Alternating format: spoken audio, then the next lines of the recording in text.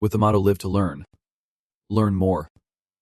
Learn forever." This young man buried his head in his books day and night, finally graduating from grad school with honors. After escaping that living hell, he bluntly declared to his friend, "I'm not going to study anymore. I'm going to live for myself. So I'm done with studying." This intention had barely taken root when Truck Kun was sent to reincarnate him. In the end, all his knowledge and degrees were nothing more than a worthless piece of paper. But he was given a second chance in another world, as the third son of the Wadana family, the leading magic family in the empire. Looking at his tiny hands, Lahan Wadana was bewildered and couldn't believe his eyes. "I remember everything. For real, reincarnated into another world, as a noble, and the third son of a powerful family. No less." But his mood immediately shifted to tears of joy. "I get it. I'm being rewarded for going to grad school in my past life. This is my chance to relax." He was mistaken. The first rule of the Wadana family is that the eldest son inherits everything. Aside from the eldest son, the other children must decide their own futures. Fortunately, the family would support anything Lahan wanted to learn, and so, young Lihan grew up and began learning swordsmanship. He simply thought swordsmanship was quite convenient and had nothing better to do. During his training, Lihan's master asked if he wanted to follow the path of the sword. Without hesitation, Lahan replied, "Come on, all along, I'm going to become a mage. That's the most stable path." This answer made Olalong's surprise evident on his face.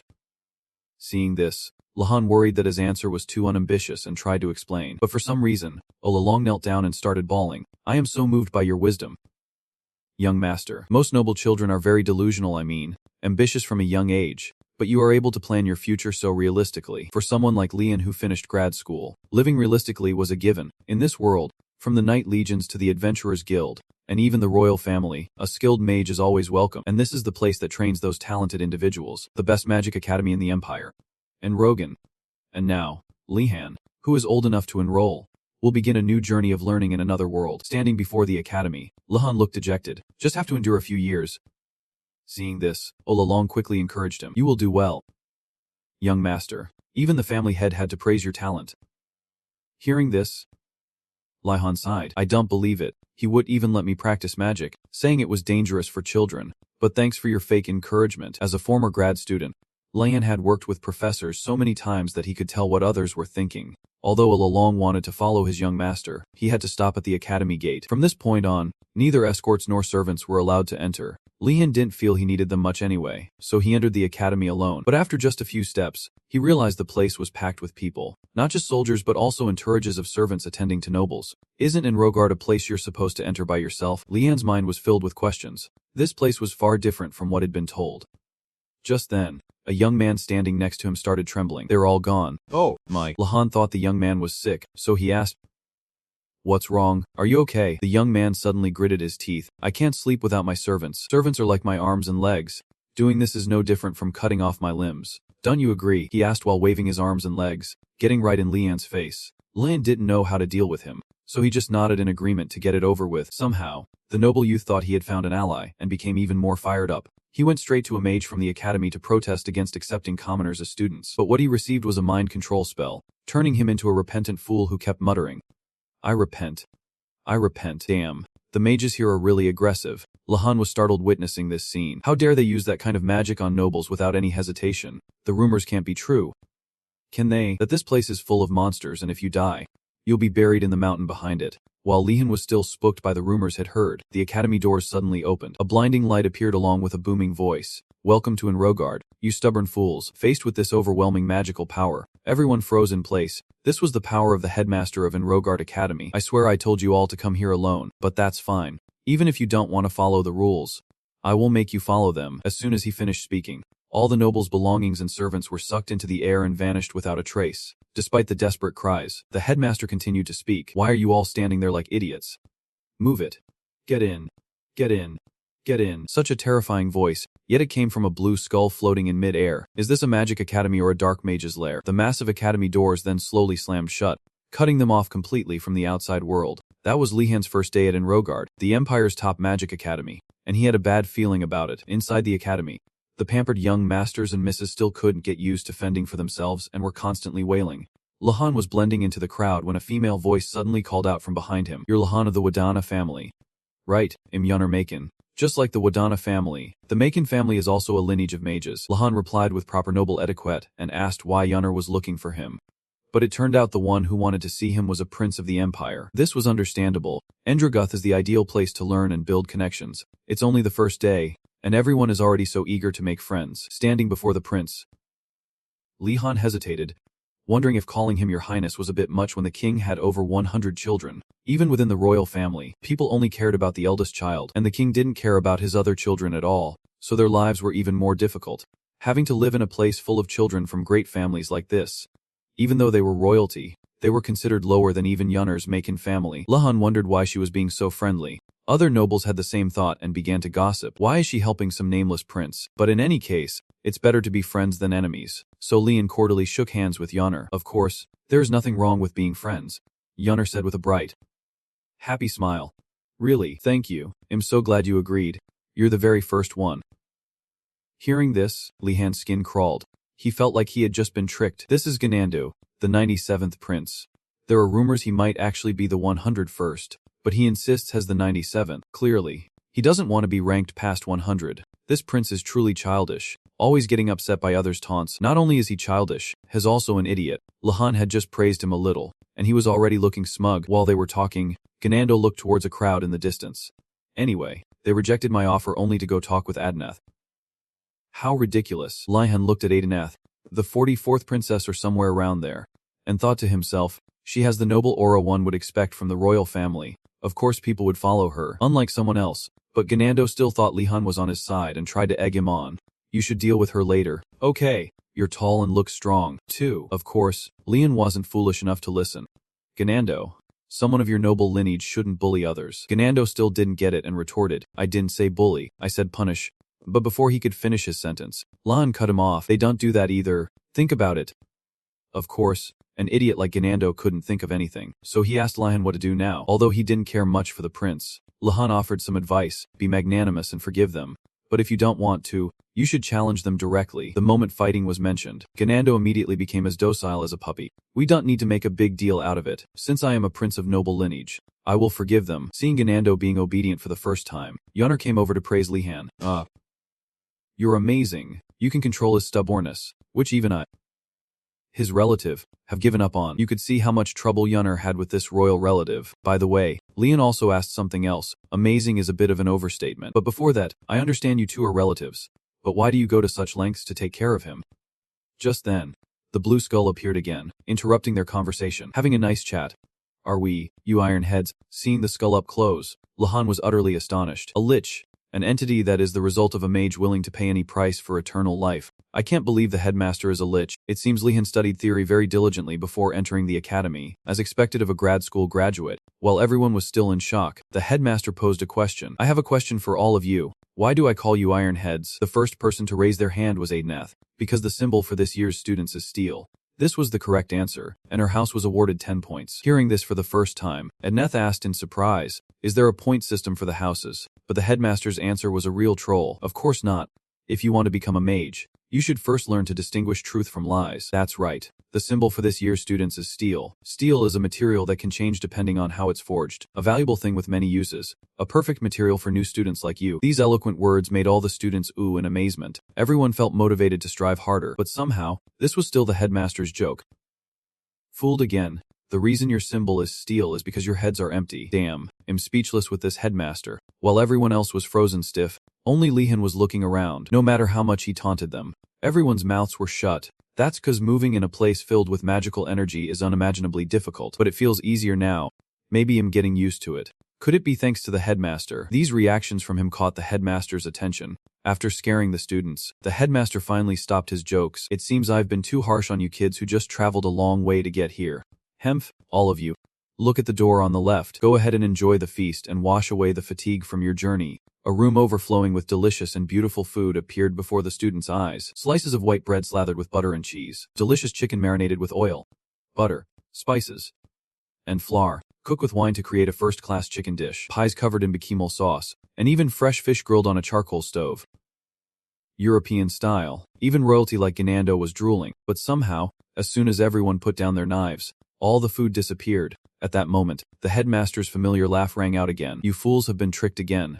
Ha ha ha. When will you kids ever wise up? Lihan was at a loss for words with this headmaster. I heard that when you become a lich, You have to give up a few things. I'm sure this headmaster is missing quite a few things. After having his fun teasing the new students, the headmaster conjured a pile of items. This academy is where mages are born, and the greatest motivation behind a mage's growing strength is desire. Here are your uniforms and your food. For someone like Ganando who ate delicacies all day, rice balls and bread were truly trash. But as soon as he voiced his opinion, the headmaster got right in his face. That's right. That's the reaction I wanted to see. The food is terrible, isn't it? Learn magic and find better food for yourselves. Are the cloves and wands shabby? Then learn magic and find better things for yourselves. This is the rule of this academy. After hearing the headmaster speak, a student came up with the idea of going outside to get more things. Upon hearing this, the headmaster's eyes lit up. Exactly. A very good question. First years are not allowed to leave. Visiting upperclassmen is also not allowed. That is all. Now, dismiss. Good luck, you dogs. Go forth and become the greatest mages. After that bizarre announcement,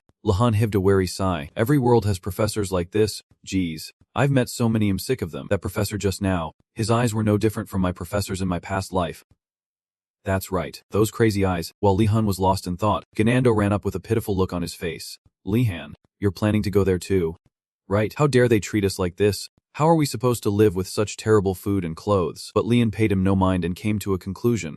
Wait, what if that skull is kinder than my old professor? Not only did he provide food, but clothes as well. Yep, this place is way better. Damn, it turns out our main character's mind isn't quite normal either. This must be the consequence of studying too much in his past life in the Empire. The Wadana family isn't very famous among the nobility. Few people know of them because the family has always used magical research as a curtain to separate themselves from the bustling world outside. Because of this, when they are mentioned, there is nothing to say but misunderstandings and misconceptions. Ganando was speechless when he heard Lihan's statement. Even my servants don't have to dress like this. What kind of life did you live? Anyway, feeling sorry for Lihan, Ganando shed tears and patted his shoulder comfortingly. When you get a chance, come visit my home. Lihan didn't understand at all but just nodded in agreement. I'm at a loss with these people. After that, the two of them left together, having arguably become friends, and Rogan accepts anyone who wishes to study, regardless of their background, as long as they have talent. However, to avoid unnecessary conflicts among these difficult teenagers, the dormitories were divided into 4 areas corresponding to the students' backgrounds. The Tower of the Azure Dragon, majestic and proud. Only the noble descendants of the Azure Dragon may enter. That's right. Only those with the blood of the dragon in their veins are allowed in. The Tower of the Vermilion Bird, eternal flame. Only those who have dedicated everything to the sacred fire may enter. A sacred and pure place, reserved only for priests and apostles. The Tower of the White Tiger, divine thunder. Only those who carry a rage that sweeps away everything may enter. This is the tower where generations of knightly orders have resided. They are willing to walk both the path of the knight and the mage. The Tower of the Black Tortoise, prophecy. A tower that only those with endless patience may enter. This places many types of people. Commoners, attendants, actors, scholars, merchants, and even low-ranking nobles. Compared to the other houses, the members of this house are often discriminated against because of their humble origins. This is most evident among the new students. But there are exceptions to every rule. In Lian's eyes, these students were the most potential business partners. I have to befriend them.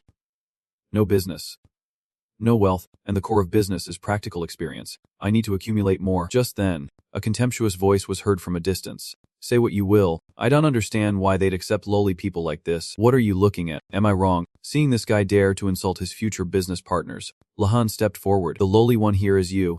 When we entered this place, didn't we leave everything behind? How could someone as arrogant as you forget something so basic? These words earned the agreement of the other students. Hes right. Hes from the Wadana family. Isn't he truly worthy of a great family? The ones who had made the contemptuous remarks were surrounded by the crowd and began to blush with embarrassment. They never expected everyone to react this way. As for Li, he was extremely pleased with this result. Great, the atmosphere has gotten better. Now I just need to go over and chat with them, and it'll be set.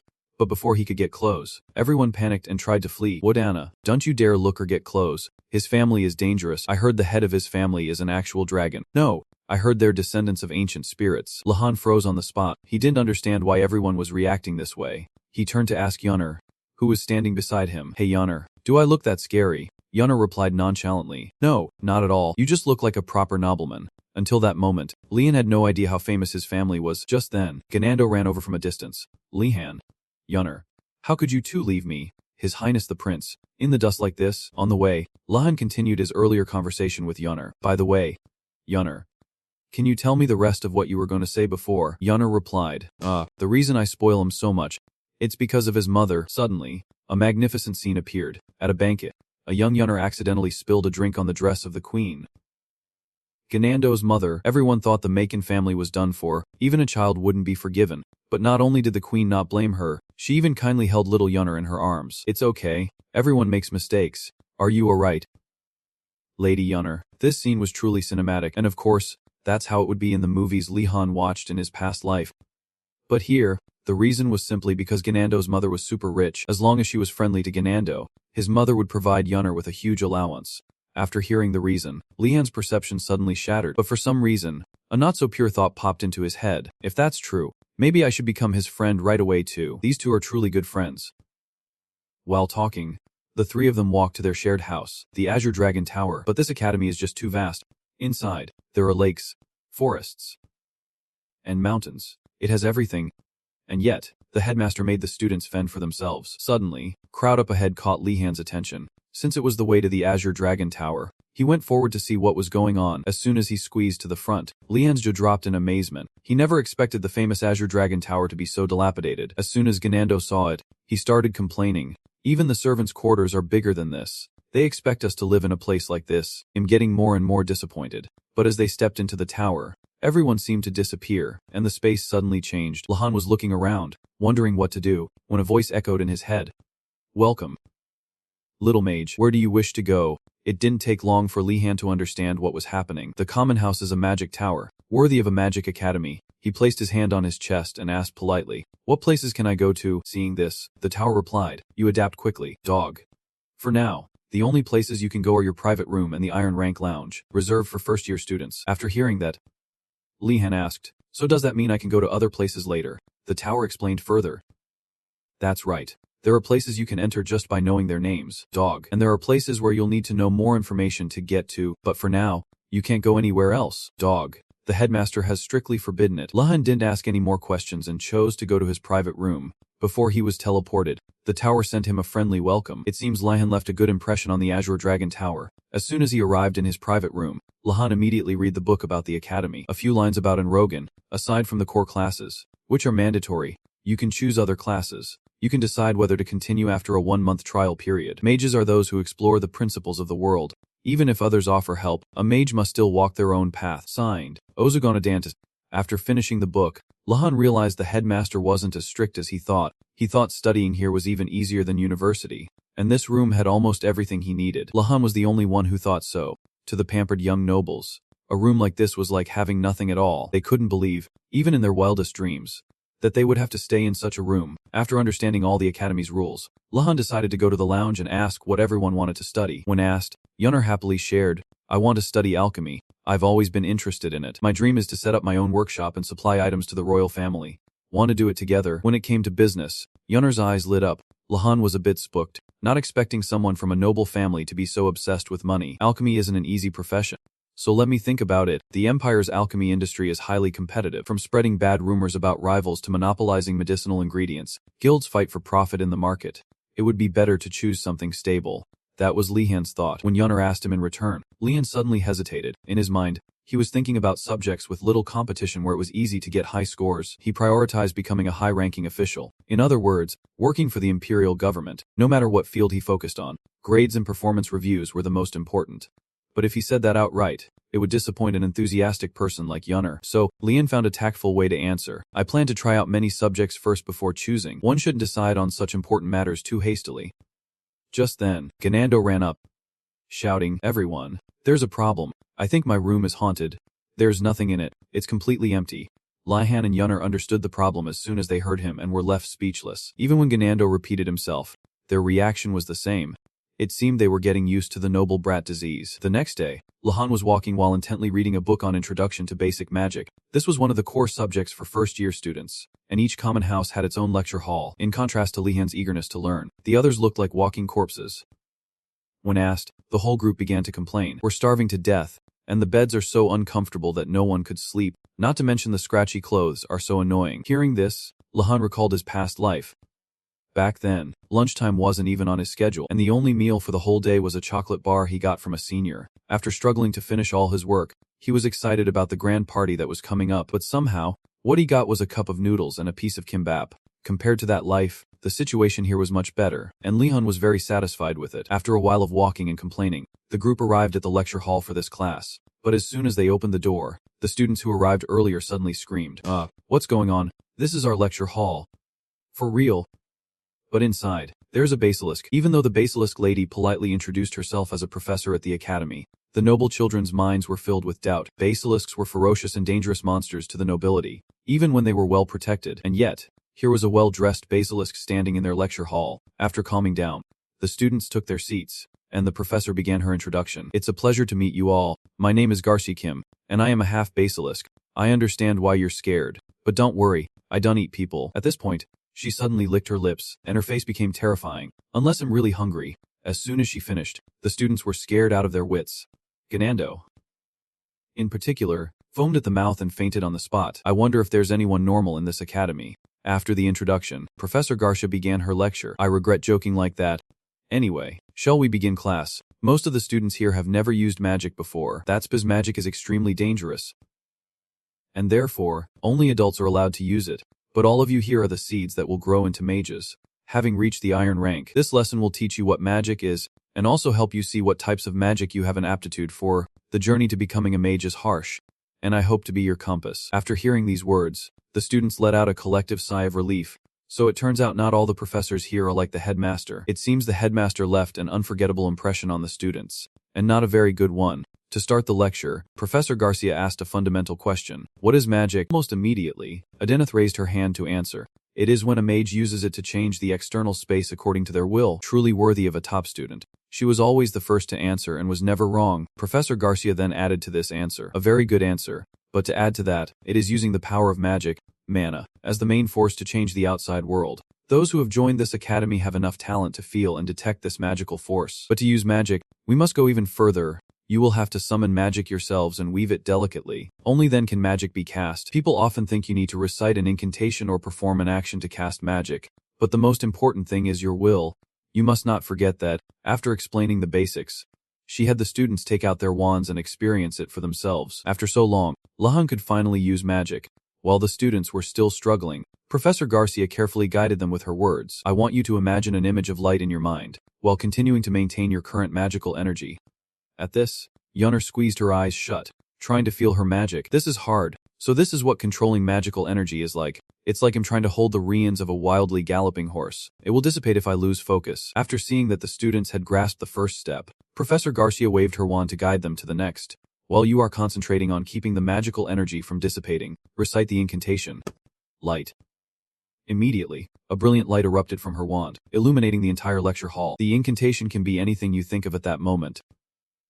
But remember, a short incantation can help you maintain your focus more easily. Right. Watching the professor's demonstration, Lahan grasped the main points and summarized them into 3 simple steps. 1. Gather magical energy. 2. Transform the magical energy according to your will. 3. Recite an incantation. But understanding the lesson didn't mean he could replicate it perfectly. Obviously, he failed on his first try. It wasn't just Lihan. Other students had a similar experience, their magical energy running wild in all directions. At that moment, Professor Garcia lightly waved her wand to protect the students. If you can't control it, the magic can become unstable and hurt others. But since it's a professor's duty to prevent that, please practice calmly. Don't be afraid. If any of you still have magical energy, try again. On the second try, a third of the students gave up, leaving only 2/3. Observing the students' expressions, Professor Garcia smiled with amusement. Light may be the simplest spell, but it usually takes a month of practice to master. But this is something you students must overcome on your own. So I won't tell you. On the third try, half the students gave up. On the fourth, most gave up, leaving only 3. On the fifth try, only 1 student was left. On the sixth, 1 student remained. Suddenly, Lian raised his hand and spoke. Forgive me, Professor. I'm sorry for interrupting, but I must continue practicing. It seems I'm the only one left. At this, Professor Garcia suddenly realized it was already the 7th attempt. Usually, by the 5th try, first-year students have already run out of magical power, no matter how energetic they are.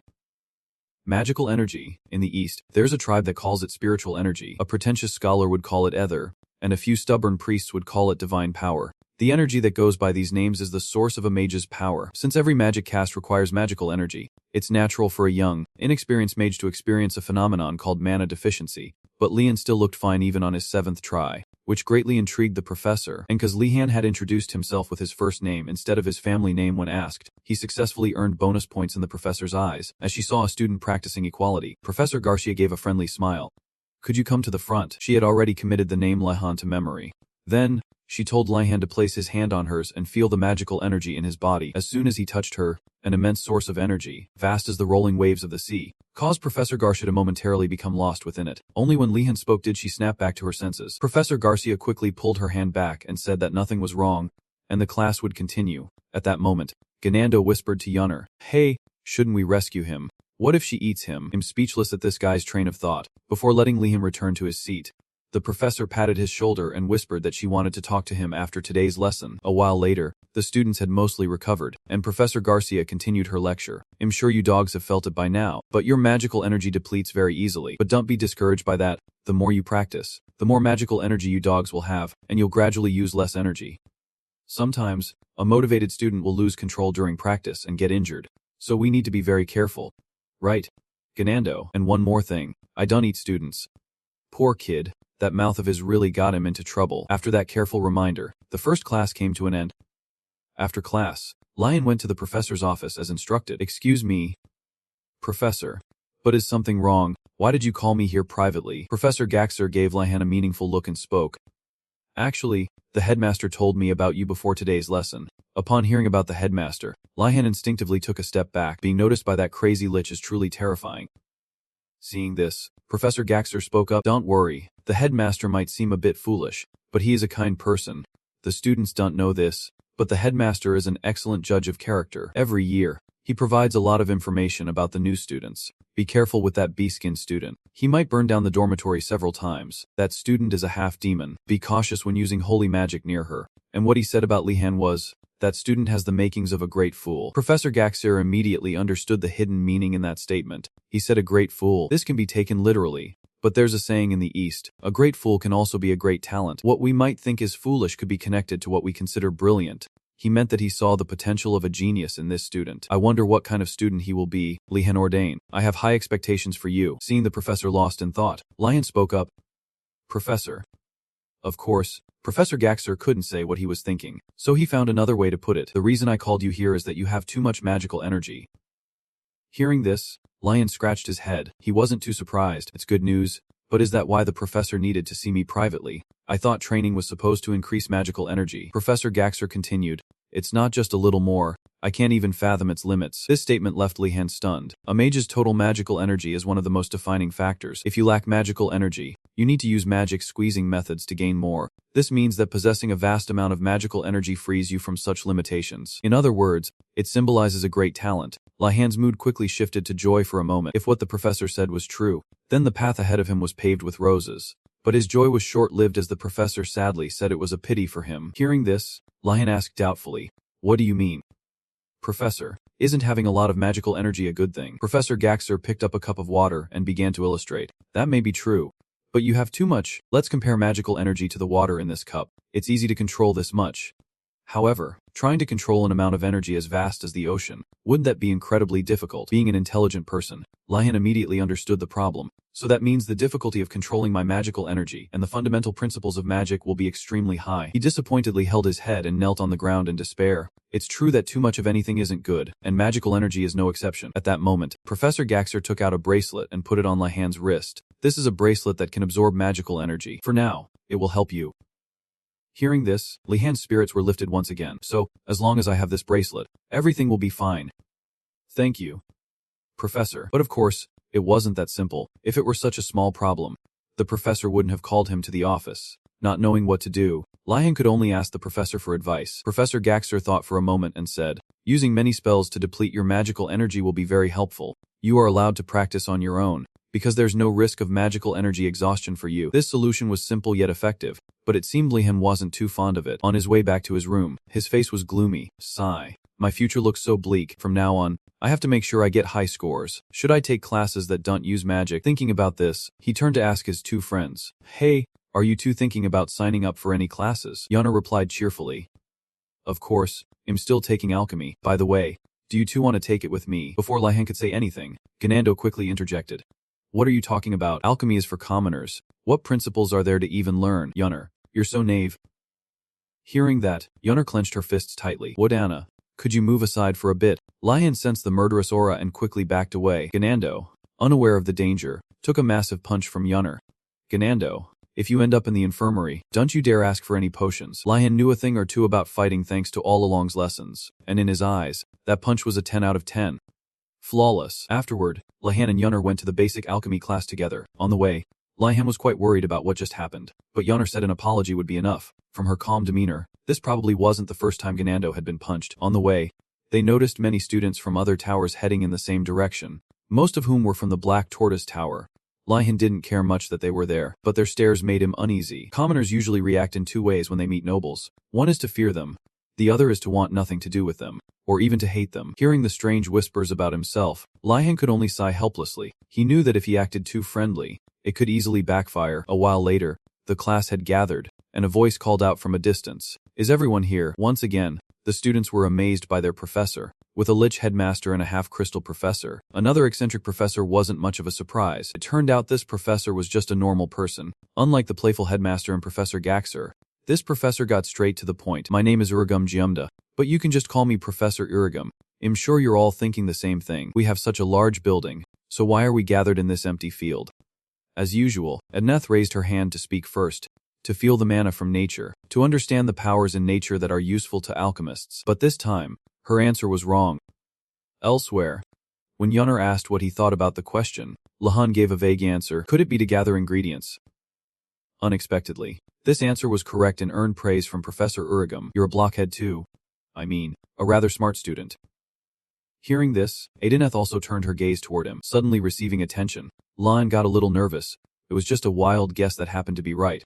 "Don't feel like you have to compete with me over this." Following that, Professor Urugum began his lecture. "The real reason we've gathered out here is so I can teach you the most important requirement in alchemy. I'm sure you think alchemy requires someone to be exceptionally intelligent and to have precise magic control, but that's far from reality. The most important skill for an alchemist is gathering ingredients." Yunner, who was carefully taking notes on the professor's lecture, was stunned into silence. What the professor had just said was completely different from what she had previously thought. At this point, Adeneth raised her hand to speak. "Professor, we can grow our own ingredients or request them from others, so gathering ingredients is only a minor skill." The other students also began to whisper, "Her Highness is right. Why do we have to find ingredients? This is a bit strange." This made Professor Urugum furious. "You stubborn child. You know nothing about the real world. You can't even grow 10% of the ingredients you need, and the ones you buy are useless. The reason we travel with adventurers is because they dig up those herbs. They dig up those valuable herbs half-heartedly." So half-heartedly. Realizing he was overreacting, Professor Urugum quickly lowered his tone. "An alchemist should know how to gather their own ingredients. If you can't gather your own ingredients, you can't become a good alchemist. That's enough explanation. Now, for the practical part, all of you, bring that ingredient back to me." Each student was then given a drawing of the herb they needed to find. And Rogath, with all its reputation and many unsavory rumors, had one rumor about someone dying while learning magic. Clearly, magic is very dangerous, and accidents can happen. But this is a lack of preparation. Why would they bring students to a place like this? That's what Lihan thought as he looked at the forest behind him. He thought it would be too dangerous for just the two of them. Yunner agreed and wondered if anyone else from their tower could join them. Lihan immediately thought of Princess Adenath, who excelled in other subjects, but it seemed Yunner didn't like the princess because she was very difficult. Lihan, on the other hand, thought that since they only needed to find herbs, it would be a big problem. But they were too late. Adenath already had her own group. Seeing that her group included someone from the Black Tortoise Tower who had avoided him earlier, Lihan was so jealous he could cry. Seeing this, Yunner explained, "Well, Her Highness was famous even before she enrolled. She was famous even among the royal family for her remarkable intelligence and talent. She has that star quality that the public loves, and so, people follow her everywhere." In contrast, nobody gives a damn about Ganando. So sad. After a while, all the students had found their groups, leaving only a few students from the Black Tortoise Tower. Lihan carefully considered what to do. It would be too dangerous if his group only had 2 people. They needed one more person who could cover the team's weaknesses. At that moment, he noticed a girl, Niuli of the Black Tortoise Tower. She was a dark elf and a member of the Night Watch, a patrol force in the north. The Night Watch is a group of skilled hunters and scouts who operate in the north and know the mountain terrain like the back of their hands. As soon as she saw the drawing Professor Urugum gave her, Niulia, despite not having heard of this herb, was extremely confident. This mountain was her playground. It wouldn't take long to find the herb in the picture. Now was the time for her to show her skills and surpass the other students. Just as Niulia was about to set off, Lihan and Yunner spoke up from behind. Hello there. Im Yunner of House Macon. Im Lihan. It's nice to meet you. Niuli immediately recognized that Yunner was a noble. With Lian standing beside her, students from the Black Tortoise Tower usually didn't have a good impression of nobles, so she asked coldly, "What do you want?" When asked if she wanted to form a group to go into the mountains, Niulia suddenly became wary. "What's your real purpose?" She clenched her fists, ready to act at any moment. "Nobles are all the same. They call us barbarians to insult us. Even when we show them our best hospitality, they complain that we treat them poorly. How could these two be any different?" At that moment, Lian gently suggested, "It's dangerous to go alone. What will you do if a monster appears?" But Niulia still turned away and refused the offer. Seeing this, Lian guessed, "Can you tell me the reason? Don't tell me you think we're going to use you as bait or abandon you." Having been hit right on the mark, Niulia blushed beet red. She tried to make the excuse that she wanted to go alone, but Lian interrupted her. "But even so, going into the forest by yourself, I'm sure that's not the reason. Not only do you not know what might happen in the forest, but you also have to gather the ingredients and carry them. I'm sure you're not foolish enough to think you can do it all by yourself." The more he spoke, the more embarrassed Niulia felt. To stop Lihan's mouth, she was forced to agree to join the group, and just like that, Lihan's goal was a complete success. Yunner, standing beside them, was a bit taken aback by this method. She wondered what on earth House Wadana taught him, and so, the group of three ventured deep into the forest to find the herb for Professor Urigam. Being very familiar with the forest terrain, Yulia leaped freely through the branches, moving swiftly forward. Witnessing this series of skillful maneuvers, Yunner couldn't help but exclaim, "She's truly a skilled hunter." "How did you know that?" Lian explained. "Her calf and thigh muscles are well developed, and the calluses on her palms mean she frequently uses a bow and arrow. Those are things you only see in experienced hunters." Niuli overheard this analysis and it made her wary. Just from those clues, there's something strange about him. It's like he can read people. Just then, Lian said he was just kidding, and that he mainly just looked at the night watch insignia on her belt, which almost made Niulia fall from the tree. This party turned out to be not so normal after all. After a few jokes, Niulia seemed to have lowered her guard. At this point, Yunner invited her to come down and walk with them to match their pace. Niulia initially objected, but after hearing Lihan's reasoning, she couldn't argue. The only one who can identify the herbs here is Yunner. If she falls, what do we do? Niulia changed the subject to save face. "So, what's your role?" She's looking for herbs and I'm guiding. You're not doing anything at all." If Lihan said he was just tagging along to leech, Niulia would probably get furious. So he said he was there to protect the two girls. After hearing this, Niulia asked, "Now that I look at you, you're quite well built. Perhaps you're from a family of knights. So why are you in the Azure Dragon Tower?" Lian felt this was a chance to get closer and introduced his family background. "Actually, I'm not from a knight family, but from the Wadana family." As soon as she heard the name Wadana, Niulia's face changed color. Seeing Niulia's fearful expression, Lian got scared too. He timidly turned to ask Yunner, "Is there something wrong with my family?" Yunner patted his shoulder to comfort him. Most noble families have some bad rumors, but the Wadana family is a rather extreme case. Speaking of this, Lian was completely clueless. He wondered what the rumors were. Yunner didn't hide it and explained in detail. It's said that the head of the Wadana family is a dragon. After the rebellion incident, he used his breath to burn all the rebels into dried corpses. The bloodline of the Wadana family made a pact with an ancient spirit, so they received incredible magical abilities at the cost of their emotions. The Wadanas are not merciful. The Wadana mages who came to quell the rebellion made an entire city disappear. Those are the rumors spread about your family. After hearing this, Lian was so bitter he wanted to cry. Now he just wanted to scream that it was all nonsense. Why was everything blamed on the Wadana family? Witnessing Lihan's reaction, the previously worried Yulia couldn't help but laugh. "I don't know about the rest, but it seems the rumor about them losing their emotions is definitely false." After that, the three of them continued their journey to find the herb in the forest. After walking for a while, Niulia signaled them to stop. It turned out she had discovered animal tracks nearby. "Look, something quite large passed through here. Since the tracks are faint, I think it's controlling its strength to hide its traces. I'm a little curious what it could be." At this moment, Yunner's face clearly showed a lack of interest in the matter, which made Niulia very embarrassed. I got carried away again. I need to get used to this. No one outside of my village is interested in this stuff." Suddenly, Lihan appeared with a look of great interest. "Whoa.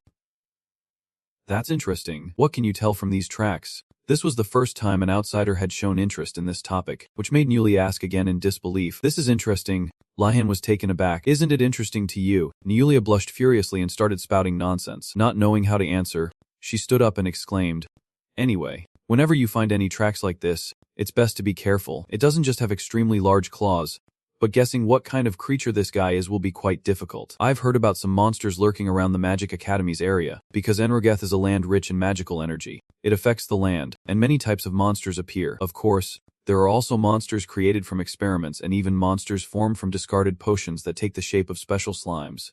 The more he listened, The more Lihan felt this academy lacked a sense of safety. Ever since he set foot here, he hadn't encountered anything normal. Because of this new discovery, the group decided to follow the tracks on the ground. This way, they would be less likely to be ambushed. Before moving on, Lihan suddenly expressed his desire to learn how to read tracks from Yulia. Yulia said it wouldn't be easy, and she was sure Lihan would give up soon, but Lihan persistently tried to convince her. As long as you teach me, I'll do my best to learn. He thought Yulia would outright refuse him. But unexpectedly, she smiled brightly. Then let's see how you do. It seemed the journey so far had caused the initially wary Yulia to gradually open up. After following the tracks for a while, Yunner discovered the herb they were looking for, the wither herb. It's a bit unlucky that we only found 2, but I think we can find the rest pretty quickly, since I don't see any more plants nearby. Let's keep going. Because she was so focused on the herb, Yunner didn't notice the silence around them. When she turned her head, she saw a giant wild boar charging straight at the 3 of them. Lihan could sense magical energy, so this was definitely not an ordinary wild boar. According to Nelia's experience, this was a monster. The monster seemed to have no intention of letting the 3 of them go. It slowly advanced, its magical energy radiating more and more intensely. At this moment, Lihan pulled his wand from his pocket. It will be dangerous if we just stand here. Since we don't have any weapons, I'll use my wand, because the wand's size could be changed at will. Lihan turned it into a large staff. Nelia only just realized it. That's right. Lihan is from a family of mages. Speaking of which, they are the Empire's family of great mages. House Wadana. He must have learned a few spells before enrolling. Right, but when asked if he was confident, Lihan wasn't so sure. Seeing this, Yulia carefully instructed him, if you fail, grab the redhead and run. You'll distract it and lead it away. The atmosphere suddenly became very touching, and the 3 of them just looked at each other and blushed. I'm speechless with these 3. At this moment, the monster, feeling ignored, angrily charged towards Lihan. Yulia was sweating nervously, her eyes fixed on Lihan. What magic is he planning to use to defeat that wild boar? But contrary to her expectations, Lihan didn't know any magic at all. He gripped the wand tightly, recalling what he was taught at the age of 10. The sword may be the king of all weapons, but you must not rely solely on it. You need to learn how to use other weapons to prepare for all possible scenarios. Only those who truly understand this process can push mana into their weapons. That is called the aura state. That was what Alalan had taught Lihan while teaching him swordsmanship. However, only a small number of chosen individuals could ever reach this aura state. Alalan didn't mention that to avoid discouraging his young master. As for Lihan, his goal was to become a mage and work in an office, so he wasn't sure if it was necessary to strive for aura, but misunderstanding his intentions, Alalan had put him through a hellishly brutal training regimen. Now, what he learned back then would come into play. Despite the monster charging ferociously, Lihan stood his ground, his sharp eyes fixed on the target. When the distance was close enough, he gripped the staff tightly and thrust it straight into the monster's mouth. The monster, not expecting this, fell to the ground in pain and died on the spot. Could this be the legendary physical type mage? Witnessing this unbelievable scene, Yulia screamed, "Did you just stab it with a wand? What about the magic? The wands from Enrogath are very sturdy. They can even be used as a club. Even so, using it to take down a monster boar is no easy feat." The only reason this was possible was because Lihan had unconsciously used his mana. Although it was still far from the aura state, he had begun to adapt to be self-reliant. After a thorough check, Yulia confirmed the monster was down and pulled out the wand to return to Lihan. Only then did Yunner dare to breathe a sigh of relief. Does this class have to be so harsh? I can't believe they'd throw first-year students into a place like this. But before she could finish complaining, the roar of another monster echoed from the distance. Even someone like Yunner, who loved alchemy, wanted to give up. Fortunately, Yulia's encouragement kept the group going. The 3 of them followed the sound to a cliff. And below, a monster boar was attacking Adinath's group. Seeing that Adinath's group had many people, Lihan said they should just watch, as they wouldn't have any problems. Just like Lihan earlier, a boy in the group also enlarged his wand and stood up to face the monster. Yunner immediately recognized him as Asen from the Dankin family. The Dankin family is famous for their excellence and extremely precise work. The Adinath family has served the emperor as advisors for generations, while the Dankin family has served as magistrates and financiers. Although he said they would just watch, Lihan still carefully observed the situation in case something went wrong. If as a Dankin, he might be reliable, judging by his stance, it seems as learned swordsmanship. Over there, Asen pushed up his glasses with a dangerous look and boldly declared, "I can completely predict 100% of your movements. You pig, you will never escape my calculations." Immediately after, he moved like lightning to the monster's side and swung his staff with all his might. But the damage dealt was inversely proportional to his big talk. It was only enough to make the monster even more furious. With just a light kick of its hind leg, Asen was knocked out of the fight. Now, it was targeting the remaining people. As the group leader, Adinath bravely stood in front, shielding her fellow female students. Seeing the situation was not good, Yunner asked for Lihan's opinion on what to do. Throughout their journey, Lihan had unconsciously become the group's leader, but he remained silent, not saying a word. Back with Adinath, She was extremely tense as the monster slowly approached. It has to be perfect, just like I always do. As she was busy thinking about how to analyze its movements and attacks, the monster suddenly roared in pain and fell to the ground. It turned out that Lihan's group had secretly approached and attacked from behind. Fortunately, thanks to the experience of the veteran hunter Nulia, the plan succeeded. After being rescued, Adineth quickly recovered and came forward to thank them. "Thank you, Wadana." Lihan also replied formally, "It was nothing, Your Highness." Seeing this, Nulia turned and asked, "Why are they so formal? Isn't there a rule that classmates should drop the formalities?" Yunner shrugged, signaling that she didn't know either. To express her gratitude, Adineth promised to remember this and repay them. Without hesitation, Lihan asked for a favor right then. Hearing this, Adineth became very tense. She didn't know what Lihan would ask of her. A princess. But Lihan's request was surprisingly simple. "Actually, could you please recommend a class where it's easy to get a high grade? After all, you have a lot of connections with other people." After hearing this, Adineth began to question her own existence. A class where it's easy to get a high grade. What does he mean? Is Wadana really just asking which class is easy to get a high grade in? Is he testing me? Because she was overthinking. She didn't know how to respond. Just then, a frightening voice rang out. "I know what kind of lesson you're looking for. I know better than anyone." As soon as he heard this voice, Lihan's whole body began to tremble. What is this? This ominous feeling, this trembling sensation I've felt before, this atmosphere. It feels like when I met my university professor in my past life. Just as he guessed, Professor Rugum suddenly appeared from behind. "Wadana." That would be alchemy. His face was incredibly scary, as if he wanted to eat Lihan alive. Lihan tried to calm himself down. "No, I have to stay calm. I'm not that immature student from my past life anymore." Then, he replied to the professor with a bright smile. "It must be a great subject if I have enough passion and love for it." He was very confident in his answer and thought he would escape this awkward situation. But somehow, the professor continued. "So you think, and then listen closely. I will create that passion and love for you." This was completely beyond Lihan's expectations. At this point, he spoke his mind directly. "I don't think I'm ready to take this subject yet."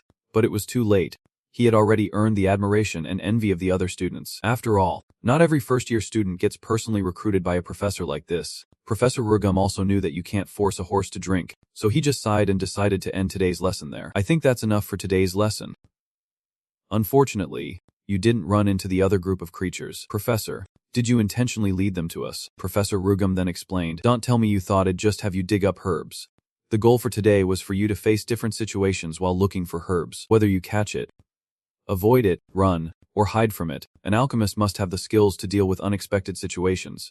Do you blockheads understand?" Looking at the students' grumpy faces, you could tell how dissatisfied they were with this crazy teaching method. At this moment, Yunner, holding the herb, spoke up. "So we don't need the wither herb, do we? We went through a lot of trouble to get them." "Sir, the three of us found it." As soon as he saw the herb, Professor Rugum immediately ran over and hugged Lihan's group. "What? I didn't think you would actually find it." "Well then, you kids have passed. You are truly talented students born to study this subject." Meanwhile, the professor leaned in and whispered in Lihan's ear. "Just as I planned, student Lihan, you must take this class." For a moment, Lihan felt a chill run down his spine. Based on his past life's experience, he was doomed. But now, he could only smile through his tears. Finally, he accepted the cruel reality. "I will do my best, sir. Alchemy's my dream subject." Oh, the vacant eyes, the dazed smile. It seems Professor Rugum had a very good impression of this student. This kid seems very mature. Kids this age are often rebellious, but not this one. Because of that, Lihan was rewarded. "Because you defeated the wild boar and collected the herb, it'll give you a special privilege. I have a cabin in the forest. You have the right to go there whenever you want this school year." Upon hearing this, Lihan looked a little annoyed. "Are you planning to make me do some unpaid labor?" Facing his judgmental gaze, Professor Rugum quickly explained. Let me explain further. What do you think students need the most? Snacks. Right now, your lives here are already quite messy, and in just a week, it will be complete chaos." Thinking about it, Lihan realized it was true. That's right. Who could stand this kind of limited menu? "And everyone in my tower is from a noble family," Professor Rugum continued, "and in my cabin, it's filled with fresh ingredients. Not to mention the fresh vegetables and fruits I picked myself. Damn. This is no different from a buffet." Just imagining it made Lihan's eyes light up. Alchemy is the best. Professor, I'm speechless with this teacher-student pair, but unlike Lihan, the other students were extremely annoyed with this class. What a crazy professor, releasing wild boars and making us deal with them. I'm never taking this class again. I thought I was going to die. Ignoring the chatter, Lihan turned and left. I was just about to complain about how weird this school is, but there's nothing left that can surprise me. My priority right now is to secure my food supply. Afterward, the three of them, Lihan, Yunner, and Yulia, struggled to bring the wild boar back to Professor Urgum's cabin. Looking at this giant wild boar, Lai Han was a bit hesitant. I learned how to process animals for food from all along, but doing it alone will be a lot of work. At that moment, Yunner, her face pale, rolled up her sleeves and stepped forward. Lai Han, let me help you. Lion saw that she didn't look well and asked about it. Although Yunner was scared out of her wits, she still tried her best. Of course I'm fine, but could you share some of the meat with me? Seeing her two noble friends preparing to butcher the wild boar, Nulia's jaw dropped in shock. Are you really going to butcher it? You're both nobles. You don't know how. At that moment, Lai Han and Yunner asked back very seriously. Nulia, do you want a share of the meat? This question was a critical hit. How could anyone stand eating the food provided by the headmaster forever? Right now, meat was more precious than gold. Finally, Nulia decided to join in. Let me show you the skills of a hunter. Nulia was really good at this, while Yunner was very familiar with handling ingredients. Lai Han was quite sure that with these two friends, the work would go smoothly. Professor Rugum didn't help directly, but he did bring some tools for the butchering. After getting fully equipped, the three of them got to work. Lai Han's series of skillful actions made Nulia see him in a new light. She wondered if the Odana family taught these things. Even though Einar was a bit embarrassed, she still did her assigned task well. Every part of the wild boar was used to its fullest potential to avoid waste. At this moment, Lion sat fanning the flames while thinking about his future life. I wonder how much longer this hellish life will last. Maybe I should stock up for later.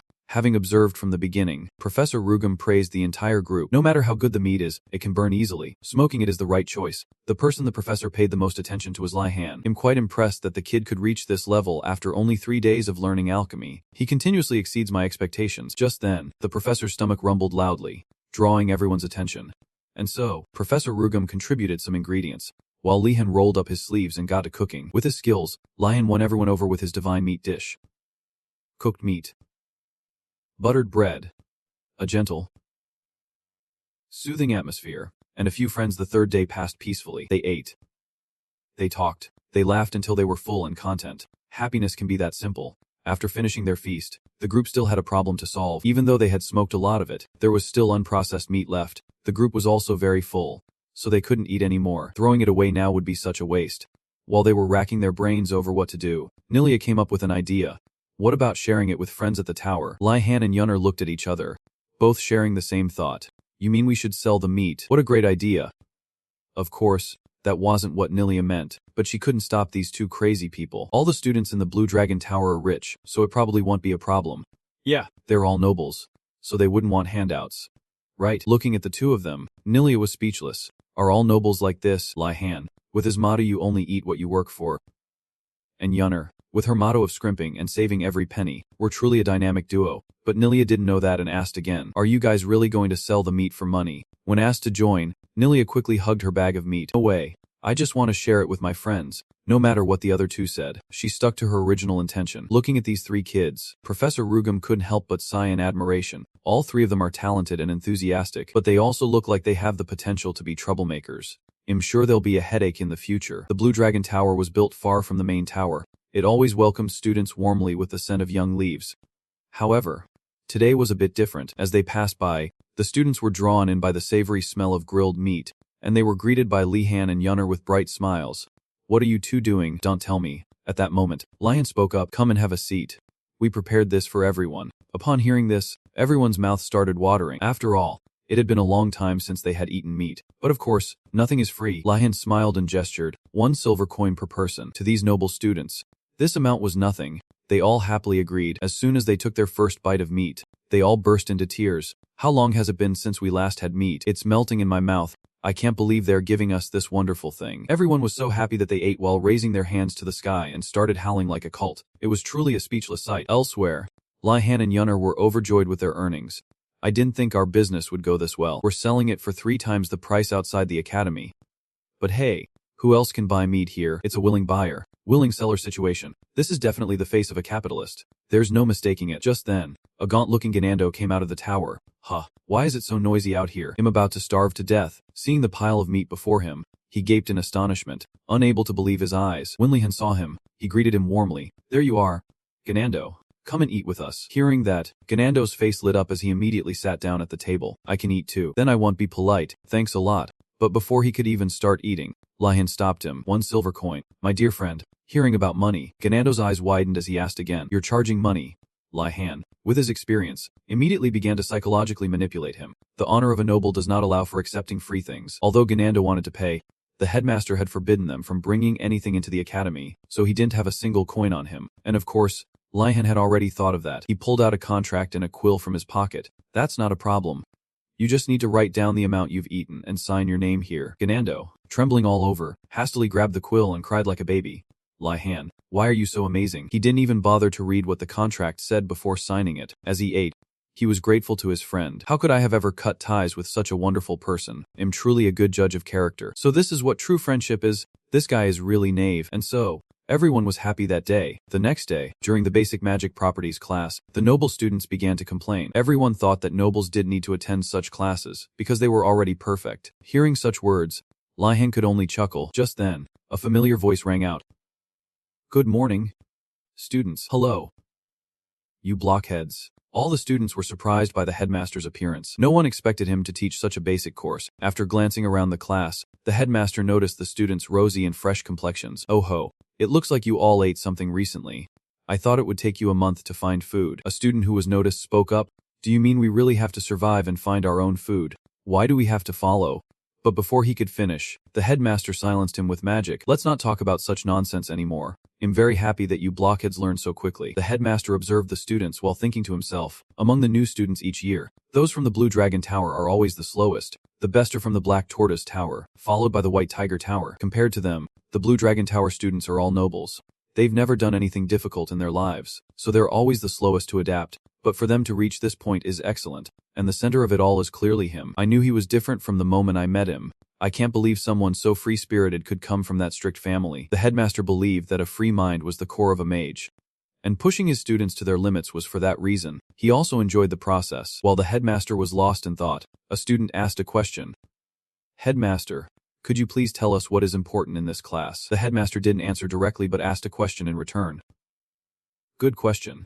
What do you think it is? The student glanced at his classmates and replied that he wasn't sure. Only then did the headmaster answer. It's so that when you graduate and cause trouble outside the academy, that bastard emperor won't blame me for it. This answer left everyone gaping in astonishment. He didn't stop there. The headmaster continued irritably.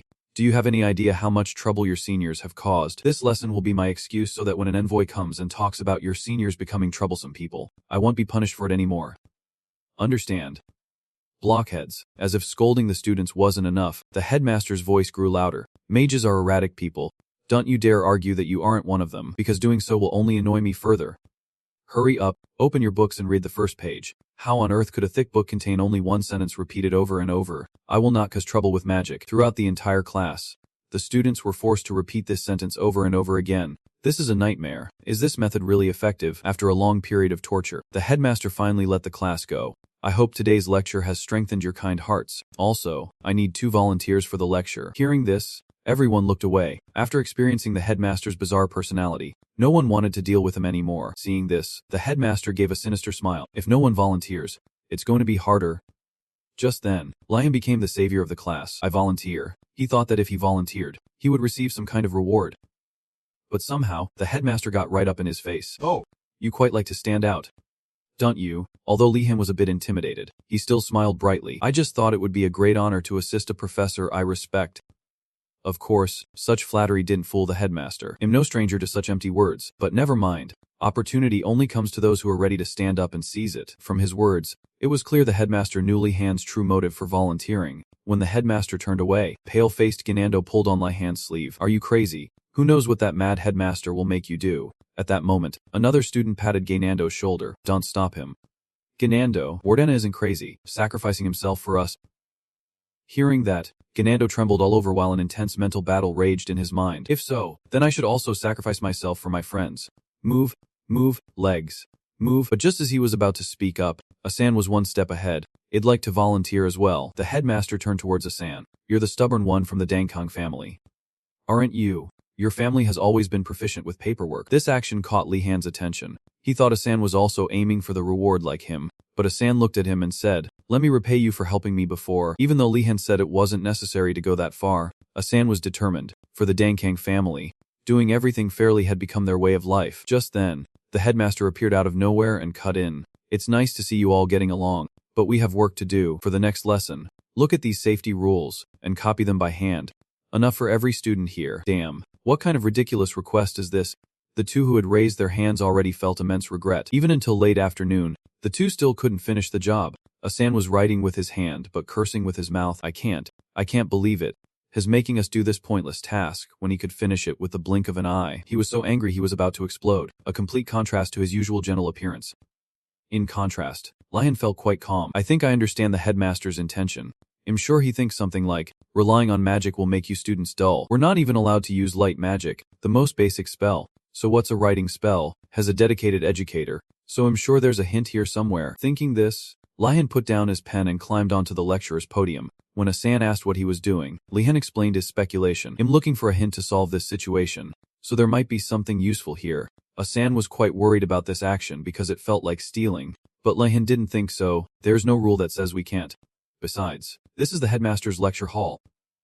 Hearing that, Asan was enlightened. I guess a little thievery now and then is fine. Let's split up and search. But no matter how much they searched, they couldn't find any notes. With no other choice, they had to try looking from other possible angles. Just then, Lion discovered traces of magic in a drawer and called Asan over to look. When they both opened the drawer, a skull that looked exactly like the headmaster flew out. It seemed to be a stored illusion spell. The fact that you opened this drawer means you've decided to stop doing pointless work and started using your brains. I was hoping it would happen sooner. You look so pathetic for taking so long to do it. Ha ha ha. Asan was furious by now. If the real headmaster were here, he probably would have charged at him. The illusion continued. This is the first magic circle, called basic manipulation. You'd better learn it quickly. That's all. As soon as it finished speaking, the illusion disappeared without any further explanation. Asan, trembling all over, finally couldn't take it anymore and exploded with anger. So the headmaster really did have some intention. What kind of stupid method is this? I don't understand anything. Why teach like this? Let's protest together. If we go together, even the headmaster will. He turned to Li Han, hoping for an ally, but was somehow disappointed. Being stared at like a traitor, Li Han was startled. Sorry, I couldn't resist. But think about it.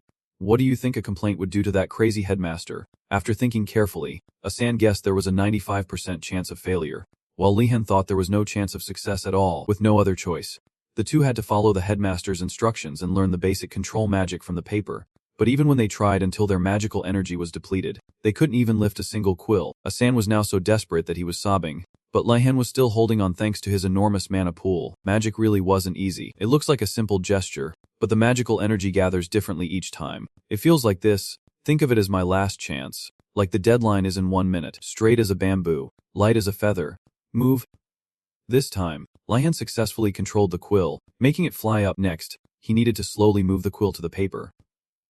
But suddenly, the quill shot out like an arrow, shattering a window and flying outside. If it had been off by just a little, Li Han's head would have shared the fate of this apple. After reading it carefully again, Lion realized this magic had 2 difficult points. After chanting the spell, one needs to continuously focus and control the object. However, after finishing the extremely difficult incantation, the control part was just as hard. Lion let out a long sigh and decided to try again. But just as he lifted the quill, the headmaster suddenly burst through the door. Have you done it yet? How delightful. Then I shall write the rest with my magic. I hope you recognize my kindness. Startled, Lion lost control of the quill, causing it to fly erratically and shoot straight at the headmaster's head. Witnessing this scene, Asan's jaw dropped in amazement. A student dares to aim and snipe at the headmaster like that. Is so cool. This guy is a total badass. But this was just Asan's imagination.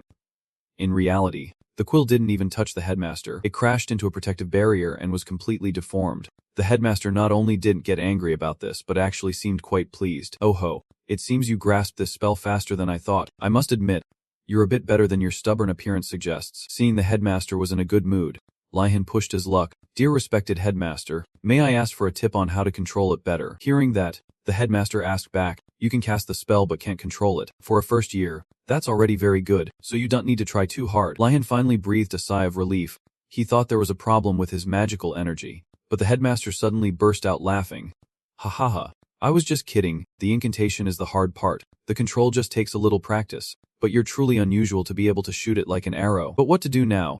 Only you can find the way. Basically, he was saying nothing helpful. Lihan was furious but couldn't do anything. I understand. Thank you for your guidance. Lihan's serious expression didn't amuse the headmaster, so he decided to turn and tease Asan. The thing about that spell is the more you use it, the more you'll master it, so there's nothing to worry about. Now, go get some lunch. With a snap of his fingers, Lihan was instantly teleported to the cafeteria, while Asan was teleported to the infirmary to recover his energy. Because it was past lunchtime, the cafeteria was completely empty. The menu was the same as always, just hard bread and rice balls. Luckily, Lion still had the smoked meat from before, so he wasn't too worried. But just as he was about to eat, Adineth suddenly appeared behind him. "So you're here?"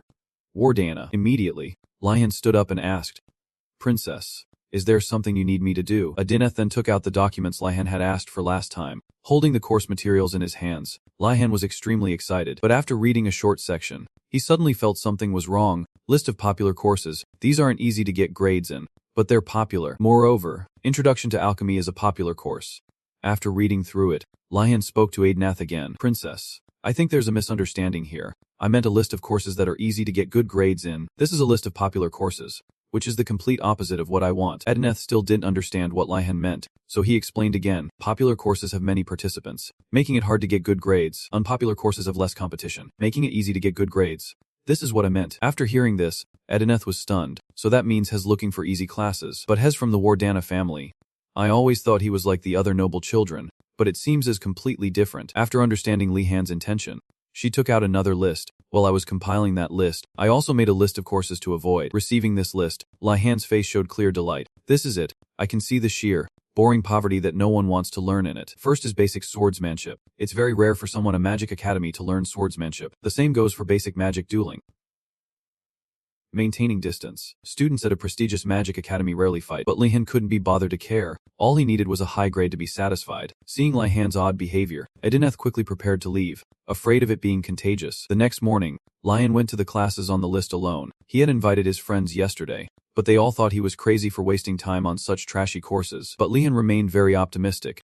Well, I'm pretty sure they don't know what's coming for them. Basically, regardless of the school, the concept of considering the students doesn't exist. They surely know students are taking their courses, but they are the type who just don't care. Therefore, to focus on the subjects one likes, you need other subjects where you don't have to do unnecessary things. It's a proper choice and a redistribution of focus. But after walking a short distance, Lion felt that something was off. Why is the basic magic dueling, maintaining distance class being held in a basement? The stairs look simple, but why do they seem like an omen? When he was young, Olalong had told Lihan a story. There was a saying that all citizens must know. One should never think of entering a mage's tower, even if it looks normal on the outside. There are stories of people being trapped inside the tower forever. Little Lihan, upon hearing this story, asked Olalong if it was a bit of an exaggeration. With his vast knowledge, Olalong slowly explained, "It is a bit of an exaggeration.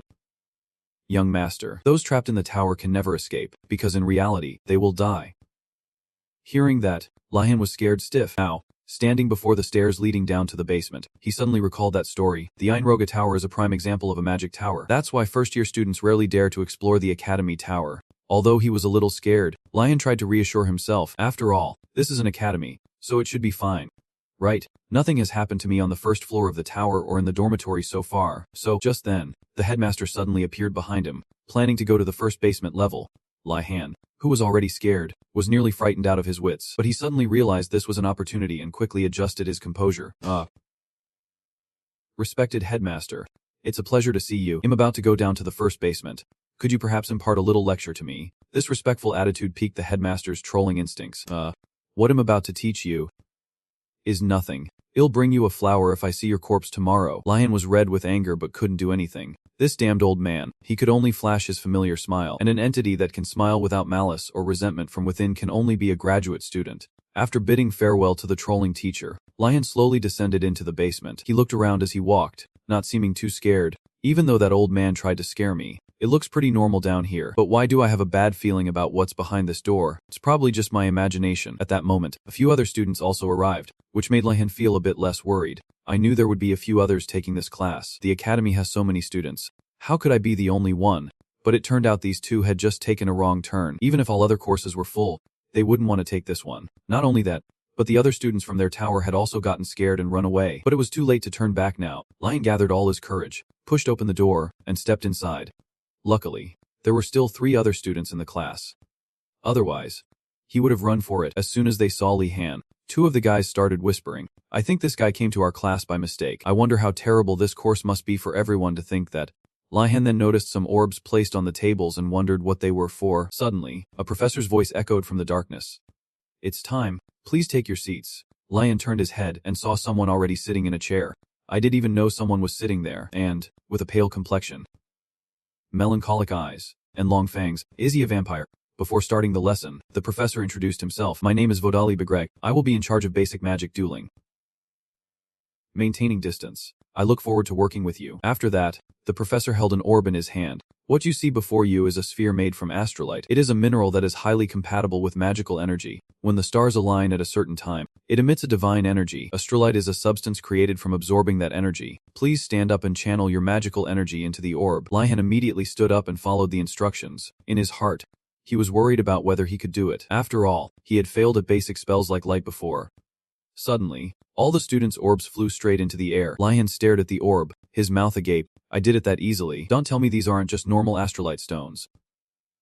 They're artifacts. At a glance, I'm pretty sure the professor made them. I've heard that self-made artifacts are very expensive. Just then, a student lost control of her orb, causing it to fly straight towards the ceiling. Fortunately, the professor managed to stop it before it punched a hole in the ceiling. The orb is connected to your will, so you can control it. But I've placed a few restrictive spells on it so I don't have to repair this lecture hall. Hearing that, the student breathed a sigh of relief. But suddenly, the orb flew straight into her stomach, almost killing her on the spot. It turned out the professor wasn't finished speaking. But those restrictions don't apply to you. Be careful not to break the orb. But it seemed even if the student shattered, the orbs wouldn't get a single scratch. The professor paid no attention to the student and continued with his request. Make the orb float and then draw a circle. Even though it was an artifact, doing this was still too difficult for Lihan. The orb wouldn't move the way he wanted. Just then, a student shouted, "Professor, I've drawn a circle." The professor didn't even glance at him and just told him to do it again. This is truly a bizarre request. Lihan suspected this was all they would be doing in class, so he asked a question. "Professor, how long do we need to draw circles for?" The professor answered vaguely, "Of course, until you can draw a perfect circle." Hearing that, the two male students immediately asked to go to the restroom. The professor said they didn't need to ask for permission and could just go. And so, the two male students packed their books and ditched the class. It seems they were scared off by the professor. The female student from earlier was also so scared she wanted to ditch too. But suddenly, her eyes rolled back and she collapsed to the ground. Seeing this, Lihan tipped his hat in admiration. She's going to act to that extent. Her acting is pretty good. When the female student didn't wake up, Lihan went closer to check and realized she wasn't acting. He quickly helped her up and asked the professor for permission. "Professor, it seems she fainted from using up all her magical energy." The professor still didn't care at all and just said one thing. "When she recovers, continue drawing circles." Damn.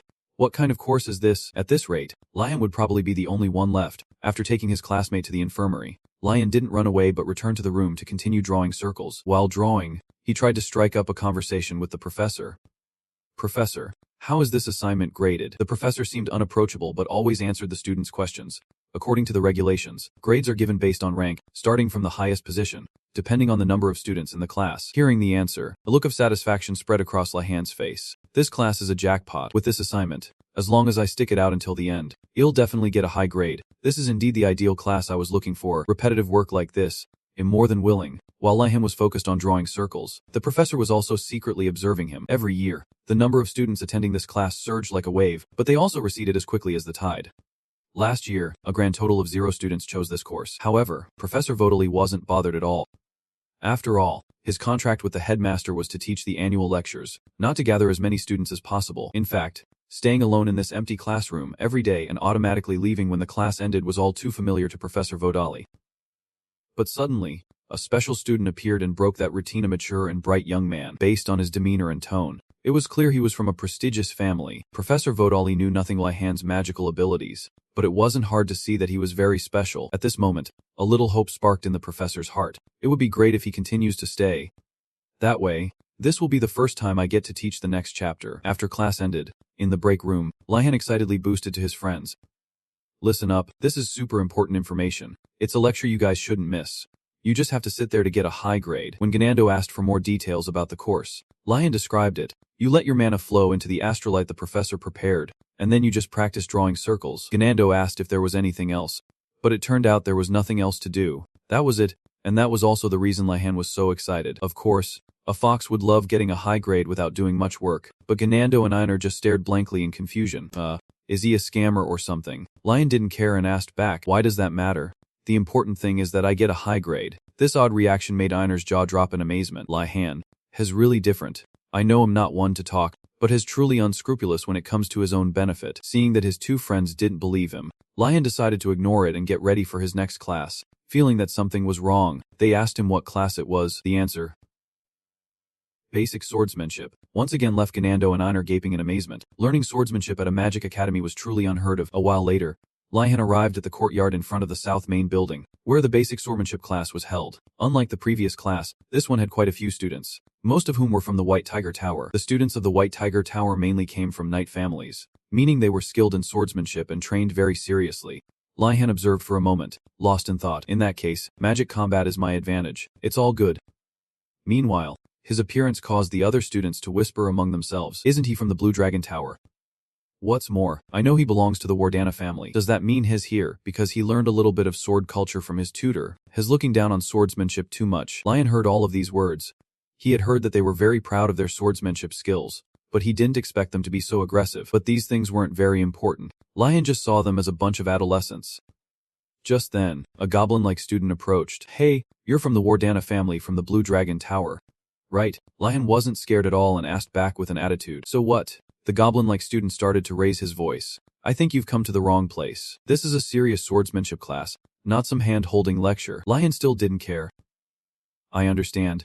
Thanks for letting me know. This made the goblin-like student even more furious. You still don't get it. This isn't just about swinging a sword around like you nobles do. You could get seriously injured in a match. The students here won't hold back. Feeling annoyed, Lihan waved his hand dismissively. Alright, if I fight you, I'll be careful not to hurt you too much. This statement completely infuriated the goblin-like student. He was about to charge forward when the professor arrived. Alright, everyone, gather around. Let me introduce myself. I am Professor Enro. I will be the one teaching you swordsmanship this term. The professor this time turned out to be an elf. After the introductions, the professor began his lecture. I'm sure you have all learned swordsmanship before, and are now only here to hone your skills, or to keep them from getting rusty. Therefore, I will help you refine your swordsmanship skills. Rather than teaching from the basics, Sigil slowly approached and gently tapped Lihan on the shoulder. Lihan turned around in surprise to see him smiling. Sigil started the conversation first. You're Lihan of the Warden family, right? I was wondering why someone from a family famous for magic is learning swordsmanship. Lihan answered naturally. Isn't it obvious? The fewer people who take the class, the easier it is to get a good grade. After hearing that, Sigil didn't know what else to say. Lihan smiled to himself, saying he was doing it for the grade was easier for both of them than giving another reason that could be misunderstood. Sigil then extended his hand to introduce himself. Just call me Morati. Lihan was surprised that for someone so young, his hands were already calloused. He smiled in return.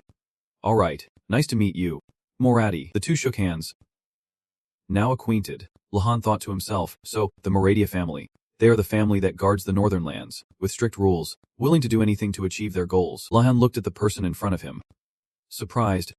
At least, that's what I thought. He seems completely different from the image of his family. I guess rumors aren't always true. Maybe he'll become close with this guy later on. The Yellowstone Blade, a special technique learned from Alalan. True to its name, the Yellowstone Blade is incredibly rigid. Although practicing it was very difficult, Lihan endured the process. Why? Because he had no other choice. Ingirl walked over, somewhat curious, and asked, you can use the Yellowstone Blade. You have a good foundation. What family are you from? As he asked this, he already had a guess in mind.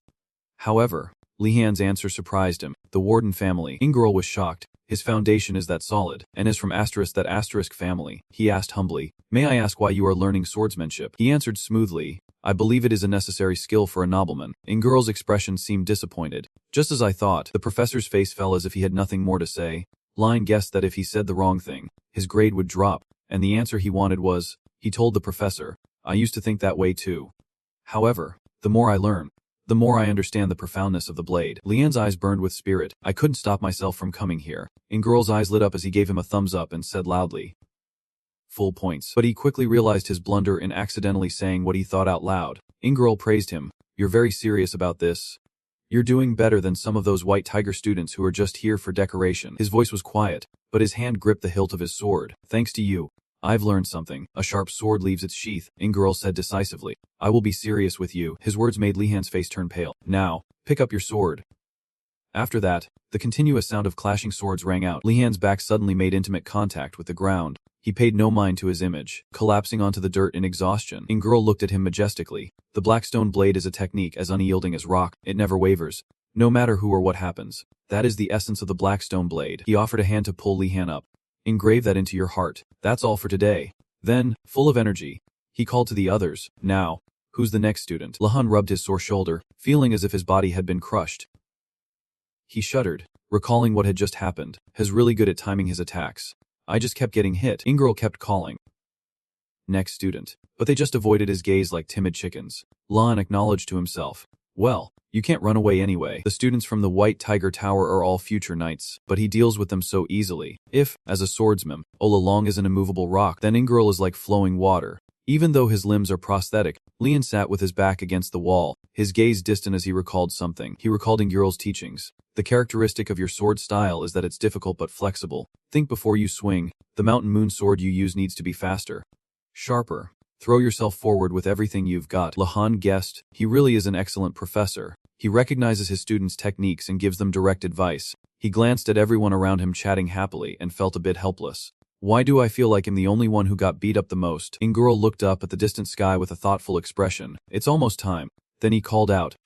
Get up, Lahan of the Warden family. Lian stood up and walked over in confusion. At the same time, Ingirl called another person. Diju of the Koi family. Come here. He widened his eyes. A look of surprise on his face as he looked ahead. Diju came forward. His appearance like a green giant with a muscular build. Lian realized this was the person who had picked a fight with him earlier. So his name is Diju. The two stood facing each other, their fighting spirits flaring. Ingirl stood as the referee for the match. Now, you two will have a duel. The surrounding students were surprised, all of them staring at the three.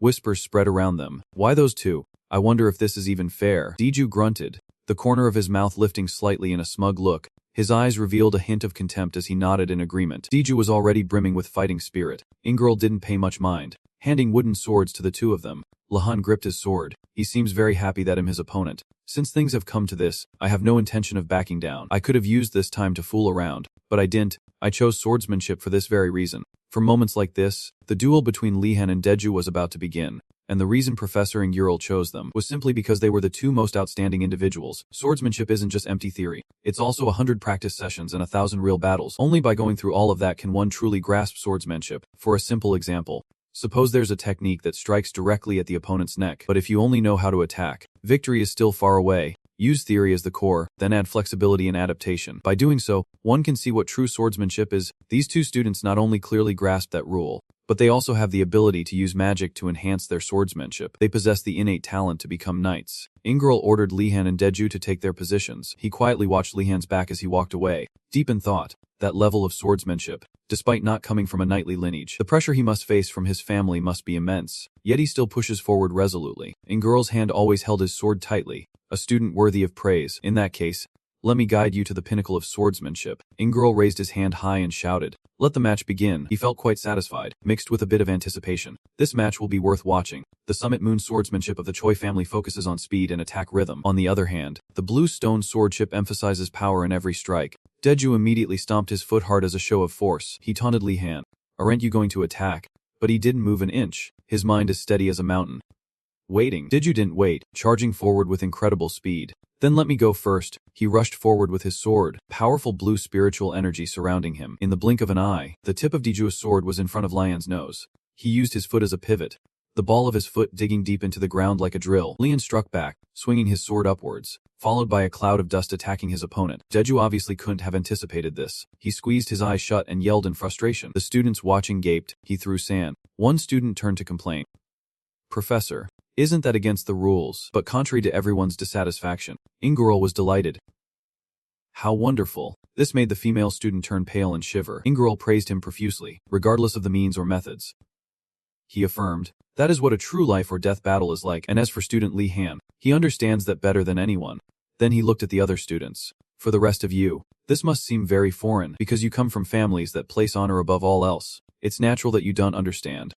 Moreover, Lahan ignores everything around him and focuses on victory. This is a true swordsman. At that moment, the fight was still raging fiercely. Deju was caught off guard, his face contorted as if in pain. He used his sword, trying his best to block Lihan's attack. Deju was secretly furious. These dirty tricks. I was too careless because of his background. Lihan felt things were going well.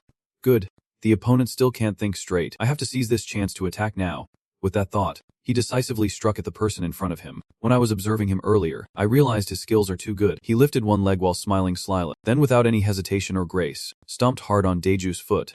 Then, Lahan attacked continuously. That's why I need to create a scenario where I can win. At this point, Deju couldn't take it anymore. Is he trying that hard? At this point, he put a hand on the ground, making a small sound. It must be said, Deju's evasion skills had leveled up, evidenced by how quickly he rolled away several times. This happened so suddenly that Lihan couldn't have expected it. Diju was in some pain. How did it turn out like this? This is no time for random thoughts. Ingirl watched from the sidelines and clapped in praise.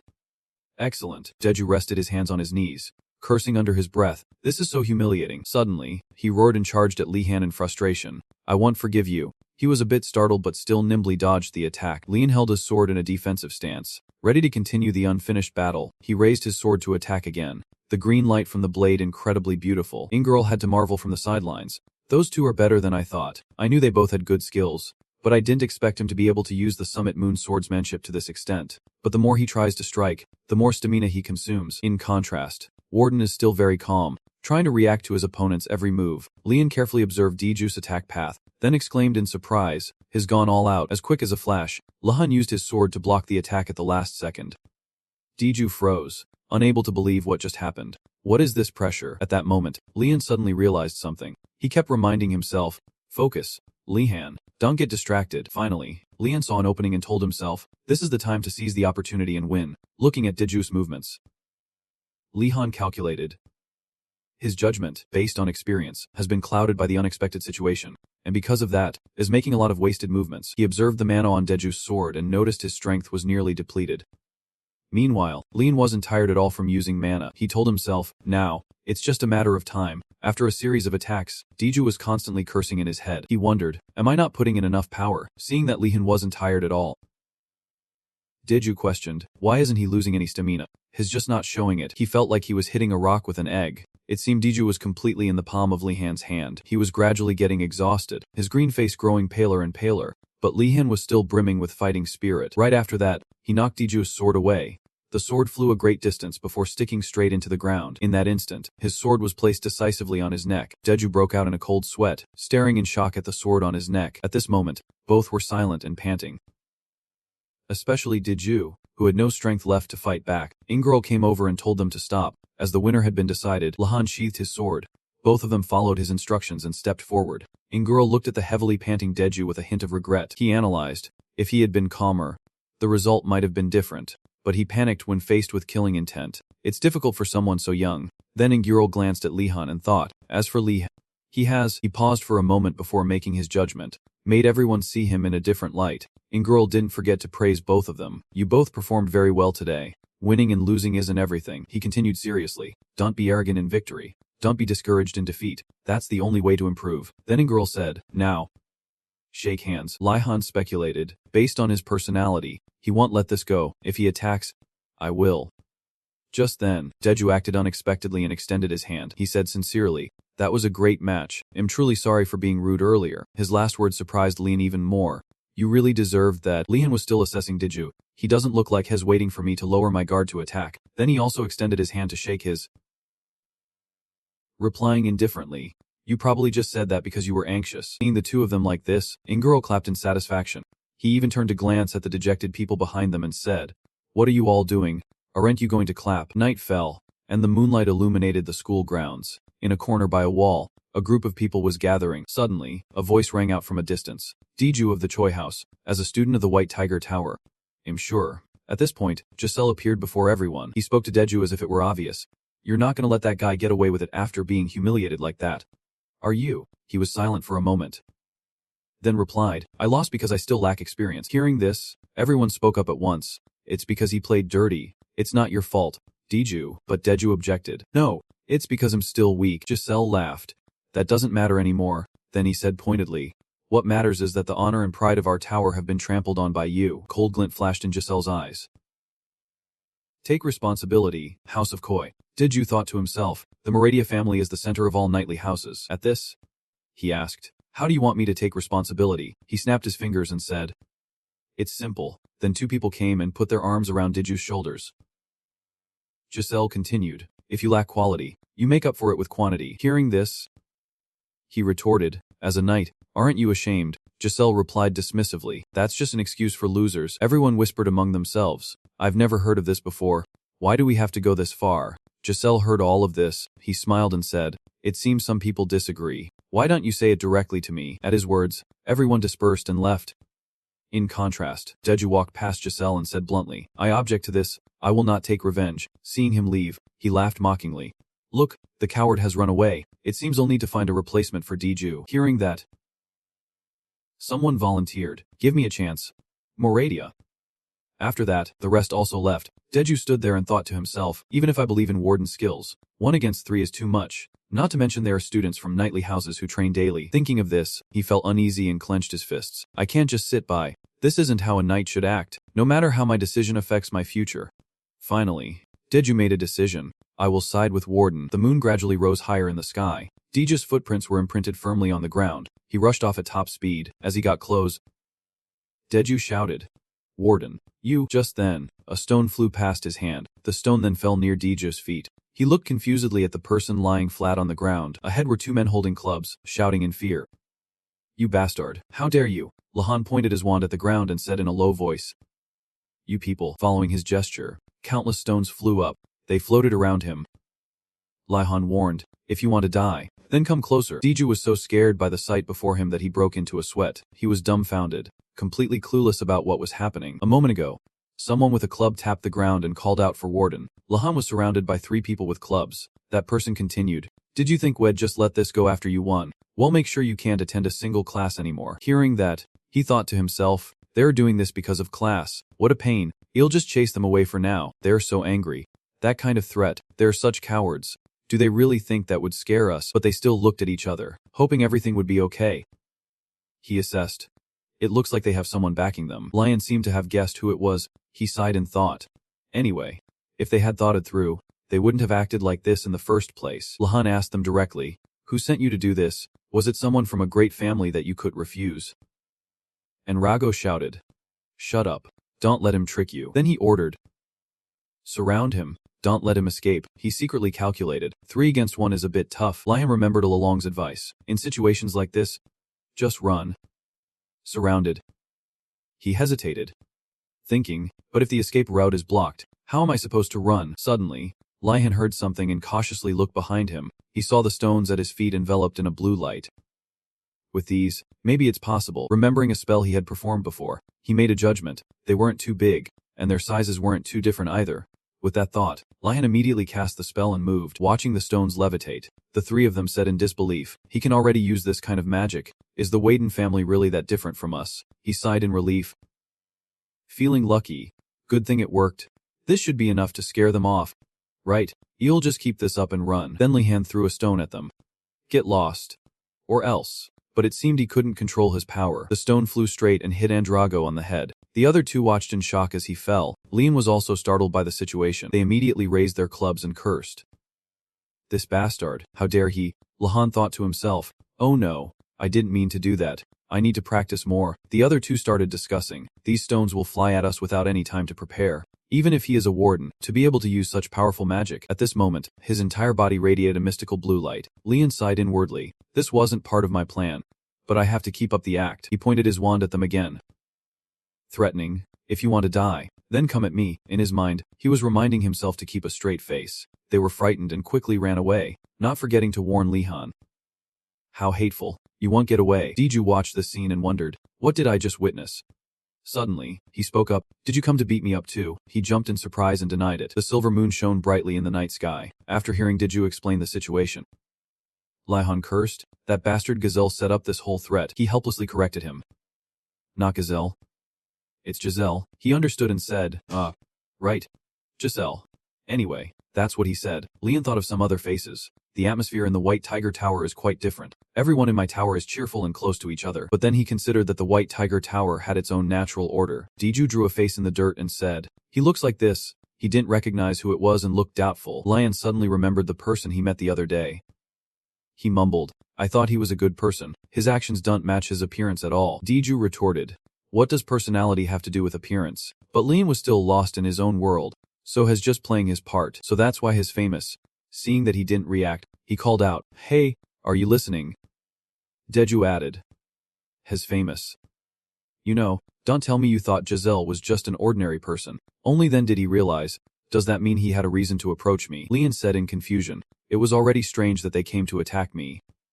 He replied, there are a few reasons for that. Then Deju analyzed.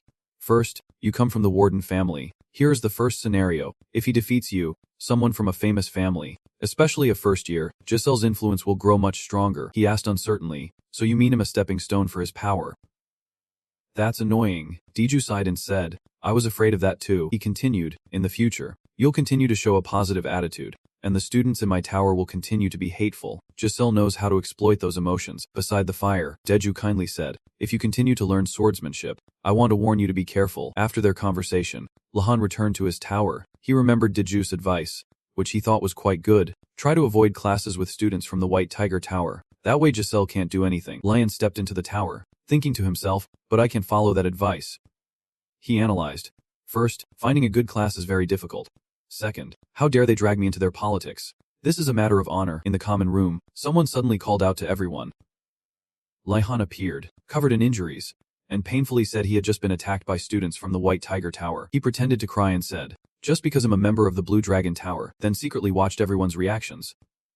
As expected, everyone was shocked. Immediately after, furious and indignant words erupted. One person stepped up to direct, this is not the time to be chaotic. We need to call everyone from the upper floors. They don't dare mess with Ganando, but they'd pick on a warden like you. Hearing this, Ganando popped his head out and hesitantly asked, why me? Lahan thought cautiously, they seem more excited than I expected. At this point, the whole group was shouting to gather and find weapons. Seeing this, he hurriedly tried to stop them. Everyone immediately turned to protest. We still owe you. They emotionally recounted the things Li Han had done for them. At this moment, he felt overwhelmed with guilt. The surroundings were still in an uproar as everyone gathered. Soon, the group was complete. A silver-haired person directed, everyone, attention, form 2 lines. The whole crowd shouted in unison, let's go beat up the White Tiger Tower. Seeing this, Lahan thought helplessly, I've made a huge mess. I didn't know the Blue Dragon Tower hated the White Tiger Tower this much. He concluded, we always hate those who are most like us. People were still running around shouting, everyone, use anything you can as a weapon and let's go to the White Tiger Tower. Just then, a loud shout rang out, telling everyone to wait. Asa suddenly appeared behind the crowd. He seriously proposed, before we go, listen to me. Asa began to analyze. We shouldn't act rashly. That tower is for those from knightly families. If we recklessly go there, we will lose. Lahan was secretly pleased. As expected, Asa is so rational. He quickly said, that's right. Everyone. But then he continued.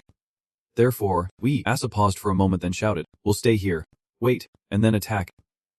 Hearing this, everyone got excited again, as expected of the Danka family. We believe you. Everyone. Get ready. Lian helplessly held his forehead, thinking, I was a fool to expect anything. Then he spoke up again to stop them. Wait. Hold on. I don't want you to get revenge. Lian pointed to himself and said decisively, this is a matter of my honor, so I will resolve it myself. Someone retorted, but Warden, they're very cunning. I mean, despicable. So those dirty bastards won't be easy to deal with. He was surprised by those words and thought. He just cursed them out without even taking a breath. Lian felt helpless and let out a sigh. He said seriously, wouldn't we be just as shameful if we acted like them? These words successfully made everyone reconsider. Lahan was secretly pleased. Great. It's settled. Now, let's get to the main point. He suddenly spoke up again, cutting off everyone's discussion. He paused for a moment, then continued. If they choose to fight us, let's respond together. They'll most likely attack us in a group. Like the cowards they are, everyone seemed enlightened and enthusiastically supported him. That's right. Warden, let's stick together and be ready. So, Lion Han handled the issue the families were just discussing. Now that I think about it, isn't the next class with those bastards? Good. Let's make them suffer, that friend said confidently. Seeing us as masters of illumination magic, I'm sure none of them have this. Right. These words surprised Li Han and made him realize something was off. He watched them leave, thinking worriedly, wait, it can't be, am I the only one who hasn't mastered illumination magic? Lion felt the gap between him and his comrades was like a bottomless abyss. The next day, Johnner walked into the room. Yawning widely, Li Han, with a pale face, whispered, good morning, Johnner. She was startled by the sight. You scared me, Johnner asked with concern. What's wrong with your face? He touched the dark circles under his eyes and replied, I stayed up practicing magic. She asked in surprise. Practicing magic? You can't use magic? Oh. Right, you were given permission last time. Weren't you? Lion stood up with his wand, confirming it. Then he continued, the others said they've already mastered illumination magic. This is the first time I'm hearing this. Just then, someone approached. Both of them said at the same time, it's Ganando. Why is he here at this time? Lahan was about to ask, but then he saw Ganando looking left and right, then carefully and sneakily reaching into his shirt. Who would have thought Ganando would pull out a sausage skewer? He happily went to the fireplace to grill the sausage. Much to the confusion of the other two, Johnner said helplessly, His Royalty. but Ganando's eyes lit up as he looked at the sausage skewer in his hand. Suddenly, Lahan approached and said, "We're not going to steal it from you, so feel free to eat." This made him jump in surprise. Ganando asked nervously, "When did you get here?" He calmly replied, "When you were carefully taking out your sausage." Hearing this, he quickly denied it. Lahan then warned him, "It's about to burn, take it out." Ganando hurriedly took out the hot sausage skewer. He turned back and said hesitantly, on second thought, looking at everyone who was still sluggish and hungry, he commented softly, "Everyone looks terrible." Jonna replied sadly, "Everyone's hungry. They're not in a worse state because you sold them food. Without that, things could have been much worse." Leon stroked his chin. Calculating, "We should prepare. There aren't many rations left." He sighed and said, "Professor Rugum is very stingy. Even though we tried to take some ingredients from his cart." They remembered the scene of them stealing bread. Origum shouted, "Those loaves of bread are for me to eat. When did you put jam in your pockets?" The old man also wondered, "You just need to eat enough to be full. Why are you taking extra portions?" The two of them racked their brains for a solution. There's no way to steal them. Is there another chance? It was time for the basic magic class. One by one, the students politely greeted Gaxier. She was known as Professor Twinkling Star Gaxier Kim. She cared for her students so much that she could immediately sense the strange changes among them. First, a week after joining the academy, the students became very hungry. Second, she could feel the tension between the towers. Because of their different backgrounds, the rivalry was intense, but the tension between the Blue Dragon and White Tiger towers was particularly severe. Seeing the students glaring at each other, Gaxier quickly said, "Hey, you students over there, hurry up and sit down." She recalled Headmaster Rose's words. The more they compete with each other, the stronger they will become. That was one of the headmaster's countless viewpoints. Thinking of this, Gaxier sighed. "However, I can't agree with that." She hoped everyone would treat each other well. Then her eyes lit up as she said in a low, firm voice, "Everyone, sit down." The students were startled by Gaxier's aura and trembled. She then asked, "Last time, we learned about the illumination spell. Has anyone successfully cast it yet?" Lihan, while yawning, didn't forget to raise his hand. He thought to himself, "I only just managed to do it by staying up all night. Even though I'm tired, I can't fall behind." Suddenly, Lian noticed that besides him, no one else had raised their hand. He was extremely confused. Everyone couldn't help but whisper. Lion couldn't help but ask the person in front of him, "Hey, didn't you say you'd already done it?" He laughed and replied, "Oh, that. I just grasped the method, but I haven't successfully cast it yet." He smiled and said, "You'll get it soon. Right, we're all nobles. After all." Hearing this, he cursed angrily in his mind. "I've been tricked. These arrogant noble bastards." Lahan thought sorrowfully, "I worked hard for nothing." Just then, Gaxier spoke up with praise. Two students from the Blue Dragon Tower. It turned out Adina's had also raised her hand. He happily turned back. Calculating. The princess, another chance to get close to, but that thought was stopped by her murderous glare. Lian felt confused. Did I do something wrong? Suddenly, Asa gently poked him on the head. He whispered, "Warden, it seems the princess believes the strange rumor about you." He asked questioningly, "A strange rumor?" Asa suddenly replied angrily, "It's a malicious and insulting rumor about you." He continued irritably, "They say you only want high grades instead of knowledge. It's unbelievable." Hearing this, Lahan was stunned and wondered, "Isn't that exactly right?" Faced with Asa's indignation on his behalf, Lian simply shrugged and turned away. "It's not wrong anyway, so I have nothing to say." After thinking, Lian turned back to look at Asa, who was fuming with anger. He clenched his fists. Trembling, "I'm truly disappointed in the princess. It's one thing for others to spread rumors, but I never thought Her Highness the Princess would believe such a ridiculous rumor." He tilted his head in confusion. "But whether she believes it or not is her right." These words immediately made Asa gasp in astonishment. He trembled and clenched his fists. In Asa's heart, Lian's image had become like that of a god with an immensely magnanimous heart, moving him to tears. There are many descendants from great families in this tower, but no one is as perfect a nobleman as he is. Finally, Asa understood why his parents sent him here. To meet someone like him. "I'm sorry for speaking ill of him, Father." After a moment of his own inner monologue and emotional turmoil, he sobbed and wiped his tears, praising Lihan as a wonderful person, which left him confused. A moment later, Lihan shouted Kwang, and created a brilliant beam of light with his wand. Adina's was not to be outdone, creating a blue orb of light. The two beams of light collided high above, making everyone around them marvel. Gaxia clapped her hands in satisfaction, praising them. "Very well done. It's rare for students to successfully cast the spell in the first week. I'm glad to be so lucky to have such talented students." Hearing this, the other students below bowed their heads in shame. Seeing everyone's spirits drop, she immediately tried to remedy the situation awkwardly. "However, the rest of you shouldn't be discouraged. Illumination magic is the most basic magic, and it's also the first step that allows you to feel magic. You don't need to be so dejected." Lahan gave a strange smile as he watched Gaxia trying to console them. He glanced to the other side. "I don't think anyone is listening to the professor. There's no way they're listening when they're acting like that." Over there, A group of students was fiercely competing with their wands. Gaxia gently extinguished their flaring flames. Please, restrain yourselves and return to your seats. At her words, they immediately split into two groups, pretending not to care much about illumination magic. Gaxia looked helplessly at the students who were still resentfully muttering. She spoke up to console them. We will start learning elemental magic this term. The students immediately turned their heads back.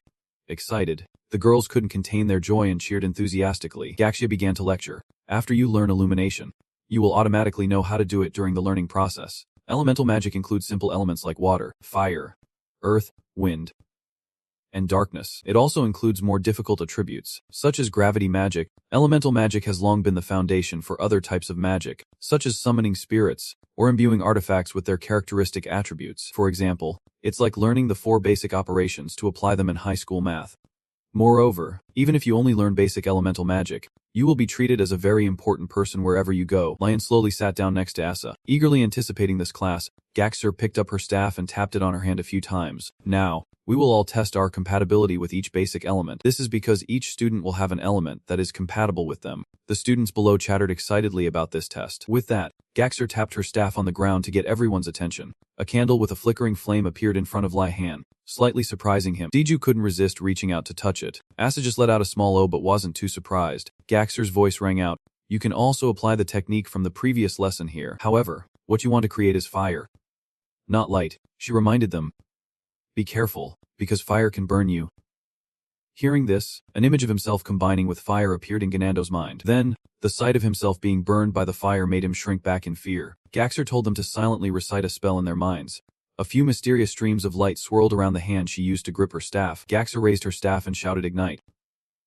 And immediately, several streams of fire appeared, surrounding the tip of the staff. A second later, she created a pillar of fire that swirled like a tornado on the lecture platform. The students immediately gasped in admiration. Lihan also forced a smile to remain calm, as he didn't want to react too childishly. But honestly, Lihan looked at Gaxer's hand in the fire. Seeing her hold the fire in her palm made him unable to help but exclaim inwardly, magic is so damn cool. A moment later, Gaxer retracted the fire and told everyone to try. The students immediately agreed with excitement. They tried to recite the spell, but the candle remained unchanged. Lihan rested his chin on his hand, thoughtfully staring at the candle in front of him. He cupped his hands around the candle. There must be a reason the professor gave us this candle. Lihan closed his eyes and focused. If the thing I'm trying to create is closer, it will be easier to visualize. With that thought, he raised his wand, deciding to try. Suddenly, Gaxer walked by and noticed something. She used magic to shatter the candle in front of Lihan. Startling him, Gaxer approached and declared that he would be banned from practicing fire magic for a while, causing Lihan to exclaim in shock. He confusedly asked for the reason. But that's my path to doing cool magic. She seriously raised her index finger. Because it's very dangerous. Hearing this, Lihan became even more confused. He then remembered that the light he produced was a bit too bright, causing his eyes to hurt. Lihan rubbed his chin thoughtfully. If I can't control light, it will only blind me temporarily. But if fire explodes, the thought of that explosive scene horrified him, and he abruptly stopped his train of thought. Gaxer held a bowl of water and controlled the water within it. Well, try fire magic again when your senses are sharper. Until then, try practicing water magic first. It's not as dangerous. Lihan stared blankly at the bowl of water she placed in front of him. Hearing Gaxer say that water and fire are similar, he impulsively wanted to retort that it wasn't cool. In the end, Lihan shyly covered his mouth, not daring to say it. The fire and lightning elements are better for offense, while earth and metal magic are better for defense. But the use of water was rather vague. He stirred the water in the bowl with his index finger. Is its only use so I can drink water anywhere? He imagined himself drinking water from his wand. But what can I do? It's a matter of safety. After all, Lihan sighed in frustration. Asa blushed and looked at him with admiration.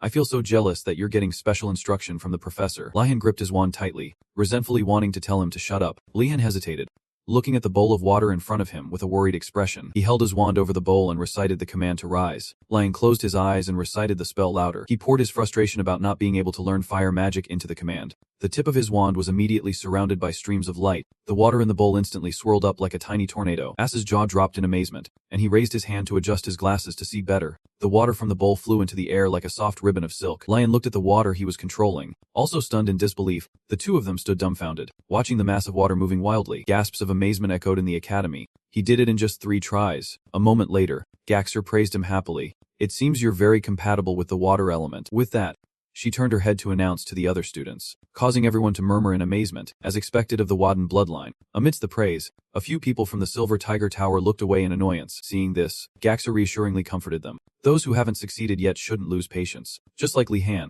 Everyone has a different compatibility with the elements. Students who grew up in a blacksmith's family have a high compatibility with fire. Students who grew up in a fishing family are compatible with water.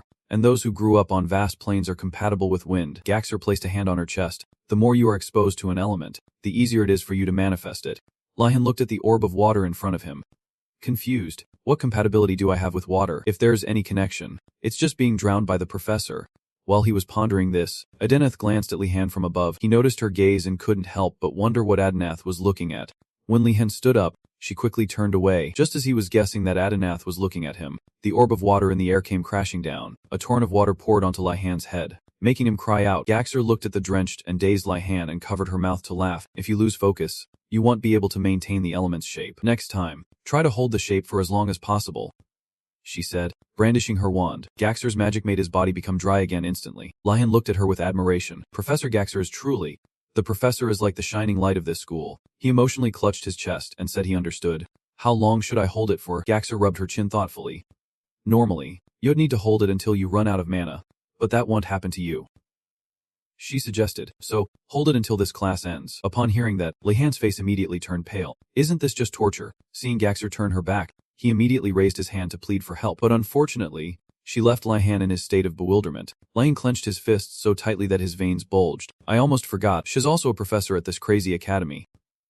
So basically, she has a screw loose too. Gaxer watched him from afar as he slumped in despair, smiling cryptically at this outstanding student. Maintaining magic like that for a long period is very taxing on one's mental strength, like balancing a spinning top on a finger, Gaxer thought to herself. But Lihan needs to be trained properly. The fact that he could create such a large water orb in just 3 tries is an inexplicable talent.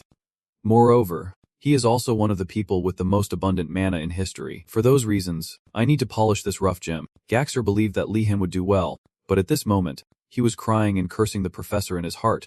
There was a considerable misunderstanding between them. The class ended, and everyone said their goodbyes. Under the bright sun, a voice pleaded, "Please listen to me." Lihan complained indignantly. "Don't you think that's a bit too much, sir?" Arigu cleaned his ears.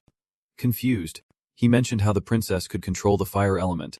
Johnner was overjoyed to discover she was compatible with the wind element, while Ganandu nearly burned down the entire class. Lihan shouted in frustration, and I was only allowed to use the water element for the entire class. Hearing this, the old man just stroked his beard thoughtfully. Maybe Professor Kim likes you, so she's training you that way. Hearing that, he immediately scoffed, not believing that explanation at all. So is that why I have to use my precious day off to do gardening? Arigu immediately felt a pang of guilt. The old man sighed and waved his hand.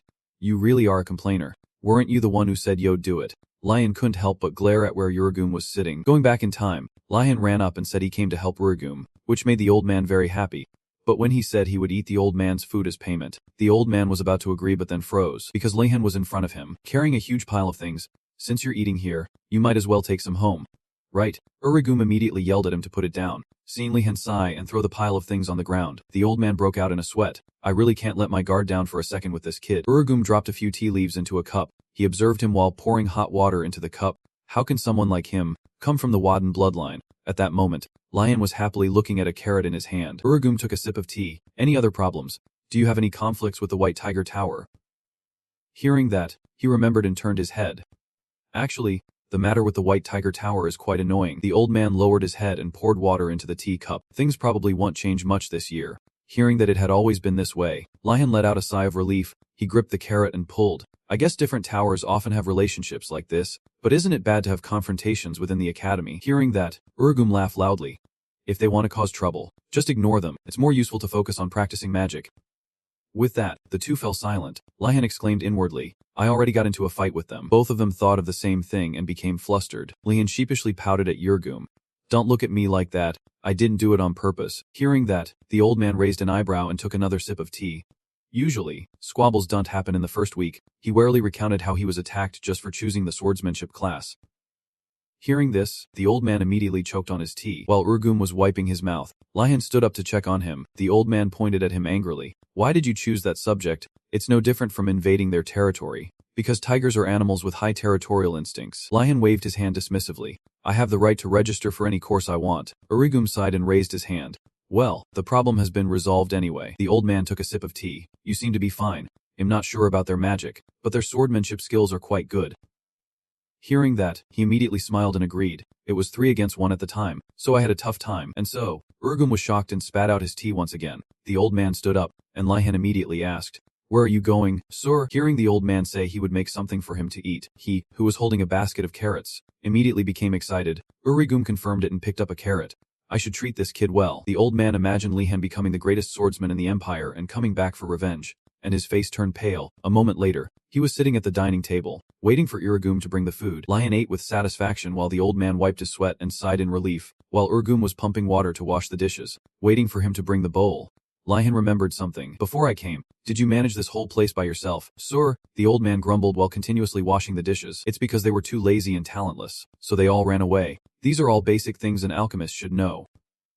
Hearing that, he thought about the mountain of work he had to do today and was speechless. Urigum winked and held out his hand, asking if Lihan didn't think so. He hurriedly handed over the bowl and dish, lying and agreeing. After school hours, things like this should be done by students. But this is not okay at all. It can't go on like this. Lihan silently shed a tear. With that thought, he pointed to an empty space in the garden and asked if he could plant a few things there. The old man immediately agreed happily and asked what Lihan wanted to plant. He wondered if he should plant things like cabbage or leeks. Hearing this, Urigum nodded in agreement. Suddenly, the old man asked if Lihan was planning to grow them to sell, which made him freeze for a moment. Lihan blushed shyly and asked how Urigum knew. Did the upperclassmen do this too? Seeing the old man facepalm helplessly, he was confused. Urigum's voice echoed clearly through the mountains. "You're the first one, you little brat." With that, the old man clicked his tongue and told Lihan to do whatever he wanted. With that, Urigum turned away, thinking to himself that he was a strange kid. Lihan was wiping a table when he noticed a corner, looking at the pile of cabbages and leeks on the ground. He thought about what dishes to make from them. With that thought, Lihan asked the old man if napa cabbage and leeks could be used to make any other dishes. Hearing Urigum mention that they could make jit-e, he immediately felt a stir within him. Lihan imagined the delicious jit-e in his mind. Due to its vast territory, the empire had countless different cultures and cuisines depending on the region. If the Wayden family in the west had specialties like bread and cheese, the east was famous for rice, noodles, chili paste, and bean paste, which are characteristic Korean dishes. He squatted down and asked the old man if he liked it. Urigum replied while washing dishes that he liked it but didn't eat it often. After saying that, the old man fell into a thoughtful state. Lihan looked at him in surprise. Urigum slowly said, "It's an Eastern dish, and there are some people there that I don't like," the old man said as he recalled certain people. He wondered what was wrong as he dried a plate. Urigum kept washing. "I have some distant relatives living in the East. You have no idea how much they complain every time we meet." Then Urigum let out a string of complaints. Lihan was a bit speechless after hearing them. He stood up with the dishes and said he understood. "I heard that Easterners are quite strict, but I didn't expect it to be to that extent." Suddenly, the old man looked up and asked what Lihan was planning to do this weekend. Seeing him immediately put on a haggard expression and ask if he had work to do made Urigum flustered. "Do I look like the type of person who would make you work all weekend?" For a student as emotionally numb as Lihan, being forced to work on the weekend was nothing strange. The old man raised his staff with a conspiratorial look on his face. "You won't even have time to come here. Think carefully. What will the starving students do?" An idea immediately popped into his head, and he answered, "Burn down the school." Urigum broke out in a sweat and said that was a bit extreme. He stroked the beard on his chest. "When pushed to the brink, they will find something to eat and survive." Urigum explained to Lihan, "The black tortoise will look for fruits and berries. The white tiger will go hunting." He immediately wondered about the blue dragon. Hearing this, the old man sighed. They are always a step behind, but there will always be talented individuals, and they will eventually find a suitable method. With that, Urigum glanced at Lihan again.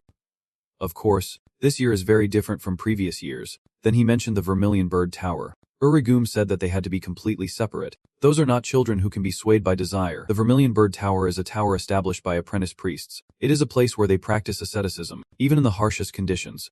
They will not stop praying. Lihan dusted off his clothes thoughtfully. "This faith is admirable. I'm sure I couldn't do that." He put on his coat. "Then this weekend, I'll go hunting with my friends, and if they mess with me again, this time I'll show them what a festival is." Lihan gave a firm thumbs up, making Urigum break out in a cold sweat. After hearing Lihan's aggressive declaration, Urigum took a broom and swept furiously on the ground. "Perhaps you can avoid it, but at least don't be the one to start the fight. There's also a chance they'll choose another way." Lihan wondered what other way. Urigum raised his head in contemplation, then turned to him and said 2 words. "Running away." The Magic Academy's campus is a steel wall protected by spells, but even so, students run away every year. Lihan rubbed his chin. Calculating. This means that if people think about what they can gain after running away, they'll obviously try. It could be new clothes and shoes, or bread and jam, butter and cheese, or a whole host of daily necessities. He suddenly realized there were a ton of reasons to run away. Urigum immediately pointed his finger angrily and scolded, "Wipe that look off your face. You're planning some stupid stunt again. Aren't you? Forget about it. The reason the tigers are the first to try every year is because they're simple-minded." Suddenly, Lion turned his head and asked, "Has anyone ever succeeded?" Startling the old man. Urigum lowered his head, furrowing his brow, thinking, "There have been, but everything got messed up. He won't listen to me anyway." With that thought, the old man turned and waved his hand dismissively. "If you want to, then give it a try. The best time to overcome adversity is when you're young." He immediately placed a hand on his chest and swore he would never do such a thing, but his sparkling eyes betrayed him. Urigum angrily roared, "Don't say that with that look on your face." A long time later, in a room with the curtains drawn shut, the light from a candle seemed to be the only light in the dark room. Deju stood before three mysterious figures in black robes. Hearing one of them say "focus," he immediately tensed up and stood at attention. The other person laughed eerily, pointed at Deju, and threatened that if he wanted to return in one piece, he had better obey their orders. Deju was speechless and glanced at them. "Do you really need to go this far?" He called out Li Han's name. He was one of the people wearing a black robe. Suddenly, Lion laughed and took off his hood. "So it wasn't effective, huh?" Ganando, who was next to him, was immediately stunned. He shouted in frustration, "You know him. Why did you say we had to scare him?" Deju turned his head away contemptuously. "Someone like you, a mere squirrel, thinks you can scare me." Ganando immediately shouted angrily, "Who are you calling a squirrel?" Lion calmed him down and grabbed a rope. He pulled the rope, and the curtains immediately opened to both sides, flooding the room with light. The other three were blinded by the sunlight and had to raise their hands to shield their faces. Suddenly, Johnner wondered, "Why did we need to go this far?" Lion stood in front of the window, silently turning his head to look at her. "Because the other tigers would misunderstand if he were friendly with us. Deju has already been treated like an outcast." Hearing that, she immediately understood. Deju blushed.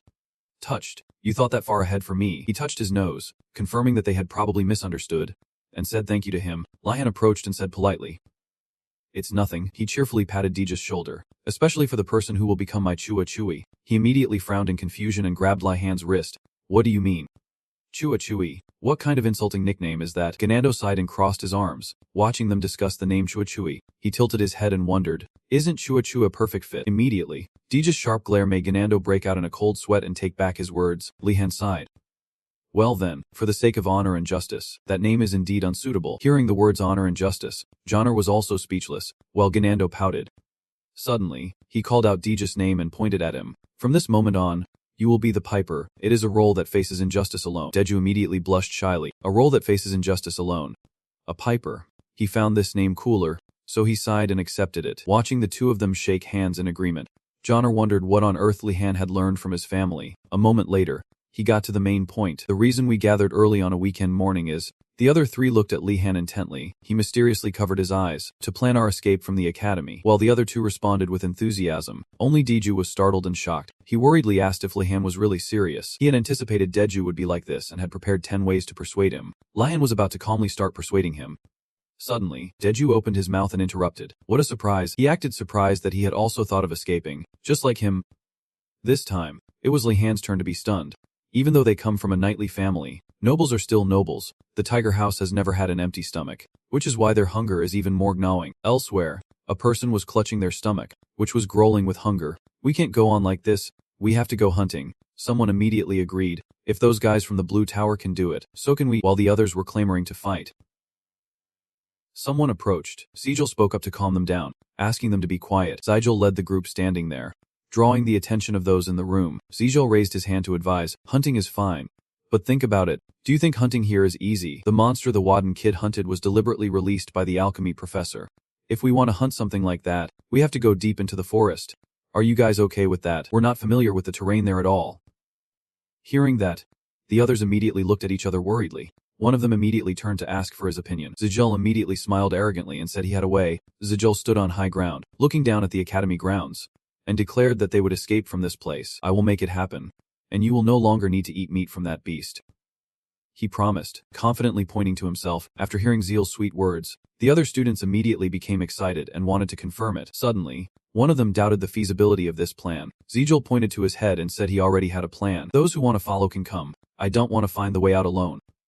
With that, he turned to leave. They immediately cheered. "Mority is the best." Suddenly, Sigil spoke again, but his words made them pause. "I will be the one giving the orders. If any of you do something useless and ruin the plan, He turned his head and looked at them grimly. Zygel glared fiercely. I will not let it slide. With that, he turned his back and left with the others. Good night, everyone. In an unknown corner, Diju was hiding behind a pillar and had heard everything. A moment later, outside, a person exclaimed in shock, seemingly unable to believe what they had just heard. If I listen to him, can I go along too? Lion pondered with his chin in his hand, his eyes shining brightly. Seeing him so happy, Deju hesitated to speak. After everything that happened with Zygel, you can still say that? He asked. Confused, Lion laughed loudly and waved his hand. Come on, no one cares about such trivial matters. Seeing Ganando and Johnner shake their heads and sigh, he became less certain and looked away. Lion walked while thinking. This is trouble. Initially, he planned to spend time exploring the exit because, based on the professor's personalities, escaping would be very difficult, but Morty boldly declared that he had a way out. Lihan turned his head to look at the person sitting on the chair. He doesn't look as naive as Ganando, as smart and cold enough to use students from the same tower right from the beginning of the semester. He must have a reason to be so confident about escaping. Everyone in the room was watching him intently. Suddenly, Lion quietly said, there is no other way. You will follow him and find out what his method is. He pointed and gave the order. Deju immediately jumped up and exclaimed, Are you serious? He asked. Sweating, Lion asked back, Do you have a better idea? Deju immediately deflated. Don't you think that's a bit cowardly? Lion told him not to worry about it, which made Johnner and Ganando look up. He rested his hand on his hip. Right now, we are rivals, Deju immediately confirmed. Lion closed his eyes and said slowly, There's a very famous saying, know your enemy and know yourself, and you will win 100 battles. With that, he gave him a loud pat on the shoulder. So this is just our strategy, Lion said seriously. Deju was sweating. Is it because of his face? He looked confusedly at that sparkling, shining face and somehow found it quite reasonable. A moment later, Deju was also convinced. I guess this can be considered a strategy. Lion grabbed his shoulders and turned him around. Alright, from now on, you will monitor Morty. Meet me when you find out his escape plan. He pushed Deju straight towards the door. You are an excellent warrior and a proud spy. With that, Lion opened the door and pushed him out while Deju was still dazed. He closed the two doors and declared the mission had begun. Lion looked at him with sparkling eyes. You'll do a great job. Won't you? Deju instinctively nodded slightly. He raised his hand to show he would do his best. Leave it to me. After closing the door, Lion let out a sigh of relief. Deju's part is done. I still need to rethink the escape plan. Seeing Johnner and Ganando clinging to each other, Lion exclaimed in surprise, Since when did you two get so close? The two of them looked at him, hesitating and speechless. Johnner asked, You learned brainwashing magic before coming to the academy, didn't you? Lion was immediately stunned and denied it. The afternoon sky turned to dusk, and the crimson sunset gradually enveloped the academy. Lion hurriedly walked to a certain room. Inside were Johnner and Nulia, both looking up at the newcomer. Deju and Ganando were also present, and they all listened as Lihan began. He raised his hand and announced, Thank you all for attending the first escape planning session. Nulia immediately exclaimed in shock, You want to escape from the academy? Are you crazy? I thought you were just going hunting. She yelled, her face pale. Lihan calmly reassured Nulia, I have a plan. Hearing this, she immediately paused out of curiosity. Nulia thought, if it's Lihan of the Wadden family, he must have a way, as completely different from the others. With that thought, she frowned and asked what the plan was. He immediately took out an extremely ugly drawing of Zygel. Lihan pointed to the figure in the picture and enthusiastically explained, Among the students of the White Tiger Tower, this guy knows how to escape. Well, just follow him and copy him. After hearing this, Nulia was so shocked she was speechless. He calls that a plan. She was trying to find the words to advise him when suddenly Johnner had an idea. She winked and called Lihan's name. This plan can't succeed without Nulia. Right, he seemed to understand Johnner's intention. He clutched his chest and agreed sincerely. How could we possibly do it without her?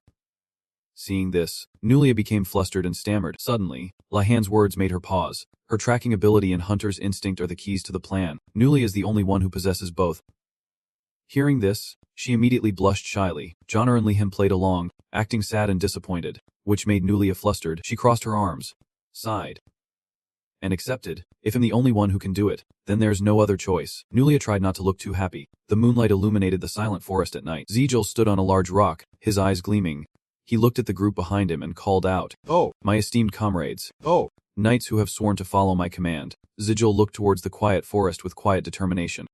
Tonight, we will escape this academy. The people below heard this and roared with excitement. We're with you. We'll escape this hell. Zygel's face was grim, but he smiled faintly and gave the order. Zygel took out a map from inside his clothes. Pleased with himself, as long as I have this map, I will never fail. Going back in time, inside a luxurious room, a questioning voice rang out. Introduction to Magic for Beginners.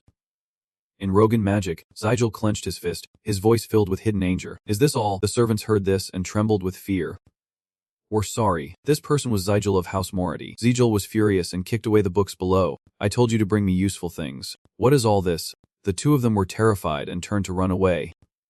We're sorry. Right after that, Zygel seemed to discover something. Zygel bent down and picked up a piece of paper from the pile of books. Confused. What's this? After opening the piece of paper, Zygel's face was filled with surprise. That piece of paper was a map for escaping the academy. Zygel looked at the map and couldn't help but rejoice inwardly. I thought only losers would resort to this. I'm so glad I bought it. Everyone ends up in this situation eventually. Zygel couldn't help but frown in anger. So that's why something like this map was created. Inside the forest behind the academy, the sky slowly brightened. Zygel's group ventured deeper into the woods. Lion observed and quietly announced, "Everyone, we can move now." He told everyone to get up and quickly announced, "They're going into the mountains like that, so I don't think they're taking a normal path. Is everyone ready?"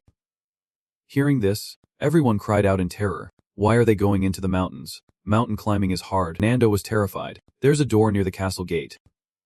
Hearing this, Lion quietly told Deju to handle him. This made Ganando very surprised.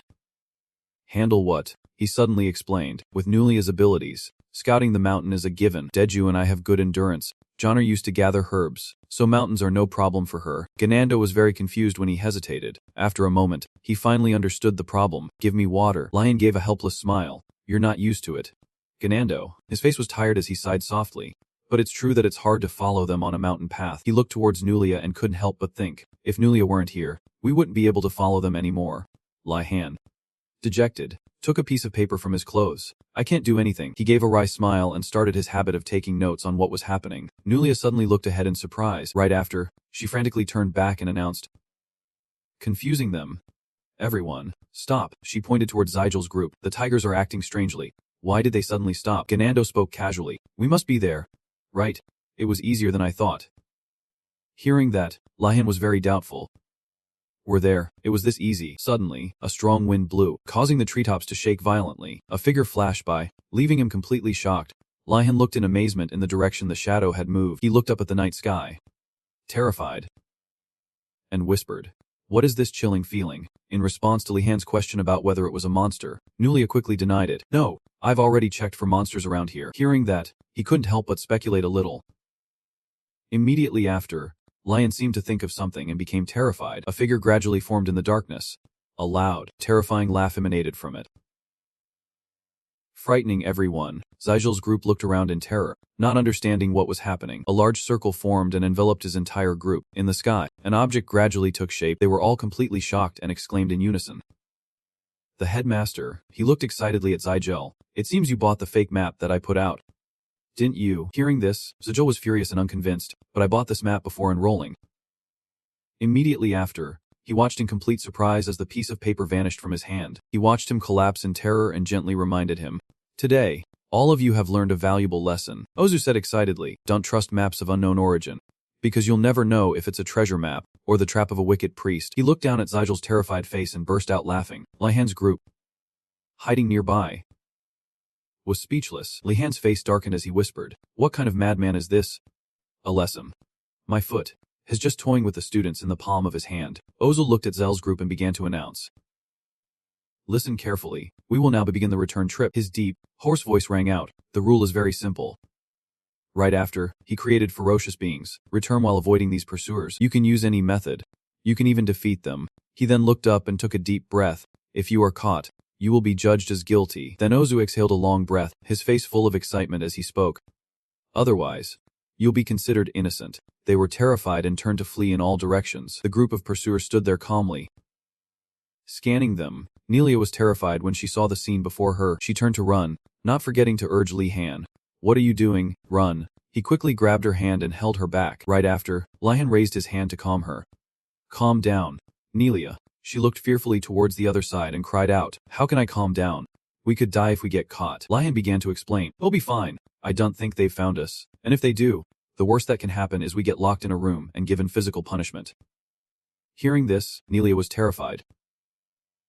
Physical punishment. She immediately voiced her wild thoughts, like those rooms with torture devices that you can't even escape in your dreams. Lihan pressed himself against a tree trunk and observed the situation ahead. He looked at the group surrounded ahead and couldn't help but sigh to himself. How do we get out of here now? Suddenly, a voice rang out, catching his attention. Form up. We'll take them down if they chase us. Jasel's group shouted furiously. Running won't get us anywhere. Let's face them. Their faces were filled with determination. For honor. For the spirit of chivalry. While he was contemplating, a voice called out, "Why are they making such a fuss about honor and chivalry?" Diju patted his shoulder and shared his thoughts. "I see only one way for us to escape." His method was to set aside family differences and cooperate if they wanted to escape. Hearing this, Lion praised him softly. "Excellent reasoning, Diju." His face lit up as he turned sharply to everyone. "Well, cooperate with those guys, by running away while they buy us time." Everyone, except for Diju, enthusiastically agreed. Lion looked out and assessed the situation. "We'll have to break through their weakest point. The good thing is, they really are buying us time." He looked at Oza's formation. Utterly confused. Why are there no openings? He suddenly seemed to realize something and looked up at Ozu. "Wait, don't tell me." Lion looked at him in astonishment. Is he still summoning more Lolas? As soon as he thought that, Lion couldn't help but feel contempt. He himself told us to just escape, so I thought he was testing the students. But he never intended to let us go from the start. Right after, he became helplessly angry, and he dares to call this a fair challenge for us. Seeing everyone getting caught, he couldn't help but sigh to himself. Maybe we should just surrender. Just look at that chaotic crowd getting caught. Suddenly, Lihan's eyes widened as he noticed something. Something's wrong. He watched the Lola zip past without paying him any mind. Confused, the soldiers aren't paying any attention to this direction. But why? He looked toward Ozu in confusion. Doesn't he know we're here? Headmaster Aragath. He almost immediately dismissed his own thought. Wait, but that's the only possibility. Lion stared intently at Oza's figure in the sky. He immediately recalled his previous appearance. He looked at him, seemingly having figured it out. If that's just a clone or an illusion of the headmaster, we just need to run in the opposite direction of the White Tiger clan. Lion immediately turned back to announce to everyone, "Guys, I've figured out a way to escape." Hearing this, everyone was astonished and overjoyed. Lion turned around and stated the method. "Let's just move forward. Let's go." He led everyone forward. 30 minutes later, his group entered a cave inside the forest. Nelia checked the surroundings and reported to him. "I've checked. It's safe. No monsters detected." He immediately used his wand to summon a light. The space inside the cave was illuminated. Johnner, who was very scared and worried, was comforted by her. "Those skeletons can't possibly reach us all the way here. Right, we'll be fine. I don't see any signs of them hunting us." Diju, beside them, seemed quite worried. The problem is how long they're summoned for. He was full of worry. Maybe I should have just broken through them. Hearing this, Lion calmly explained, "How could we get past that massive horde? It was clearly an unsolvable problem." He chuckled cheerfully and took out some food, making Senato very excited. "But for now, let's eat first." Nelia suddenly spoke up. "Oh no, I'm out of water." Hearing this, Lion used magic to create a wave of water. Surprising her, Nelia's face was filled with excitement. "Water magic. I've only heard rumors about it, but it's even more amazing than I thought." She immediately held up her water flask, thinking to herself, "This must be great. It'll be helpful on my hunts." Beside her, Zoner gritted his teeth and shivered. "Can someone light a fire? It's so cold." Hearing that, she immediately used her wand to create a large flame. The fire was lit to everyone's amazement. "That's awesome. Nelia, thank heavens it worked on the first try. It's been super unstable lately." Her face turned bashful. "Honestly, I'm more jealous of Lihan's water magic. I'd rather have the water element than fire." Hearing this, Lion was suddenly moved, which surprised her. "You're jealous of my water magic? What's gotten into you all of a sudden?" He immediately restrained himself, clenching his fist and gritting his teeth. "Nelia, you should be grateful for the magic you possess." Lihan and she stood on a high hill, looking at the forest below. Seeing this, he couldn't help but exclaim, which startled Nelia. "Is not real.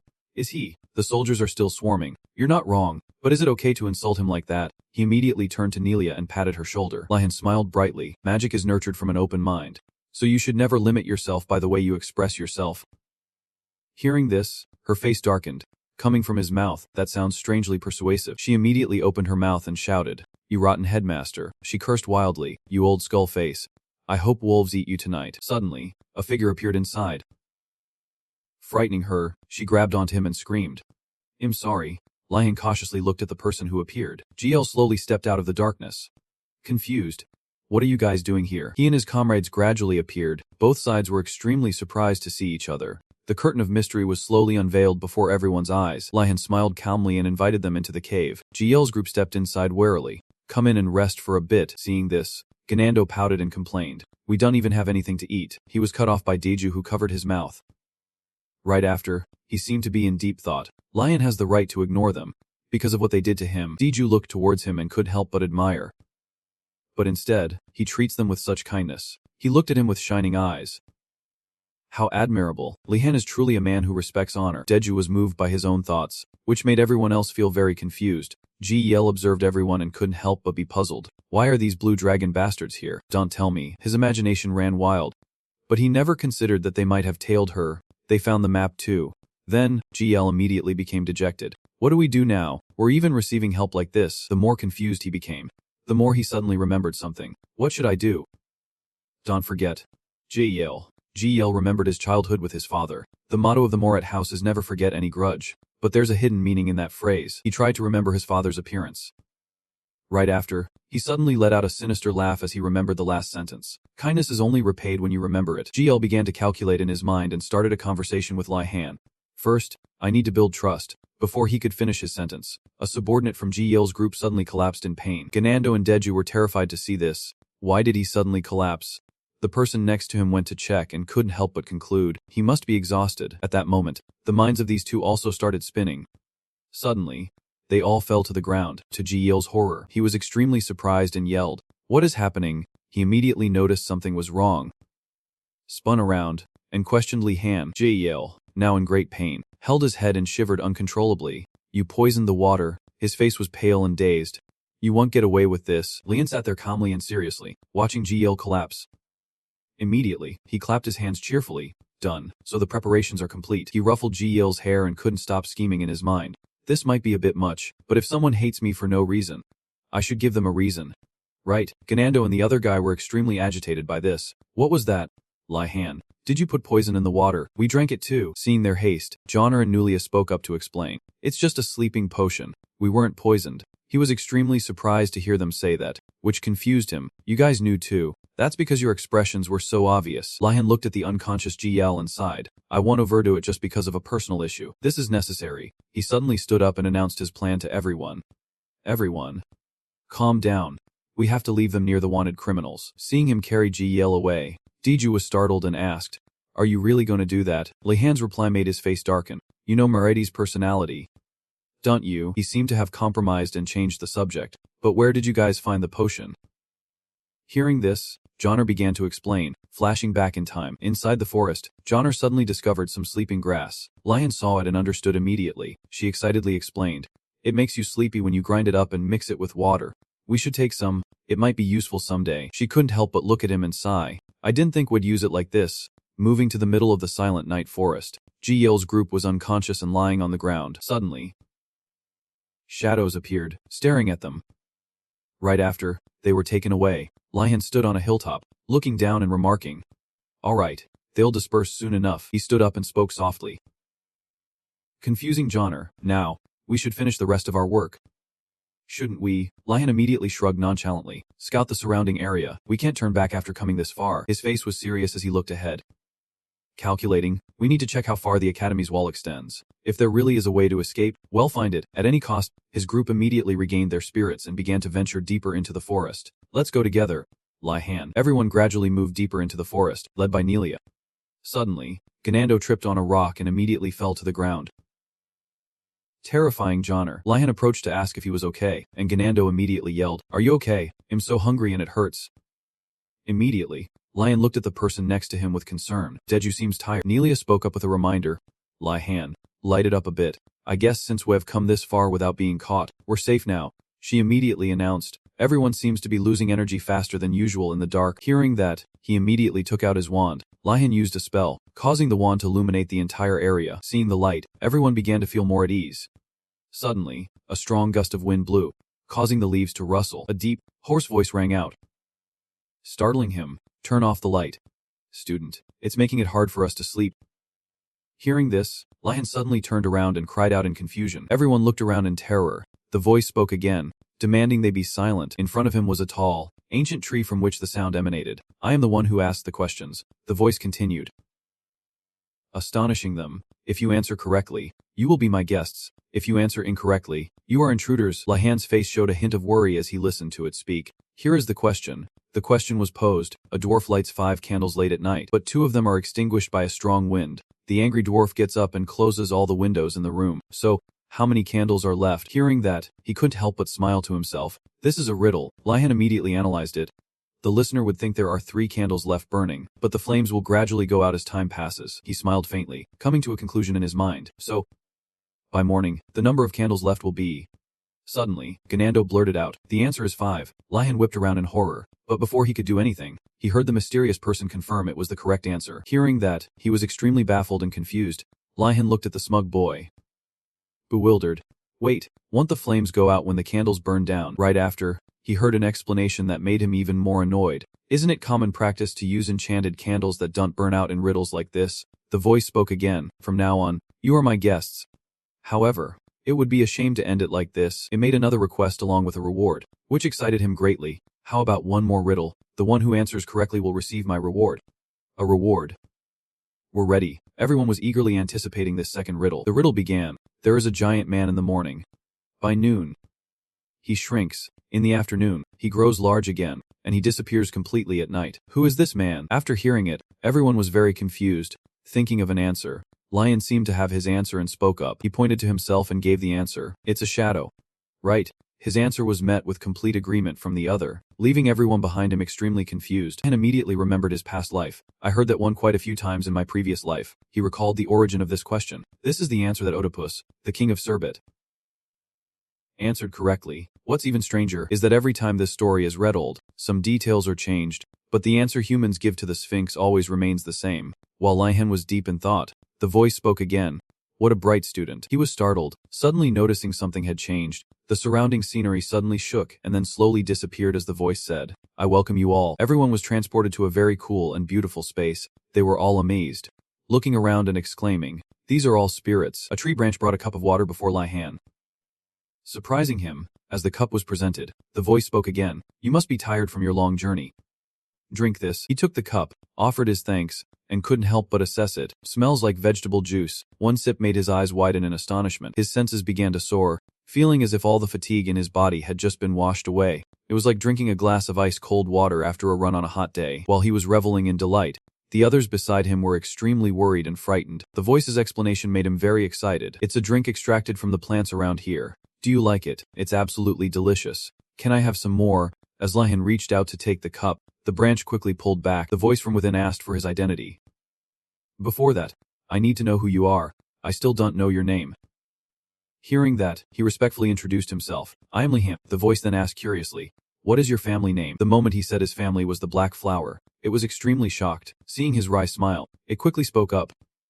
My apologies. It's just because of the rumors about your family. A leaf fell on his head, surprising him greatly. Lihan smiled faintly and looked up as it continued to speak. But based on the way you said your own name before your family's, you will become a great mage one day. Its next question sent him and the others into a panic. But what are you all doing here so late at night? Lihan quickly thought and placed a hand on his chest. He smiled brightly and lied. We're just taking a late night stroll. It immediately saw through his lie. Are you trying to leave the academy? But it's only been a week since you enrolled. Why are you already trying to escape? Hearing that, Lihan coughed lightly. We have some personal reasons. He looked up at it and asked gently. Dear spirit, could you give us some advice? Its answer made him a bit pensive. There is indeed a way out, but new students cannot use it. Hearing that, Lihan immediately made a suggestion but was rejected. In that case, could you tell us where the academy wall ends? It continued to explain to everyone. Those walls are all enchanted, so if you're not careful and touch them, you'll suffer quite a bit. Hearing that, Lihan clenched his fist and came to a conclusion. That means following the academy wall to find its end and escape is also not feasible. The branch repeatedly tapped him. At least for now, don't try to escape. For now, things may seem quiet, but in just a few weeks, the monsters will start to awaken. After listening, Lihan bowed his head. Thank you for the information, sir. Seeing this, it quietly remarked, look at this kid. It looked at him and couldn't help but assess him. His gaze shows no sign of discouragement at all. In fact, it's even sharper than before because has thinking harder. It thought to itself, watching him will be interesting. Its voice continued. That's right. I did say I would give you a reward. He was very surprised to hear that. Branches quickly moved towards him, startling him.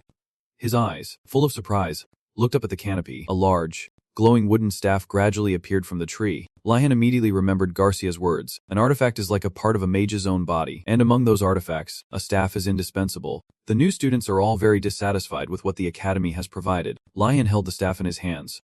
Stunned, one of them, had just received his very own staff. Everyone was extremely shocked to see him receive the staff. Is it alright?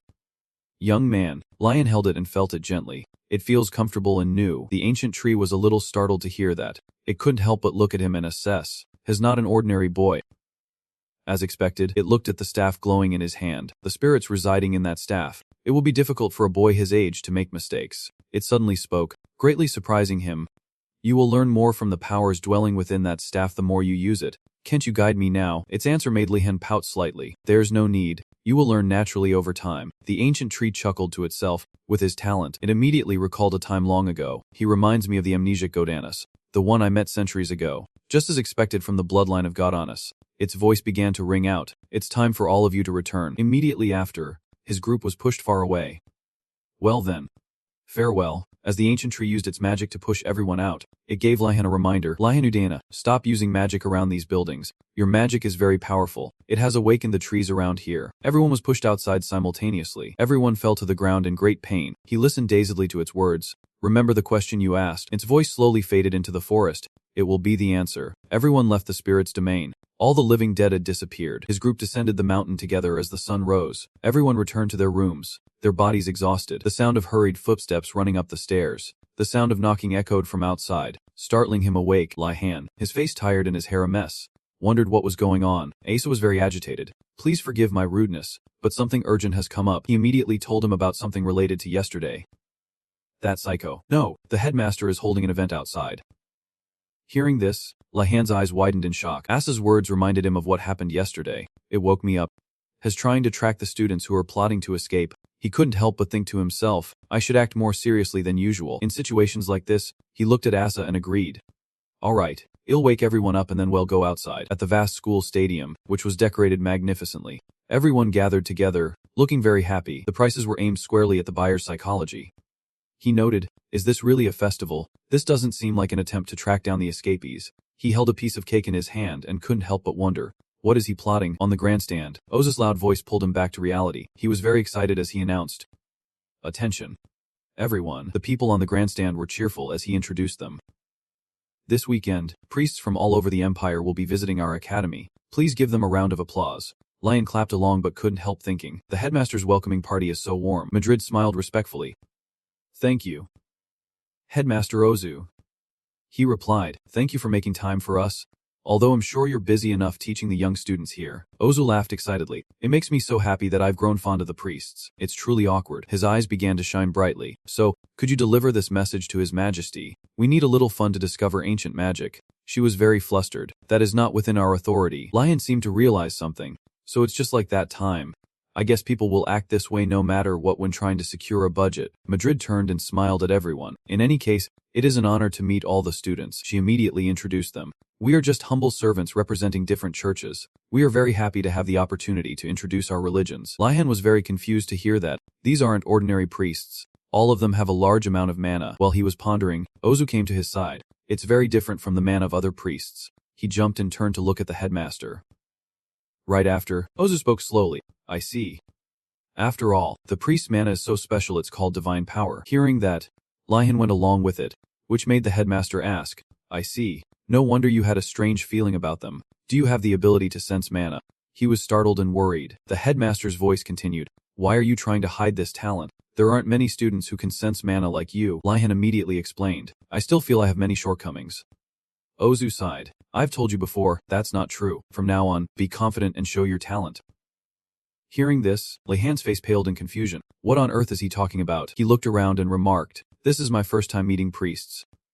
Ozu sighed. That's not very surprising, since you're from the Waden family. He immediately looked at him thoughtfully. That's because you are like me. You have no interest in faith. We are too wise to put our trust in the divine. Hearing that, Lihan thought to himself, my father said that divine power is just a product of faith and belief. After seeing the strange rumors about my family, there must be a similar rumor that my family hates priests. I have to be careful about my family name with them. Beside him, Ozu started rambling, but these priests are so pitiful. Why do they have to go to such lengths for a bunch of useless students who only care about food? Extremely tempting dishes had been prepared for the party. Lion called out to him softly, his eyes fixed on the food table. He smiled brightly and asked, do you have any recommendations for a faith? Sir, he immediately seemed angry. Did you not hear what I just said? Right after. He paused. Wait, did you say a faith? He immediately turned to look at him. Are you planning to join a religious organization? Ozu looked at his confident Smiling face. He unconsciously clenched his fist. Wondering, it's been a while, but I'm still impressed. Ozu seemed to guess his intentions and remarked to himself, does he think I don't know what he's planning? He intends to join a few groups and take everything they have. He sighed softly. I should just go along with it. Right after, he looked at him with great interest. I really like this kid. So impressive. Looking at the surrounding scene, Ozu grunted. He said, first, I recommend the Prezinga faith. It's a group with a rule of self-sacrifice, so they will surely welcome you. Next is the Colosso faith. Since they worship gods of chaos, they don't care if you believe in other gods or not. Finally, the Capolio faith, which worships swordsmanship, and they would probably welcome a strange kid like you. Hearing that, Lihan was startled and thought, he knows I'm learning swordsmanship. He recalled that day's memory, the professor patting his shoulder. I like you, come to my office. But Lihan thought to himself, I don't have a good impression of professors who pay too much attention to me. Ozu lightly rubbed his head and announced, I have to go now. Lihan immediately replied, thank you for the recommendations. As the headmaster was saying, now I need to see the students being held in the punishment room. I hope you make the right choice. Lihan was still busy saying goodbye. He came to his senses and wondered, what did he just say? Ozu's power flared, and he turned into streams of air. At that moment, he reminded himself, I need to be more careful. Suddenly, Johnner called Lihan's name. She said cheerfully, there you are. Where were you going? Hearing that, he replied, I was planning to visit the Prezinga group. Johnner was surprised. I didn't know you were interested in them. After Lihan continued, I planned to visit them, then Colosso and Capolio. Johnner nodded in understanding. His eyes fell on what she was holding. And what's in this basket? Hearing that, Johnner replied, oh, right, here. Take this. She offered him a sandwich. Lihan asked, where did you get something so precious? Johnner said, from the Flumen faith. They worship the god of alchemy. Then she explained, because my family has given them a lot of money in the past. They recognized me first. He couldn't believe it. What did she just say? Is that possible? Afterward, Lihan lamented to himself, why doesn't my family support any faith? Johnner wondered to herself, what's wrong with him? Then the two said their goodbyes. He told Johnner, I'm going ahead. I'm quite busy today. She agreed. See you later. Seeing two believers discussing in front of him, Lihan cut between them with an apology. Then, smiling brightly, he approached them. I came to learn about Lord Prezinga. Hearing this, they welcomed him enthusiastically. We didn't expect you to come visit us. At that moment, two friends walked by. Confused. Why is he going there? As for Lihan, he was smiling brightly. I've been interested in learning for a long time. Oh guided him. All right, please come this way. Then turned to Digilink and asked, could you help a bit? She immediately replied, coming. Instead, Lihan stood there stunned, looking at the two small horns on Digilink's head, then at her slightly sorrowful golden eyes. Finally, assessing her from head to toe, his mind remarked, that appearance. She's a half-demon. Lihan analyzed, one of the rarest races when it comes to hybrids. If someone has an ancestor who made a pact with a demon, there's a chance one of the descendants will be affected. He once again stared intently at Digilink. Because they are easily isolated due to their appearance, they are often shy. O extended his arm to introduce her. This is Digilink, a new student from the Fire Phoenix Tower. He himself also seemed surprised. I didn't expect any other believers besides Digilink. Lihan expressed his opinion. It's only natural. Once they know of Prezinga's noble will and believe in him, his gaze was firm. There are two important things to remember when joining a faith. Inside the forest, Johnner suddenly discovered a sleeping herb. Seeing it, Lihan was very understanding. She immediately explained excitedly. It makes you sleepy when you grind it up and mix it with water. We should take some. It might be useful sometime. She couldn't help but look at him and sigh. I didn't think we would use it like this. Moving to the middle of the quiet night forest, Giel's group were all unconscious and lying on the ground. Suddenly, shadows appeared and stared at them. Right after, they were taken away. Lihan stood on a hilltop looking down and remarked, all right, they'll disperse soon. He stood up and spoke softly, which confused Johnner. Now, we should finish the rest of our work. Shouldn't we? Lihan immediately shrugged nonchalantly. Scout the surrounding area. We can't turn back after coming this far. His face was serious as he looked ahead. Planning. We need to check how far the academy's walls extend. If there really is a way to escape, by any means necessary. His group immediately regained their spirits and began to venture deeper into the forest. Let's go together. Lihan. Everyone gradually went deeper into the forest, led by Nelia. Suddenly, Ganando tripped on a rock. He immediately fell to his knees. Horrifying Johnner. Lihan approached to ask about him, and he immediately yelled, are you okay? I'm so hungry and it hurts. He immediately looked at the person beside him with a hint of worry. Deju seems tired. Nelia spoke up to remind them. Lihan, light up a little. I guess since we've come this far without being caught, we're safe. She immediately announced. People seem to lose stamina faster than usual in the dark. Hearing that, he immediately took out his wand. Lihan used a spell, causing the wand to light up the whole area. Seeing the light, everyone started to feel more at ease. Suddenly, a strong wind blew, causing the leaves to rustle. A deep, hoarse voice rang out, surprising him, "Turn off the light. Student, it's making it hard for us to sleep." Hearing that, Lion suddenly spun around and cried out in confusion. Everyone was terrified and looked around. The voice continued, telling them to be quiet. In front of him was a tall, ancient tree, and the voice emanated from it. "I am the one who asked the questions." The voice continued to ring out, astonishing them. "If you answer correctly, you will be my guests. If you answer incorrectly, you will be uninvited intruders." Lian's face showed a hint of worry as he listened to him speak. "I'm reading now." The question rang out. "A dwarf lights 5 candles late at night, but 2 of them are extinguished by a strong wind. This leads the dwarf to get up and close all the windows in the room. So, how many candles are left burning?" Hearing this, he couldn't help but chuckle to himself. This is a trick question. Right after, Lian immediately analyzed. The listener would think there are 3 candles left burning. However, the flames will gradually go out as time passes. He smiled faintly and came up with the result in his mind. So, by morning, the number of candles left will be... Suddenly, Ganando blurted out, "The answer is 5. Lion spun around in horror, but before he could do anything, he heard the mysterious person confirm the answer was correct. Hearing that, he was extremely embarrassed and confused. Lion looked at the smug boy, puzzled. "Wait, won't the flames be extinguished when the candles burn out?" Right after, he heard an explanation that made him even more annoyed. "Isn't it common courtesy to use enchanted candles that don't burn out in riddles like this?" The voice spoke again, "From now on, you will be my guests. However, it would be a shame to end it like this." It made another request, along with a reward that excited him. "How about another riddle? The one who answers correctly will receive my reward." A reward. We're ready. Everyone was eagerly anticipating the second riddle. The riddle began, "There is a giant man in the morning. By noon, he shrinks. In the afternoon, he grows large again, and he disappears completely at night. Who is that man?" After hearing it, everyone was very confused. Thinking about the answer, Lion seemed to have his answer and spoke up. He pointed to himself and gave the answer. "It's a shadow." Right. The answer he gave was completely agreed upon by the other person, which made everyone behind him very confused. Lion immediately remembered his past life. "I heard that riddle quite a few times in my previous life." He recalled the origin of this question. This is the answer that Oedipus, king of Thebes, answered correctly. Even stranger is that every time this story is told, some details are changed, but the answer that humans give to the Sphinx always remains the same. While Lihan was pondering, the voice rang out again. What a bright student. He suddenly noticed something had changed and was amazed. The surrounding scenery suddenly shook and then slowly disappeared along with the voice. "I welcome all of you." Lion held the instruction sheet firmly and wondered, "But is this thing really cursed?" He made a decision in his head. "If I don't feel any effects from the curse, I need to equip more artifacts." One of the devotees said, "Sister Madrid, please let me share Brezinga's burden." Hearing that moved her to tears. "How commendable." Aho and the boy next to him refused to understand the scene before them. Madrid said with concern, "Don't push yourself too hard. It's still early." Lihan immediately disagreed. "This is what I must do." Her and his shouts were so loud they echoed outside the tent. "Fellow believers."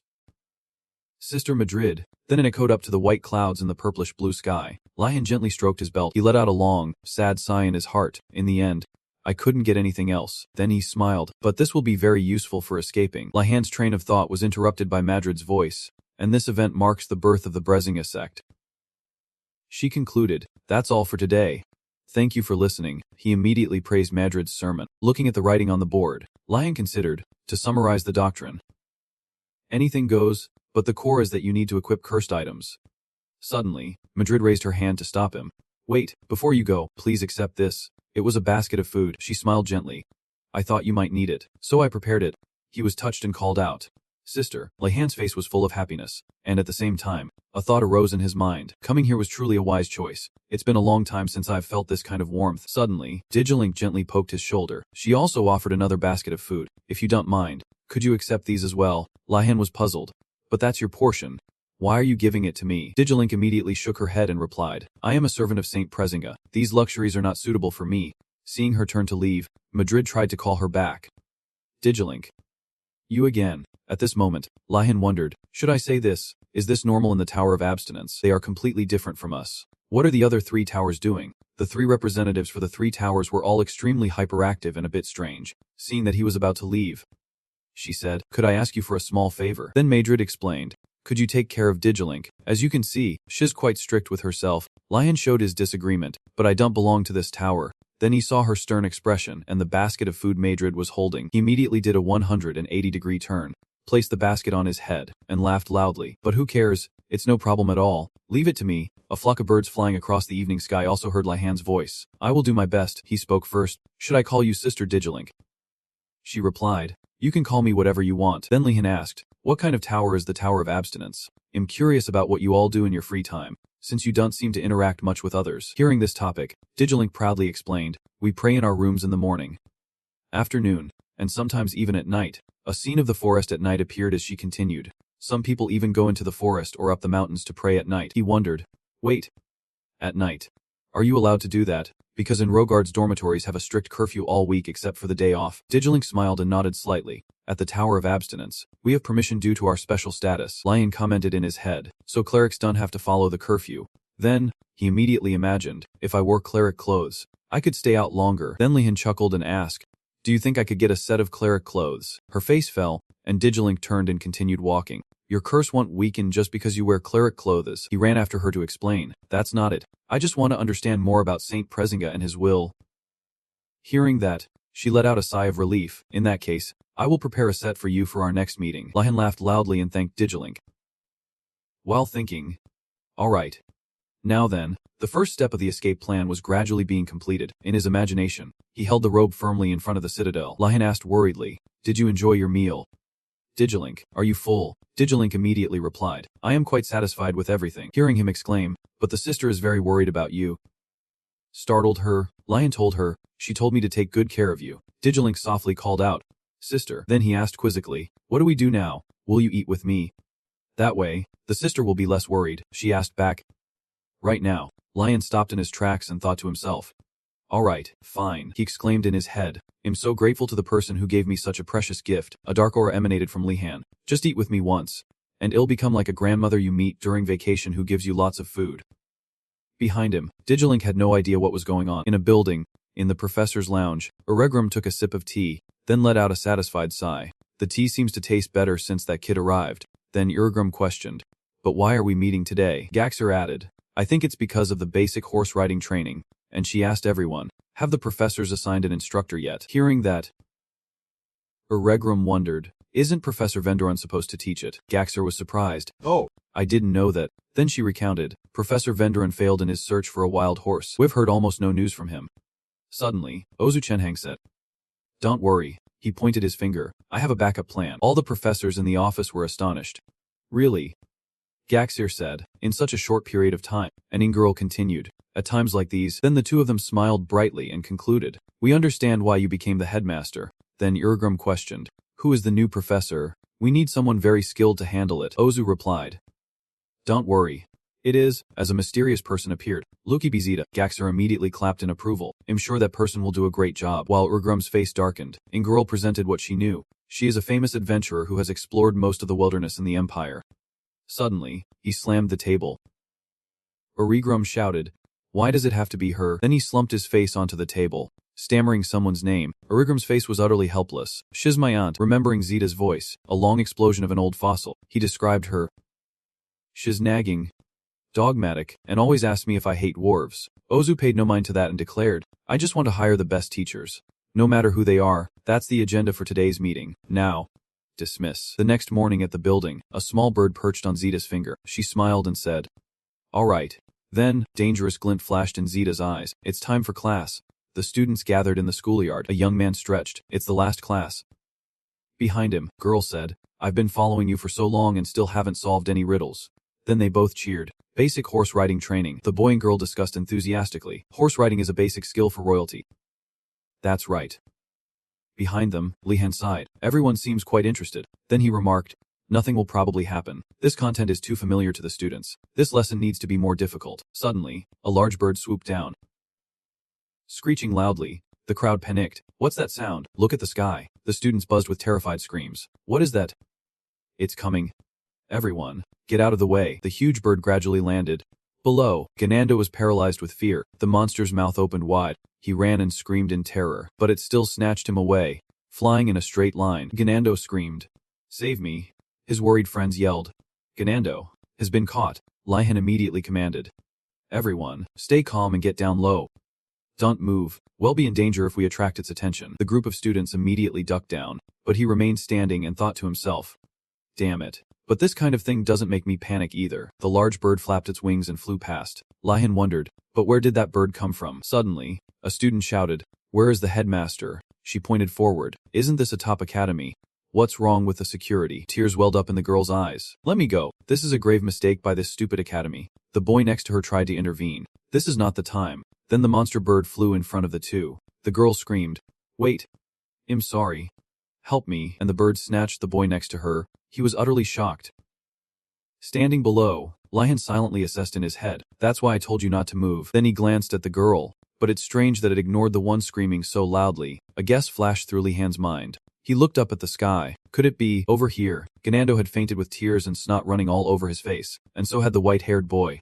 Lihan guessed it was because of their hair color. Covering his head with one hand, he warned everyone, "Quick, cover your hair with your jackets. The bird's targets are those with bright hair colors." Just as Lihan was about to remind everyone, a voice rang out from behind. "You are truly amazing, Lihan. Your ability to make decisions and give commands in the blink of an eye is incredibly admirable." Surprised, he turned his head to ask who had just spoken. The two of them instinctively crouched down to avoid the giant bird's attention. Just as Rona was about to introduce himself, he was cut off by a scream. The group of friends shouted and pointed at him, drawing everyone's attention. It turned out that girl thought he was one of Moretti's cronies and was trying to cause trouble for Lihan. Hearing that, the group of friends wanted to gang up on him and drive him away, causing Rona to confusedly explain, "I have nothing to do with Moretti's faction." "You've misunderstood." When he didn't know how to explain, a hand reached out to stop both sides. Adina's used her status as a princess to guarantee, "I assure you that this person is fine." Everyone was surprised that she stood up to protect him. Seeing this, Lihan asked directly, "Do you two know each other?" Only then could he properly introduce himself. "I am one of the knights under the princess' command. My name is Rowena." When Lihan heard his introduction, he was extremely surprised because no one was allowed to bring servants or bodyguards into the school. Then he suddenly understood. Every rule has its loopholes. A person may not be allowed to bring a servant, but the academy can't do anything if that servant joins as a student. The law can be bent this way to bring them in. Seeing Adina's bring Rowena into the academy, Lihan looked up at the sky, his eyes on Ganando, who, despite also being royalty, was being carried away by the giant bird, and felt sorry for him. Rowena spoke to him, "Sir, I would like to ask for your help." He understood his own abilities well. Although the bird seems to have slowed down, we can't predict when it will act strangely again. Rowena's expression was extremely serious as he came to a conclusion. He wanted to ask Lihan to command the students and stop that bird. Lihan looked surprised and wondered. Command what? He didn't want to be a commander, even showing his distaste for it, but his friends patted him on the shoulder. "Be our respected commander." Lihan sighed in his heart. Becoming the commander of a group never ends well, but no one knew his inner thoughts. They all cheered, ready to wait for his command. Seeing everyone's enthusiasm, Lihan didn't say a word of refusal. He struggled with his thoughts for a long time, finally giving in helplessly, crying a river on the inside. On the outside, Lihan still acted like a commander and gave the order to start with the vanguard. Seeing his leadership posture, Rowena thought deeply. He remembered a few days ago, he had been extremely surprised. The news that the commander of the Azure Dragon Tower was not Princess Adina's, but Lihan was hard for him to believe, because since childhood, Rowena had witnessed the princess' excellent leadership skills even before joining the academy. Not accepting this result, he crumpled the news scroll. Rowena judged with certainty. There must be a reason behind this. I have to verify it with my own eyes. Returning to the present, he still hadn't given up on finding out Lihan's secret. Even though he was still trying very hard to draw up a plan and command, the truth would have been unexpected for Rowena, because Lihan had bought the trust of the other students with just a little food. Thanks to that, everyone was very united and discussed the plan together. Lihan hypothesized that if his own judgment was correct, then he had a solution. Then he asked to borrow from the students. "Before we finish, let me ask if anyone here has anything shiny with them." Seeing this, a female student immediately handed Lihan a mirror. He felt that the probability of success was very high. Before everyone's hopeful and encouraging eyes, Lihan seriously nodded in response. He held the mirror high, taunting the giant bird to attract its attention. "Hey, bird. If you're so tough, come over here. Here's the shiny thing you love so much." The mirror in Lihan's hand reflected the light. The sunlight reflected by the mirror blinded the giant bird. It shrieked in anger and then swooped straight down. Lihan immediately seized the opportunity to remind everyone to prepare according to the plan. All the students united and followed his command, standing in a line to form a wall. Lihan then snuck behind to hide, ready to deliver a finishing blow to the giant bird. He estimated the distance, holding his breath and waiting for the moment the gap was close enough. As the bird swooped closer, Lihan seized the precise opportunity and immediately charged forward. He used his staff and chanted a spell to summon the power of light to attack. The powerful light attack aimed straight for the giant bird.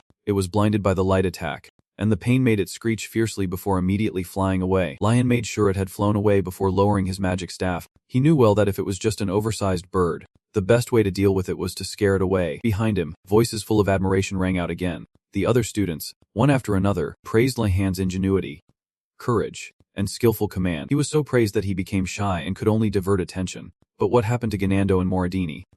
Suddenly, the sound of that bird appeared again, surprising even Lihan. Not only that, but the sound of people screaming shrilly also echoed through the space. Speak of the devil, that bird dropped Ganando and Moradini. Lihan just managed to catch Ganando in time, while Moradini fell on top of another student. Everyone was surprised by the dramatic return of the two young men. While both of their faces were pale and lifeless, the giant bird still refused to leave, as if it was complaining to a figure on a high tree branch. That person gently patted and comforted the bird.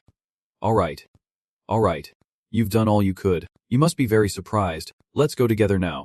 The woman said this and then jumped down from the high tree branch. She landed spectacularly, causing the surrounding leaves to flutter. Zita pushed up her windproof glasses with her hand.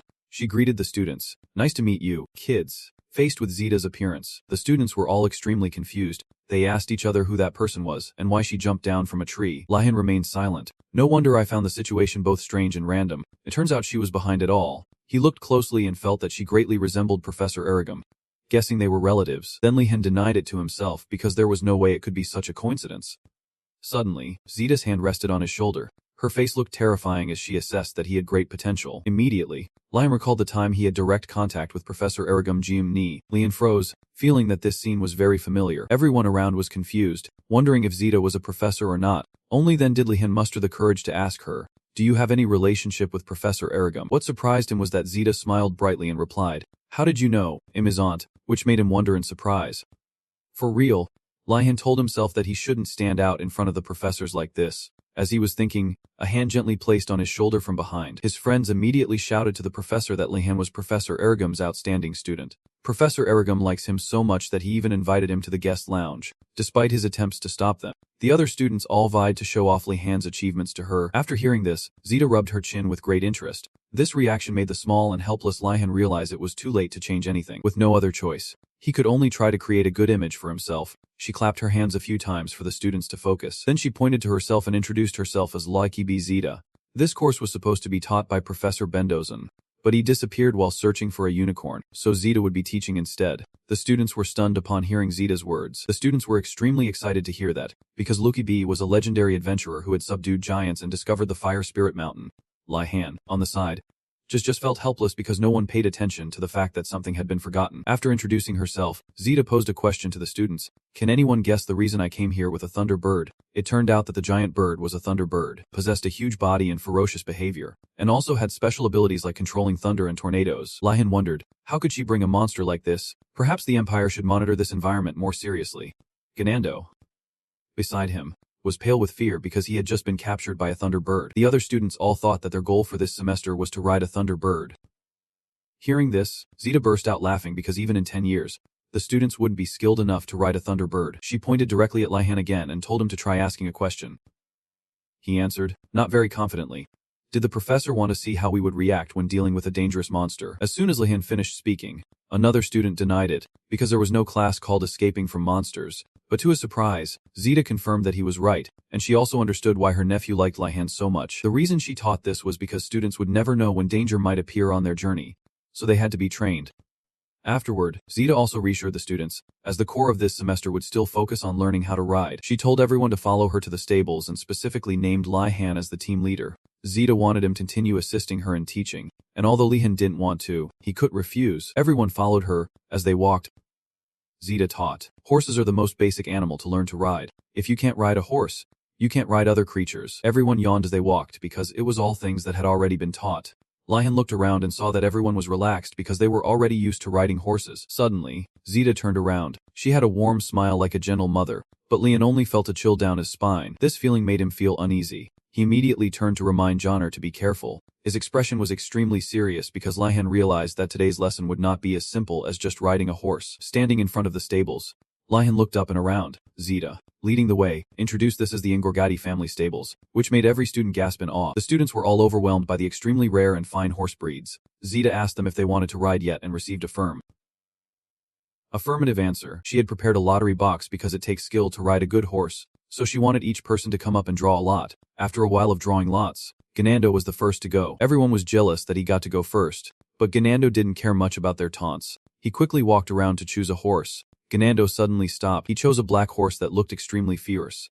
Both Li-Han and Johnner found it hard to understand because it was obvious that the horse was difficult to tame. Ganando didn't realize it at all and still thought the horse was bowing to him.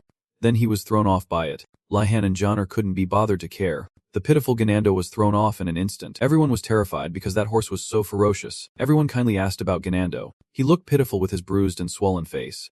But another student took the opportunity to mock him. He said that was the price to pay for choosing a ferocious horse. He then acted all high and mighty and chose a horse that looked gentler. But that horse was not as gentle as it appeared. It bit his head in the blink of an eye. He cried for help, but the other person didn't care, and even criticized him. Those foolish blue dragons always like to talk but have no ability to tame horses. Before he could finish, he was also repeatedly bucked off by the horse. The arrogant guys were terrified because every single horse was extremely ferocious. Li-Han witnessed everyone and immediately came to a conclusion. The horses were all ferocious, even with the female students. Only then did they realize that it wasn't going to be easy. All the horses here were extremely violent. Zita observed this scene and laughed heartily. She reiterated the goal once again: to learn how to ride a horse. And the first exercise Zita gave the students was to become friendly with all the horses here. Li-Han was kneeling in front of her, next to a blue-haired guy who was also kneeling like him. What the heck? Zita cheerfully waved her hand.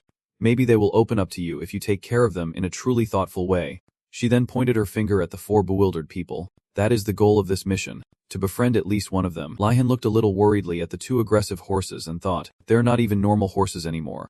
I'm pretty sure she's planning something by giving this mission. First, I'll choose the one that seems the most docile. As he was thinking, a hand reached out. Zita took Li-Han's hand and said, Li-Han, follow me. He forced a smile and agreed to follow her. Li-Han followed Zita to a horse stall. He was surprised to see a pure white steed. She stroked the horse's face with her hand and said with a smile, of course, I wouldn't give an ordinary horse to my nephew's favorite student. I want you to take care of this little boy. Hearing that, a black-haired guy with a grumpy expression became jealous. Why is he the only one who gets to choose such an easy horse? Asa stood behind him excitedly. That's Li-Han for you. The professor even chose the most special horse for him. Li-Han thought irritably. Shut up. You guys. Zita laughed loudly looking at him. Those kids' minds are so simple. She gestured towards the glowing white horse. This is indeed a good horse, but he is also the wildest and most difficult to tame. Li-Han held his head in frustration as she fed the horse grass. Taming a monster might be easier than taming this boy. I know this might be a difficult task for a first-year student. He turned, clenched his fists excitedly, and said, so that means I'll get extra help. Zita gave Li-Han a thumbs up and smiled. But for you, someone who can tame a whole thunderbird by yourself, this should be a piece of cake. He cried silently in his heart. Damn it. This is why you shouldn't stand out. The scene changes to a log cabin. The door slowly creaks open. Arigam, terrified, forced a smile and suddenly started to stutter. Auntie, what brings you here? Zita smiled and waved at him. You should say hello first. Nephew, you haven't forgotten. Have you? Arigan asked timidly. Long time no see. How have you been? Auntie. She walked directly into the house. Let me inspect your house. He watched Zita enter and then invited her in. Arigam's expression returned to normal as he looked up. He asked Li-Han, what's going on? He scratched his head and replied with a forced smile. Professor Zita told me to bring her here, so... Inside, Zita inspected Irigam's house. The house was covered in dust everywhere, causing her to choke on it. Look at this pile of dust. When was the last time you cleaned the house? Living like this, don't ask why you're still single. He held his head in his hands, looking helpless. Zita sighed, lamenting Irigam's refusal to find a girlfriend. You should also think about finding a girl for yourself. When will you stop living so carelessly? He broke out in a sweat and replied, I'm thinking about it. Let's have lunch first. Irigam became panicked and asked Li-Han, Li-Han, have you eaten yet? He thought to himself, please say you haven't eaten. Li-Han smiled with a slightly scared expression and replied, my stomach is growling with hunger. Professor, Irigam invited him to sit. Hearing Li-Han's words, Zita said, that's right. You shouldn't skip meals when you're still at a growing age. She cracked her knuckles and looked at the two of them. Irigam, you sit down too. Today, I'll let you two have a taste of Eastern cuisine, he said quietly. Actually, I don't like Eastern food. Zita's eyes were sharp as she held a sharp knife and looked at Irigam. What did you say? Nephew. He immediately replied to her, nothing at all. Li-Han and Irigam were now sitting at the dining table. He covered his face with his hands and sighed. What I worried about has finally happened. Irigam asked him. Anyway, how have you been lately? Before he could finish the sentence, he suddenly slammed his hand on the table and shouted, wait, what's that on your chest? Li-Han looked down at his chest and saw a small, glowing branch. He put his hand inside his shirt, right on his chest. Are you talking about this? As soon as Lihan took it out, the branch transformed into a large scepter that emitted a green light. Origam looked at the scepter and said happily, "You've got yourself a new scepter. I can feel the energy of the forest." He asked him where he got the scepter. Lihan was startled, his face froze, and at that moment, the scepter no longer emitted that green light. After that, he told him about where he got the scepter. Origam seemed surprised. "So you just happened to walk into the forest, then happened to encounter an ancient Trent, and then happened to receive this scepter?" Lihan smiled cheerfully and said, "That's right. I mean, if we expect something, life will become a series of coincidences." He didn't believe it and thought to himself, he must be trying to hide something. Zita, who was cooking behind the two, heard it and also thought, he's definitely trying to hide it. He thought back to when he stood before that huge tree. Origam asked him, "So, did that spirit give you a surprise quiz?" Lihan was surprised by his question. "How did you know that?" Origam suddenly crossed his arms and sighed. "Because it is a famous spirit." He thought about that tree. It stands alone in a forest. That tree is quite pitiful, but one cannot deny its vision and wealth of knowledge. He exclaimed in surprise towards Urgam, "So is there anything special about this scepter?" At that moment, Lihan held the scepter and thought to himself, there must be something hidden in the origin of this spirit crystal, some kind of superhuman ability. Breaking from that train of thought, Lihan became excited, his eyes shining as he looked at the scepter and imagined many techniques, like becoming invincible with it in hand, or possessing some kind of soul magic, or maybe some cheating ability that could use a large amount of his mana. At this moment, Zita brought out a bowl of soup. She put the soup down and looked at him. "Of course. There is," Lihan excitedly asked Zita. "Really?" She immediately answered him. "Yes, it can help you become a talented farmer." Saying that, she smiled at Lihan. He was stunned. Imagining himself farming, Origam spoke up, "That's all you can expect from a Trent. It helps you grow plants faster." Hearing that, he lowered his head in disappointment. Zita turned and walked away. He crossed his arms and looked at him. "You mean that's not good? You'll need this ability someday." Lihan replied disappointedly. "Yes, but..." She asked him what he planned to plant. He smiled and answered, "I plan to plant something edible." On a table, there were 2 jars, one red and one purple, plus some milky white jars in a basket. Zita looked at him. "If that's the case, I can help you." Lihan immediately asked her. "Really?" Zita gave a thumbs up. "Follow me after lunch." After lunch, he followed her to a plowed plot of land. Carrying a basket with a few small plants and a small trowel, Zita stood in front. Pointing forward, she instructed Lihan, "The most important types of plants are those similar to potatoes and yams." He held the small trowel in one hand and the basket in the other. Placing it on his lap, Zita turned her head and said to Lihan, "It will take some time for you to harvest, but when you do, express your gratitude to them." He happily listened to Zita's words. As he tilled the soil, he thought cheerfully, "Stay positive." After tilling the soil, Lihan took a plant, put it down, and covered it with soil, thinking, "They said it would help me with farming." Just as he finished covering it, he heard her call, "Lihan, come here with me." He replied, "I'm coming right away."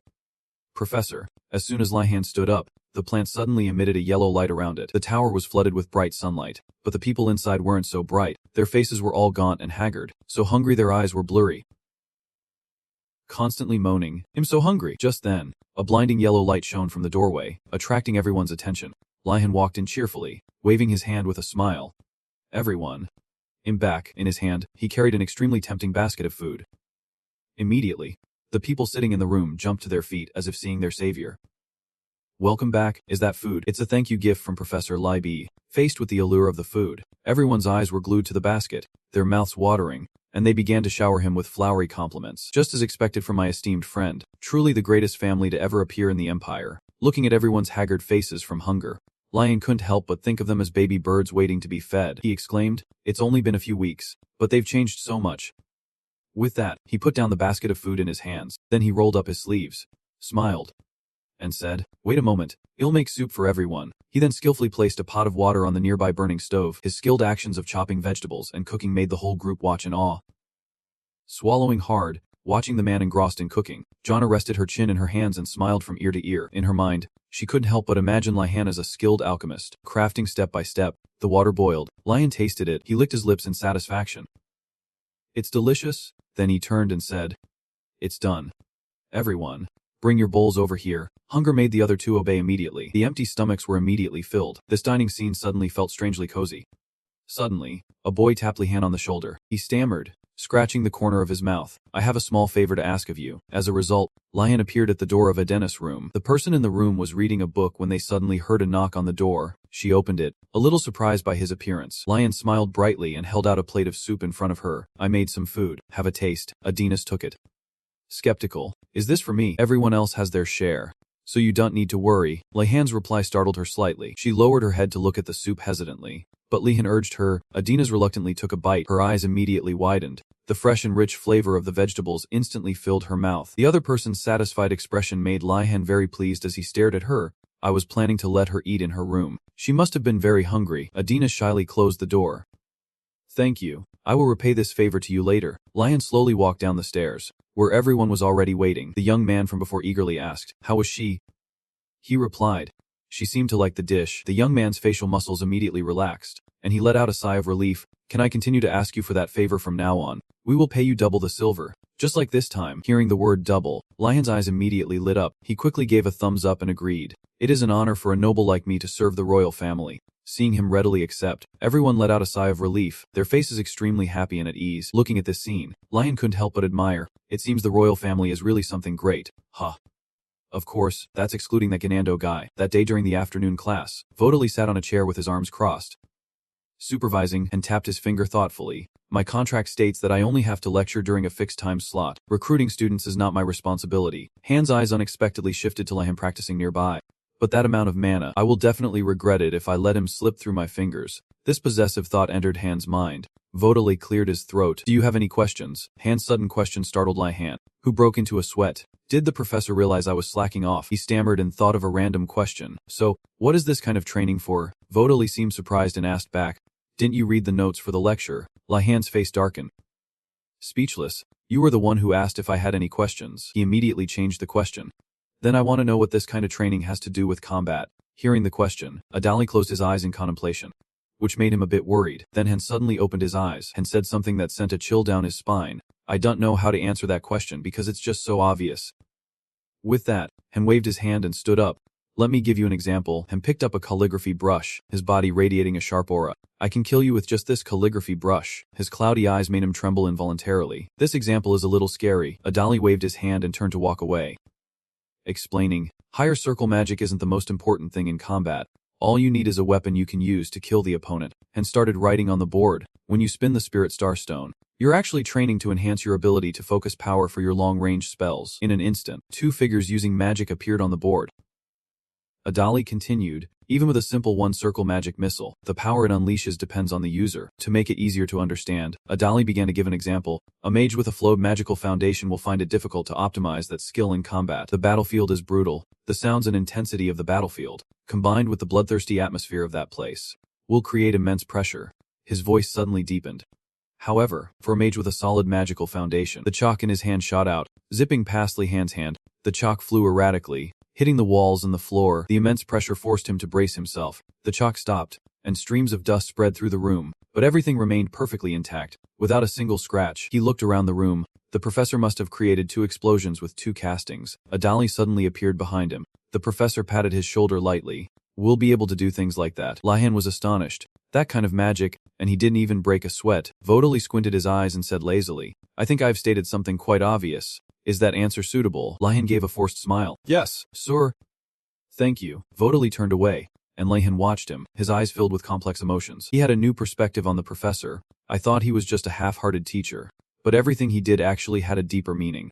Does this mean I can learn something from the professor besides just grades?" The thought flashed through his mind, and he quickly asked, "Professor, may I ask something else?" Vodali turned his head, and he slowly said, "Recently, I succeeded in activating the basic control spell, but I still can't control it." The professor turned around. "Your mana reserve is very large, Han," he admitted. Yes, I get told that a lot." Vodali's assessment made him even more excited. He figured out the problem immediately. He must have some ideas about this. He was a little expectant. Maybe he'll even offer a reasonable solution. "I wonder what method the professor will teach me." Vodali suddenly reached out, grabbed Lihan's wrist, and commanded, "Mana drain." Instantly, a purple aura enveloped him, and Lihan jumped in alarm. Mana drain is a powerful and malicious spell that can absorb a target's mana, yet Vodali was using it on his own student. Lihan cried out in panic. "Wait," Vodali growled. "Stay still." In a moment, he flinched in surprise. Before his eyes was a vast, immense ocean. He froze, his whole body turning pale and stumbling. Before collapsing, frightened, Lihan quickly asked, "Professor, are you okay?" He held up a hand to stop him, his face pale as he said, "I'm fine." Vodali held his forehead. "I was trying to reduce your mana to make it easier for you to control, but I failed. You have more mana than I thought. In fact, normally when a person possesses more mana than they can handle, they can't regulate their power and pass out, just like what happened to Professor Vodali. But it would be absurd if Vodali, a professor at Enroga, didn't know his own limits. Lihan looked down at his hands. If I really have enough mana to make a professor pass out, then how much is it exactly? He chuckled awkwardly. I can't believe such a drastic measure didn't work. I guess there's no other way. But Vodali interrupted him. No, there is still one way. Hearing this made Lihan overjoyed, and his face lit up. But the next question made him freeze. Has the thing you were trying to control ever shot back at you? His expression darkened. No. Vodali raised his index finger. The key is instinct. He then pointed at him. Although it seems difficult to control, as long as the mage's will is linked to the object, you can control it by instinct. These new concepts led Lihan to some strange associations. Wait, does that mean the stone I threw at their heads was also my will? Vodala's voice pulled him back to reality. Instinct is a very powerful thing. To use it, you must practice controlling objects. Excitement welled up inside him again. As truly an expert, I shouldn't have doubted his answer. If I can gradually form formulas like this. Vodali picked up the blue orb and asked, Are you ready? Lihan looked at the spinning orb in front of him. Still not understanding, Vodala pointed to his own chin. I will aim for your chin. Use the basic control spell with all your might to protect yourself. As soon as he heard this, Lihan froze and stammered. Wait. Professor, this is ridiculous. But before he could finish, the blue orb shot straight at his face. He cried without a sound, cursing inwardly in fear. Damn it. You bastard. And so, for the rest of the afternoon, shrill screams of get away echoed through the classroom, but the blue orb controlled by Vodali just kept coming after him. Didn't it? Meanwhile, Lihan had collapsed on the spot from exhaustion. Vodali crossed his arms and praised him dryly. You succeeded. You can now feel the power of control. Though his limbs were exhausted, Lihan still managed a cheerful thank you. Thank you for the training, Professor. But deep inside, he was crying a river of tears. I was a fool to trust this professor. Professor Vodali extended a hand to him. No need to thank me. This is all the result of your own effort. His voice sounded kind, but of course it did, since Lihan had just trained to the point of exhaustion. But he still smiled and took the professor's hand. You're too kind, sir. He helped him up, holding another orb. All right, this is an ordinary iron orb. With that, he held up the orb. Try moving it with the basic control spell. Vodali tossed the orb towards him, his expression unchanging. Although Lihan was confused, he still drew his wand. He pointed his wand and said, Move. The iron orb stopped in mid-air. Professor Vodali then requested, Now try to make it move as I say. Lihan followed his instructions. Up, down, clockwise, counterclockwise. The orb followed the direction of Lihan's wand like an obedient puppy. The professor nodded in satisfaction. That's enough. Vodali shrugged and walked forward. From now on, well practice with the iron orb instead of the spirit star stone. But Lihan asked worriedly, I still can't draw a magic circle with the spirit star stone. Is that really okay? Sir, Professor Vodali tossed him a line. Try doing the same with the spirit star stone. Lihan looked thoughtfully at the orb in his hand. I haven't done this in a while. He waved his hand, and the blue orb flew up. It was so much easier than before that it surprised him, Vodali explained. Mages are born from harsh experiences. He sat down and let out a sigh. The Spirit Star Stone is a tool to help inexperienced mages. You don't need to use it anymore. He glided towards Lihan and requested, Try drawing the circle again with the iron orb. Once your skills have progressed further, I will give you a test similar to what I just did, Vodali said while he was still astonished. But right after that, Lihan's expression became extremely ugly. Startled, he dropped the orb to the ground. Professor Vodali's expression didn't change. He had long been aware that there are two types of people in this world, those who freeze in fear in life-threatening situations, and those who react fiercely and wisely. Lihan was the second type, and thus he had the qualities to become a combat mage. A resolve grew in the professor's heart. If that's the case, I must teach this class in a different, more effective way. The magnificent tower stood atop the hill, splendid in the evening glow. Lihan walked up to Digilink and asked, Have you been waiting long? Digilink shook her head, indicating it was no problem. She then looked at him with concern and asked, Also, you don't look so well. Is something wrong? Lihan, with a withered and exhausted face after Professor Vodali's training, answered tremblingly, Not at all. I'm fine. Digilink handed it to him and said, Here is the priest's robe. Lihan took it and expressed his gratitude. Thank you very much. Then he offered a well-packaged and delicious-looking pastry, saying sincerely, This is a small token of my gratitude. Digilink raised her hand to stop him. Please, don't be so formal. She placed her hand over her heart, showing her reverence, and said softly, Saint Persiga is suffering. How could I possibly enjoy delicious food? Hearing this, Lihan felt awkward. An image of Madrid came to mind as he thought, Sister, this isn't going to be easy. Digilink then gathered her things and continued. It's all right. Please give it to someone who truly needs it, she said as she set down her teacup. Tea is enough for me. As if enlightened, Lihan's face lit up, and he eagerly suggested, Could I make tea for you? Digilink asked doubtfully.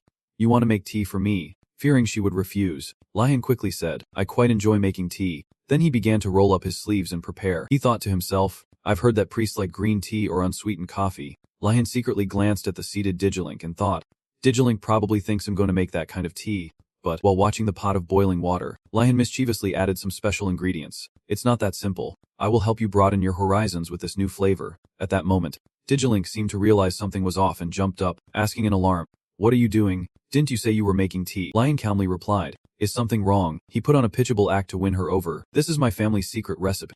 Do you see a problem with it? Flustered by the psychological attack, Digilink stammered an explanation. That's not it. It's not that your family's secret recipe is the problem. Digilink tried her best to salvage the situation, but Lihan continued to act weak and hurt. With tears welling up, so you think my family's secret recipe is wasteful? His indignant face seemed to say, How could you say such a thing? Digilink was swayed by him and didn't know how to respond. Her face fell into a forced smile, dejected and unable to argue further. Digilink gave up and returned to her seat to wait resignedly. Satisfied, Lihan poured the tea into a cup. That's more like it. He brought the cup to her and offered, This is a special milk tea. Try it. Digilink was both excited and curious, yet conflicted and hesitant to change her palate. In the end, she agreed to try it. Immediately, Digilink's taste buds exploded. The deliciousness of the tea left her utterly astonished and captivated. Her body and mind felt enveloped by the tea's deliciousness. Digilink thought to herself, Hidden within the gentle sweetness is a hint of herbal flavor and a refreshing sensation. An enchanting taste I've never experienced before is spreading in my mouth. As Digilink was lost in the flavor, Lihan observed her expression and thought excitedly, Great, it's a success. He continued to think, Allow me to make the next tea. The process of making the new tea began. Add sugar, nuts, and cocoa powder to boiling water, then add milk and stir. And finally, cornstarch, to create the Warden family's special cocoa tea. Digilink looked at the new cup of tea with apprehension, questioning her existence. She confirmed again, Isn't this soup? Not giving Digilink a way out, Lihan used his old trick again. It's tea, my family's traditional tea. Frustrated, Digilink accepted. All right, please stop with the nonsense. A moment later, she bravely took a sip and was immediately and endlessly amazed. Digilink drank non-stop while Lihan watched with amusement, thinking, How is it? Delicious. Right, a completely new gustatory pleasure for you. He continued to think with a satisfied smirk. Using this method, a scene played out in his head of him, like a devil in disguise, delighting in having tricked Digilink into eating. I will fatten you up with drinks that aren't tea but resemble tea. As evening fell, the cup of cocoa tea was finished. Digilink said with satisfaction, The tea was delicious. Suddenly, Lihan, who had approached at some point, placed a hand on her shoulder. He pretended to be sinister and said, Now that you've had a taste, you want back out now? Will you, from now on, come here as we agreed? Digilink shuddered and replied, You don't have to act so menacing. As night fell, the full moon rose high, shining brightly. The sound of conversation could be heard. Thank you for the tea. You're welcome. I'll see you tomorrow, back at the tower. Where a light was flickering, the silhouettes of two people walked leisurely, chatting. Let's go back. Hopefully, tomorrow's class will be more peaceful. Lihan stood by the wall, waiting for everyone to close their doors before appearing. He whispered to himself, They're back, hiding, Lihan thought.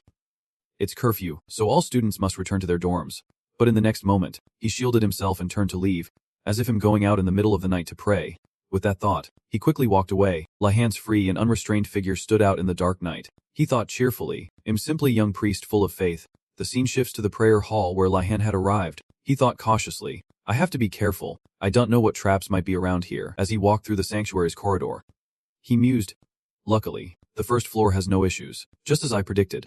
Lihan then recalled a memory. Come to think of it, this is the first time I've been to the grand hall since the entrance ceremony. Lihan carefully observed his surroundings, thinking, First, I need to check the places I've never been. Suddenly, he noticed something strange. The silhouette of Rafford appeared ahead. He watched silently, not wanting to alert him. He was looking around, unaware of his presence. Lihan observed him and thought, Is that a professor? He pulled up his hood for a better view and thought in silent surprise, No. Wait, that's a student from the Black Tortoise Tower. He watched as the boy moved without making a sound. Observing his footsteps, he was sure the boy had been trained. His tribe was generally not welcomed by the Empire. Many had criminal records for theft or were vagrants. He really wanted to believe it was just a prejudice. But seeing the key in the boy's hand, he thought the purpose was all too clear. Thinking they might have the same goal, he approached and threatened him with a knife. Don't make a sound, or I'll kill you. The boy was frightened but obediently remained silent. He smiled with satisfaction, thinking that cooperating with him would be a good idea. A moment later, a reproachful voice rang out. You scared the daylights out of me. He clutched his chest and sighed in relief. I thought you were a professor. I didn't expect you to be a student too. He apologized for what happened earlier, Then he asked for his name, and the boy began to introduce himself. His name was Radford, a professional thief from the Silver Roll Guild. No student intentionally picked a fight with him, but he always felt ostracized. Therefore, he longed for recognition from his peers in the tower. So he began searching for where the Essentials shop was organized, and after a thorough investigation, he found the most likely door. He even used his talents to make a key for the door himself. He held the key and praised him. "You're really skilled," he replied cheerfully. "That's because I spent all my time making it," he asked in return. "But who are you, based on your clothes and actions? Are you from the White Tiger Tower?" He smiled and replied, "I am Lahan Gordanas from the Azure Dragon Tower." Hearing his name, Radford jumped. That notorious high-ranking noble family. Seeing his expression, he quickly reassured him. "No need to be so surprised." He extended his hand and suggested, "We should work together. 2 is better than 1. Isn't it?" Hearing this made him even more scared. He was incredulous. "Is that okay? You're a high-ranking noble." He smiled and pointed to himself. "Well, what do you think I'm doing?" He approached him and asked. "But really," he laughed and said, "we don't have much time. Let's go." He looked at the closed door and asked, "Does the door open?" Radford replied, "It won't open. It's probably protected by magic." He crossed his arms and thought, "Just as I expected. Ordinary methods aren't enough." His eyes landed on the symbol on the door. Looking at the symbol, he was surprised. He told Radford to step aside. He held up the key, which had the same symbol as the one on the door. He put the key in the lock and tried the doorknob. Radford was extremely shocked that the door could be opened. He asked him where he got the key. He said he stole it from the headmaster's drawer. He hadn't told Azam before, but he had found it along with a message from the headmaster. He kept it just in case, not expecting to be able to use it here. Radford looked at him with fear. What kind of person is he? He told himself to be careful because he smelled a trap. The 2 of them slowly opened the door, revealing a downward passage. He said, "Let's go." But Radford didn't move. Suddenly, he pressed his ear to the floor. He heard noises below and detected someone. Hearing this, he was delighted. He now knew where the outside supplies came from. They were transported underground. If they moved goods after curfew, students wouldn't find out. He said confidently to him, "I'm sure the Essentials shop is here. Let's go down." The 2 of them started down the dark staircase. After a short distance, Radford whispered, "We've only just come down, and it's already this dark." Since he couldn't see any more, he wanted to light a lamp, but he was immediately stopped. He warned in a stern voice, "Don't do anything stupid. This is what the headmaster is hiding. There's no way it would be this easy." Hearing him, he found it reasonable. I'm not used to thinking about things like that. He was extremely curious. Who is he? He seems used to situations like this. Radford suddenly recalled the stories. You can't even whisper his name. Princes and princesses hold their breath before him. He can tame a thunder rock with a single spell. Radford grew even more afraid, thinking those rumors were true.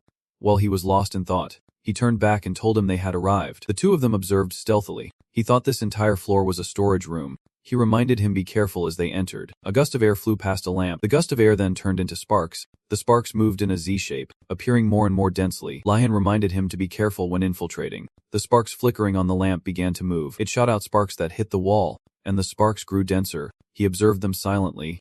Why would something like that suddenly appear? All the lamps have lit up. The sound of footsteps echoed. He was startled when he realized someone was coming. He looked at the approaching person and wondered, are they the people from the warehouse? The person who had just appeared began to check the quantity of the goods. He and Rathford silently watched the person check the inventory. He signaled Rathford to be quiet, thinking to himself, I didn't think things would be this detailed. Suddenly, a voice came from behind. Who are you? Hearing the voice made him freeze. He cursed inwardly. We've been discovered. He and Rathford turned to look at the person whose face was hidden, who had just asked the question. He was tense but told himself to stay calm, to keep a cool head and find a way to answer. He decided to use the light to blind the person, but he was shocked when he saw the opponent's eyes. There were stories that losing one sense would enhance the others, but he still felt it was unreasonable for Ban Peyton to have found them, as they hadn't made a sound.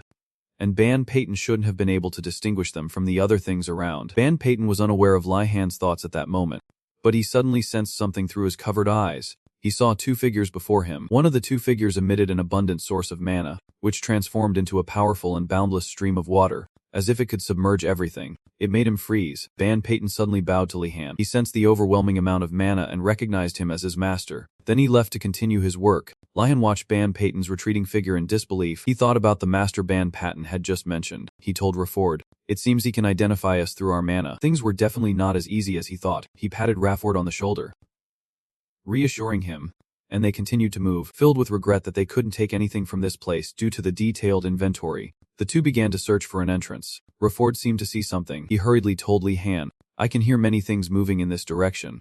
He led him through the turns. He couldn't help but praise him. Your sense of direction is amazing. Even though it's your first time here, he asked curiously. But why were you speaking so formally to me back then? He didn't answer.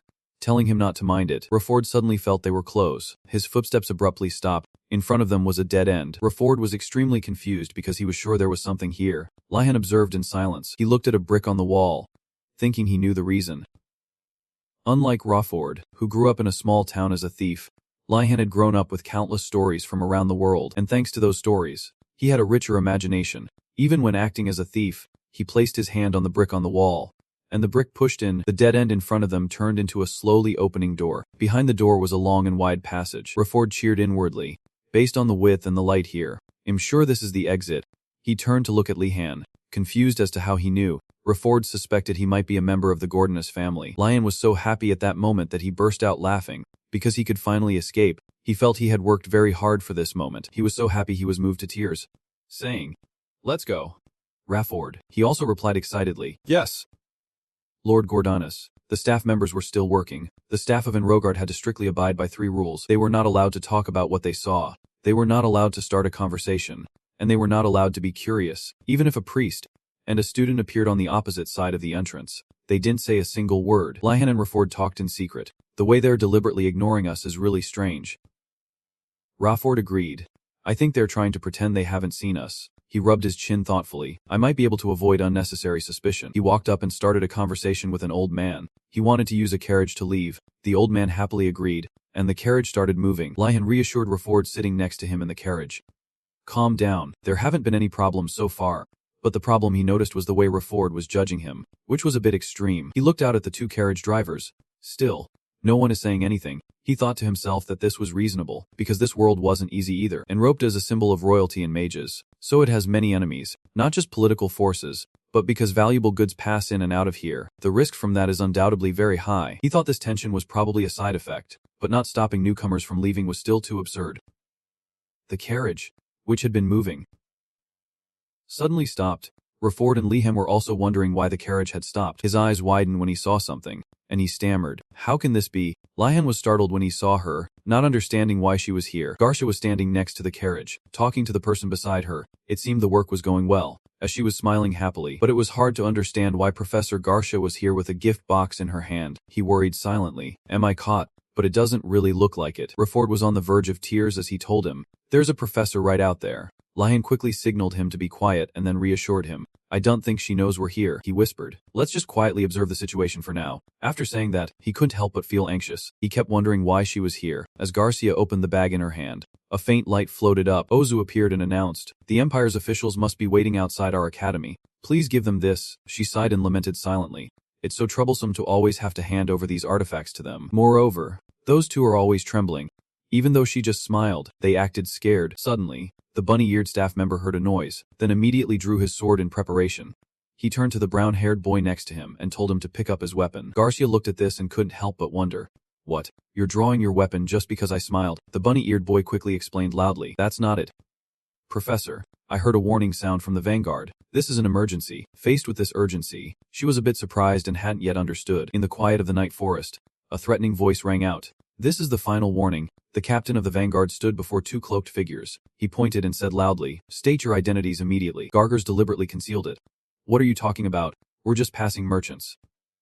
Hearing this, he became even more annoyed and repeated the word merchant sarcastically. The captain continued to shout, you're clearly lying.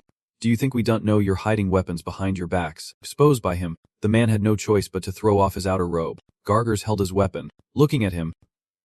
This academy, even the staff are extraordinary. Are you soldiers or mercenaries? The captain ignored his words and loudly ordered everyone into formation. Everyone got into position, raising their crossbows, ready to fire immediately. Following the captain's command, everyone simultaneously aimed at the man in front and fired. However, Gargarzu was not surprised at all. As if he knew this would happen, he had created a protective barrier that neutralized all incoming arrows. Gargars sneered. How foolish. Did you think we'd come here unprepared? The vanguard team became panicked. They're not ordinary bandits. Who are you? Gargars glared at them menacingly. He roared threateningly. You people here are helping those mages bring this empire to the brink of collapse. Drop your weapons and surrender. We will save this empire from destruction. A member of the vanguard cried out in surprise. Oh my heavens, they are the anti-magic faction. They're the ones who always reject magic and bring chaos. Gargars gripped his weapon tightly and growled. I've given you your warning. They charged forward while threatening. We will execute you under the glory of the Twilight Dawn Squad. At that moment, a magic wand appeared just in time to save everyone. It was the Divine Rampart spell, quickly forming a barrier to block them. All the anti-magic faction members were stopped outside the protective circle. They cheered with joy. The professor is incredibly strong, while Gargars was focused on protecting everyone. She felt a little worried. Even though I've blocked them with a magic shield, the situation is still not good. Our opponents are from the Twilight Dawn Squad. They've killed many mages before. It's difficult for anyone to fight them for long unless they are a battle mage. The only thing she could do now was use her abilities to the fullest. Gargars created thousands of messenger birds, she thought. Alert the others and try to hold out for as long as possible. Try to hold on until the headmaster arrives. Outside, they had made a different move, which was to take out another large magic orb. It was emitting a strange form of power. The power emanating from the orb grew larger and larger. It quickly enveloped the entire area of Professor Gargars' group and the vanguard. She was surprised to see the protective barrier fading. Now, Gargars' mana was gradually disappearing, which she couldn't understand. The members of the vanguard also couldn't understand what was happening. She could only say slowly, magic is not omnipotent, because there are many ways to nullify magic, but it's rare to see an artifact that can absorb mana over such a wide area. The more they looked at the orb crazily sucking up mana, the more confused they became. Gargars thought it might be an artifact, which surprised the vanguard member even more. He had many questions. Are you saying that's an extremely rare treasure from ruins and dungeons? Why do these people have it? At this moment, Gargars' mind was in a tangled mess. It's absorbing any mana I gather. I can't maintain the spell anymore. What should I do? Just then, a figure leaped out from behind the bushes. He rushed from behind Gargars and shouted, You fiendish mage. It's time for your punishment. She was attacked by surprise, not knowing when he had gotten there. But suddenly, he froze. Perhaps hit by a surprise attack from behind that knocked him to the ground. The sneak attacker was hit. The rapid succession of events left them unable to process the information. Seeing him lying unconscious on the ground made Gargars' group even more surprised. 10 minutes earlier, Lion was standing nearby when he heard the shout of the Twilight Dawn Squad. He sighed. This isn't the captain's trap, is it? Meanwhile, Rathford anxiously clutched his arm. Warden AC, what should we do? Lion immediately ordered him to hide. Then he leaned in and whispered their plan to Rathford. He still seemed worried about him, but Lion calmly reassured him, I have a plan. Don't worry. His steps became more and more hurried, his mind constantly calculating. The Twilight Dawn Squad is an anti-magic organization. If we don't stop them now, they will cause even bigger problems in the future. With that thought, he became more determined, hiding in the darkness to conceal his movements. Gargarji and the members of the vanguard were still stunned, looking at the man in front of them who had been suddenly knocked out. Lihan approached and called out to the professor, which surprised her. Lihan, why are you here? Gargarja looked around but still couldn't see him. Lihan had to explain briefly. Professor, you just need to know that I'm currently using an invisibility spell. It's a long story. Then he immediately asked the professor for instructions. She quickly understood the situation and hurriedly directed the people behind her. Everyone, hold your weapons. We've requested reinforcements from the school. They'll be here soon. Until then, Lihan, we need you. Everyone quickly got ready to fire at the enemy. Gargarja loudly told him to just hide so he wouldn't get hurt. The Twilight Dawn Squad charged through the rain of arrows like a storm. Lihan was startled by their combat speed. The enemy speed is terrifying. They're all assassins. He was surprised that the professor wasn't using magic. Gargarzi explained, because all my mana is being absorbed. A moment later, she realized, how are you still maintaining your invisibility spell? Only then did he realize it, and a vague idea flashed through his mind. Gargarzia, having come up with a new idea, excitedly told him, it's because your energy is as boundless as the ocean. Lihan, quickly, transfer some mana to me. He agreed immediately. The two of them clasped hands, creating a connection. She could feel the powerful mana being transferred into her, quickly manifested on Gargarzia's wand, surprising her a little. Lion also didn't expect the magic to be that strong. A giant ice scepter materialized from the transferred mana, startling and frightening their enemies. Suddenly, ice shards shot out, flying towards the enemy. The Twilight Dawn Squad panicked and shouted for everyone to get away from it. However, it only aimed straight for the glowing purification orb. The moment the ice shard hit the purification orb, created a shocking explosion. The orb cracked from the immense impact on its surface. Just a few seconds later, it exploded as if it had released all the mana it had just absorbed. Gargarzia was excited. It worked. My mana's returning. She was in charge of handling the other areas, so he could focus on the main objective. The mana source on her staff lit up brightly again. Gargarzia immediately summoned the meat-eating thunder wolves. Some of them were terrified and started running away. Lion just happened to notice something. He felt that, although it was very faint, her mana seemed to still be flowing elsewhere. Even though that artifact was cracked, it seemed to still be moving. He glanced over and saw a strange light radiating from around it. Lahan quickly warned her. Professor, The artifact is still active. The Twilight Dawn Brigade took advantage of Gargarcia's distraction and rushed forward. Everyone. Attack quickly. Don't let that sorceress cast a spell, she cursed in annoyance. Damn it. They approached while I was attacking the artifact. Lion rushed over to support the professor. One swing of his staff also made one of them collapse. They watched their comrade fall unexpectedly and inexplicably. He fell even though there was nothing around. One of them realized. Everyone. Calm down. Someone around here must be using invisibility magic. After that, Lahan took a rather heavy blow from them. He wondered to himself, how can they react so quickly to an enemy they can't see? Moreover, the person in front of him was no simpleton. Lion could feel that the magical energy emanating from that guy was different from the others. Seeing Gargarcia struggling against the guy's comrades, he told himself, I can't let him get near the professor. Lahan pulled his hood up to cover his entire face. After that, he used a spell, I reveal myself in the light. Gargarcia looked at him and sneered. I can't believe the one pulling these cheap tricks is just a kid. Well, teach you a lesson for daring to get in our way. Lian showed no signs of fear and said, do you think him a fool? The next second, he dashed past them and ran toward the artifact. Lahan didn't need to fight them. The members of the Twilight Dawn Brigade noticed his intention and quickly shouted, as heading for the artifact. Get him. Don't let him have it right now. He thought that fighting them head-on would be very dangerous, so he continued to use his invisibility spell. Gargarcia shouted an order, I'll handle him. The rest of you, go over there and attack that sorceress. While they had yet to act, he calmly looked for a solution. Then, he took out a sphere from his chest. Lian swung his arm, and the sphere shot forward, multiplying into countless other spheres. One enemy was hit by his attack. They reminded each other. Be careful. He's using an invisible weapon. He has fighting skills. Don't let your guard down just because as a kid. Lian started to feel a bit uncomfortable. This was completely different from his classes. It felt like his brain was on fire. But I have to focus. If I let up even for a second, my life will be in danger. I'll shoot out the iron spheres. Retrieve them. And repeat. He kept repeating that thought in his head, causing his head to suddenly ache as if it were being split by an axe. Suddenly, drops of blood started splattering on the ground. Was Lian's nose bleeding from overexertion? The moment he realized he was bleeding, his expression darkened. The group of people behind him followed in a line, and behind them were the round spheres, as Lian ran while pinching his nose. He thought. A nosebleed? Don't tell me I'm out of... Before he could finish his thought, he suddenly realized something. He immediately refuted his own thought as a purple light enveloped his waist. Lihan turned his head to look at the group behind him. Or maybe I'm just too focused. He continued running forward with a determined gaze. Either way, I can't drag this on any longer. A light emanated from the sphere behind them. They panicked and shouted, the artifact has been activated again. Lahan turned around and said loudly to the other group. First, I should restrict their movements. A man in full gear holding a weapon rushed toward the sphere. It was Garax. Lahan turned around in alarm to see that guy quickly dealing with the sphere. Garax mercilessly slashed it in half. He suddenly smelled blood and realized something. Garax shouted an order, follow the scent of blood to the ancient artifact. The group of subordinates obeyed and quickly gave chase. Suddenly, the sphere on the ground activated. This is dangerous. He immediately picked up a sword from the ground. Feeling that something was wrong, he gripped the sword tightly in his hand, aimed straight at the person in front of him, and slashed. Thinking, I'll attack them first. A precise slash hit the person, and blood splattered everywhere. Garax saw his subordinate fall and thought, are these wounds from a sword? Did he switch weapons? Garax quickly ordered his subordinates. Has somewhere around here, throw some glowing powder around the ancient artifact. The man heard the order and immediately threw the powder toward Lihan. He reflexively and quickly backed away. His nosebleed mixed with the glowing powder. He was surprised. Thinking, I can see the blood mixed with the glowing powder. Looking at the group before him. Lihan cursed. Do I have to give up on destroying the artifact? He suddenly thought of something. What if I use that? One of them said loudly. Captain, I see blood. It must be that guy's blood. Sir, Garax calmly commanded his troops. Suddenly, Garax realized something. If we follow the scent of blood. He shouted.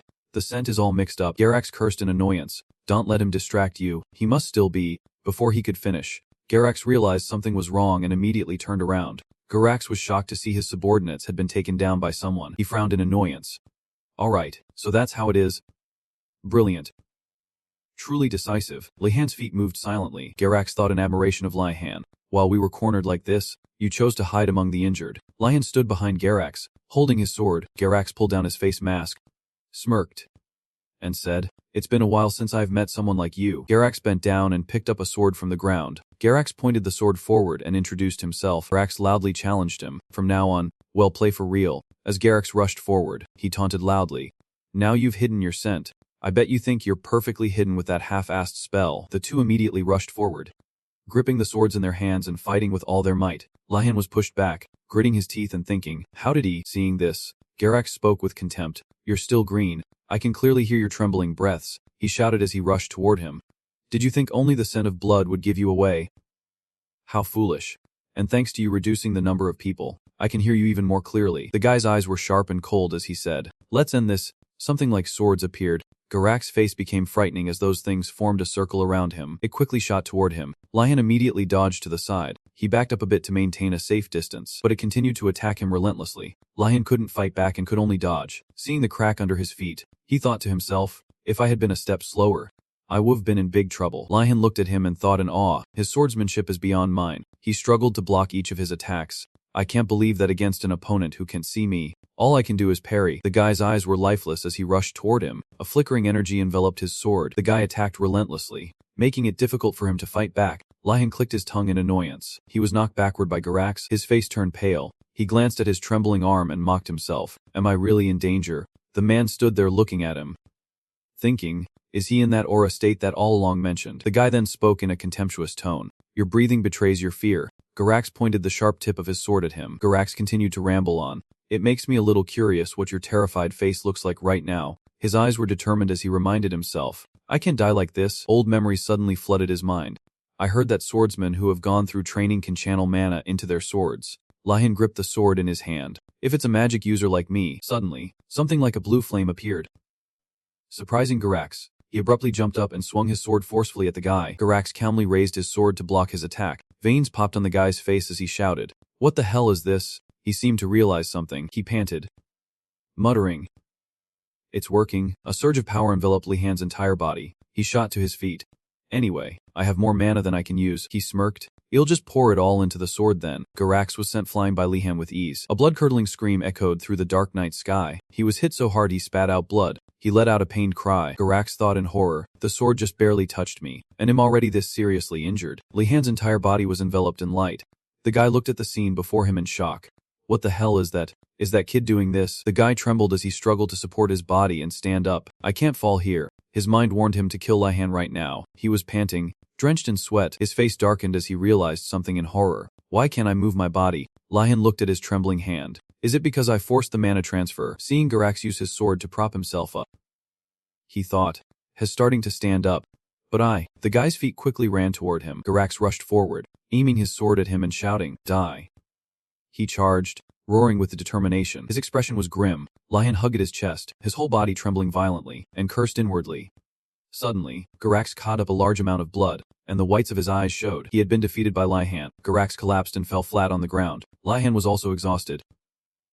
Panting heavily, Garax lay unconscious on the ground. Lihan cautiously looked at the person on the ground, seeing Garax lying in a pool of his own vomit. He thought, he vomited blood and died. My mana-infused attack was a success. Lihan then lay sprawled out on the grass, releasing all the tension he'd been feeling. His face suddenly turned pale. But before that, the professor, a loud voice calling Lihan's name interrupted his train of thought. It turned out to be Garaxer. She was frantically and continuously calling his name. Garaxer worriedly asked about him nonstop, but Lihan didn't hear, still lost in thought. How's the professor? She's surrounded by enemies. Worry was written all over Garaxer's face. He then noticed that the group of people behind her had all been taken care of by her and were no longer able to fight. She said, first, I'll check if you're injured. Lihan looked at this scene and gave a weak smile, thinking, there was no need for me to worry. He looked at the person in front of him with tears streaming down his face.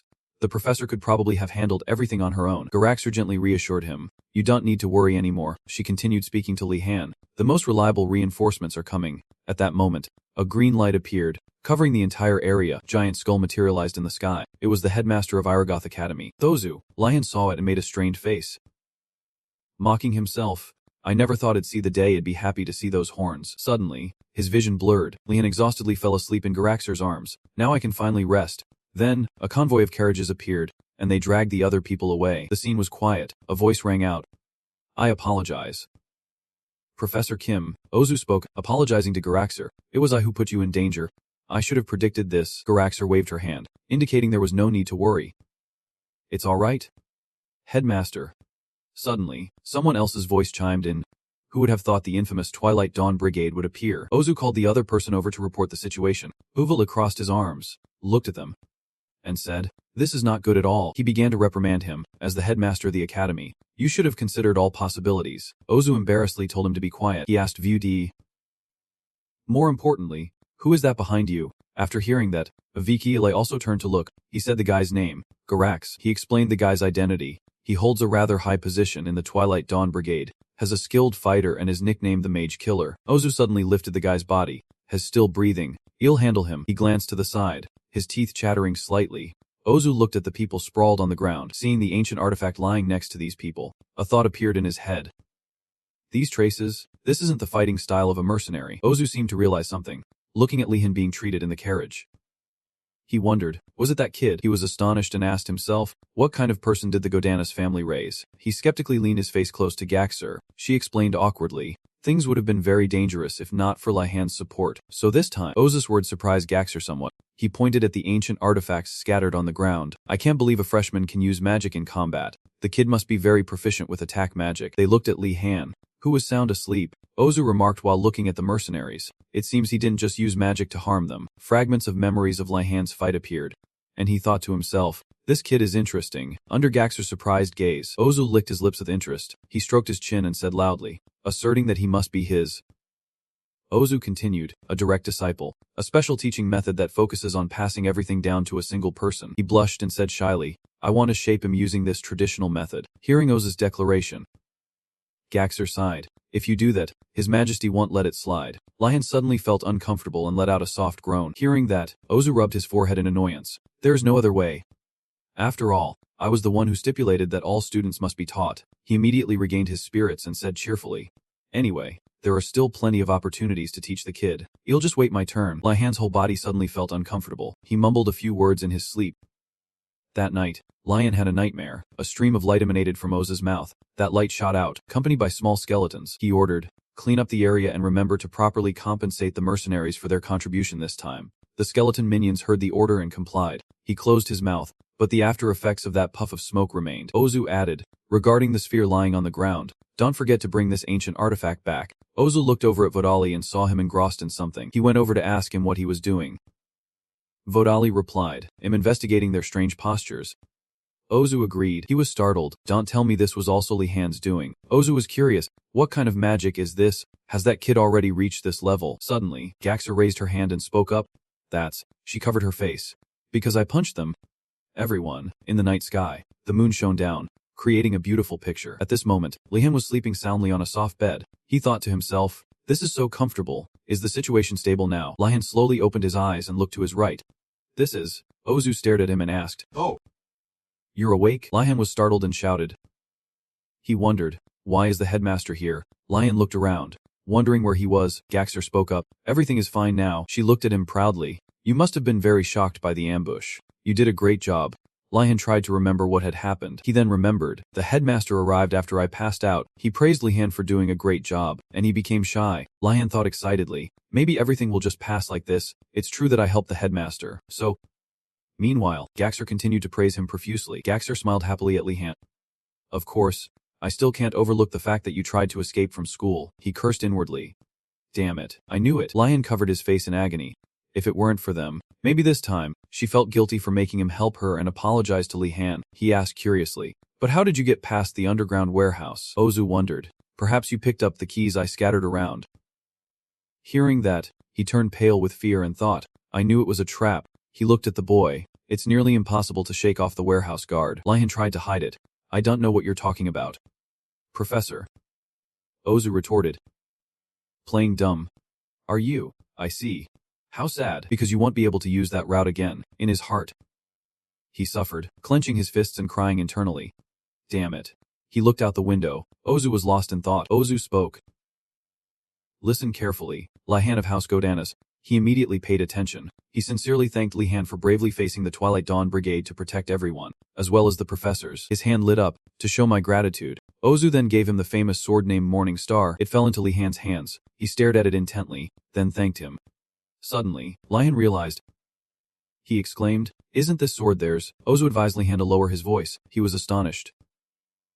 More importantly, his giving it to a student. That wasn't all. He then gave Lihan something else. He was curious what it was. Ozu told Lihan to take this item, and it flew over to him. Lihan immediately recognized it. A pass to go outside. His hand trembled as he reached out to take it. Lihan's face went pale as he held it. Scenes of his happiness appeared. When everyone was miserably asking where Lihan was going, He could proudly say that he was going out. Another scene appeared.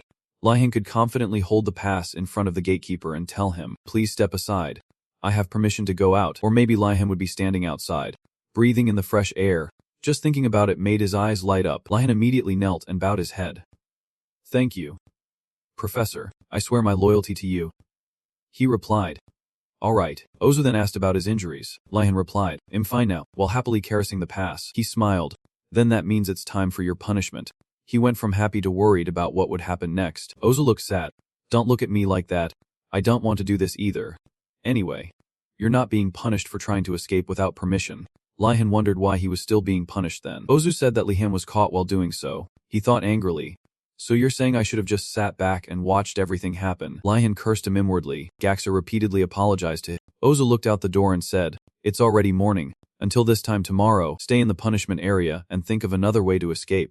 Lihan held the doorknob and thought, "I'm really locked in. Has so strange." He suddenly looked back with a doubtful expression. Lihan observed the room. "So this is the punishment room. It's no different from a dorm room." He lay down on the bed and sighed in relief. "Not too bad. This is much better than when I graduated." At that moment, a skeleton came over and called out to Lihan. He immediately sat up. The skeleton gave Lihan a basket of food. He was surprised when he saw the sparkling basket of food. Lihan couldn't believe his eyes and wondered, "What is this? Why is the meal in the punishment room so good?" The skeleton pulled the magnificent food basket back and asked, "Are you dreaming?" It told him that it was an apology gift from Gaxer. Lihan then asked the skeleton to pass on his thanks to her. It said that wasn't all, and then tons of food flew toward Lihan. He was stunned and motionless. Later, Lihan took a sip of tea. He relaxed in the room, recalling that time. It was a tense battle, and Lihan was lucky to survive. He hadn't even attended a single combat class. Lihan didn't want to think about it anymore. He raised his hand and created a magic circle with great interest. He could now create a perfect magic circle. Lihan noticed he had become stronger than before. His face paled as he thought with some anger. "I ended up proving Professor Volody right. Adversity really does make a person stronger." Lihan buried his face on the table. He was sure he would die if he did that again. Lihan cried and promised that from now on, he would never use mana so recklessly again. Luck doesn't strike many times. "I don't want to die and end up in the newspapers like that." Lihan sighed. That's enough self-pity. He wondered what he should do now. Then he noticed something. Lihan looked at the book on the table. It radiated a mysterious and somewhat frightening aura. He thought to himself that it was worse than being locked in the room. Before leaving, Ozu had given Lihan that book. He hesitated a bit before picking up the book. He had told Lihan to read it when he was free. He was a bit skeptical. Lihan wondered if it was a stick or a carrot. The devil in his mind spoke up. "It's a gift. The headmaster is human too. He must feel guilty." The angel in Lihan immediately stopped him. "It's a trap. There's no way he feels guilty." He continued. "Besides, has not human, has an immortal being." After a period of internal struggle, Lihan concluded that it was definitely a trap and he would not read the book. Suddenly, it opened by itself, continuously flipping to the next page. The book stopped at a certain page. Lihan was amazed that it could open on its own. Before he could calm down, the words on the page jumped out of the book. He was startled and couldn't believe his eyes. The words surrounded Lihan's head. Knowledge was flowing into his head. Lihan wondered, "What is this? What is Ozu trying to teach me?" He suddenly appeared in front of Lihan. He was surprised to be in a strange space and see Ozu. He told Lihan to say it. He wondered what Ozu wanted him to say. He told Lihan to say the name of the spell he was thinking of. Lihan was extremely confused because he had never known what magic was, nor had he ever studied or heard about it. However, a word naturally popped into Lihan's head. He blurted out, "Gunat Eltas Majestic Stride." Ozu smiled. "Correct. You fool." Lihan then returned to his room. He accidentally knocked over the chair. The book returned to its original position. Lihan was dazed, his legs gave way, and he knelt down. Utterly bewildered, Lihan looked at the book. What the hell? What just happened? Did he cast a spell on the book? He fell backward onto the floor and sighed. Lihan gave a bitter laugh and thought, "I couldn't have guessed." However, knowledge about Ghana Eltes Majestic Stride is now flooding my mind. He reached for the fruit basket. Although I don't think I'll use it, it's surprising that magic can be taught this way. Lihan took a bite of an apple, as expected from a skull. He looked up at the lamp above. "I'm sure there's no special reason for this, right?" But Lihan didn't know that the headmaster wanted to teach him directly but was opposed by the other professors. Lihan was startled when he heard a noise and immediately sat up. He looked around, wondering if he had just imagined it. Lihan looked behind him and discovered someone in the next room was knocking on the wall. Lihan stared at it tensely. From the other side, the knocking continued rapidly. The person on the other side asked what year he was in. He didn't expect the person to get straight to the point and replied, "First year." He praised Lihan, saying he must be very diligent, then said that he was a gold, which is the nickname for fourth years. He thought to himself, "That means he's older than me." Lihan greeted the person on the other side. He suddenly thought, "Wait, why is a fourth year here?" I'm banned from going out because I'm a first year. A sense of unease washed over Lihan. But this rule doesn't apply to fourth years. Lion scratched his head in confusion and thought, but I'm in no position to judge. Since I was caught during a robbery, Lion pulled his chair over. The person on the other side was curious why he was in here. Lion explained that he was caught for sneaking out of school. He laughed loudly. This year's freshmen are quite rebellious. Huh. Lion was also curious about the reason why that guy was in here. He told him to just speak casually since they would all be mages after graduation. Lion replied, then I won't be formal. Why were you put in here? The person on the other side thought. I did tell him to speak casually, but I don't know what kind of person he is. He then replied, I'm in here because I failed a test. He was startled. Lion asked, you were caught just for failing a test. Isn't that a bit too much? The person on the other side also pulled out a chair and replied, no need to be so surprised. It happens all the time. He sat down and told him, there were necessary ingredients for a magic test, but I didn't prepare them in time, so I snuck into the headmaster's secret storage and stole them. And I got caught in a trap. Lion realized. So he was caught for stealing. He cried internally, stop paying attention to the details. If you want to live easily in this academy, you should just throw your brain away. Lion fell silent. He looked at the door that was locking him in and thought, the important thing is, I don't want to come in here ever again. Lian asked softly, hey, senior, it seems it'll be hard to use the underground passage from now on. Do you know any other way out? The person on the other side fell silent, then spoke up, you're asking a lot of questions. Why should I tell you? Lian sighed softly, I get it. You want to play it that way? Huh. He then shouted loudly for the skeleton. The person panicked, worried about what Lihan was going to do. A moment later, it was holding a bag of things. A knocking sound was heard at the door. He was scared. At this rate, my punishment period will be extended. Suddenly, sweets and pastries appeared in his hands. The person on the other side was stunned. The skeleton said that the food was from the next room. Hurry up and eat. He was bewildered, not understanding what was happening. A loud scream echoed from the room next door. The person asked, how could you do that from inside the detention room? Lihan smugly sipped his tea. Those things are gifts. He couldn't believe that he was put in detention but still got to eat so well. The person on the other side was curious about who Lihan was. He was anxious. A voice came from the other side. All right, you'll tell you. Which made him overjoyed. The power of bribery is truly great. The person on the other side continued. But I have to make it clear first. This is just something I heard from an upperclassman. I've never tried it myself. Lihan sat down with a thud and thought, so the information isn't certain. However, he crossed his legs, understanding that he had no choice in his current situation, and said, I'll make my own decision after hearing everything. The next day, Lihan and Johnner were walking together on a deserted path. She had come to review the lesson. Johnner looked at him with some apprehension. She thought to herself, I can't believe he's still worried about homework after going through such a big incident. He's always so scary. Lihan stopped, and they both looked up. He said, looks like we have to come here again today. The stables. Lihan remembered the words of the person in the next room. Have you heard about the central tower at the top of the school? Rumor has it that there's a special, little-known confinement area there. It's a confinement area for flying beasts. The professors often let them fly around. Or it's a place for staff to rest their eagles when delivering letters from the royal family. Because those beasts are granted a special blessing, they can freely enter and exit the academy. He looked up at the sky and thought, even if what he said is true, Lihan was worried. If I go, it's not certain he'll be able to ride those beasts easily. He placed his hand on the door, but it's not like there's no chance.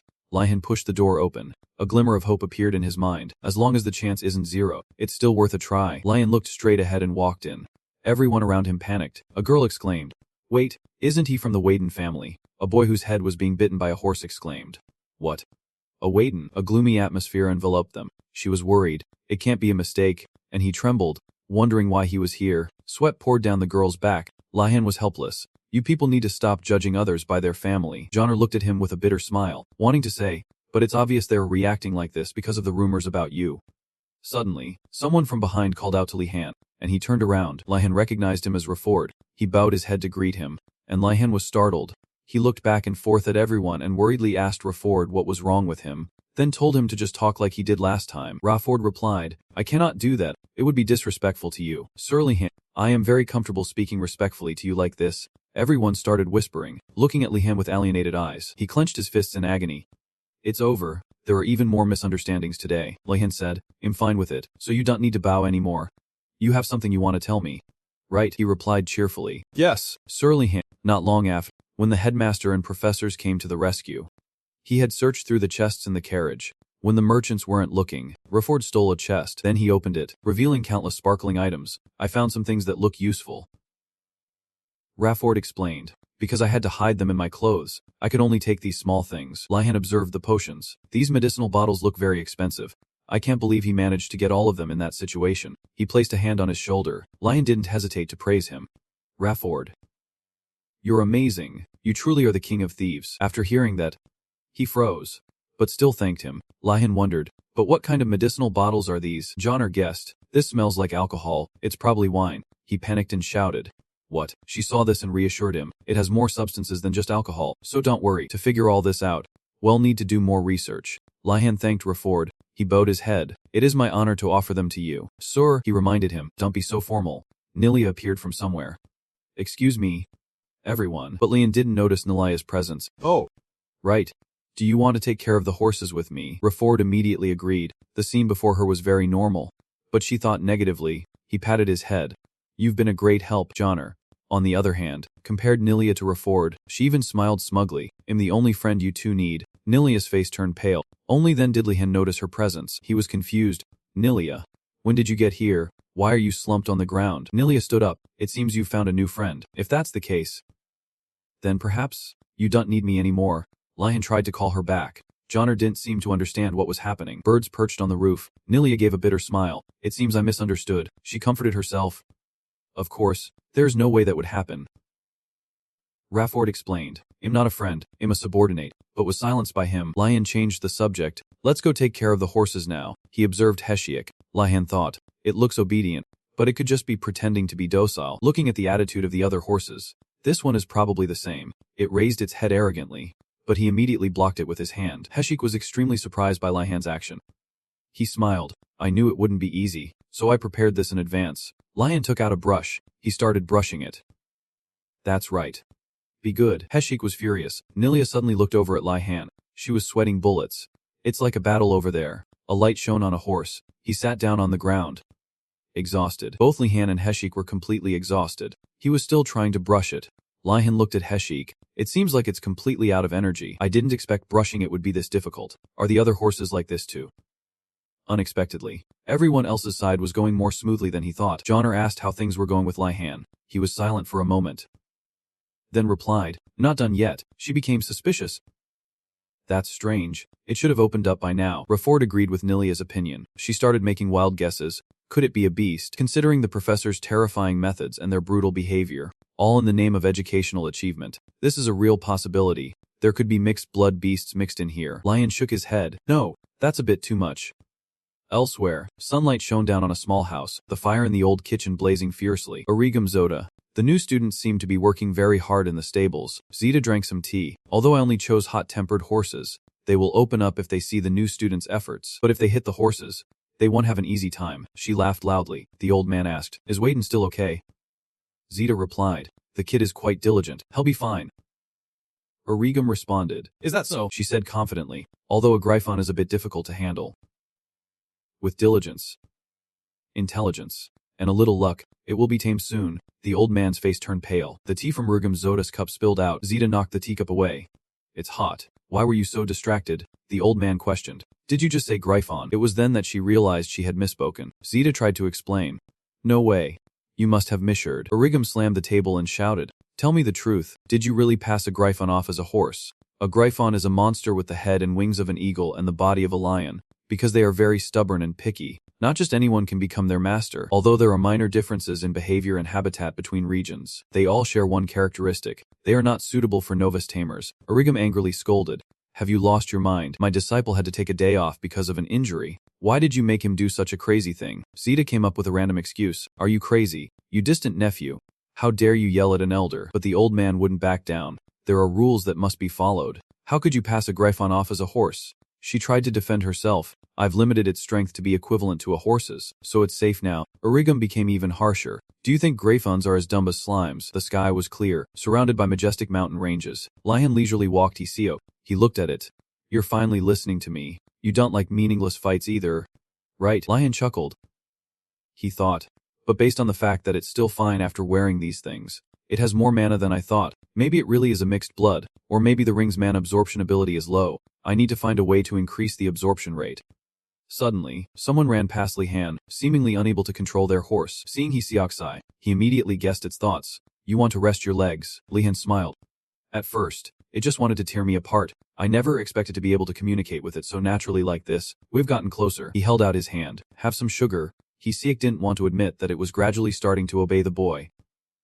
It thought, this sugar cubie is so sweet. I've never eaten anything like this back in the wild. Oh, I can't be like this. My ancient wild blood is reminding me of my dignity. I can't give in so easily, Lihan pondered. Although it's gotten closer to me, I still wonder. He accidentally said out loud, how can I increase an item's mana absorption rate? Siak's face turned pale. Lihan saw its expression wasn't good. What's wrong? Are you tired? The next day, during the morning's basic alchemy comprehension class, a student wondered, why aren't we having our lecture outside today? Someone immediately answered, this place is in the Vision building, separate from the main building complex. The girl opened the door. She observed the classroom. This place is so warm and comfortable. I feel so uneasy. The other guy immediately warned, don't be fooled. The professor might be hiding a monster in the classroom. The boy over here also shouted, everyone, split into groups. We need to prepare in case a monster appears. Another student was worried about Adina's. Princess, we will protect you. Lihan smirked. They're a lost cause. Asa appeared out of nowhere and said, don't worry, we won't lose to them. But he was bluntly rejected by Lihan. Origam reminded them, what are you all doing? Get to your seats. That student immediately obeyed. The student asked, excuse me, Professor, aren't we supposed to have class outdoors today? Last time, you said we would have to gather ingredients in the garden. The old man sighed. Are you planning to brew potions outside too? I know what you all are thinking. But don't worry. Unlike the outdoor classes, the indoor classes are very easy and safe. The students didn't believe a word Uragum said. The old man began the lesson. Now, let's begin. I want everyone to pour water into the cauldron in front of you. Origum lectured, alchemy is a complex art. There cannot be a single wasted step. A person who looks down on the basics can never become a great alchemist. Open your books. We will be making a low-grade mana recovery potion. Lihan opened his book. He read the words inside. This is going to be difficult. At first glance, alchemy seems easier than other arts. Most people think you just need to follow the pre-written formulas. But after trying it, no one dares to say that anymore. Alchemy is like cooking an extremely complex dish, doing everything at once in a short amount of time. You need to prepare fresh ingredients from many places. And memorizing how to process the ingredients and the cooking order are just the basics for getting the timing right. Finally, you also have to know how to stir the cauldron delicately. If you can't manage it all, it's not strange at all. The old man smiled. Just as expected of new students, it's not easy. Origam started to notice Lihan. At this moment, he had closed his book with a calm expression. Lihan calmly stretched out his arms. He began to use a knife to slice the medicinal herbs. Lihan continued to shred the other ingredients. He did everything in a short amount of time, and quickly put it all into the pot. Everything he had just done left the old man utterly astonished. Origam's face turned pale. How can he be so skilled? He looks like an alchemist who has trained for many years. The old man smiled. Unbelievable. They really do exist. Geniuses. Lihan stared at Urgum. He seemed to have guessed what the old man was thinking. He focused on stirring the potion. But that's not it. Professor, in my past life, I had to do similar work. Urgum put a spoonful into his mouth and tasted it. After tasting one spoonful, the old man could feel mana energy filling his body, and he felt very refreshed. Urgum praised Lihan. This potion is very well made. The old man smiled. I can't believe your body contains so much mana that you can't even tell if your mana has been restored. After saying that, Origam announced to everyone that a student had successfully created the potion. Hearing this, everyone was surprised because that person was Lihan. Everyone praised him nonstop. A classmate admired Lihan as truly a genius. Asa spoke. Sienna from the Phoenix Tower also made the potion, but it can't compare to yours. Then he pointed towards where Sienna was standing. Over there, Sienna was still calmly brewing her potion. Sienna belongs to the Snake People tribe and is also a member of the Freemang Temple. Johnner had previously explained to Lihan that there is a cult that worships alchemy. All members of the Freemang Temple are talented, so Sienna is also very gifted. Suddenly, Sienna turned to face Lihan, surprising him. Then, Sienna approached to talk to him. She was cautious. You're from the Gordonus family, right? It's a pleasure to meet you. My name is Sienna. Lihan also replied gently. It's a pleasure to meet you too. Lihan, you don't need to use honorifics. In his head, he thought, I brewed the potion better than she did. Then, the two of them shook hands to become friends. But Lihan felt Siena's hand was very cold, probably because she's a snake person. Sienna didn't expect to meet such a talented believer here, and she wondered if Lihan was taught by his family. He hesitated. Before he could say anything, Urgum reminded him to go back to his seat. Lihan obeyed, postponing the conversation and returning to his spot. The old man stood before the class and announced loudly, although you all made the same type of potion, each individual's result is different, but there's no need to overact. As he spoke, he clenched his fist resolutely. This is just the beginning, because there are many more complex and strange things about alchemy awaiting you all. Lihan stood in a corner and wondered, why are all these professors so good at killing the students' desire to learn? Origam picked up some chalk and wrote on the board that next week's assignment is to bring a vial of Team Spirit potion, and the old man didn't forget to remind them to get the instruction sheet and basic ingredients from the cabinet. Nilia found it strange, thinking the professor would teach them the formula, but instead made them figure it out themselves. Seeing this, Johnner replied, as a professor, he should still teach us those things. Johnner pulled open the cabinet to get the ingredients but suddenly stopped, making Nilia worried. She turned to Nilia. There aren't enough ingredients in my cabinet to make the potion. After checking, Nilia was also missing an ingredient. Seeing this, Johnner raised her hand with a question. Professor, where can we get spirit flower herb? Is it on the upper floor? Origam said casually. What are you talking about? You have to find it yourselves. Both Johnner and Nilia were disappointed after hearing this. Origam then added, the things in the cabinet are all basic ingredients. The spirit flower herb is out there. After saying that, the old man pointed out the window and told them to go find it themselves. The old man was confident that everyone still remembered the lecture from the first class, while they felt let down at having to find the spirit flower herb themselves. Early in the morning, under a blue sky, golden sunbeams shone down on the academy. Lihan and Digiling were sitting and talking. Digiling took a sip from her hot teacup. Lihan introduced it as a special Gordana's family tea recipe. Although it's half soup, Digiling found the tea a bit thick but very delicious. In the distance, a group of people was approaching where the two were sitting. A voice called out, I can't believe we're meeting here. Gordana's. Sienna had a happy expression. I was looking for you. Lihan was surprised and wondered what Sienna wanted with him. Sienna replied, it's just about the alchemy assignment. Sienna then suggested that Lihan join her group to gather ingredients. But in their group, there was still one person who was quite shy. Lihan suddenly stood up and stared intently at the students from the Phoenix Tower. Everyone in the group was scared and hoped Lihan wouldn't look them in the eye. Lihan was secretly surprised. Students from another tower are finally proposing to team up with me. And the whole group at that. Lihan thought it was a great idea. Seeing this, Sienna suggested it would be great if he invited more students from the Soaring Dragon Tower. After saying that, Sienna excused herself to leave. Only then did the group breathe a sigh of relief, as they were scared of Lihan's gaze. Returning to the table, Digilink immediately asked, are you close with Sienna? Lihan was honest. We're in the same alchemy class. Why? Hearing this, Digilink's expression became a little sad. She thought for a moment, then replied, it's nothing. Lihan suddenly straightened up. You shouldn't stop halfway like that. It just makes me more curious. But Digilink felt it wasn't proper to talk behind someone's back, because she felt it was no different from badmouthing Sienna. Lihan was still a little confused. At this point, Lihan grew even more curious, but he knew Digilink wouldn't say it easily. She looked up and saw Lihan take out a statue and place it neatly on a large leaf. Lihan began to kneel on one knee, clasping his hands as if in prayer. Digilink didn't understand what Lihan was trying to do. He clasped his hands and said aloud, it's not good to speak ill of others behind their back, but there's nothing wrong if we're speaking during a prayer. Digilink was about to touch him lightly, but Lihan didn't want to hear her because he was praying. Digilink shook her head in defeat, but Lihan felt it still wasn't enough to make her speak. Lihan continued to pray. Dear God, I almost died when I was ambushed by the White Tiger Tower students. I nearly didn't make it, but... Hearing this, Digilink was alarmed. Lihan continued, if Sienna is also plotting to do the same thing when our group enters the mountains. Oh, I dare not imagine it. And Lihan was sure the gods would still be watching over him.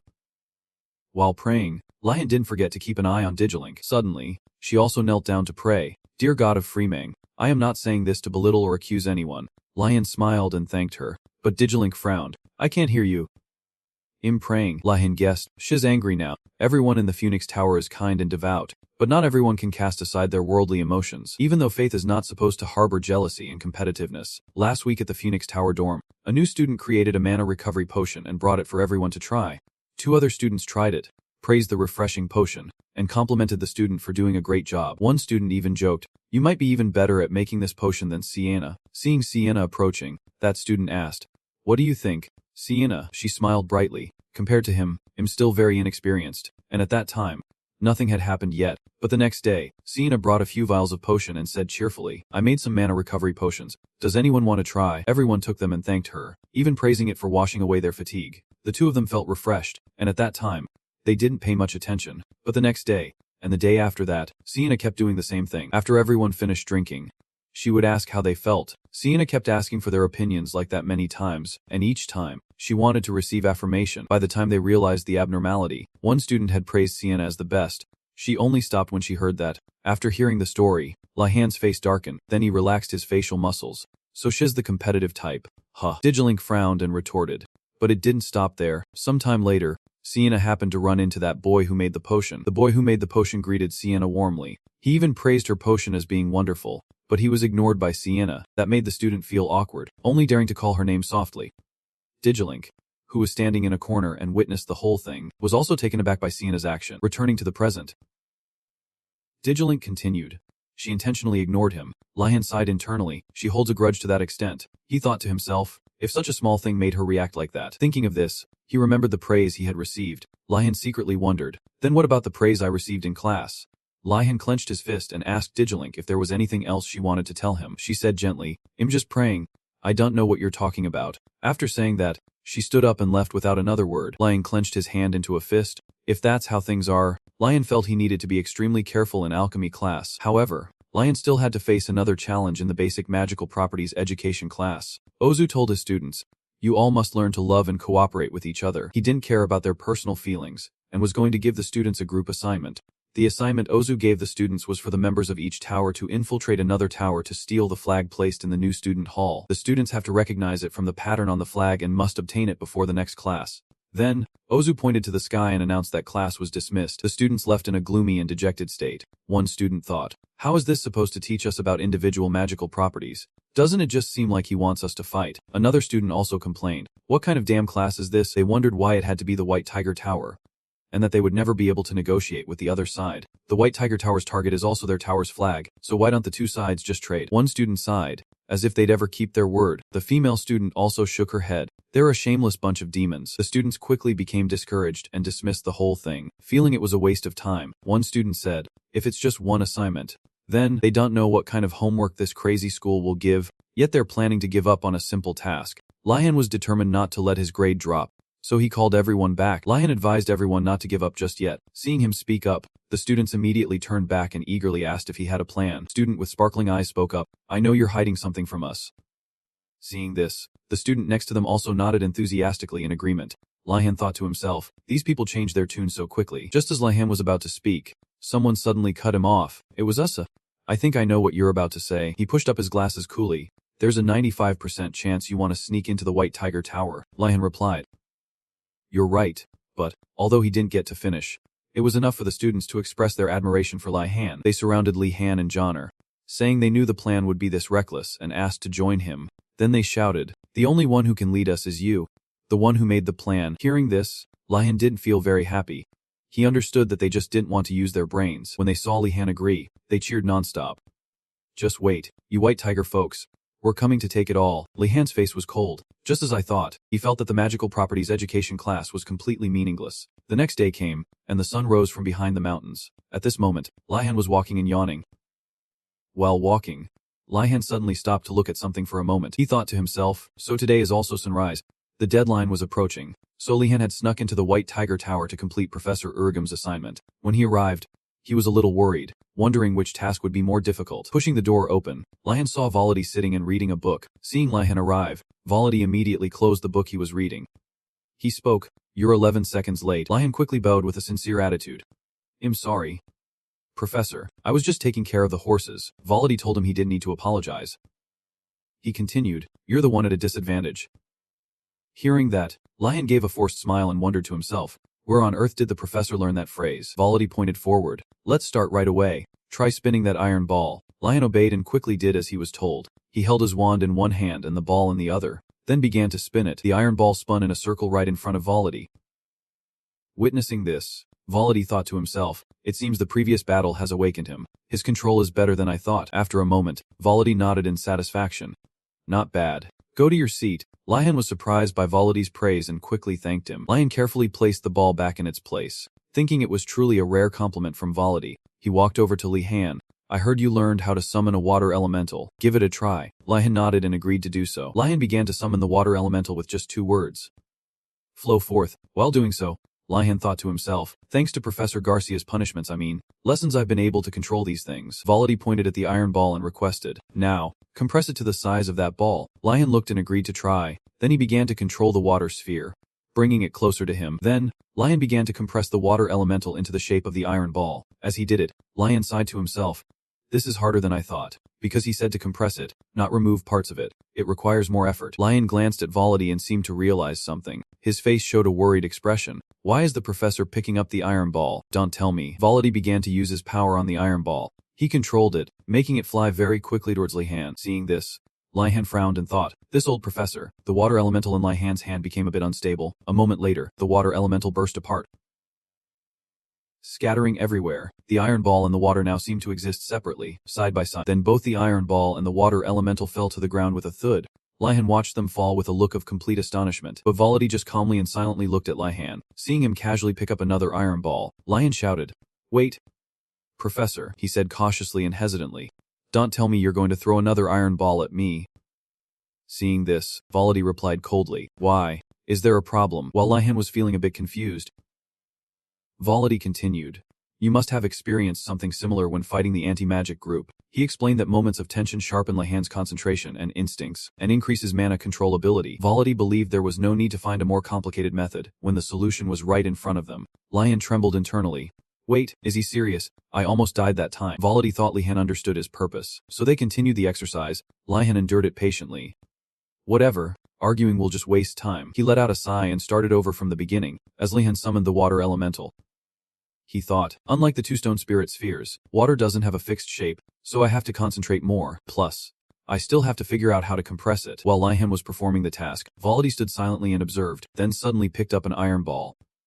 Once again, Volody controlled the iron ball to fly straight towards Lihan's water elemental. At this moment, Lihan seemed to have guessed it, his launching a surprise attack again. I knew it. From behind him, another iron ball was hovering, waiting to attack him. Very quickly, the iron ball shot like lightning, striking Lihan directly in the back. He was shocked that Volody would even attack from behind. Volody gently retrieved the iron ball into his hand. While Lihan clutched his back in pain, he reminded Lihan to focus more. Lihan's face contorted in pain as he affirmed to himself, I'm sure of one thing. A class with a lot of homework is better than this place. In the basic magic recognition class, a group of students was enthusiastically discussing going to the mountains to gather herbs. One student spoke up.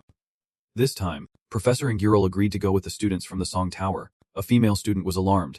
Wait, doesn't that mean? Then the group of students all looked towards Lihan, thinking, that professor is coming for Gordanis too. When they saw the look on Lihan's face and in his eyes, they all assumed he was just tired. The group of students encouraged each other that it would be fine. Seeing their attitude, Lihan thought they wanted to talk to him. At this moment, there was a noise from outside the classroom. Garci entered the class. Good morning, everyone. Seeing her, the students quickly returned her greeting. Garcia stepped onto the podium. Today, we will learn something other than elemental magic. But I'm not the one teaching. I have brought a professor who specializes in this field. Hearing this, the whole class grew excited and cheered. Then a lively discussion broke out. Some liked spirit studies, some liked creating talismans, and some liked healing magic. Garcia called for the professor to enter. A mysterious hand pushed the door open. This professor entered the classroom with an incredibly gloomy and mysterious atmosphere. A few students trembled all over because they felt cold. The professor walked in, stroking his beard. A gloomy, dark atmosphere enveloped the entire classroom, originating from when this new professor entered. The professor cast a gloomy gaze towards the students and said gently, "It's a pleasure to meet you all." Lihan looked towards the professor. The old man introduced himself as Motong. He said that he teaches dark magic. Motong began to elaborate on the arts within the subject, such as soul-cursing necromancy. Besides that, there are also dark elements, poisons, negative energy, and other things. And for the most part, people do not like dark magic. For example, here's how people view dark magic. One evening in a desolate forest, Jonar and Ganando were trembling in fear. He shivered, grabbing Jonar's shoulder and stammering, "What do we do? We're lost. I'm so scared." Strange hand rested on Ganando's shoulder and asked softly. Both of them were startled and screamed in fear. It turned out to be Lihan, holding a glowing stick. "Are you too lost?" Ganando asked. "A light spell. You're a mage. Do you know how to get out of this forest?" But Lihan refused because he had other business to attend to. From behind Lihan, a terrifying skeleton appeared, and he told them to follow his friend. When Jonar saw the skeleton, her eyes widened in fear. Afterwards, Jonar and Ganando were lying unconscious on the ground. Both the skeleton and Lihan felt awkward for having scared them to the point of fainting. This is how everyone views dark magic. The new students all had the same thought. Why did they come to this prestigious academy to learn this kind of magic? How would outsiders judge them? Seeing the students' strong reaction, Garcia quickly explained, "I know why you're reacting this way, but dark magic is a field full of mystery and holds many truths." As for Motong, the old man just stood there observing without saying anything. Garcia explained that dark magic is just an uncut gem that hasn't been polished, so they must make their own choices instead of hesitating due to prejudice. She hoped to see in the students the spirit of a mage who always strives to discover the true nature of things. Hearing those words, Jonar was a little moved. After that, Garcia smiled happily. Would any student like to be the teaching assistant for today's dark magic class? Garcia's question was met with a terrifying silence. Lihan thought for a moment and was about to raise his hand. Instead, Ganando quickly pushed Li Han's face down onto the desk and whispered, Li Han, what are you thinking? He spoke threateningly. If you hang out with a dark mage, you might end up as one of his undead soldiers later on. Li Han remained calm. Are you really a mage? Li Han felt that dark magic was a hidden gem, and that it would be easy to get a high grade with less competition. Hearing this, Ganando's face turned pale and his voice trembled. You're planning to become a dark mage. Li Han thought his reaction was a bit over the top. Then Li Han stood up and said, besides, becoming a dark mage isn't so bad. Such an unpopular field could guarantee a long life. In the end, Li Han volunteered to be the teaching assistant. Seeing Li Han as a savior, Garcia couldn't help but feel joyful and moved. Li Han also understood how she felt at that moment. Li Han recalled her expression was exactly like a previous professor's, when not a single student raised their hand to speak during an observed class. That's why teaching assistants always had to prepare for such situations and make students read the answers to questions beforehand. Mo Tome thanked Li Han and invited him to the podium. As he walked, Li Han pondered, I've been wondering why the classroom felt so cold on my back, and Li Han had secretly figured it out. This professor was emitting a large amount of negative energy. Natural mana doesn't contain elements, but it changes based on the element the mage uses. This type of cold, gloomy mana is the characteristic of a dark mage. Li Han thought to himself, if they all emit this kind of energy, I understand why it's not popular. Mo Tong looked at Li Han with surprise. The old man seemed to sense something special about him. He exclaimed, you have a lot of mana. Li Han also politely thanked. Mo Tong held out his hand to demonstrate. First, a purple light and black smoke emitted from around Mo Tong, and then the old man commanded, rise. Skeleton slaves. As soon as he finished speaking, a horde of undead rose up from everywhere. The undead walked freely around the classroom. Then they approached the students, causing them to jump in fear and scream. They're real undead. A frightened student told them not to push him. Suddenly, the undead took each other's hands. Then the undead held hands and spun in a circle, which confused the students. Witnessing the scene before him, Mo Tong calmly asked for Li Han's opinion. The old man said shyly, I prepared this performance for the students. Li Han also gave a forced smile and praised it. In the distance, Garcia also rejoiced and silently thanked Li Han. After a moment, Mo Tong raised his hand to the sky. That's enough of the pretty magic show. Then he slammed his hand down in mid-air. In an instant, the undead disappeared. A student exclaimed, they are gone. Thank God. Li Han felt that Mo Tong's spellcasting was very fast and clean. He stared at the old man, thinking, but is the professor showing me these things because he wants me to do the same? Mo Tong guessed what Li Han was thinking and quickly shook his head. Don't worry, you don't need to learn this spell. It's too difficult for a beginner. Only then did Li Han breathe a sigh of relief and wish Professor Volody could hear that sentence. The old man continued. First, you can try transforming mana into negative energy. Li Han listened and immediately did as he was told. He quickly took out his wand from his coat and prepared to try. Behind him, Garcia also stood silently. Observing him, she smiled. Even for Li Han, it won't be easy. Mages have to experiment and make countless mistakes to be able to visualize negative energy, because it is a very vague and vast concept. If one thinks of coldness, it becomes the ice element. If one thinks of darkness, it becomes the dark element. Because the concept of negative energy is too vague, it's very difficult to grasp. Garcia looked around at the other students while Li Han was trying. Suddenly, she felt negative mana. Garcia was completely shocked and turned back to look at Li Han, looking at the mana radiating from him. She couldn't believe it. Li Han's mouth was still muttering the incantation. Immediately after, a stream of negative mana emitted from the wand. Garcia thought in amazement. He did it. The other students were also surprised. He thought, I just need to think of complex mathematical concepts, like hyperbolic geometry or complex numbers. The strength of Li Han, who had lived through 2 worlds, was his diverse imagination. Professor Mo Tong was so amazed he exclaimed. He walked over and praised him. You're quite good. Can you do it again? He replied softly. I'll try. Li Han tried again, and even more negative mana radiated out. Garcia speculated. Oh no, has too good. Having this much talent isn't good. She became worried again. What if he switches to liking dark magic? I can't let that happen.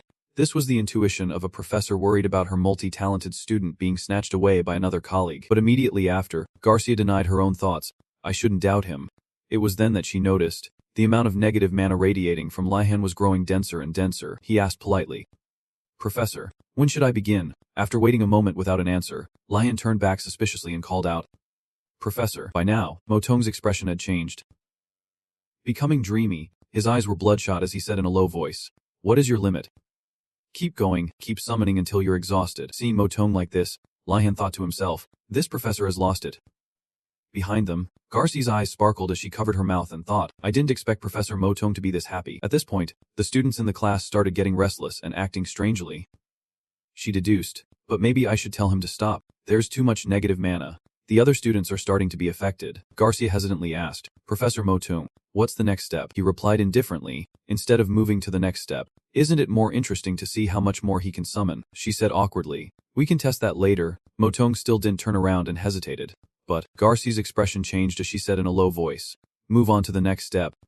Alright, Lihan asked. Professor Motong, what should I do with this amount of mana? The old man raised his wand to guide him. Wave your wand and recite the following incantation. Then Motong recited the incantation.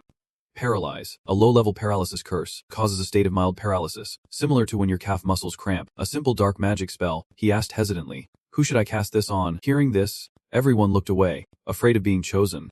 Curses, unlike other types of magic, need to be cast on a target, but Motong pointed at himself. He said with an obvious look, on me. Of course, Lion asked back in surprise. The other student sighed in relief. Feeling lucky, he thought to himself, he looks like a strong wind could knock him over. It's true I've always wanted to try using magic on a professor. But, Lion carefully asked again, am I really allowed to do that? Motong replied immediately. Of course. Hurry up. He imagined a chick trying to peck a phoenix. He sighed to himself, why would a new student worry about a professor? Then, Lion obediently began to cast the spell. The old man stood before him, ready to receive it. Madam speculated, a new student's paralysis spell is nothing to me. Once the kid sees I can block it easily, he'll understand how profound dark magic is. He even imagined Liam looking at him with admiration, kneeling down to beg for lessons. Perhaps everything would happen just like that. Madam wondered, I wonder if he'll come find me after this class. Meanwhile, he told himself, I'll gather it all. Lian focused on casting the spell, and a large amount of mana radiated, turning the entire area purple. Garcia looked worried. Wait, is gathering too much mana? Then he shouted the incantation. Paralyze. Modem was hit by the curse, and his whole body lit up. The old man's body gradually transformed, and his vision slowly blurred. All the students gaped in astonishment. The moment the old man fell to the ground, Lihan rushed over. He worriedly asked, Professor, are you alright? Modem's face was pale, and he was muttering something. Lihan immediately imagined himself going to prison for murdering a professor. Right after that, the old man suddenly pushed himself up from the ground. He shot to his feet, and Lihan looked at Modem in confusion. The old man was expressionless. Then, he suddenly burst out laughing and said, Did you all see that? This is a low-level paralysis spell. Modem didn't forget to praise him. Well done. Lihan thanked him, sighing with relief internally. So the professor was just pretending to liven up the class. Garcio watched from a distance, feeling that something was very strange. Garcio analyzed. A huge amount of mana just hit Professor Modem, even for a professor. Taking a hit like that without being prepared, she hesitantly asked, Professor Modem, are you alright from that fall earlier? The old man immediately turned away and stammered.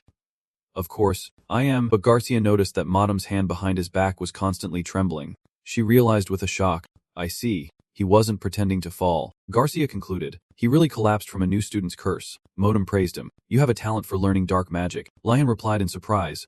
Really? Thank you. Professor, the old man repeated, a great talent.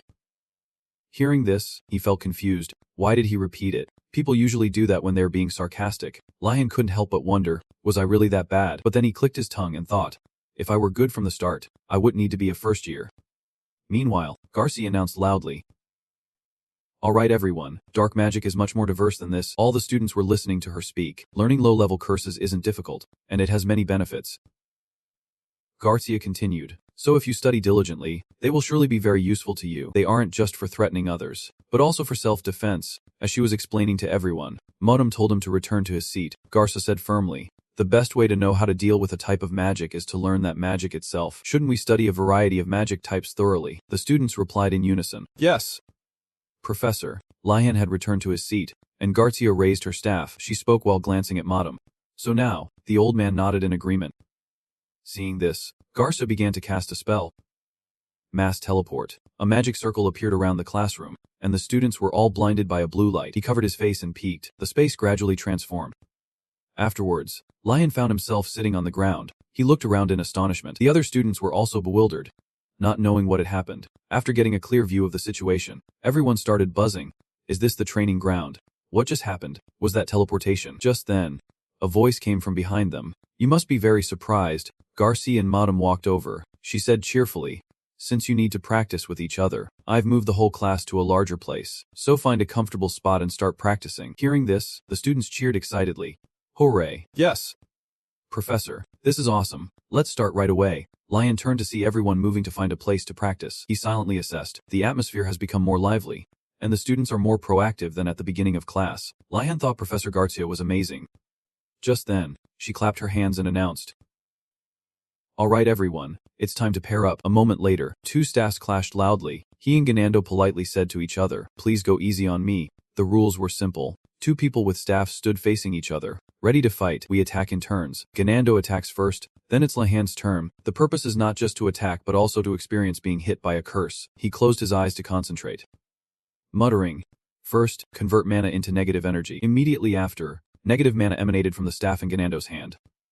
Seeing this, he thought in surprise. He managed to convert it. That was fast. He remembered that Ganando always had trouble with other elements. Lion speculated, could it be that he has a talent for dark magic? He considered another possibility. Or maybe it's because this magic is simple. But he immediately dismissed that thought. Ganando's successful execution surprised Mata. The old man muttered, "That student too." He continued to focus and gather mana. Once he felt it was enough, Ganando shouted, "Paralyze." A stream of dense mana immediately shot towards Lihan. He said in amazement, "So this is what it feels like." Ganando cheered happily.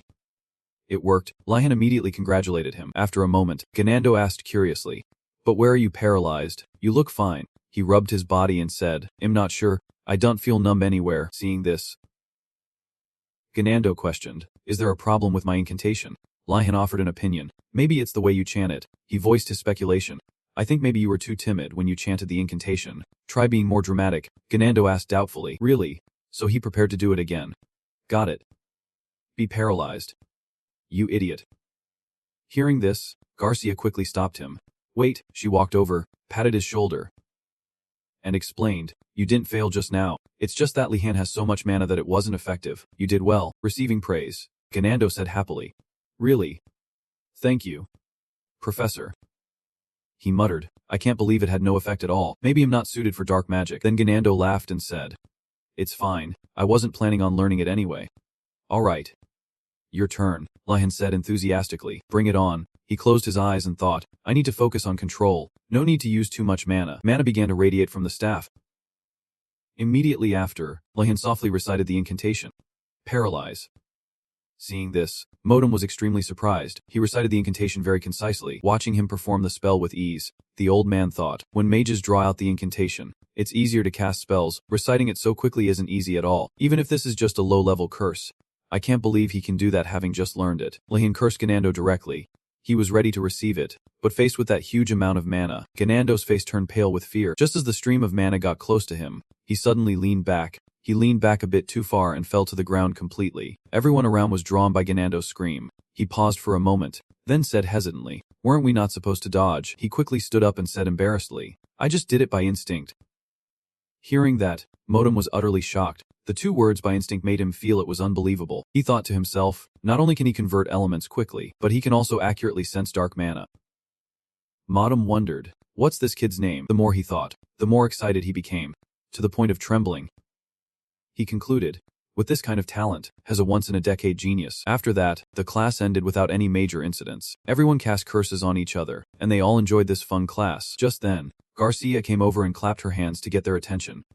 She said, "Alright, you all had a lot of fun practicing, didn't you? Give a round of applause for Professor Modem, today's teaching assistant." Everyone clapped happily. Seeing this, Garcia asked enthusiastically, "So, have you all become interested in dark magic yet?" But the whole class was silent. Only one person said, "A little bit." She then whispered into Modem's ear, "Professor Modem, say something to the class." Only then did the old man speak up.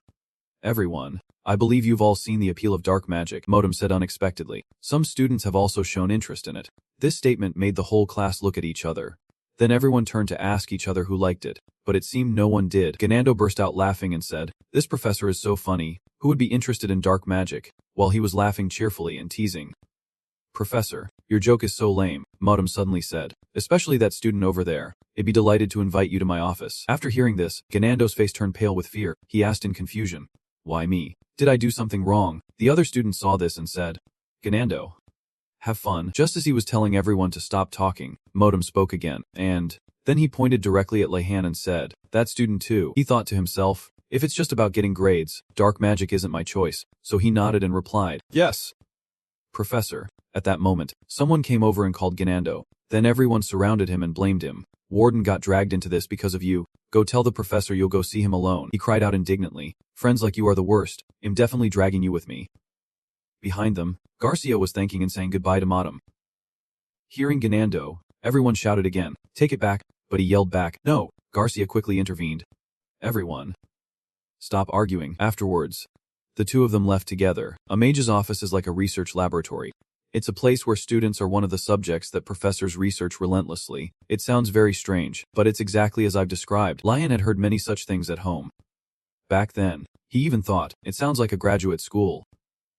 He wondered, does that hell exist in all worlds? Now, the two were standing in front of the tower. Ganando was next to him, trembling with fear, while Lihan stood tall and thought. But today is different. I'm just a first-year student, and this is simply a consultation session. In front of them was Professor Madam's workplace, the Blackstone Tower, seeing the wooden crates with danger symbols and various skulls by the door. He remarked, "Just by looking, you can tell what they research here." Ganando stammered. "What did I do wrong for him to call me in separately?" Lihan comforted him. "Maybe it's not because you did anything wrong," he said aggressively. "What other reason could there be? It must be because of Professor Jimta." Dark mages are all quick to anger, but he didn't pay attention to those words. Sighed. And said, "Let's go in." Lihan walked up, knocked on the door, and called out, "Professor." Immediately, the door opened automatically, slowly swinging wide in front of the two of them. Ganando became even more frightened, trembling as he said, "The door opened by itself." He spoke up to calm him down. Calm down. But it seemed he noticed something. The entire tower was shrouded in a hazy smoke, making it impossible for Lihan to see clearly. He wondered, "Where's the professor?" At that moment, Modem was sitting in his office, receiving the news. The old man said calmly, "Oh, they've arrived." Modem ordered, "Durette, bring the kids here," and immediately refused. "No, the headmaster told you not to approach any new students." The old man hesitated slightly. "Oh, right, that's not good. I can't do it secretly." Hearing this, Durette asked in astonishment, "Professor, have you lost your mind? You just got out of prison not long ago." Modem immediately corrected him. "Wasn't prison. It was the confinement room." Then he waved his hand and said, "Anyway, I've received the news. You can go back," and had no choice but to leave. Modem raised his magic wand. In that instant, spell was cast. Where Lihan was standing, a gust of wind immediately blew, clearing away all the hazy smoke. After the surroundings quieted down, the two could finally see the full view of the tower. After a quick assessment, he thought to himself, "The inside of the tower is more normal than I thought." But when he looked at the desk in front, Lihan paused and speculated. "Wait, that's all furniture made of bone. For dark mages who can control skeletons, bone furniture is the most popular." Suddenly, Modem appeared right at that desk. To the bewilderment of the two, he said gently, "Welcome." The two politely greeted him back. Modem nodded and said, "Have a seat." Lihan glanced at Ganando and saw him sighing with relief. He thought to himself, he didn't realize the table and chairs are made of bone. Did he? The old man smiled and asked, "Do you know why I called you here?" Ganando immediately answered, "Yes, I do." He bowed his head and continued in a small voice, "I think it's because I did something wrong." Modem also said at the same time, "Both of you have a talent for dark magic." They spoke at the same time, confusing each other. The old man questioned, "Wait, what did you just say?" Ganando replied in confusion, "Nothing, sir." Then he wondered to himself, "I didn't mishear that, did I?" He thought pensively, "I have a talent for dark magic." Ganando kept his head down and said in a small voice, "Lihan, you heard it too, right? That I have a unique talent." He replied helplessly. He didn't say unique. He asked hesitantly, "What should I do? I'm not interested in dark magic, but I'm extremely talented at it." At this point, Ganando raised his head, his face beaming with joy, and said, "What should I do?" Seeing this, Lihan thought in disbelief. He went along with it just like that. Modem took out some candy and said, "Eat while we talk." Then the old man explained, "Because you two are very talented in dark magic, I called you here for a little consultation. Dark magic is more appealing than you think." Hearing this, Lihan thought to himself, "I feel like I've heard these words somewhere before." He imagined professors of top fields being very arrogant, often saying things like, "You want to learn from me, with your skill level, so what about professors of minor subjects? The professors in our field are already at the bottom of the social ladder, but even so, they still try to be optimistic and want to move up." He shook the candies in his hand. Feeling sympathetic, this situation is exactly the same. I can empathize with the desperation of professors in unpopular fields. A while later, the two walked out of the tower. Ganando was happily humming and talking. "I never knew I was such a sought-after talent. Oh, what to do now?" Seeing this, Lihan silently judged. "Look how smug he is." Setting that aside, we have other problems to worry about. A few minutes earlier, they had received a gift that looked like a piece of bone. Ganando asked curiously, "Professor, what is this?" Modem smiled and said, "I hope you'll take good care of it." The old man said a bit shyly, "This is a gift from me to you both." Then Modem waved goodbye and turned to leave. He called after him, "But what is this thing, Professor?" But the old man left without answering. Ganando had to say, "Lihan, let's go." He looked at the bone in his hand and thought, the professor didn't say what this is. Lihan silently speculated, "Is it the bone of some animal?" He remembered something. It was also in the headmaster's book. Then Lian came to an unbelievable conclusion. He wants to befriend us by giving us ancient relics, like a surprise gift between lovers. He was then frightened by his own thought. What kind of weird comparison am I making? While he was lost in thought, Ganando suddenly called, Lian. He silently scratched his head for a moment. Then he said, you can't say anything to Maken about this. Lian thought silently. He suddenly remembered the previous incident. Ganando had once said in front of everyone, alchemy is only for servants. What's the use of learning it? Johnner is really... It seems he was worried people would tease him for what he said before. Lian naturally agreed. Of course, you remember to keep it a secret too. We're friends. After all. Hearing that, Ganando let out a sigh of relief, but in his heart, he thought, Johnner is also a friend. I'll tell her right away. On another day, everyone was running and panting, their faces covered in sweat. Inguro ran alongside the students and said loudly, everyone, keep running. Don't stop. He also reminded them, don't forget to feel the mana through your breathing. Lian and Diju ran side by side, both listening to Inguro's words. Your goal is to increase your physical stamina to the highest level by regulating mana. There are countless ways to use mana. One of them is to circulate mana throughout the body to strengthen it and increase endurance. However, this stage was very arduous for them. Everyone was running until they were almost exhausted. He ran up to Inguro and called out, Professor, Lian said while running, I have a question. The man smiled and asked, Lian, what is it? He said bluntly, I have to go up the mountain for something. Could I ask for some advice from you? Hearing this, Inguro looked at him pensively for a moment. Then he turned back and said, it's best if you give up on that idea.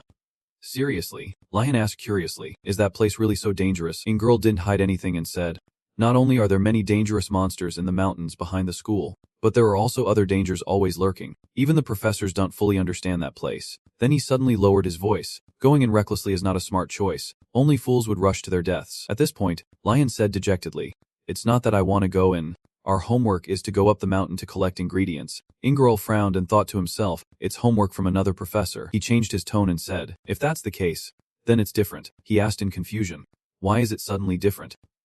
Meanwhile, the other students were still trying to keep running. Inguro didn't answer Lihan's question but asked one of his own, but you don't look very tired. Have you succeeded in regulating your mana? He sensed the mana in his body and replied, not really. Lian said uncertainly, it feels more like I'm releasing mana. The man was surprised by that answer. To be able to release mana from the core and circulate it to every corner of the body, the most important factor is precise control. But Lihan used a different method. He pushed the excess mana out in all directions.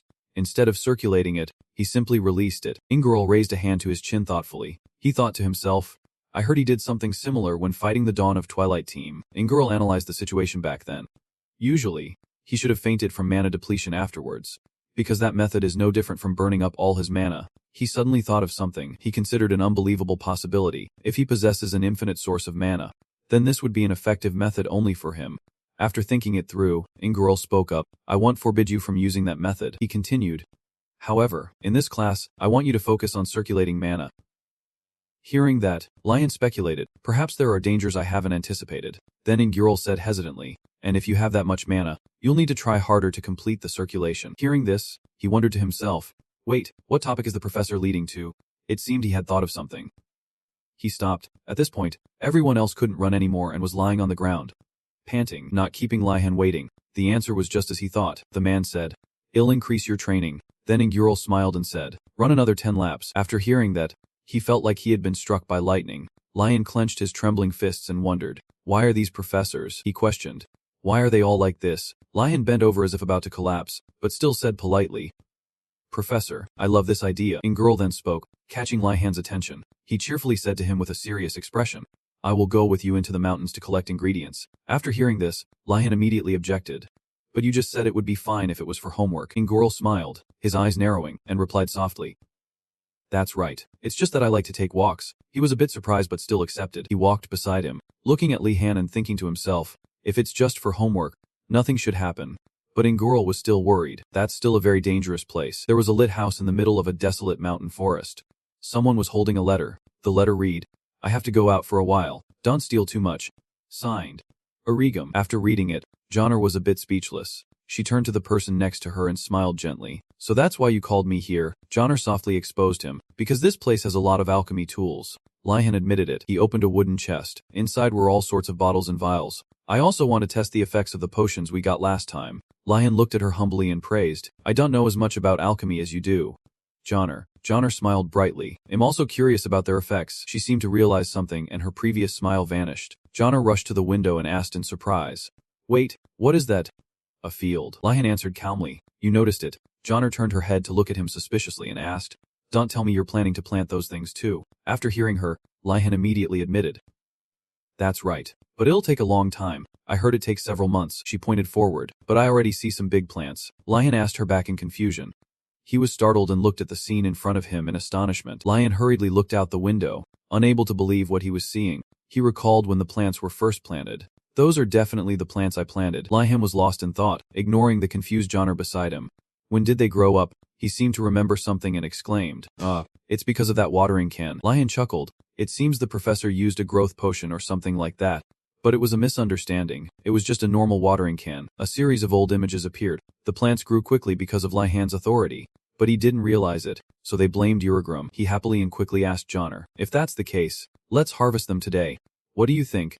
She winked at him and said to leave it to her. Johnner reached up to grab something from the shelf while he fumbled around below. It was the necessary equipment. They both left the house carrying a lot of things. They didn't forget to leave a thank you letter for Uragrum. It was the next day, and Lihan and Johnner were staying in a tower. The two looked dazed, exhausted, and sleep-deprived. Lihan asked her, you mean this is the Eternal Song Elixir? Johnner weakly confirmed. Below Lihan's feet were scattered items. They had unexpectedly stayed up all night engrossed in testing the ingredients. Lihan stared at the wooden box and thought, while Johnner next to him yawned repeatedly. The colorful potions arranged neatly in the chest were Western Kingdom wine, the Eternal Song Elixir, and a few other types. He suddenly imagined himself turning into a merman and chuckled softly.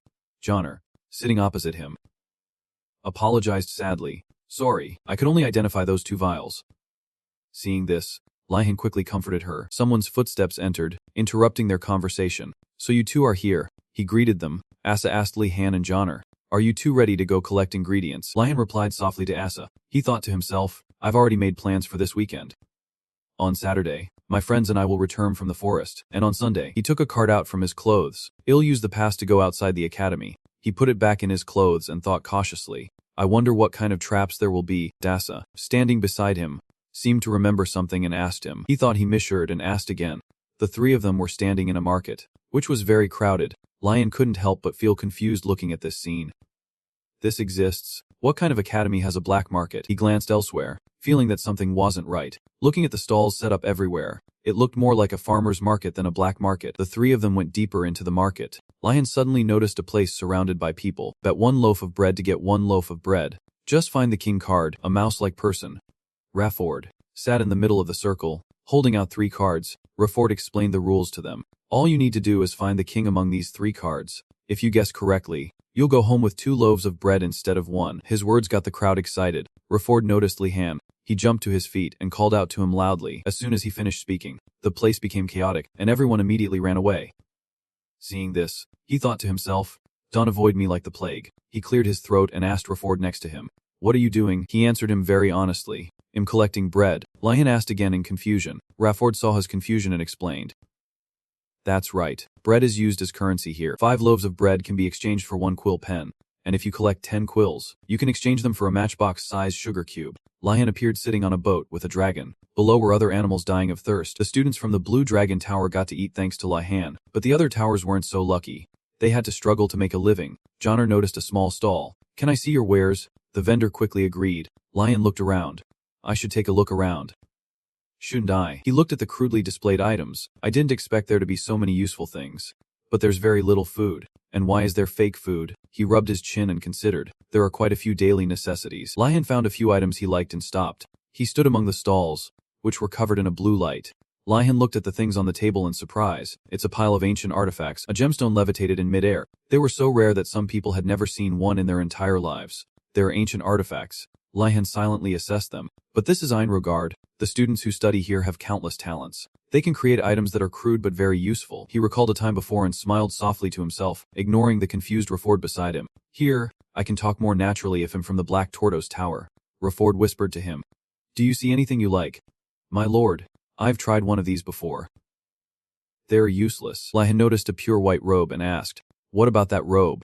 Rafford next to him explained. It's a protective robe. He recalled the scene back then. It can block attacks from sharp weapons, but its effectiveness is 50/50. He held the robe and examined it. But isn't it still useful? Reford placed a hand on his chest respectfully. You're truly amazing. My lord.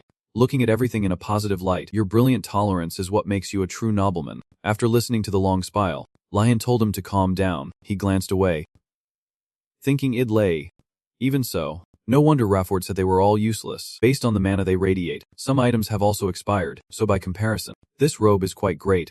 He said he would buy the robe, which made the young vendor excited. Placing the robe on Lihan's hand, he spoke up. He wanted to use an AO, but the vendor's eyes darkened, showing a no-can-do expression. He didn't say anything, just gently bent down and lifted the cloth covering something. Inside the basket was a pile of vegetables and eggs. I brought a few things because I heard you could trade here, but the glowing pile of vegetables astonished the people. Who would bring something valuable enough to trade for these things? He didn't bring any canned goods. He was about to take his things elsewhere when he was called back. They rushed over, surrounded him, and asked loudly, "Is there anything you want? Please visit our shop. It'll give you something extra." These people pushed and shoved, talking over each other, which startled Lihan a bit. Everyone brought items from their stalls to offer him. How about this hoe, possibly made by an expert? First, let me pay him 2 potatoes. Thank you. My lord. A young man held 2 potatoes, mockingly sneering at the rest of the crowd. You fools. That's why. He looked greedily at the 2 potatoes in his hand. You all need to have an eye for things like I do. Hearing him say that, the others got angry and cursed. Shut up. You were just lucky to have found that robe. A girl followed the young man, begging him to sell her the food, but to no avail. He turned to start a fire while the girl still wouldn't give up. He skewered the potato and put it over the fire to roast, making everyone around drool. The peel was removed, revealing the steaming, golden interior. I think it's cooked. Enjoy your meal. Everyone. They drooled, their eyes shining brightly. Lion found this scene a bit hard to describe. The boy blissfully enjoyed the delicious potato. He looked at this scene with a surprised expression. How hungry must they be to fight over a few potatoes? Lion turned his head to look at the people surrounding him. Now that I think about it, all of these people, they were all gaunt and emaciated as if they had been starving for days. Yet their mouths never stopped advertising their products. He walked over to get Johnner's attention. Johnner, could you help me with something? He bent down to the pile of vegetables and said softly, Everyone. Spread out, he said generously to them. I'll cook for everyone. Okay, it's all free, but only this once. The 3 of them heard this and whipped their heads around in astonishment. The crowd in front was even more excited, asking and clapping nonstop. You're going to cook? You mean we'll actually get to eat food? Lihan nodded in confirmation. He immediately turned his head to look at Johnner and called her name.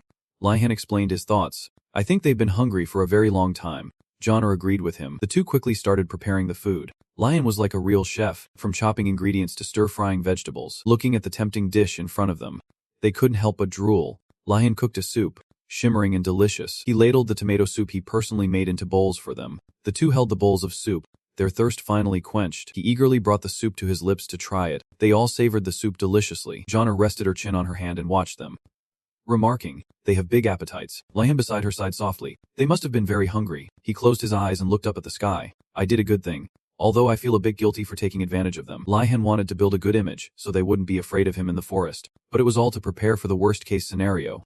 The group would soon have to operate together on the mountain. So improving his relationship with the Black Tortoise students who were always afraid of him was very important. He smiled to himself. If I can buy their favor this way, it's worth it. Lion put on that robe and carried a pile of things on his back. Seeing the huge bundle of things he was carrying surprised Johnner and Rafford a bit.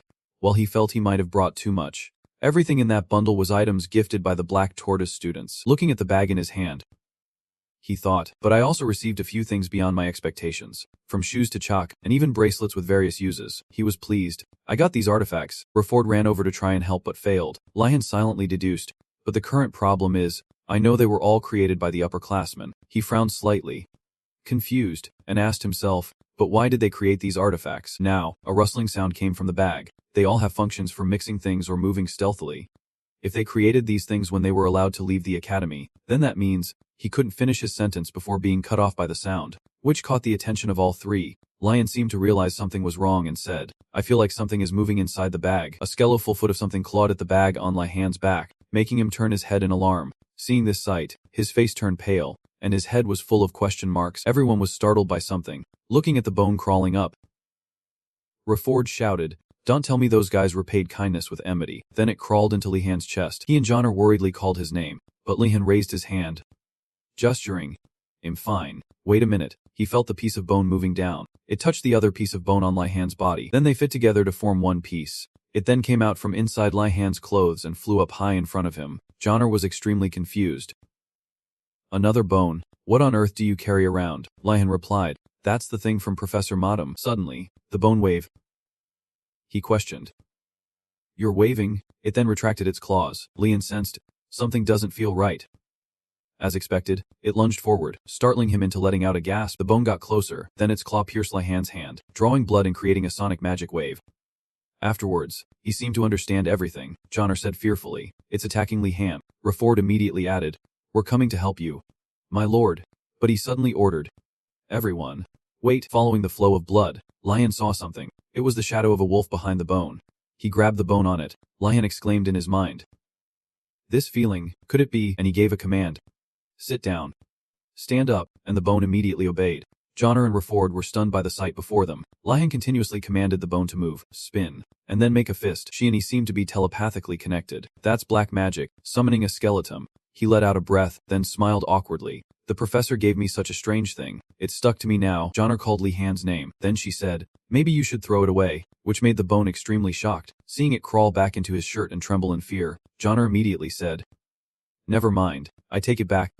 I'm sorry. At this point, Reford advised Li Han, in the world of mages, we're told not to get involved with black magic users. His eyes were fixed on it. Then Reford said, isn't this thing a bit creepy to look at? Li Han began to think carefully about everything. Then he gave his answer. Thank you, both of you. I've thought it over after your advice. Seeing the bone look sad, Li Han continued, even though it's strange, I don't like to judge things by their appearance. Thinking for a moment, Johnner wondered, why would the professor give this as a reward? He agreed, and why did he even separate it and give me half? Rafford offered his own judgment. Maybe he wants you to find the remaining parts and put them together. Johnner immediately denied it. That's too absurd. After thinking it over, the three of them fell into a heavy silence. She shouted, no way, that's too weird. Meanwhile, Lion commented in his head, it's a bit illogical, but very convincing. He thought of Ganando saying, who would like a collection of dry bones? And analyzed, the professor's way of thinking is very different from ordinary people. Ganando represents what an ordinary person would think. This is probably what the old professor was thinking. Modem with a cheerful expression. Those two will surely be happy hunting for bones. Lion hugged himself, shivering at the mere thought. Johnner, standing beside him, guessed it was because of the skeleton, but he denied it, saying it was because of the professor's way of thinking. Finally, Lion concluded, let's put the bone issue aside for now. After all, it's harmless. The next class began. Currently, Ingral was standing before the students. On the left was Nulia's group, on the right was Rona's group, and in front, there was also a group of students praying. Lion assessed in his mind. All four towers have gathered. Ingral reminded everyone, the first and second priorities are both safety. Lion commented in his head. After all, this mountain holds many unforeseen dangers. Having a professor with us is the safest. He requested the students from the same tower to gather, memorize each other's faces, and count the number of students present. We will take roll calls frequently. Hearing this made two students panic. Is this place that dangerous? Another group of friends whispered. Dawn split up. I agree. Seeing everyone's reaction, Ingral thought to himself, good, the kids are all on alert. Let's move out. He commanded, pay attention and follow me. A horned creature hid behind a branch high up, watching everyone walk by, its eyes flashing. The sky today was clear and blue. Ingral stuck his staff into the ground. This is the exact spot. Then he announced, you will all gather materials for the class here. Two friends searched in the bushes, while another group looked on the tree branches. In short, Ingral saw that everyone was searching. He smiled and silently remarked to himself, everything is going smoothly. At this rate, we'll be heading down the mountain in no time. Suddenly, he heard a strange sound and turned his head. It turned out to be a pair of large magical hands rushing to attack. They clapped together, and a nearby branch came crashing down. The students were still laughing and talking, unaware of his disappearance. A female student suddenly turned around to report. Professor, I have a question, but she couldn't see Ingral anywhere. The student was very confused. Where did the professor go? Then she gasped, her voice trailing off as she looked at the scene before her. There are no footprints. Her face filled with panic. Don't tell me. And the student screamed. Everyone. The professor. She pointed towards the fallen tree branch. The professor is gone. Hearing this, Li Han and Nilia were stunned. He let out a gasp. The sky showed signs of turning gloomy. The students stood around the fallen branch, examining the area. Lion lamented in his head. Finally, the thing I worried about most has. Suddenly, his attention was drawn by the panicked voices of two students next to him. What should we do? What are we supposed to do now? Seeing this, Lion immediately reassured them. For now, everyone needs to calm down first. He offered a word of comfort. No need to panic. The professor probably just went somewhere for a little while they were calming themselves down. Thinking, Lihan is right, I have to calm down, he commented in his head. There's no way that's true, but I need to reassure them first. Lihan assessed the situation. There were no signs of a monster, and the group wasn't lost. There was nothing to be afraid of, if they just head back the way they came. Suddenly, a drop of rain fell from above, and immediately, a downpour began right where he stood. Lihan was at a loss for words. He thought to himself, are you kidding me? He held a warm cup of tea. Everyone was taking temporary shelter under a rock ledge. Lihan sighed and commented in his head, good thing I brought supplies just in case. I never expected something would happen to Professor Ngurl. Suddenly, Rogena called Lihan's name. Startling him, he thanked him for his help. Hearing that, he replied, don't mention it. Then Rogena asked, is it true about the legendary soup you cooked for the black tortoise? Lihan was confused. What legend are you talking about? Then he turned away and said, it's nothing. Wait a moment. Suddenly, a guess flashed in his mind. It couldn't be that the tomato soup from the other day was exaggerated into a legendary soup. Could it? Rogena reported to Edineth.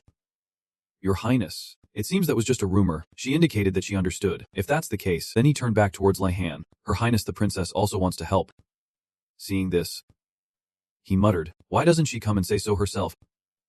While replying, that would be great. Looking at Johnner hugging herself and shivering beside him, Lihan suggested, could you create a campfire? Rogena replied, I will go ask. He relayed the message to Ednath, and she lightly shrugged off her cloak. Ednath held her staff and called upon magical spirits, and streams of power flowed from it towards the pile of firewood in front of them. It entered the very center of the firewood, and then a flame suddenly erupted. Lihan was surprised.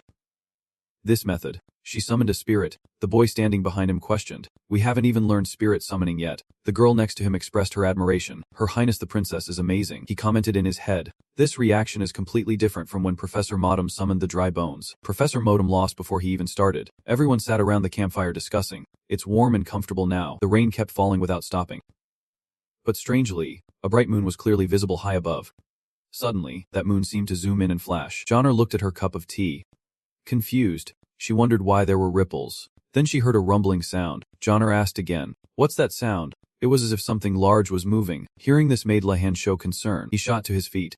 Wait, that sound is getting closer. In the distance, within the dark clouds and behind the full moon, a pair of eyes suddenly flashed abnormally. Lihan and Johnner were shocked when they saw it. Towards the vermilion birds and white tigers, in a certain shop, there was a faint light. Those people were also encountering something similar. At this moment, Lihan was standing before a giant monster. Rowena reminded, everyone, don't make any sudden moves. He explained, a golem's behavior follows principles. As long as we don't touch them, they won't attack us. Unlike wild monsters, golems are monsters created by mages by placing a magic core into a sculpture made of their chosen material. The problem is when their cores are broken in battle, or they come apart when destroyed. There is a possibility they combine with other miscellaneous creatures. The golem's eyes flashed even brighter. Finally, Rowena concluded, from that, golems that don't obey their master's commands are born. Lihan felt relieved. Destroyed golems will still follow their original principles. However, his gaze turned dangerous. Lihan deduced, its command might be to kill all the new students. The rain grew heavier, and small branches and dirt fell to the ground with it. The golem drew a line with one finger. Then it stood in place. Lihan questioned, a line? Johnner guessed, it means we're not allowed to cross. Hearing Lihan ask for an opinion, what would happen if we crossed it? Startled Asa. With a determined look, he stated, I'll go confirm. Asa immediately tried to stop him. You can't, it's too dangerous. Lihan. He put his hand in his pocket and replied, I won't do it directly. Lihan took out the bone. Seeing it, everyone had a different expression. Asa questioned, what is that weird thing? Lihan continued, it's just a summon. The reason I have it is a bit unusual. He commanded, go forward and then come back. The bone obeyed and rushed towards the golem. When it crossed the drawn line, it was immediately crushed by the golem. When the golem opened its hand, it had been shattered into pieces. Lihan observed, it will attack if we cross the line. Asa panicked. Then doesn't that mean we're trapped? What do we do now? Suddenly, he was surprised by the sight before him. The bone emitted a magical glow, and then it restored itself. Lihan welcomed the bone back. Good job, come back here. Rogena was stunned. He asked himself, what did I just witness? A summon recovered that quickly. Then Rogena stared at him and analyzed. As I recall, resummoning takes a lot of time and mana. Suddenly, the sounds of an argument caught his attention. I told you I was right.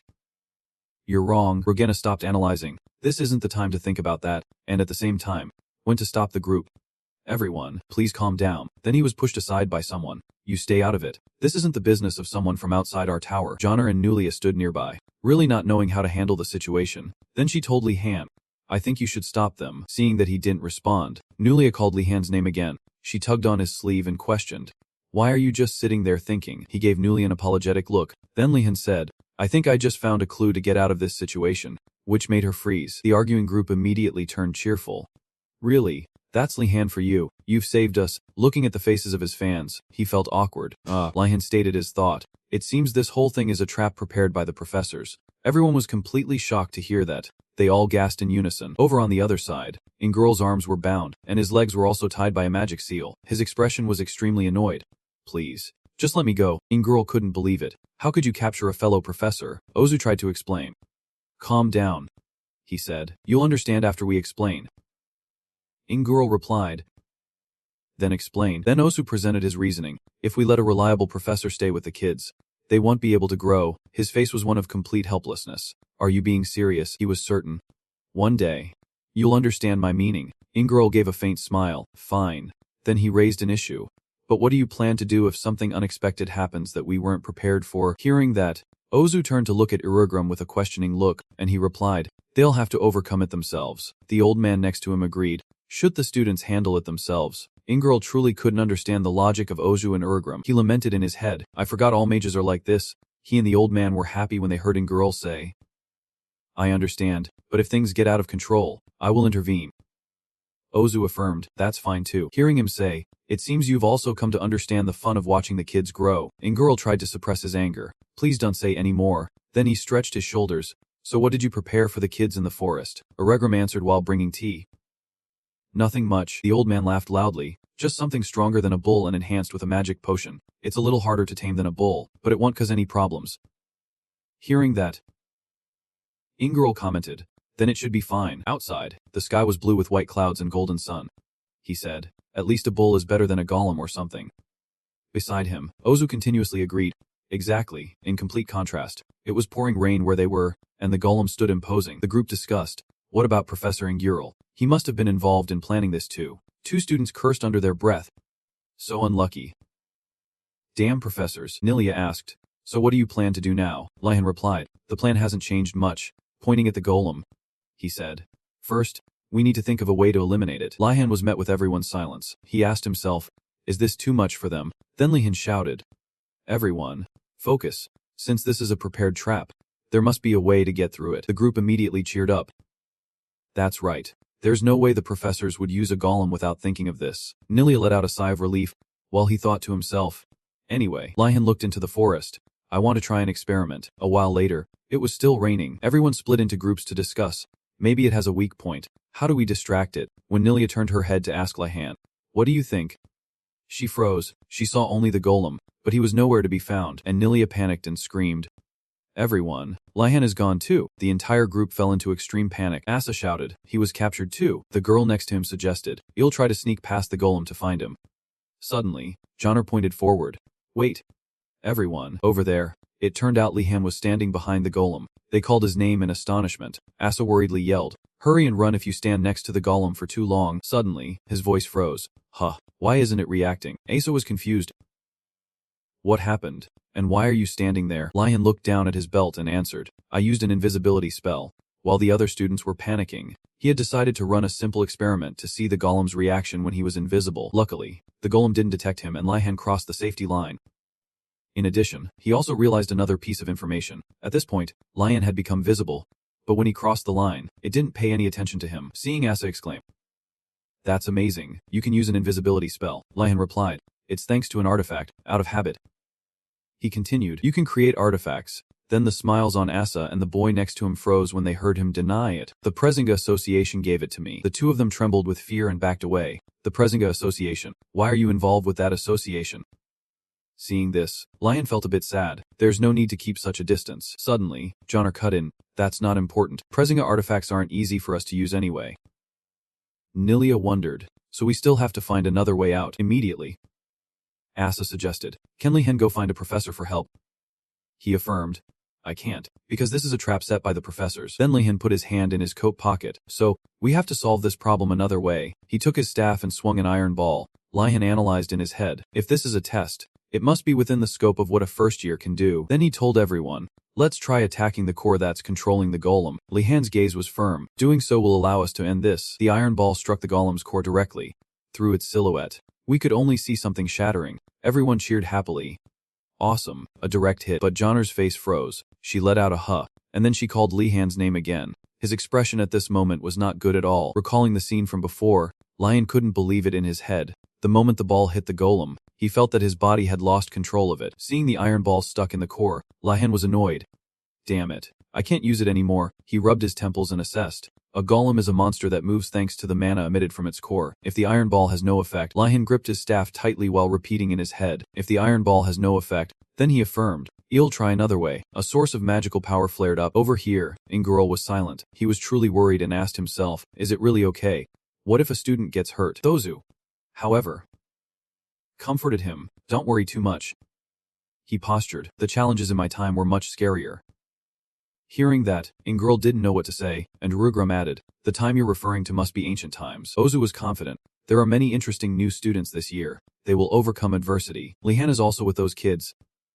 Ingirl said, I know, but Ozu reassured him once more. No need to worry. Aregram poured him a cup of tea. Have a drink. Then the old man spilled the tea all over as he said, especially since that kid has learned magic from my grimoire. Ingirl couldn't believe it and asked again, what did you say? He learned from your grimoire. Ozu refused to take the blame. It wasn't just me. Professor V. Greg also taught him privately. Then he turned to Uragrum. You too. The old man immediately denied it.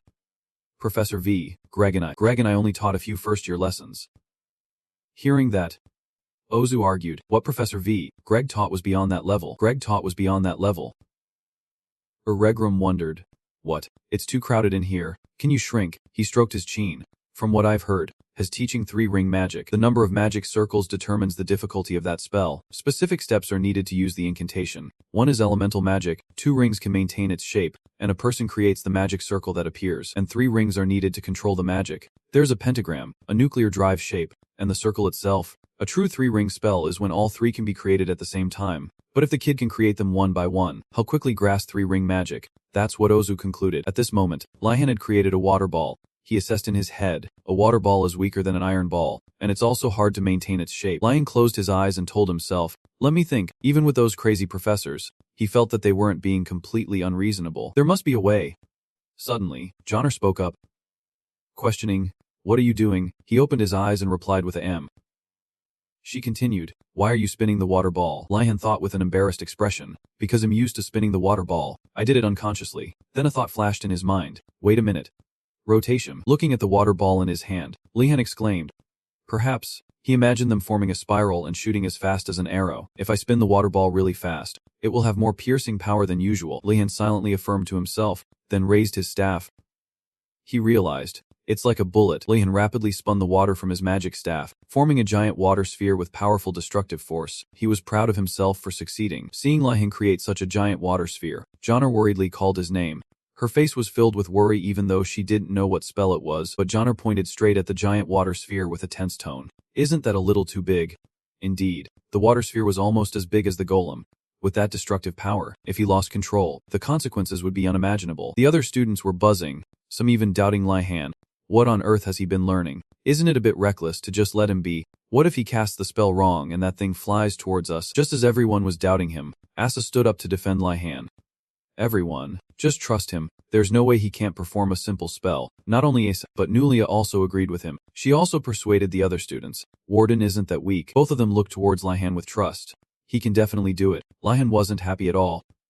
Once again, he could only feel helpless because the pressure on his shoulders was too great. Mages of old once said, magic is a world and a complete system. If anyone dares to willfully destroy it, they will have to suffer the consequences of magic. The spell Lihan was using was an advanced spell learned from upperclassmen. This type of spell hadn't been taught to first years yet, but Lihan possessed such a huge amount of mana that he could ignore the usual principles, as he used mana to maintain the rotation speed. The size of the water sphere couldn't withstand this amount of mana, so it began to deform. Lihan had thought of a solution. Increase the size of the ball. As the size increased, the rotation speed slowed down, so he channeled more mana. That process repeated continuously and formed the giant sphere he had now. Faced with Asa and Nilia's expectation, Lihan had to assure them, don't worry, I can control it. Even so, Lihan still had to admit to himself that maintaining this giant water sphere was too much pressure. Just as he thought that, he decisively jumped up, looking for a chance to deliver a fatal blow to the golem. Hoping to end everything, Lihan stood up straight, his hand firmly gripping the magic staff to control the sphere. At the same time he shouted attack. The water sphere also quickly shot towards the target. The water sphere made a powerful impact. It was aimed straight at the golem but unexpectedly veered towards its shoulder. Lihan was both surprised and worried because the water sphere hit the golem's shoulder. The fatal blow wasn't successful. It would be a waste of a water sphere that was so difficult to create. But luckily, even though the water sphere only hit the golem's shoulder, the attack was so powerful that its entire body immediately shattered. Faced with the powerful effect of the water sphere's attack, everyone was utterly astonished. The golem shattered, and large rocks fell, causing a huge tremor. The students saw that the powerful golem from before was now just a pile of rocks and were extremely surprised because water had only scratched it before. Yet now it could shatter it. Everyone was in awe and praised Lihan's great talent and power. Nilia didn't miss the opportunity, gesturing towards Lihan with a proud voice. See that? What did I tell you about Lihan? He looked at his magic staff in deep thought. I didn't expect it to be this strong. At first, it couldn't even scratch the golem. I don't know if it's because the water sphere was strong or the golem was weak. He gripped his magic staff tightly, feeling that it didn't matter anyway. Lihan felt that he was able to do it thanks to Professor Vaudelis' lessons, but in reality, he had never taught him these things. Suddenly, he felt unwell, his face turning as pale as a banana leaf. Lihan was too tired to stand and collapsed to his knees, making his friends incredibly worried. Everyone wanted to carry him on their back so he could rest. Arriving at a relatively safe place, everyone decided to stop there. Lihan was worried because Professor and girl still hadn't returned. Suddenly, from inside his shirt, a skeletal hand reached out and patted him lightly. Lihan was surprised that it suddenly moved again. A rumbling sound from the ground made Lihan's expression change. From a distance, a giant golem was chasing another group of students. They shouted for everyone to run. Lihan swore in his heart, "Those useless guys." Nilia reacted first. She immediately ordered everyone to quickly split up and distract the golem to buy more time. Everyone quickly scattered in all directions. Suddenly, Rogena called Lihan over. He asked him, "The spell you used earlier was Umida Spiral Ballet.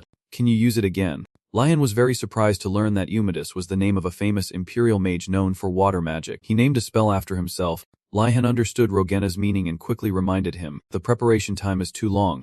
You should get out of here quickly." While everyone was running away from the golem, he stepped closer, using a spell to hide in the shadows. Lihan took a few chalk pellets from a small bag. Although he didn't want to use them now, the situation was critical. He threw a few chalk pellets towards the golem. The pellets hit the golem directly and attracted its attention. Meanwhile, Lihan immediately circled behind the golem, making it difficult for it to defend. He drew his sword, considering the right place to strike. Raising the sword in his hand, Lihan had made his decision. He would slip into its blind spot and attack its leg. Thinking that, he delivered a decisive slash to the golem's leg. Immediately, a deep gash appeared on its leg. The successful slash made the golem's legs wobble, on the verge of breaking. Lihan figured that this golem was so large that it would have trouble balancing and would likely fall right away. Lihan wanted to prove that the bigger the golem, the harder it falls. Suddenly, a figure collided and fell from the sky. This sudden appearance surprised even Lihan. He quickly caught the person. Both the catcher and the one being caught were extremely terrified. The young man who had just fallen was caught by an invisible Lihan, which scared him because he was floating in mid-air. Lihan asked helplessly, "How long are you going to lie there?" Which made the boy react flusteredly, asking, "Where is that voice coming from?" In the end, he still managed to land on his feet. The young man immediately guessed that the person who caught him was Lihan. He was surprised that he guessed his name correctly even though he was still invisible. He pointed to the gash on the golem's leg, firmly stating that Lihan from the Azure Dragon Tower was the only one who could do this. He was very grateful to Lihan for saving him, but the golem behind him had moved. It raised its stone arm, preparing to attack. But luckily, Lihan pulled him away, narrowly avoiding the dangerous blow. The golem's giant hand left a deep crater in the ground. The tall golem looked left and right, searching for its target. Lihan took the opportunity to ask him how he got here. He thought the golem had blocked all the paths. The boy told him the truth. He had used a mud-dissolving potion. Sienna had told him how to brew it. Hearing this, Lihan was immediately fired up. He didn't expect her to have something like that. If we use it correctly, we can neutralize this golem. When he hopefully asked where the potion was, his hope was dashed because they had used it all. Lihan closed his eyes helplessly, but he quickly noticed something unusual. Why wasn't the golem flying into a rage to get revenge on him? The golem even moved away from Lihan and went in a different direction. As he was wondering, he suddenly heard a scream for help. An injured student couldn't escape. It turned out the golem was targeting them. Lihan instinctively rummaged around for something. He had to stop it at all costs. His mind raced to find a solution. Lihan recalled his conversation with Gaxer. She had advised him not to use too much of his mana. Gaxer revealed the reason was because the fire element has immense destructive power. Lihan used his magic staff to chant a fire element spell. He didn't hesitate to use an incineration spell. A wave of fire immediately erupted towards the golem, burning it to a crisp. The flying dust could obscure the determined light and heroic spirit in his eyes. The fire element attack headed straight for the golem that was about to attack the injured student. In just a moment, the flames had surrounded it. Under the heat of the fire, the rocks on the golem's body showed signs of melting. The heat caused the golem to be crushed into pieces. This power left everyone utterly astonished. Lihan knew well that many people think clay hardens when fired, but only with the right method. Otherwise, it will crack immediately. The young man Lihan had saved earlier praised him. Was this your plan from the beginning? So cool. He felt it was only natural. No wonder the students from my tower are afraid of Lihan, contrary to the cool idol image in the boy's mind. Lihan was also surprised by this terrifying power. Only now did he truly understand why Professor Gaxer didn't let him use it in class. Seeing that the situation had stabilized, the group of students excitedly ran over from a distance. They all cheered for Lihan and the other young man for defeating the golem. Seeing the unfamiliar faces, Lihan was a bit confused. The other young man was also surprised when he saw his uniform. Seeing Lihan's confused expression, the student who had just cheered for him was also incredibly surprised to learn he was Lihan from the Azure Dragon Tower. The group of students from the other tower was very surprised by Lihan's appearance. Seeing that he was a student from another tower, the group's attitude immediately changed 180 degrees. Thinking he was planning something and killed the golem to show off, the young man he had saved stood up to defend Lihan, along with the female student who was injured earlier and almost attacked by the golem. Both of them stood up to vouch for him for saving them. It turned out the young man Lihan saved was Beichek. The group of students solicitously asked about his leg, but Beichek just gently said he only had a sprain and there was no need to overact. Lihan then asked if he could take care of everyone, and he received a firm affirmation from him. The students from all towers rested in one place. They gathered around the fire. Some chatting, some treating injuries, seemingly getting along well. All the students were accounted for. Lihan approached Johnner and asked her. Many of the White Tiger Tower students were injured. How is everything? Johnner cheerfully replied to him. The Vermilion Bird students are very good at first aid, so it's fine. In particular, she had become a fan of Sienna because she could even make painkillers and anti-swelling medicine. In Lihan's mind right now was the scene of Sienna using poison to get first place. He was worried because solving one problem still left many others. When Sienna appeared beside him and called his name, she brought a box of potion vials to him. Sienna had heard that Lihan had fought a golem, so she wanted him to take some healing potions. Seeing the medicine she brought made Lihan's face turn pale. He thought she already wanted to get rid of him. In Lihan's eyes, Sienna, with a murderous expression, was inviting him to drink her medicine. He still tried to remain calm, thinking positively that this could be an opportunity, just as Johnner spoke up for him. It's okay, Lihan isn't hurt. He had already grabbed a healing potion from the box. Without a word, Lihan downed the entire bottle in one go. After finishing, he even turned the bottle upside down to show he had drunk it all. Lihan also repeatedly praised Sienna's medicine as the best healing potion he had ever drunk. His actions made Johnner's eyes widen in surprise, not understanding why he was acting like that. Lihan, with his eyes squeezed shut, used his graduate school level flattering skills to praise her as a talented person. Hearing that praise, Sienna immediately smiled brightly. She was so happy that she gave him all the remaining medicine. Lihan quietly wiped the sweat from his forehead, thinking to himself that this much flattery should be enough. The two chatted and then separated. Lihan sighed tiredly, but he had achieved his goal. Lihan's impression in Sienna's eyes had improved. She went to praise him to her friends. He's very polite and has a good eye for things, as expected of a member of a prestigious family. Lihan felt lucky that his flattery had worked. The two waved to each other warmly from a distance. He was proud that not only Sienna but also a few other Vermilion Bird Tower students had a good impression of him. Johnner, watching him from behind, was at a loss for words. She gently patted his shoulder. Johnner thought Lihan owed Sienna money, which only made him laugh awkwardly. In the end, all the students went down the mountain together. They walked together, carrying heavy loads, their steps heavy. Suddenly, a student saw from a distance that Professor Ngurl and Professor Rurgrim were only now leisurely walking over. The older Rurgrim naturally asked the students, "We're back." While in contrast, Professor Ngurl was full of worry. "Are you all okay?" The students called out to the professor in unison. It seemed like it would be a very touching moment, but in reality, every student was more bitter than a chili pepper, because the professor was only now returning. The students' hostile thoughts towards the professor were about to materialize. When I become a high-ranking mage, I'll defeat those two. I'll become the strongest swordsman in the Empire and crush these two. If I become a high-ranking official, the students' thoughts sent a chill down Professor Ngurl's spine. Old Rurgrim was still smiling cheerfully, looking into the kids' eyes.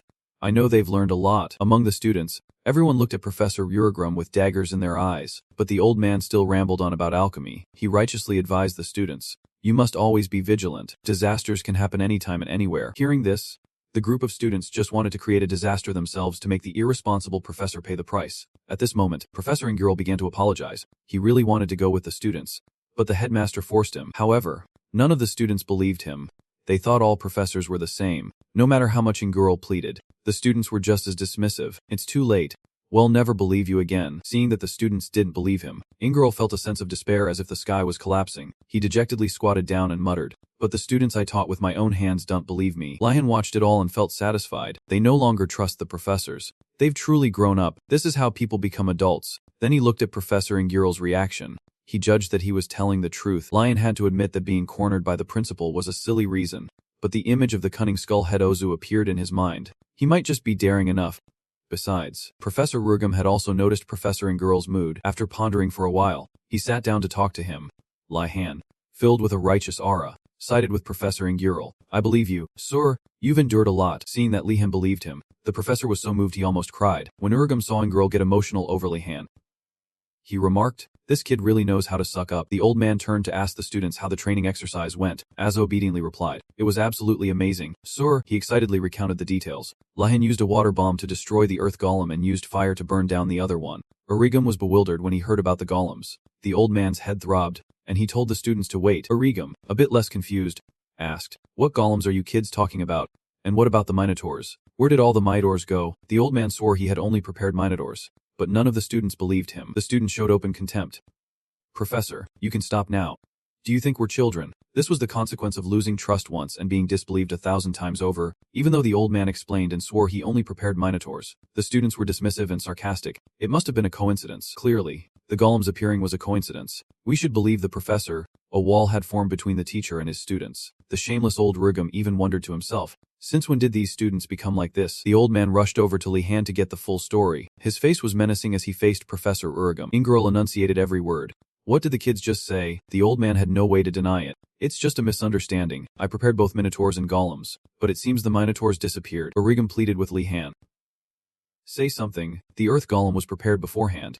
"Right," but Lihan, who had been right there a moment ago, had vanished without a trace. Old man Urgum tried to ask the other students for help, but they had all run off. Ingirl threatened him from behind. "Shall we have a little private chat?" Urgum's screams telling Ingirl to calm down echoed everywhere. Having achieved his goal, Lion gleefully stuck out his tongue and ran for it without looking back. That same afternoon, golden sunlight shone down on the academy. Inside the reading room, many different books and documents were placed on the tables. Students were reading attentively, but everyone's face was gloomy. One male student couldn't contain his anger and shouted, "I don't understand any of this. Why does a noble like me need to read this stuff?" Elsewhere, a female student also yelled in frustration, "How am I supposed to know the cost of creating a magic seal? I just have to use my family's money." The other students also started to get irritable, and the scene became chaotic. And at times like these, sweets were their savior. The food was neatly arranged on a table. Everything looked delicious and cost only 1 silver coin. Seeing this, everyone bought the tasty sweets without hesitation. And this was the Jolly Hand's self-service stall. Although he was too lazy to invest in it, it was unexpectedly effective. While everyone was enjoying their snacks, a student said sarcastically, "The assignment is too hard for you guys." "Huh," student said proudly. After the alchemy assignment, "This is a piece of cake for me." Then, he laughed and bragged that he had encountered a giant golem in the forest. Another student saw this and scoffed. "He talks as if he defeated it himself." The female friend behind him then said, "I think is kind of pathetic." Lihan watched them from a distance. He thought to himself, "Do you guys think we're the only ones who had to go through that?" Johnner walked over and slapped Lihan's shoulder hard. "What are you looking at? Focus." Over in the potions room, a liquid was bubbling furiously in a pot. This was the cauldron for the alchemy assignment. Each student had one to complete their task. A student muttered while adding ingredients. "Oros bellflowers and crushed mushrooms. Add them in." A female student nearby held her nose because the smell was terrible. The cauldron bubbled furiously and a bit of gruesome-looking green liquid spilled out. A few seconds later, the liquid erupted from the cauldron. Lihan felt that quite a few people had failed. The other students closed their eyes and coughed violently from the aftermath of the failed potion. At this moment, Lihan felt that something was strange. Lihan knew that alchemy required precision. Even a small difference could lead to failure. He stared intently at the recipe sheet. He knew all the students were failing, and although this assignment was difficult, it seemed the recipe was wrong from the start. It appeared Lihan had discovered something so surprising that he raised a hand to cover his mouth. Seeing Lihan's strange expression, Johnner immediately asked about it. He offered his opinion. "I just thought of something. What if Professor Urgum gave us the wrong instruction sheet?" Lihan continued, "and wants us to figure that out for ourselves." Hearing this, the other students turned to look at him in astonishment. They all stopped what they were doing and stood thinking for a moment. A few students couldn't believe this was true, but a few others became furious, also thinking it was a plot by Urgum. After all the hardships they had gone through, they had completely adapted to this demonic school. They all felt this was too difficult for them. Lihan thought to himself, "Now is not the time to be angry. Even if we want to punch the professor, we still have to finish the assignment first. After thinking for a while, Lihan asked for Johnner's opinion. She replied, I think one of these ingredients is the problem. Lihan deduced. This could be a trap. We'll have to consider every possibility. Johnner turned to look at the pile of ingredients and hesitated. The problem was that they didn't have enough ingredients to test every combination. Johnner was a little disappointed. Although it will take time, I think we should read other textbooks to find a way. But Lihan clenched his fist, thinking there wasn't enough time. His eyes showed clear determination. I need to get a pass to leave the school tomorrow. Suddenly, Lihan stomped one foot on a chair. Then shouted, Everyone, stop what you're doing and listen to me for a second. Although they didn't understand what was happening, everyone did as he said. Lihan said with a regretful expression, We've been tricked by the professor again. This time, everyone must cooperate. Lihan spoke commandingly. Let's gather all the ingredients and find the correct recipe. Lihan would also go to the remaining towers, and he didn't forget to remind everyone to work together. Asa happily held the ingredients in his hands. The amount of remaining ingredients we have is different for each of us. If we share, it should be just enough. Johnner also suggested. It would be great if students from the other towers cooperate too. We can share knowledge. After saying that, Lihan turned and waved goodbye to everyone, promising to return later. As he walked away, he thought, I have to succeed at any cost. Lihan was doing all of this just for his precious vacation. After that, things moved quickly. Asa and Johnner successfully persuaded the members of the other towers. When Johnner mentioned the White Tiger Tower, Lihan refused. Johnner, along with Sienna and other students, searched for materials. After hours of calculations, they had found thousands of different formulas. After countless tiring experiments, they combined many different formulas. A hand threw the recipe paper into the air. Finally, they had completed the recipe. It was good that everyone helped each other. Although it was hard work, it was worth it. And luckily, they didn't finish too late. Sienna approached Lihan. Now we just need to follow this recipe correctly. Lihan also said, Everyone has worked hard. A female student said cheerfully, I can't believe we're uniting again because of Professor Urgum's trap. The male student next to her agreed. Thanks to the warden, we found the right recipe so quickly. Another student walking by said, the warden has to handle this quickly because of his plan for tomorrow. The other two students were surprised and said in unison, Plan for tomorrow. That student chuckled. You guys are from a different tower, so you wouldn't know. Then he turned to look at Lihan.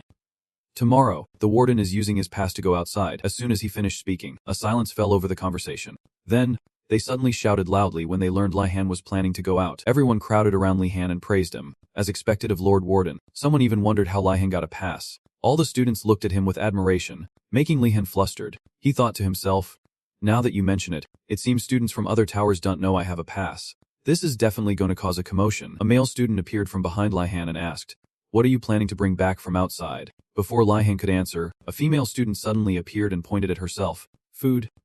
Of course, lots of small, cute, and sweet snacks. Seeing this, Julia also wondered, what about clothes? Durable and comfortable outfits would be great too. Asa also spoke up, I want books and school supplies like quill pens. Hearing Asa say that, someone else spoke up, can you eat books? Can you two drink ink? Of course, Asa likes food too. His eyes were determined. But we need books. Asa said he had been to the Royal Library before. Normally, it's a place with thousands of books arranged systematically, making them easy to find and read. He continued with a pained expression. But Enroga's library isn't like that. The books here are scattered all over the place, so Asa couldn't read a single one. He pushed up his glasses with his hand. At this rate, I'll pass out from searching for books before I can even start the assignment. We need to get the necessary books quickly. After hearing this, everyone was convinced. While everyone was discussing, Ganando suddenly spoke up. Things like magazines or novels are a must for killing time. A deck of cards and a chess set, too. A male student saw this, pointed at Ganando, and shouted, How are those things important? He immediately retorted, They're important to me. How can you guys ask for things you want, but I can't? Finished speaking, Ganando turned towards Lihan. What do you think about the things I listed? But Lihan was already gone, so Zoner had to tell them.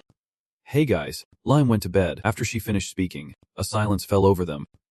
Meanwhile, Lihan had already reached his bed. Lihan got into bed, lay down, and started to go to sleep. He thought to himself, tomorrow is an important day. He'll get to go outside. Lihan took advantage of being in his best condition to do some things. Then suddenly his eyes shot open. It turned out he was thinking so much that he was too worried to sleep. He reasoned to himself, there's bound to be a trap waiting for me, like a limit on the number of items I can bring back, or a limit on the weight and size of items. Lihan recalled something. How far is the village from here? Anyway, it can't be a day's journey. Can it? At this moment, Lihan was still tossing and turning, unable to sleep. He thought, if the opponent is the principal, is definitely capable of it. I need to learn fast travel magic soon. Suddenly, a book surrounded by a magical aura was pulled out and unexpectedly fell to the floor. Startlingly, Lihan looked at the book and wondered, that's the book the principal gave me before. Why did it move on its own? Suddenly, the book opened by itself. The words in the book flowed out one by one. Astonishingly, they moved ceaselessly towards Lihan. Wait. Again, those spells gradually entered Lihan's body, causing him to grimace in sharp pain. A moment later, Lihan opened his eyes. Lihan looked around at the strange scenery in astonishment and realized he was in an unfamiliar place. This place was extremely desolate and deserted, without a single person in sight. Lihan bent down, picked up some dirt, and observed it silently. This is an illusory world created by the book, just like last time. Just as Lihan stood up, the book suddenly appeared again. The book opened itself again to the page gone a dance arrogant stride and stopped. He put his hands on his hips and wondered, that's the magic I learned last time, but only the theory part. Am I supposed to continue learning it now? Seeing this, the book nodded. Lihan smiled to himself and thought, it's introducing this magic because it saw my worries. What a good book, but Lihan didn't have time right now. So he decided to come back tomorrow and told the book to send him back. Seeing this, the book's attitude changed immediately. It became sullen and flipped its pages continuously. Lihan felt a bit confused. Does it have the same personality as the principal? I take back my earlier compliment. After thinking, Lihan took out his wand and held it tightly. There was no other choice. Lihan closed his eyes and muttered, I'll learn this as fast as I can and then get out of here. Early the next morning at the academy, the sky was clear and gentle sunbeams shone down. Principal Ozu appeared with an aggressive voice. Criminal number 24601. The other person heard this and quickly denied it. Master, I'm not a criminal. Ozu realized his mistake and chuckled. Sorry, this old man is getting a bit senile. Beside them, Lihan was still yawning sleepily. He recalled the previous night and marveled to himself, I can't believe it's possible to learn magic in a dream. There really are many ways to train in this world. At that moment, Ozu looked down and congratulated Lihan on being allowed to go out. Principal Ozu smiled happily. This is a reward for what you've achieved. Be proud of it. Lihan also politely bowed his head in thanks. Ozu began to tell Lihan the rules. He had to return through the main gate before the sun reached its peak the next day. If Lihan didn't return on time, a search party would be sent out. Lihan had expected this, but he didn't think Ozu would go this far. Ozu continued, you can only bring back what you can carry yourself. You are not allowed to borrow a horse-drawn carriage or any other vehicle. Lihan had anticipated these conditions. Then, Principal Ozu encouraged Lihan to do his best. As he finished speaking, the gate opened right before his eyes. Lihan looked up at the sky. A little confused, Lihan felt the rules weren't as harsh as he thought. He had already prepared for a weight limit. After thinking, Lihan turned and left, his face showing clear joy and excitement. Finally, Lihan was out of the academy. Lihan excitedly and quickly went to do his task. After walking for a while, Lihan arrived at the village closest to the academy. Philon. Lihan met a nearby local and asked around. All the nobles in the vicinity had left their mansions at the academy's request, and the nearest mansion was several days away by horse.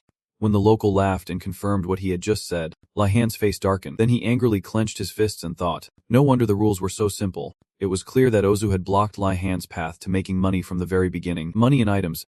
The most powerful nobles in the empire don't need to borrow money because countless merchants are willing to offer them wealth to build connections. Someone who grew up in that environment probably doesn't even know the concept of borrowing. But for Lihan, it was a different story. He spoke each word very clearly and coherently.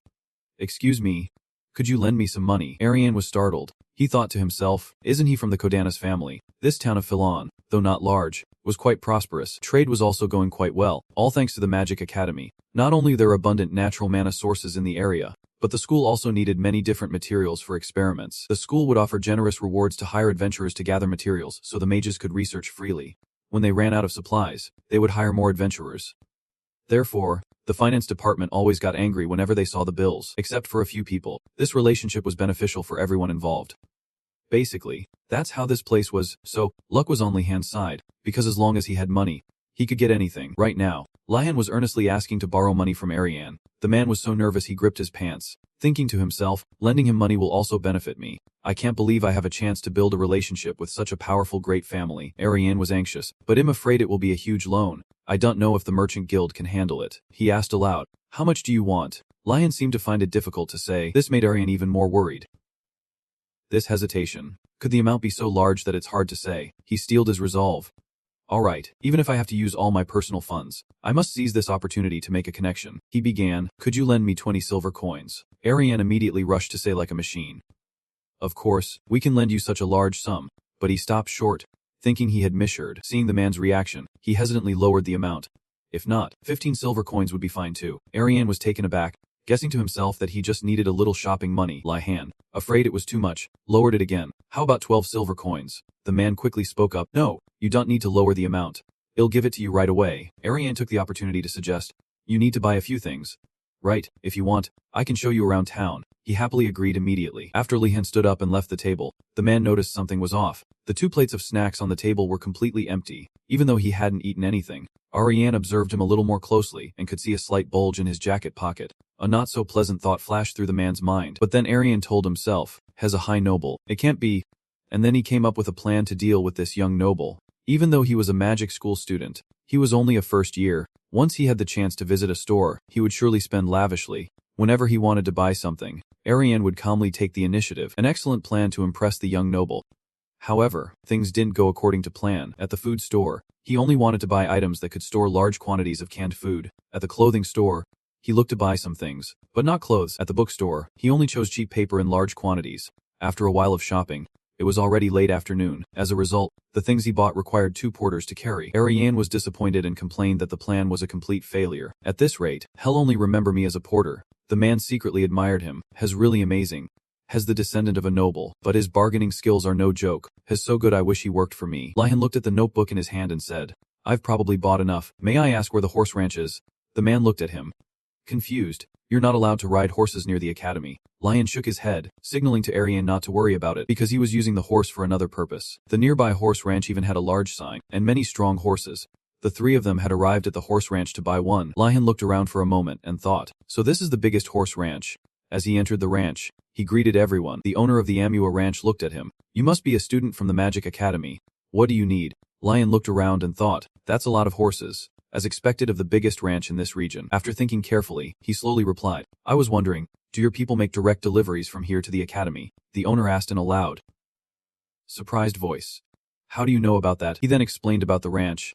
"A few merchants and adventurers who have contracts with the academy use this place. The king's messengers also use this place." He invited him to sit down and asked curiously, "But why do you ask?" Lihan was too nervous to speak. He gripped his pants tightly with both hands and said carefully, "I will give you money. Can you schedule a specific day to help me sneak out?" The owner was surprised as soon as he heard this. There was only one reason Lihan came here, to prepare a new method for sneaking out. The ranch owner looked at him with admiration. "You're only a first year, but you've got guts. Even among the tribes living in the harshest regions of the empire, there aren't many people as bold as you." The owner seemed excited. "I'd love to help you," which made him excited as well. However, the owner hesitated a bit because this will be very difficult. Lihan fell into deep thought again. The ranch owner recounted, "I used to guide visitors into the academy before, but their security is very tight. They watched us very closely because we are outsiders." Lihan frowned and sighed to himself. "Damn it. I knew it wouldn't be easy. Does the principal really have to go this far?" But the man continued, "However, it's not like there's no way." He came closer and patted his shoulder encouragingly. "As long as you can find a mount inside the school." Lihan was surprised, not understanding the ranch owner's meaning, so he shared some information with him. "I only know this by chance. Although the academy is very strict with outsiders, it's very lenient with people from inside. It's probably because people at the academy have complained many times about having to fill out too much information before going out." After hearing him, he suddenly remembered last time. "Even then, it took me a long time to realize a professor was with me." The ranch owner contemplated. "If you try to escape on your own, you'll definitely get caught. But if you go with me, I can disguise you as an errand boy or a professor." He felt this wasn't a bad idea, but the difficult part that gave him a headache was, how can I get a known mount to ride? Lihan then thought about stealing one. Immediately, the ranch owner reminded him, "I'm just saying this as a precaution. Don't even think about stealing one." He quickly replied, "Of course not. I would never do that." He placed a steaming cup of tea in front of him. The ranch owner said generously, "Although it will be very difficult. Have you made up your mind?" Lihan took the cup of tea and saw his reflection in it. He told himself, there are still many things to worry about. Lihan took a sip to steel himself. What other choice do I have? He placed the empty cup on the table, then looked at the ranch owner with trust. "I'm counting on you for everything," he instructed. "I will come to the academy every Saturday evening. Remember to prepare a mount and wait for me on top of the academy's flying tower. We will leave as soon as you are ready." When he left the horse ranch, the late afternoon sun was still out.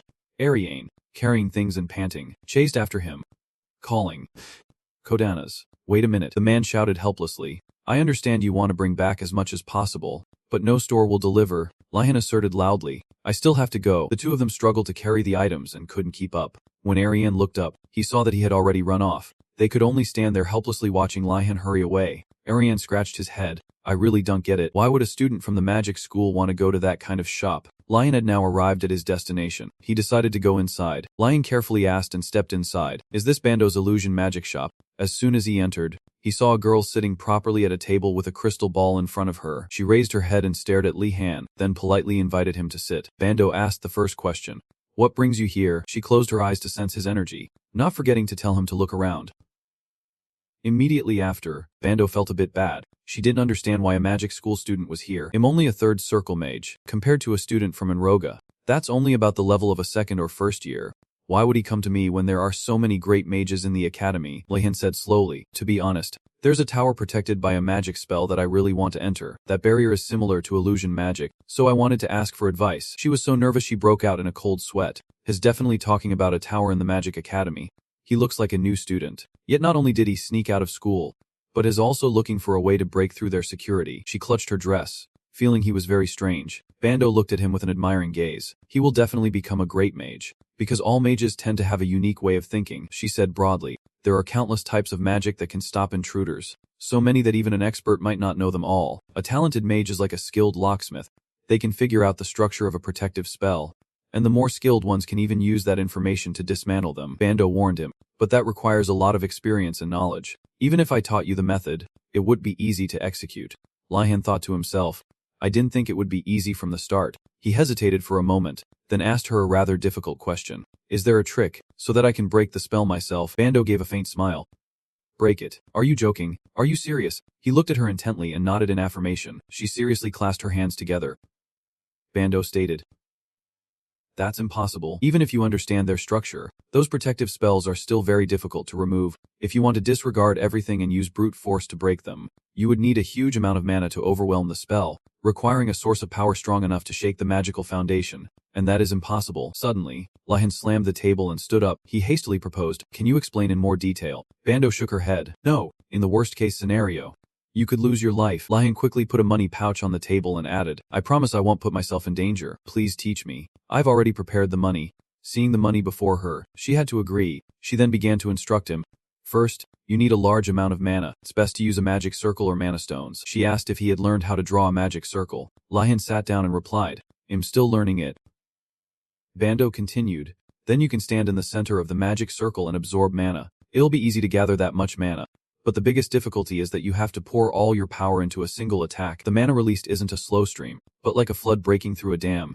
She thought to herself that he probably didn't understand, so she continued, it doesn't sound easy at all. Does it? So, Lihan smiled brightly and interrupted her. I get it. It doesn't sound too difficult. Bando thought to herself, he really didn't listen to my warning. It makes sense. Though, if he was accepted into Enroga, he must have been a young prodigy in his hometown. But there's no such thing as a prodigy. Arrogance is just a poison that corrodes young talent. She gently sprinkled some moonstone powder, making the space sparkle. Bando began a chant. I summoned the moonlight to bend the reflection of water. Then, an illusion appeared. Third circle magic. Lunalian, the moonlight maze. Lihan was surprised to be pushed back, but then he realized he was still sitting in the same spot. He pondered, but I still feel as if I'm separated from this space. Was that a spell just now? And this strange thing under my feet feels like even a single step is very dangerous. Bando thought to herself, this is the illusion magic I prepared for intruders. Then, she put on a dangerous expression and warned him, don't move carelessly. Everything may seem very normal. But, Lihan immediately continued, if I take just one more step, you'll get lost in the maze. Right, she was surprised. He's only a first year, but has that perceptive? Is he showing me why he's so confident? Bando reminded him, this is just a low-level spell. But it's threatening enough. Isn't it? Do you still want to continue? He now understood and felt excited. She's so kind, patiently teaching me these things. She's even better than the professors at school. Lihan looked at her with a very favorable impression. Just thinking about every time I was hit by Professor Vodali. Being taught so gently like this makes me want to cry. Bando was frightened by his staring. Why is he looking at me like that? He decided to stand up. Of course, since you taught me, I'll give it a try. He stood up straight and focused on practicing the lesson he had just learned. The scenery around him began to show illusions. Lihan felt this spell wasn't like a stream, but like a dam holding back water. His mana swirled into a large circle in front of his magic staff. Lihan released the energy, aiming straight ahead. Bando was startled to see the illusion rushing towards her like a storm. She realized, although there was no sound, she had definitely heard it. Lihan's power had reached her protective barrier. Bando felt a deafening explosion as the spell was broken. The house suddenly glowed magically. After that violent tremor, it was now quiet again. In the room, tables and chairs were scattered everywhere. Bando sat dazedly on the floor, her hair a mess. She stared at him blankly, unable to process the information. Lihan slowly approached. He asked worriedly, are you okay? Then he helped Bando sit up. As for her, she had now realized one thing. They exist, those geniuses who seemed unreal. At this moment, in front of the Magic Academy's gate, Principal Ozu and Professor Garcia were standing and waiting. She spoke up. Principal, I can wait by myself. After all, I'm in charge of this matter. Ozu immediately dismissed her. How could I leave you here alone? He laughed gleefully. Something fun is about to happen. Garcia looked on helplessly. Is he hoping Leihan will be late? She said, looking displeased. You shouldn't pin your hopes on that. Leihan is different from ordinary students. The principal also agreed with the professor's opinion. But this has nothing to do with talent. That kid has no money or time, and the number of items he can bring back is limited. The more he thinks is smart, the more constrained he'll be. Ozu was excited. I hope time passes a little faster. Garcia, standing beside him, was annoyed. You shouldn't say that out loud. At the same time, it seemed she had noticed something. In the distance, a large, suspicious shadow was moving. Garcia thought as she flipped through a sheet of information. What is that? A giant carriage? Or a giant porter? And then the truth took her by complete surprise. It was Leihan. He breathed a sigh of relief for having arrived in time. On his back were countless items he had bought today. In addition, there were also many wooden crates floating behind him. The principal and the professor were dumbfounded by his appearance. Both were so surprised their jaws dropped. Garcia praised him silently. Not only is he carrying a mountain of stuff, but is also using low-level telekinesis to carry those crates. Carrying that much with just low-level telekinesis must be very difficult. Principal Ozu clenched his fist in annoyance. He sighed. Professor Vodali really has taught that kid a lot of things. Garcia questioned loudly. But who taught him physical enhancement magic? That's a spell with many side effects. So first years are forbidden from learning it. Did he learn it himself in the library? We have to warn him. Ozu hurriedly stopped her. No need to be so strict, he lectured Garcia. A mage can't mature if you impose too many restrictions. Now she understood. So it was this damn skull head who had been a bad influence on him. Gona Dance Nimble Steps is a very special spell. Most physical enhancement spells only affect a specific area, especially physical enhancement spells for beginners. However, this spell requires one to enhance 4 separate areas. Even though it's only a first-level spell, the name alone is enough to understand how difficult it is. Leihan looked at the book. I think I know why the principal's name was given to this spell. That was his dream from last night. Leihan's face darkened as he sighed. He read the information in the book helplessly. At least the spell's name should be related to its effect. The spell is already difficult, and now it's deceptive too. I can't even count the number of times I've failed. Leihan threw the book down in frustration. This is just a waste of time. He then plopped down, intending to give up. Leihan tried to think from a different perspective, but he himself didn't know. Leihan's open and flexible mindset was an advantage even stronger than his mana capacity. Leihan wondered when and for what purpose Ozu created this spell. He decided to risk recreating it. After all, this was just a dream. Leihan guessed that he was very young at the time, his eyes burning with madness. And Ozu's personality back then was also terrible. He must have looked rough and aggressive. He was extremely skilled in combat, so his body was both sturdy and fast. Perhaps this was how a god felt when molding clay to create humans. He thought to himself, if I had a dark outfit and a suitable staff, while Leihan's hands were covered in dirt. In just a moment of thought, he had finished making a clay figure. Leihan's face, smudged with dirt, looked at his creation and sighed. His lips, also stained with a bit of dust, stared intently at that face. It's done. It should be able to stand up. Right, this is a dream, so it should be possible. Leihan blew a breath at the face of the clay figure, and its right eye was immediately blown away. That eye suddenly reappeared, and the figure emitted a green light. He was stunned, not expecting it to actually awaken. The clay figure, as if brought to life, slowly stood up. Then it stood stock still in front of Leihan, its glowing eyes looking straight at him as if it had a soul. Leihan thought to himself, it looks incredibly strong. Luckily, it won't move without an order. His hands began to glow. Now that I have an image of the person who created this spell, it'll be easier to visualize. Blue streaks of light appeared around that carved figure. If it's a physical dorization spell created by someone like him, Leihan held his wooden staff and chanted, feeling the earth tremble with each step. Blue gusts of wind surrounded him, and this power then lifted Leihan into the air. He saw the flow of magical power running throughout his body. Leihan closed his eyes to feel that transfer of magic within him. Then he opened his eyes, which emitted a green light just like the magical flow Leihan had seen earlier. He thought to himself, unbelievable. My whole body feels completely different. Leihan felt the book congratulating him, so he turned to thank it. Suddenly, the words in the book flew out. The words kept flying out like vines. He looked up. So you mean it's time to go back? Leihan suddenly remembered. Wait a minute. Does the physical dorization spell have any side effects? A spell used for many different areas is surely rank. Before he could finish speaking, the book immediately slammed shut. He then jolted awake from that dream, sweat running down his face. The morning light shining into the room made him exclaim. It's morning. Later, Leihan had to carry heavy items on his shoulder with his magic. Leihan tiredly thought, even if I'm not sure, I have to use the spell. There are too many things to carry. Ozu and Gaxer were waiting at the gate, astonished to see him doing that. He thought to himself, this kid is using my spell. He even has a circuit. No, has releasing mana from his body. Not only that, but has also using the spell repeatedly, with basic control. Multiple times. Ozu couldn't believe it. A normal mage would surely faint from mana exhaustion. How does this guy have so much mana? He should have passed out the first time he cast the spell. As Lihan reached the gate, he greeted the two of them. The old man stared at him and grumbled. "Welcome," he sighed in thought. Judging by that sad look, I must have broken his trap. She worriedly advised Lihan. "You should drink a stamina potion and get some rest. I advise you to go back and sleep soundly." He thought, "I've already dealt with the spell's side effects myself, but what she said is making me scared." Lihan nodded and exclaimed, "I understand." As soon as he finished speaking, he walked inside. To the surprise of the two, suddenly, Ozu remembered something and was startled. "Wait a minute. Where did he get the money?" It was as if Arian was trying to say, "Young master, don't forget about me." That afternoon, everyone was checking the crates. A student exclaimed, "Look!" Another student nearby also approached Lihan. Happy that he was awake, the two of them surrounded Lihan. Asking about his health, the girl said, "I was so worried about you." The male friend asked if Lihan was hurt anywhere. He told them that he was fine, so they didn't need to worry. Lihan knew his problem was that he was too healthy. He sat down, sighed, and thought, "I thought the side effects were supposed to last for another 2 days. The fact that this body is fine worries me more." Suddenly, a cup was placed next to him, and a voice said, "Here, drink some hot chocolate." Lihan looked over and realized it was Johnner. She continued, "I'm not asking for anything in return, so just take it." Johnner sat next to him and said, "I took care of your horse while you were asleep." Hearing that, he thanked her. Lihan looked at Johnner a bit hesitantly and asked, "But that horse is really difficult, isn't it?" She was surprised, then Johnner smiled brightly, recalling the happy moments taking care of Heziok. She replied, "He's very well behaved. When I let him, he was very obedient." He got angry and thought, "What?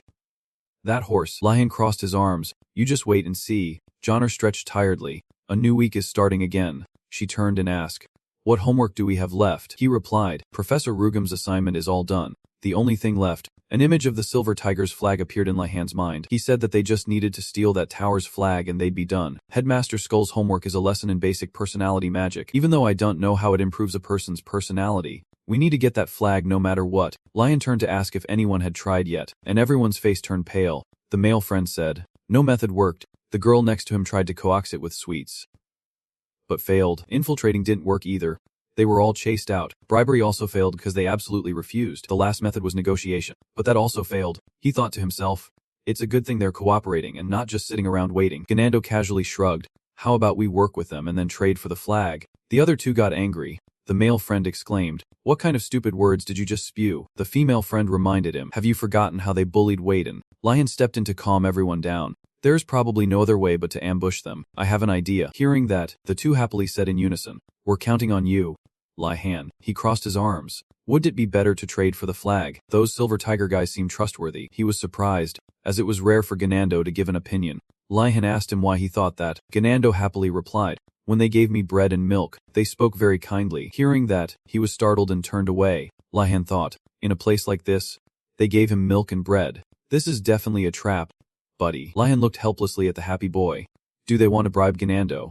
Well, has a good target if they don't know anything. A glint appeared in his eye as an idea struck him. Lihan put a hand to his chin and pondered.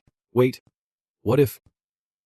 After thinking, he placed a hand on his shoulder and called him closer. Lihan whispered the plan to Ganando. After hearing him, he got excited. Lihan, you're the only one who understands me. I'll be right back. Ganando quickly left to carry out his mission. He smiled with satisfaction, watching him go. Meanwhile, in a courtyard, a voice said, "It's done." The members of the Silver Tiger Guild were discussing among themselves. One of them spoke up. "We just need to trade this with those blonde guys." Right. Jessel was amazed that it looked just like the real thing. It was worth the effort to trick them. Suddenly, Androgo ran up to announce, "Jissel." The blonde guy took the bait. He said excitedly, "Well, meet him tomorrow at noon in front of the academy." Dumas came to praise Androgo, who replied cheerfully, "I gotta eat good food, so I had to do something for you guys." Right. Jissel tilted his head, still feeling that something was wrong. His friend asked, "What's wrong, Jissel? Is there a problem?" Jissel was a bit suspicious. "I'm not sure if that blonde guy is trustworthy." And even when they agreed to the trade after listening to Lihan, Jessel still couldn't believe they would agree to this. He advised Jessel to trust Androgo for once. The other friend also spoke up. "Dumas is right. I agree to."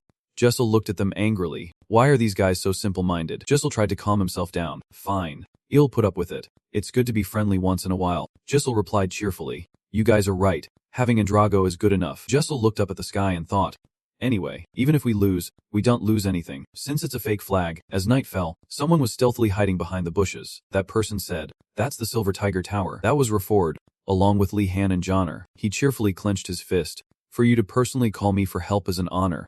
We need the perspective of a professional thief. She was startled. He turned to ask what was wrong.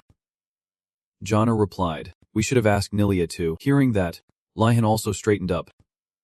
Remembering, in his imagination, she was sad. You guys are doing a mission together without me. Am I not your teammate? Nilia walked away in sorrow. I get it. Thanks for playing with me until now. Lihan tried to hold her back. Both of them were tense. He thought, this sounds like trouble is brewing. He'll probably have to find an excuse to explain later. Lihan stood up. Now then, let's focus on the main task. He turned back and asked, you all remember? Right, thanks to Ganando. They've let their guard down. Now we'll follow the plan. Everyone agreed to obey, Lihan thought.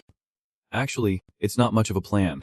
First, Rafford and I will infiltrate. The rest will follow and wait for my signal. Since they're all nobles, they've never done an ambush like this before. Everyone was tense, trying their best not to make a sound, but Rafford told them they didn't need to do that. He then initiated the plan.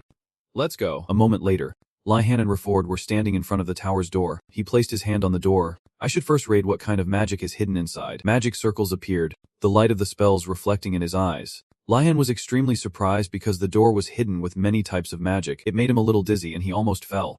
But the boy caught him. Rafford worriedly asked if Lihan was okay. He looked at the people behind him cheering him on. Then replied, I'm fine. Just stumbled. It seems this won't be easy, he said worriedly. If you're too tired. Lihan said it was fine. He stood up and searched in his pocket. Anyway, Lihan confidently took out his wooden staff. The only thing stopping us is the magic blocking the entrance. On a beautiful morning in the greenhouse, many students had gathered. A student was dozing off while taking notes. Suddenly, another student came up, tapped his shoulder, and woke him up. He was sweating with worry. What if the monster escapes? The student taking notes yawned and said he'd pay more attention. After saying that, he dreamily continued his work while the beastkin student sighed and went to do something else. Inside the jar was a mass of writhing, coiling vines. Suddenly, a crack appeared on the jar.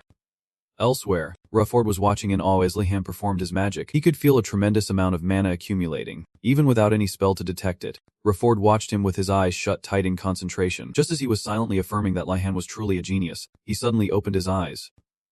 A terrifying, blinding light erupted from the building they were in. At the same time, in his room, Ozu was reading something. Suddenly, it was as if he'd been struck by lightning. Ozu felt something and looked up in shock. The protective magic of the Silver Tiger Tower isn't working. Have those anti-magic bastards come again? As he was worrying, someone approached to reassure him. It's not like that. When the person said the new students had stopped it, Ozu breathed a sigh of relief. It must be the homework I assigned them. The only one capable of disabling protective magic in such a short time would be him. Right, this kid is so reckless with his power. At that moment, the person he mentioned was letting out a deep breath. Suddenly, Ozu mentioned the other protective spells besides the one at the gate and asked what happened. The other person hesitantly replied that most of them had stopped working. Hearing that, he immediately broke into a cold sweat. There were that many. And he stopped all of them. The students hiding in the nearby bushes went in, running inside like the wind. Seeing the faint glows of light in the air, he immediately realized the magic was gradually restoring itself. This powerful magic, if it all gets restored, Lihan worriedly thought about something. Meanwhile, Ganando was running after them with all his might. As he passed a candle mounted on the wall, the flame suddenly flared violently. The light from the candle emitted strange beams that formed an illusion of a silver tiger, which bit onto Ganando's cloak. It then dragged him away, startling and scaring Ganando. And so, he was dragged away by the silver tiger. Screaming horribly, John and Aso immediately called after him. I think has fallen into a trap. A moment later, Ganando was thrown out of the building. Inside, Lihan urged them on. The magic traps are restoring themselves. If all the traps are restored, it'll be a huge mess. Everyone ran to a large door. Rafford pushed the two doors open forcefully and shouted, Success! This is the Silver Tiger Tower's room. Before them was a large, luxurious room. Everyone immediately gasped in amazement. Meanwhile, Lihan urged them on again, and Rafford also yelled in agreement. We need to take everything of value here. I mean, we have to find the flag. The group immediately split up to search for the flag. He stood still and turned his head to observe the surroundings. Only then did Lihan breathe a sigh of relief. Good thing there's no one else here. Otherwise, it would be a lot of trouble. As he was thinking that, someone suddenly called his name from behind. Lihan immediately jumped and turned around. In front of him was Deju in his pajamas. He gasped, his mouth wide open in horror. Deju stammered. What are you doing here? I heard a noise so I came out. How did you guys get in? Lihan immediately pointed and told Deju to look behind him. He reflexively turned his head to look. At that moment, ball was thrown straight into Deju's face. The thrower, of course, was him. He fell to the ground and passed out instantly. Behind Lihan, someone laughed sarcastically. That's the price for being arrogant in front of the black flower. Johnner walked over worriedly. Is it okay for us to do this? He looked at Deju twitching on the ground and said grimly, he'll be in trouble if he gets involved in this. If others see that he was knocked out, there won't be any misunderstanding. He won't have to be lonely like Nilia either. Lihan knelt on one knee. She was immediately moved, covering her mouth and calling his name. Suddenly, Johnner felt something wasn't quite right. But what do Nilia and Deju have to do with each other? Suddenly, a voice shouted, I found it, making the two turn their heads. Rafford looked very confused. At his feet was a pile of identical flags. Lihan stroked his chin thoughtfully. Fakes? Huh, it's too dark to tell them apart. We'll have to take them all. The blue-haired student immediately nodded in agreement. Suddenly, the flame of the candle on the wall behind him flared up. Immediately, a series of candles flared to life, startling both of them. Lihan cursed inwardly. They've already been restored. Suddenly, another silver tiger appeared and dragged a student away. Right after, more silver tigers appeared and dragged others away, causing them to scream in fear. Over there, a terrified Rafford, hugging the pile of flags, told him he had taken all of them. Lihan stomped his foot hard. He yelled for everyone to run and then led them in a desperate escape from the pursuing silver tigers. An annoyed voice echoed in the hallway. I know. How many times do I have to hear it? A student insisted. I'm sure there was a noise inside the tower.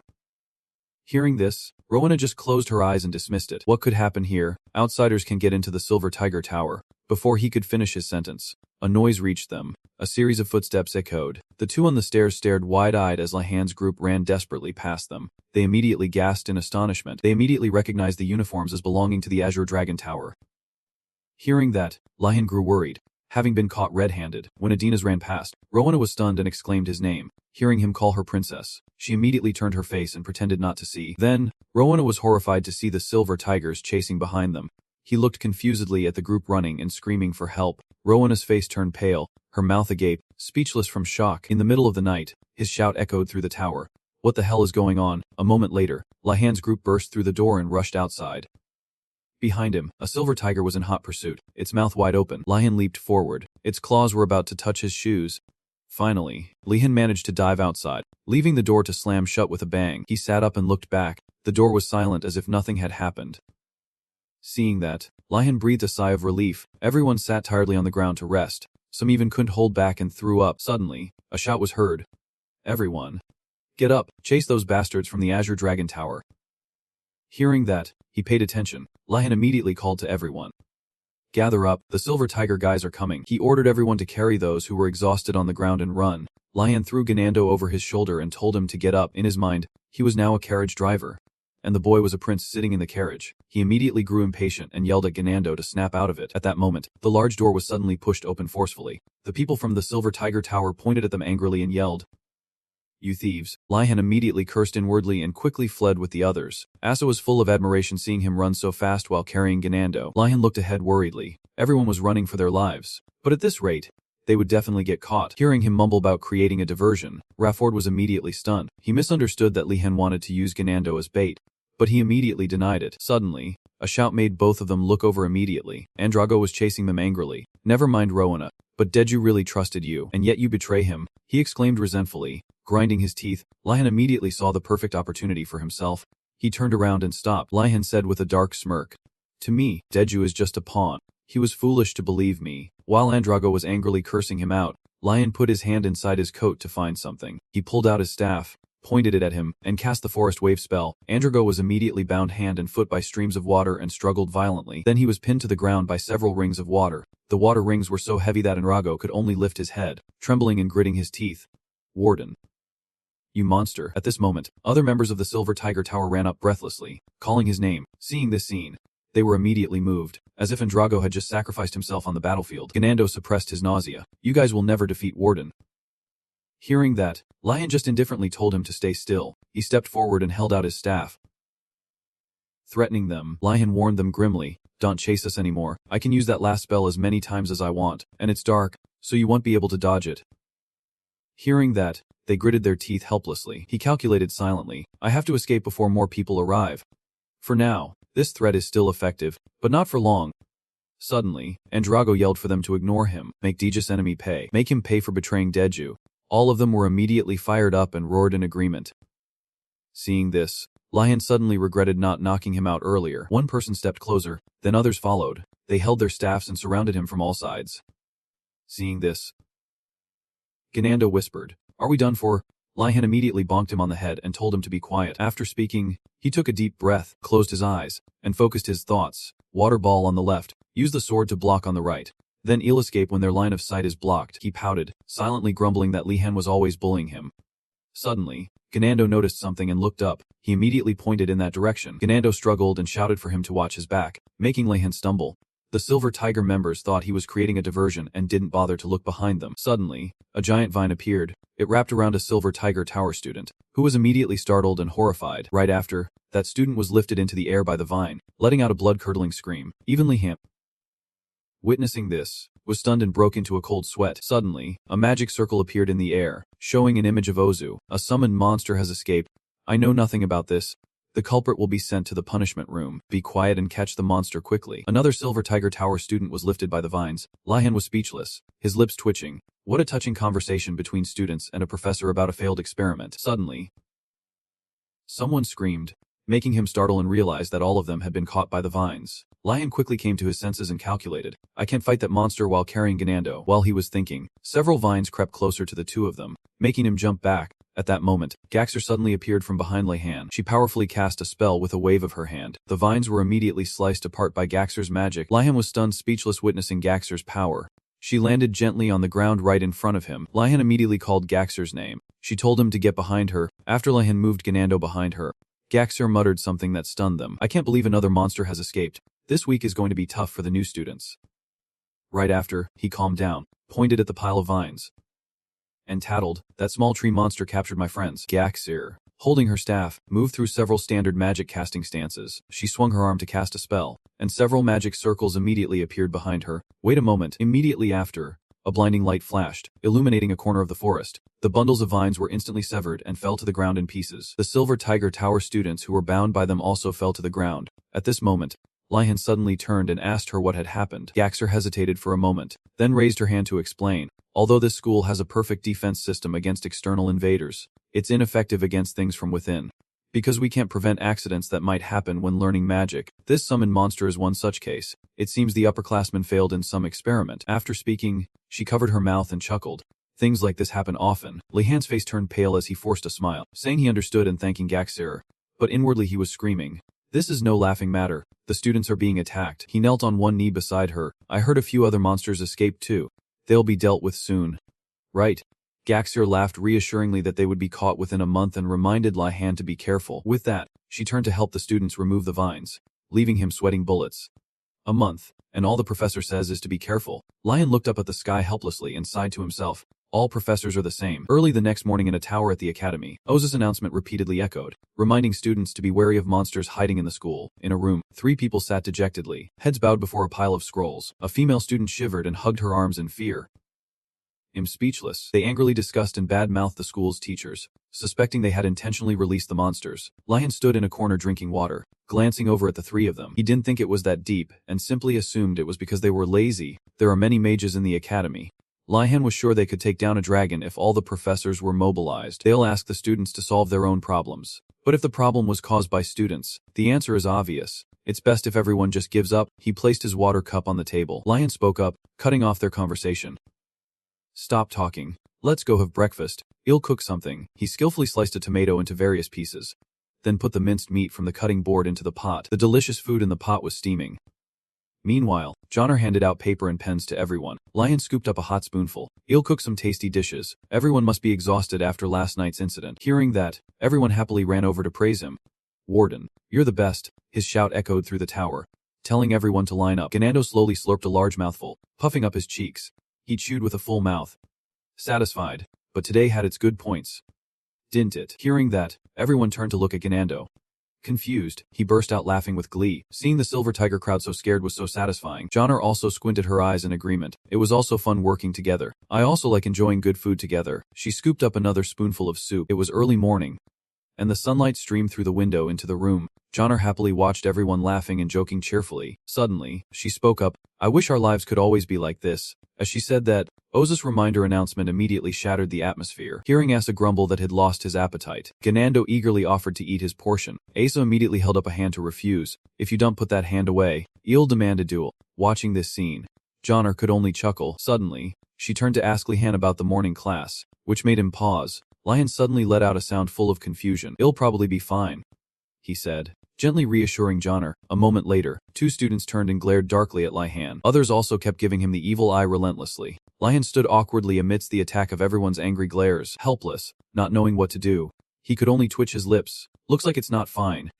Suddenly, a voice from behind called his name, making Lihan turn his head. Behind him was Diju. Looking at him with a grim expression, he said to Lihan in a very serious, low voice, "We need to talk." Diju called Lihan's name very seriously. He frowned and told him, "You don't have to worry about me." Flashing back to last night, Diju woke up to everyone's worried questions. He rubbed his chin, confused about what had happened. The other person angrily recounted how the Azure Dragon group had broken into their tower. The others were angry but also felt sorry for Diju for being used and then discarded. Hearing them invite him to join their group, Diju immediately understood everything. He knew Lihan had to play the villain to help him. Back in the present, the two stood silently looking at each other for a moment. Diju acted strong. "If I didn't dare approach you because I was afraid of some silly gossip, then we wouldn't be friends. You don't have to make yourself look bad." He immediately nodded happily. Those words were truly sincere. Actually, things weren't as he thought, but stealing the flag and knocking Diju out wasn't very glorious, so Lian decided to let him misunderstand. Suddenly, a shout was heard. 2 angry students ran up yelling, "Diju is being tricked again." They stood protectively in front of him. Diju really wanted to say they didn't need to do that, but he didn't dare. He was speechless looking at the scene. This is better for him anyway. Suddenly, Ingirl's voice rang out. "Good morning, students." He smiled and walked over slowly amidst the students' greetings. Ingirl recounted how he had just woken up to find a horde of monsters roaring around him. "What kind of damn place is this?" The students immediately deflated upon hearing that. Then he bowed his head again. "But since you students still have to continue learning here, I thought hard about how this situation could be of help to you." Lihan immediately sensed that this conversation was heading in a bad direction. Ingirl raised his index finger. "After careful consideration, I have decided to catch a real monster and have you all practice fighting it," he announced cheerfully, raising a fist. Hearing that, he was immediately startled and a little scared. Lihan's face turned pale with fear. This is the wrong move. The professor should be figuring out how to ensure there are no escaped monsters around here. Suddenly, an excited student voiced his support for the decision. The Silver Tiger Tower group eagerly expressed their determination. "A true knight will face his fears." Hearing these words, Ingirl was deeply moved. "I was even considering rethinking it if anyone objected, but talented swordsmen truly think differently." Suddenly, he turned his attention to Lihan, who was startled and immediately cheered along. After speaking, Lihan quickly covered his mouth, regretting his reflexive outburst. In the end, he could only bow his head in acceptance amidst the professor's hearty laughter. Ingirl took out a box and told them to draw lots to form groups of 3. Those with the same number would be on the same team. A moment later, the results were out. Lihan awkwardly held up lot number 4 and looked at Diju. He was also sweating as he awkwardly held up lot number 4 and looked back at him. And the last person to draw the same number as them was Jizzle, who was smiling. The 3 of them stood silently looking at each other. With no one saying a word, Lihan and Diju were frustrated. The 2 of them had the same thought at that moment. "This is the worst luck." Jizzle crossed his arms and smiled sinisterly.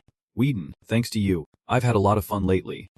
That day, he immediately remembered the pathetic scene from last time. Lihan let out a long, weary sigh. He seriously suggested that they should forget what had happened. Jizzle acted as if had heard a joke and turned away with a cold snort. Seeing him turn his back in anger, Diju looked worriedly at Lihan. "You're not serious, are you? Since we're both from the north, I know what it's like. He holds a long grudge. He will definitely get in your way." Hearing his warning, he could imagine that the upcoming group work would be exhausting. Suddenly, an announcement rang out. "Everyone, attention." Seeing that the groups had assembled, Ingirl moved on to the next step. "Each group will have to choose a leader. I have prepared something to help you. Whoever has a red dot in the corner of their paper will be the commanding leader. The rest will follow orders and fight the monster." He pointed to the red dot on the lottery paper. Hearing about choosing a leader, Lihan immediately felt uneasy and looked at his lot. There was no red dot on his paper at all. Lihan pleaded in a low voice for Diju to tell him he had the red dot. In response, he received a dejected apology from Diju. After that, the 2 of them immediately looked over to the other side. Jizzle was smugly holding up his lot with the red dot. He sneered with a dark smirk. "I will be leader Jizzle." Immediately, someone called out leader. Jizzle corrected them, insisting they add Jizzle. Suddenly, Lihan gently called out, "Leader Jizzle, I hope you give clear instructions if you don't want to be stabbed in the back." He warned with a bright smile. Jizzle was no less sharp. "Subordinate number 1. I'm looking forward to working with you." Watching the 2 of them exchange veiled threats with smiles on their faces, Diju broke out in a cold sweat. He looked worriedly at the 2 of them, his face turning pale. There's a saying that knights who have witnessed a blizzard on the northern mountains will no longer fear anything. And Diju was one of those people, but he was truly terrified of the current awkward situation. Suddenly, someone raised their hand and called for the professor with a question. Hearing him ask what kind of monster they had to face, The three of them immediately turned their heads to listen in, but enro acted mysterious. Saying he couldn't reveal it yet, he squinted slyly and raised his index finger. In order to deal with unknown summoned monsters in the future, you must learn to fight without information. After he finished speaking, both Lihan and Gisel's faces darkened.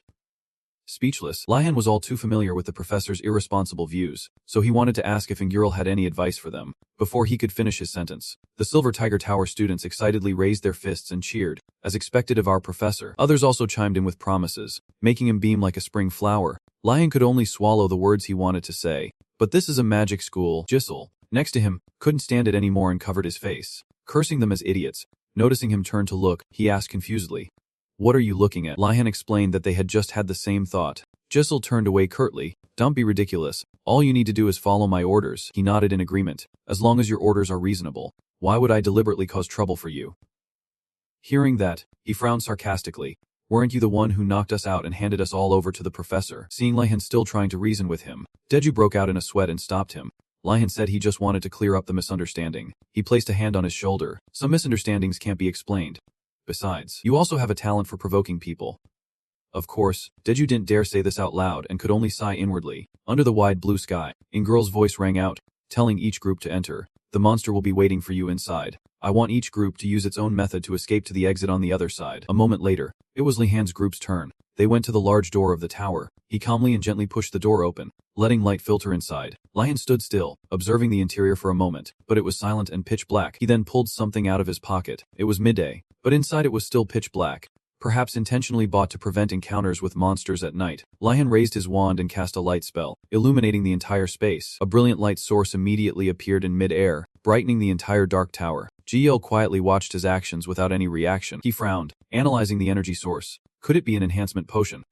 Suddenly, something appeared in front of them, startling all three. A monster stomped its foot on the ground with great force. Its nostrils continuously snorted out streams of cold air. It was a very imposing ice-type Minotaur monster. It glared at them with piercing eyes, showing no good intentions. Giel looked at the Minotaur hesitantly. "Don't tell me it's the same Minotaur from before." Lihan replied uncertainly. Suddenly, he noticed something strange. Lihan felt the energy on the bull's body was quite similar to the enhancement potion. Immediately, an image of Urgrum appeared in his mind. "Don't tell me it's that bull." He let out a few disbelieving, forced laughs. Seeing this, Deju stepped forward to ask. Lihan frowned and returned to the main issue. "We should focus on the current situation." He said he could sense two different types of energy from it, an enhancement potion and a spirit. Deju immediately asked what to do, while Giel rolled his eyes in contempt. "It's so obvious," yet is still analyzing it. Lihan calmly waved his hand and suggested, "Normal attacks don't seem to be effective. Can you guys channel mana into your weapons?" Seeing them both say they could, Giel immediately spoke up, saying he could too. Suddenly, he remembered something and froze in shock. Giel ground his teeth in anger. Has not from a knight family. How can he do that? On the other side, Lihan and Deju paid him no mind and discussed their plan. "Alright, well, split up and take turns attacking it." He crossed his arms and told Deju to ask Lihan who would take the center position, the most dangerous spot, as it directly faced the Minotaur and was most vulnerable to attack. Deju was confused. Lihan was right there, yet Giel was asking him to relay the message. Just as he thought that, Lihan told Deju to tell him that obviously the team leader must be responsible for the center position, which bewildered Deju. Deju was in a tough spot between two people who clearly disliked each other. He sighed in frustration. "I can't believe these two are acting like children." In the end, they decided to play rock, paper, scissors to determine who would be in the middle. A moment later, Giel stepped into his position. "Ready." Deju also quickly moved to his position on the other side. Lihan was left standing firmly in the center position. They surrounded the monster in a triangular formation. He stood reluctantly in the center position and raised his sword. In the end, it turned out like this. The strategy was simple. Well spread out in 3 different directions and slowly approach the Minotaur until it reacts to one of us. The person being targeted will focus on dodging while the other 2 continuously attack it. The problem lies with the person dodging the bull's attacks. This method is only tiring for the one acting as bait. The attacking positions are quite easy. Lihan faced the Minotaur, sighing to himself. The monster pawed its front leg, getting ready to charge and attack. Suddenly, it let out a heaven-shaking roar with a ferocious expression. The terrifying sound seemed to have a power that spread throughout the space. Giel immediately clenched his teeth in pain and hurriedly covered his ears. Deju was also so uncomfortable that he had to squeeze his eyes shut. Suddenly, he had a feeling that this thing wouldn't be as easy to take down as had thought. If so, instead of approaching it, Lihan slowly pulled the wand out of his jacket. He raised his wand to cast a water spell. By my command, flow. A series of water orbs immediately flew up into the air at high speed. Those water orbs shot down powerfully towards the bull's position like a barrage of bombs. It snorted furiously, releasing even more steam. Deju looked at Lihan with admiration. He couldn't help but be in awe of his power. Suddenly, He remembered something and became alarmed again. The direction Li Han was shooting the water orbs. It felt like he was hurting them to one side. At this moment, the bull was furiously charging towards Gisel. Li Han was still controlling the water magic, creating water orbs. He calmly watched the scene before him without any reaction. His face turned red, and he furiously ground his teeth, cursing Li Han as a scoundrel. Backtracking a bit, an idea had sparked when they were choosing positions for each person. Gisel's plan was to intentionally lure the Minotaur towards Li Han. However, as they say, great minds think alike. He also had a similar plan for Gisel. Gisel was furious when he realized Li Han's plan. There's no way I'm giving up before I even fight, Gisel thought, then turned and ran. He cleverly ran around behind Li Han to evade. Seeing this, he pondered for a moment, not understanding what Gisel was trying to do. Suddenly, Li Han shouted, "I hide myself in the darkness," and vanished, startling Gisel. Right at that moment, Gisel realized that the distance between him and the monster had somehow become dangerously close. Gisel immediately raised his two swords to defend himself. He quickly slashed at the neck of the ferocious Minotaur, but immediately after, the gash was instantly sealed by ice. The monster turned and ran a short distance away. Gisel ground his teeth and looked at his sword tip, clicking his tongue in worry. The cut was too shallow. He looked at the growling Minotaur. It had recovered instantly. Gisel cursed inwardly and ran forward. There is no other choice. He pointed his sword tip forward and cast magic that enveloped his body. Gisel got into a ready stance to face the charging Minotaur. "Come at me." Then, he immediately swung his sword, slashing straight at the Minotaur monster. Suddenly, a powerful slash appeared, striking the bull's body. It sensed that something was wrong. In the next second, the Minotaur was sent flying violently into the wall behind it. It then lay unconscious on the ground below. To the astonishment of Gisel and Daeju, he gaped in astonishment, his mind filled with question marks. Daeju was also stunned, not understanding what had just happened. Suddenly, Li Han appeared out of nowhere. "I reveal myself in the light." He looked regretfully at the sword blade that had shattered into many pieces. Li Han clicked his tongue as it disintegrated. "I poured too much mana into the wooden sword. It was bound to end up like this." Suddenly, Daeju stammered, "How did you do that in one blow?" Seeing the bull stirring on the ground, he quickly told him to forget about it. Li Han ran while urging everyone to take the opportunity to escape the dungeon. Daeju ran, breaking out in a cold sweat because of Gisel's silent presence behind him. "The pressure from behind is too much. I don't dare to look back." At that moment, Gisel was grinding his teeth. "I can't believe you dared to use me again. You just watch yourself." Daeju ran after him and asked, "Li Han, is this really okay?" Hearing that, he immediately replied, "It's fine. After all, the team will disband after this class." Inside the dungeon, several loud noises echoed ceaselessly. Several other students burst out of the door, screaming. Li Han and Daeju sat resting, watching them panting heavily. He let out a sigh. "They're the last group. I guess class is over." Enro clapped his hands in satisfaction and walked over, telling them to gather. Li Han was a bit confused. His group was able to defeat the monster by channeling mana into their swords. But how did the other groups pass? He spoke up, praising them for their excellent performance. Just being able to escape the Minotaur is commendable, but there was also one group that defeated it. Hearing this, the two were instantly startled. Li Han's face turned red with embarrassment. "The mission was just to escape. I didn't think he would specifically praise us for defeating it." Hearing the whispers and discussions, GL silently clenched his teeth in anger. Ingirl asked for their thoughts on the monster. Immediately, there were several comments that it was stronger than they had expected. He smiled as if he had anticipated it. "I'm sure you were all surprised by it." Hearing this, Daeju and Li Han's faces turned pale with embarrassment. Ingirl thought that all the students realized one thing after successfully escaping. There was no reason for them to be afraid. You must face your fears if you want to overcome them. This is also true for swordsmanship. You must always remain calm and analyze your enemy. If you can't win, then think of a way to escape. I believe you have all learned a lesson that cannot be conveyed by mere words. Hearing this, the students were moved and impressed. Daeju was nodding in understanding when the professor said he had one more thing to announce. Ingirl's announcement made him turn to stone instantly. "You will remain in your current groups until the end of the semester." Daeju immediately turned around in horror, unable to believe what he had just heard. Both Gisel and Li Han wore expressions of extreme displeasure. The atmosphere among the three became heavy and awkward. He asked him, "Should I apologize for what happened earlier?" Daeju told Li Han it was best to let him be the bridge between them. Later, in the Dreamy Alchemy class, Johnner waved her hand confidently, saying she was ready for class. She looked towards the door, wondering why Li Han was later than usual. Suddenly, Johnner gasped in surprise and called out his name. She saw Li Han being held by the arms by two people. "Why are they escorting you like a criminal?" he said shyly. "It's just a misunderstanding. They came after my class ended and said they had to protect me." The other two immediately chimed in loudly. "Everywhere outside the Blue Dragon Tower is a battlefield. There are monsters out there, and that bunch from the White Tiger Tower who want to harm him. Who can protect Li Han besides us?" Johnner hesitated and said she felt he was stronger than both of them combined, when suddenly a voice interrupted. "No. They're right," Sienna, holding a tray, said seriously. "Our current situation is very dangerous." Li Han immediately spoke up in a long-winded manner. "Long time no see, the unparalleled genius of the Freeman Church."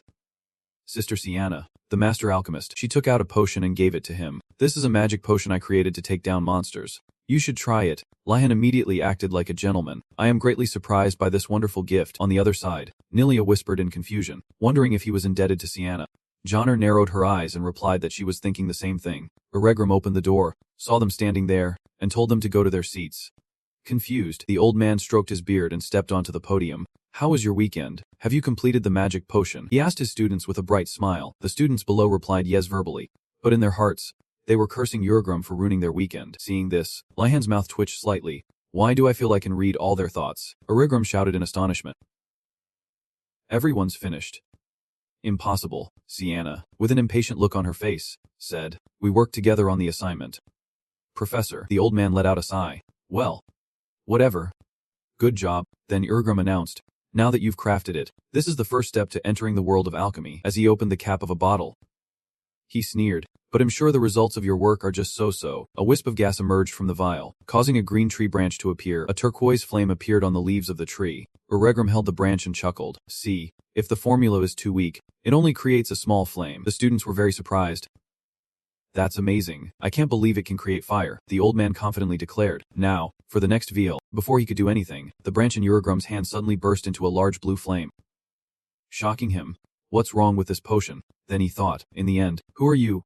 Gordanas. Lihan saw the old man staring and was a bit confused. Why is the professor looking at me like that? The old man, not wanting to believe it, said stubbornly. Although some vials were prepared very well, don't get complacent too early. Eregram spoke slowly, then clenched his hand into a fist, because from now on, it gets difficult. With that, he opened his palm, and a small rabbit appeared.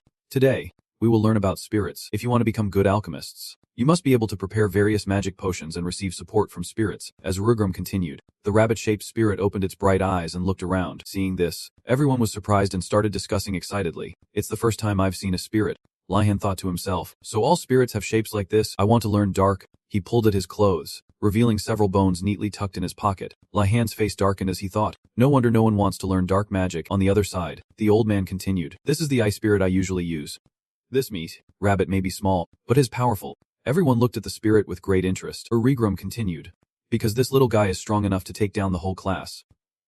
Hearing this, the spirit lifted its head high, looking very proud. Lihan and Johnner listened attentively. It's still too early, so the class will start by trying with low-level spirits. You can't immediately form a contract with a high-level spirit. You have to start with low-level ones and build trust. An image appeared of him sitting with a fire spirit at his feet, and a humanoid rock figure standing behind him, as a large splash of blue water hit the ground. Eregram threw some spirit stones on the ground and said, the more this place is filled with spirit energy, the easier it is to enter the spirit world. This also increases its power source. Asa and Johnner listened attentively and wrote it down.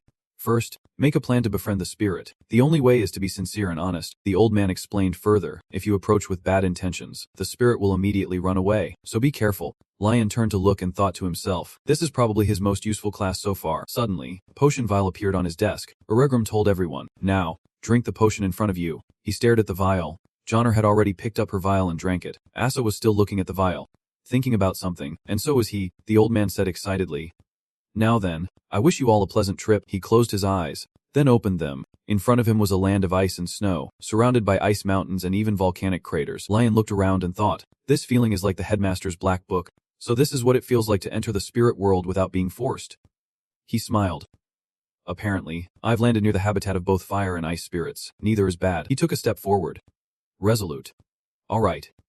Let's begin. The scene changes to a wooden floor somewhere, Johnner said joyfully. This is amazing, Johnner happily said to Asa. I can't believe only a few seconds passed in the real world. I feel like I was in the spirit world for a very long time. Asa added, I had a conversation with a carp spirit. Beside them, Nilia also listened attentively. Suddenly, Eregram covered his ears and shouted, stop. If you want to talk, do it back at the tower. Startling the three of them, Eregram smiled brightly. I'm sure you all know how difficult it is to communicate with spirits, so, everyone, try to befriend a spirit whenever you have free time. Then the old man said loudly. Class dismissed. The students replied in unison. Thank you for the lesson, Professor. Everyone began to move out of the classroom. Then Eregram pointed at him and said, wait. Come here. With a gloomy face, he walked over. The old man asked, how is it? Seeing his expression, he thought to himself, don't tell me this kid has already formed a contract. He pondered for a moment, then said in distress, I encountered a big problem. Hearing this, the old man seemed relieved, his face as bright as a flower. Eregram was secretly delighted. Now this is what a rookie alchemist should be like. He then asked, What's wrong? Did they not listen to you? He said dejectedly. No, it's worse than that. He looked up and pointed at himself. They all ran away the moment they saw me. I met many spirits, but he recalled the flower spirit running away, and the fire pigeon flying off too. He said miserably. Their reactions were all the same. The old man was also very surprised. What? They all ran away? He replied dejectedly. Yes. Hearing that, the old man pondered. Wait. Now that I think about it, I've heard something similar before. It was a story about a mage who returned to the spirit world after becoming an archmage. A man holding a staff appeared in a place between the ice and volcanic mountains. He entered the spirit world more easily thanks to his abilities, but the spirits all disliked. They all ran away together. That's because the aura emanating from his soul terrified them to death. The spirits all trembled in fear before the power radiating from him. He wondered, so why do they keep acting like that with me? The old man sighed. It might be due to the amount of mana you possess. Hearing this, he became even more dejected. Then Urgrum encouraged him. Luckily, there's a solution. Urgrum continued. After that, the great master befriended a spirit. Hearing this, his face brightened up. Really? How did he do it? The old man said calmly. He used magic to bind them, forcing them to be his friends. Hearing that, he was speechless. He forced them. Lion asked in confusion, aren't spirits stronger in the spirit world? Urgrum thought for a moment and said, well, there is that small problem. The old man smiled brightly and gave a thumbs up. Anyway. Good luck, it might be fun. Who knows? His face darkened slightly as he agreed, but he still thought to himself, how can the professor still say that? Next time I go to his cabin, I'll mix in some more food. He thought to himself, imagining delicious fresh food. Sienna said with great concern, that's a big problem. Lihan was walking to class with Sienna, Jonder, and Nulia. Sienna suddenly spoke up. There are many cases where spirits are afraid of humans due to misunderstandings. The two friends standing beside them were astonished. When did he get here? I almost mistook him for someone from our tower just now. She turned to Lihan and said, that also happens in my church. He asked back, is there any way to avoid it? Sienna recalled the scene in class. The church used a magic potion. This type of potion is similar to the one we used in class today. It can be used to attract spirits. Hearing that, Lihan looked delighted. A male student also leaned in with a surprised look, and a female student turned back and smiled. I didn't know you could do that. She held the necklace around her neck and continued. There's a secret formula passed down specifically for spirits that I've prepared before. If I have enough ingredients, I'll make it for you. Anyone who needs it. Just ask me. The other two were overjoyed to hear that. Sienna took out a pen and paper to write the formula. These formulas require a lot of ingredients.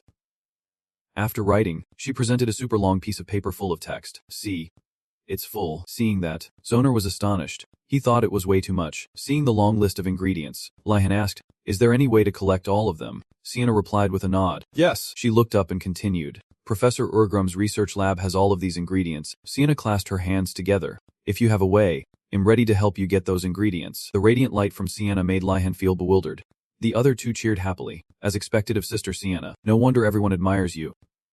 Seeing this, he thought to himself, wait, are nuns really allowed to do that? Lihan walked over, touched the female student, and said, wait a minute. Sienna, thank you for the suggestion, but it's a bit dangerous, she said confidently. Lihan of House Godanas, the school supports such methods. This must be what the professor wanted to convey. Seeing Sienna's confidence, he didn't know what to say. I don't understand how she came to that conclusion. I can't argue with it. Then Lihan also thought, this idea is too tempting. If I can get the ingredients, I can use them in the future. A dark aura surrounded him as he had dark thoughts. If I can get them in large quantities. Suddenly, someone tapped on his back. It was Nelia. Seeing her, he asked, what is it? Nelia. Lihan was still worried. Was my scheme too obvious? She looked uneasy and pleaded with him. Let me come with you. Hearing that, Lihan was also confused. I didn't know Nelia was this kind of person at first. What's wrong with this school? No matter how many things change, some things stay the same. Suddenly, a round object came flying at high speed and slammed into his back with great force. Lihan's face contorted in pain as he looked behind him. Then he collapsed to the ground in pain. In front of him was Vodali. For example, Professor Vodal's class. He retrieved the round object and said to Lihan, you're not focused. Lihan slowly got up, wiping away the pouring sweat. I'm sorry, Professor. Then he thought irritably, how can I react when you increase the difficulty every time I adapt? He couldn't help but sigh. Oh, these grueling training sessions. Where have they gone? He stared at him without saying anything. Lihan wasn't the only one who was confused. Professor Vodali was also very puzzled. He struggled to stand up straight. Seeing this, he spun the orb.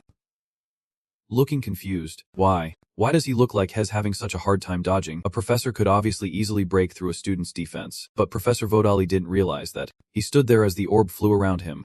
Instead, after long consideration, he came to a different conclusion. He slowly opened his mouth. I see. Lihan was a little startled when he saw the orb had stopped, thinking to himself, it stopped. We're going to have a break, Vodali spoke up. I understand why you're having trouble concentrating. You want to recreate the vortex from when you defeated the golem. Don't you? Hearing that, his face was filled with disbelief and annoyance. What the hell? It's simply because it's too hard, you old geezer.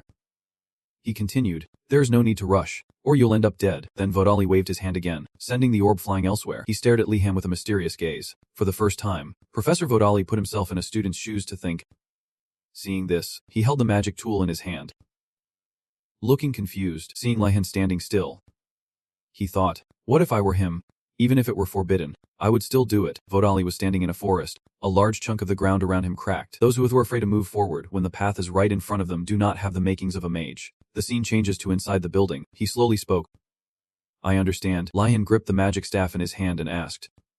Professor, why did you say you understand? Vodali walked closer to him. Your impatience is commendable. What should a professor do to stop a student from choosing a dangerous path? I will help you focus. Hearing him say that, Lihan's face was filled with astonishment. He stumbled backward.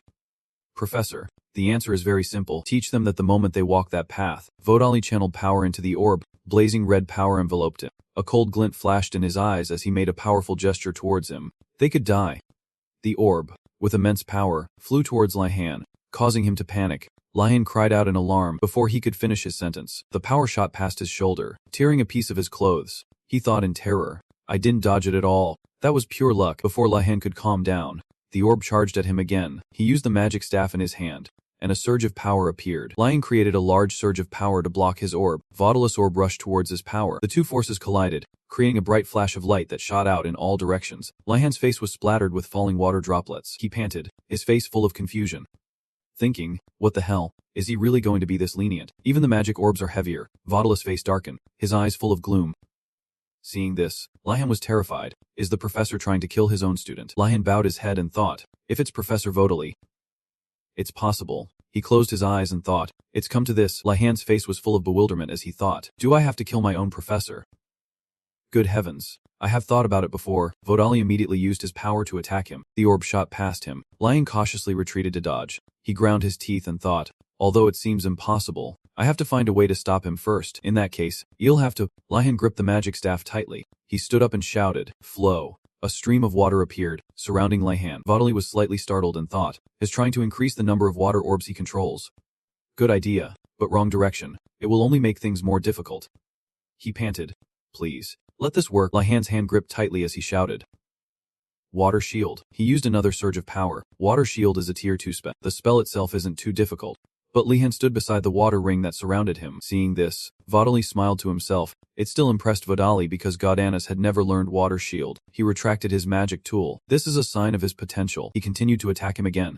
However, once I pierce through that fragile shield, it's useless. Lihan gritted his teeth and struggled to defend himself with great difficulty. Vodali's power shot towards him. He used his strength to reinforce the water shield to block his attack. The orb stopped the moment it touched Lihan's water shield. Vodali was a bit surprised to see his shield block the orb.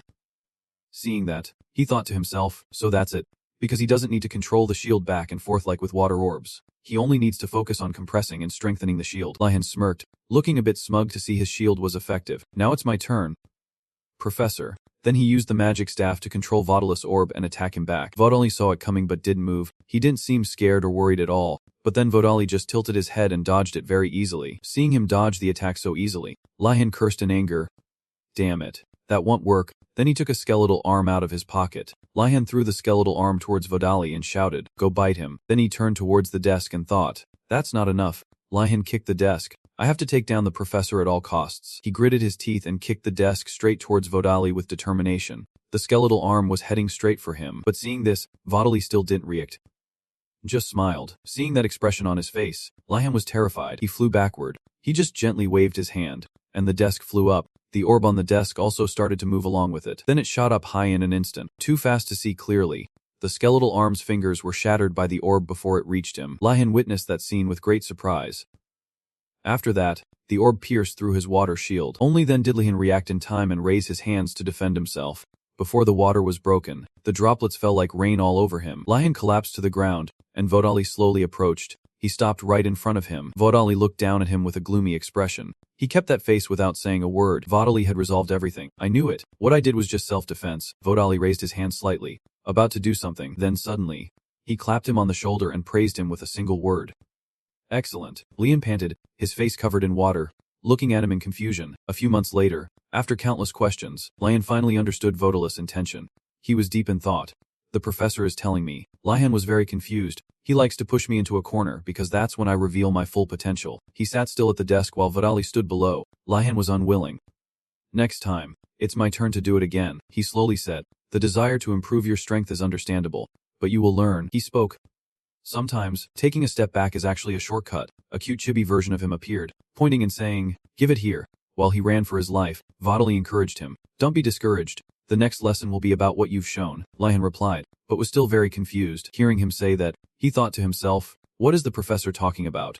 Is he going to skip the details and do whatever he wants again? He used his finger to cast a spell. Lian was surprised when he saw the desks and chairs around him start to shake, and then he fell to the ground in pain. Lian was terrified, not understanding what was happening. All the desks and chairs were flying up on their own. Vodali stood beside him, casting magic while saying, "Now let's learn how to focus in a chaotic situation." He slowly continued, "You are allowed to redo what you just did. I will increase the difficulty if necessary." His face showed a look of unwillingness as he silently cursed. Please stop. The scene shifts to a cloudy night sky. The bright moon illuminated a house that appeared amidst the hills and mountains. Zita was carrying a basin of something, humming as she walked, "Going to see my beloved garden." Then she suddenly saw someone's shadow behind the door. She had discovered someone was here. A gloomy face of Lihan appeared and said, "Good evening, Professor." Zita screamed in terror. She stepped back in astonishment and asked, "Why do you look half dead?" He held a basket of vegetables dejectedly and said, "It's nothing. I had a very difficult class with Professor Vodali." Hearing that, Zita was astonished. "What? Why are you already?" Lian asked in confusion, feeling like she had misspoken. She quickly covered her mouth.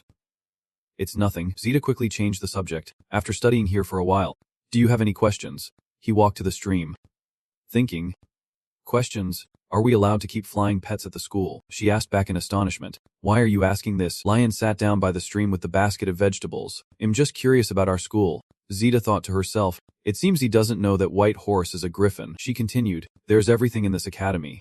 If you search hard enough, you'll find it." He also wondered, "If I find one, can I tame it?" She crossed her arms and said, "It will be difficult. Even for an experienced person, it's very hard." Lian dropped a few potatoes into the stream. "In that case, can I learn from you in my free time?"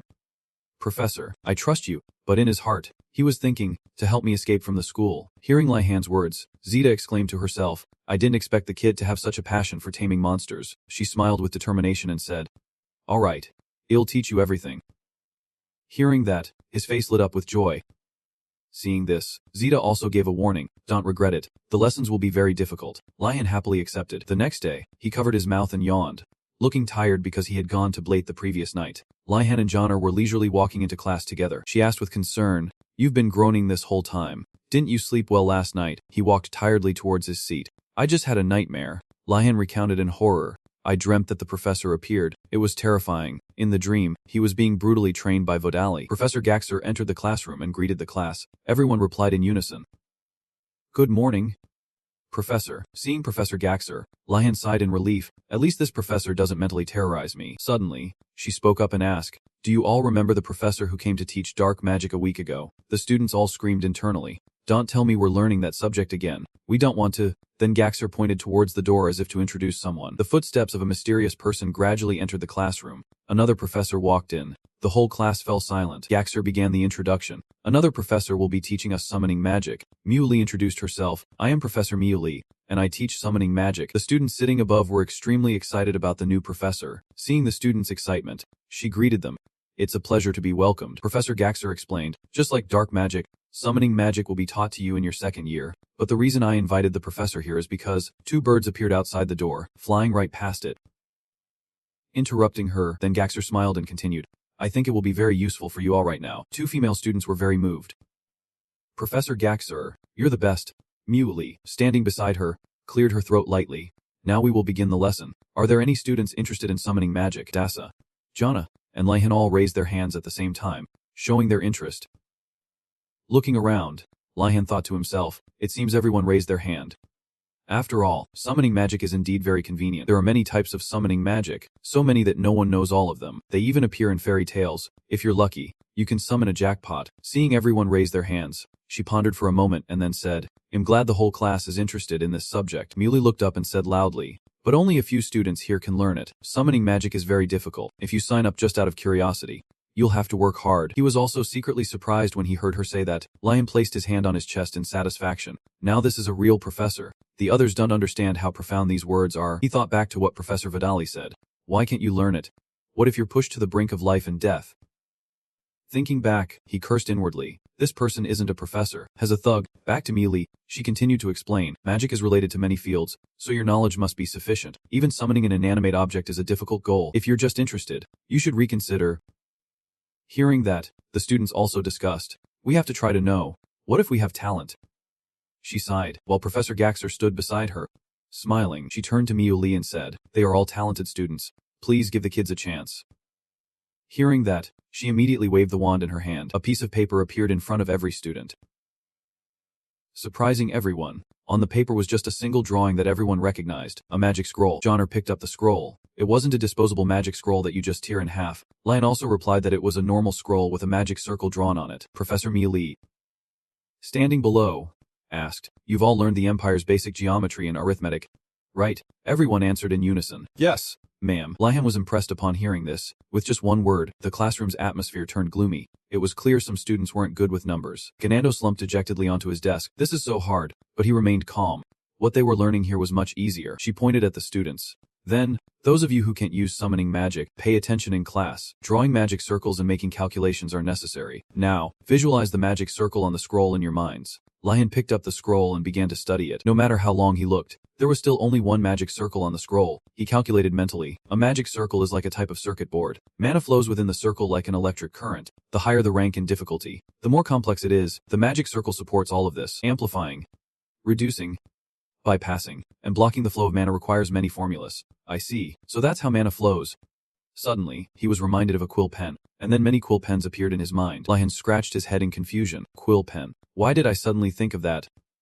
Beside him, Johnner was still thinking intently. Muley spoke up. That magic circle is a minor spell to summon a quill pen. In her hand, she held a symbolic quill pen. Hearing this, he was completely shocked, never expecting his silly guess to be correct. As Professor Muley lectured, everyone was also staring intently at their scrolls when Lihan realized, so that's why I thought of them. Then she continued. All right.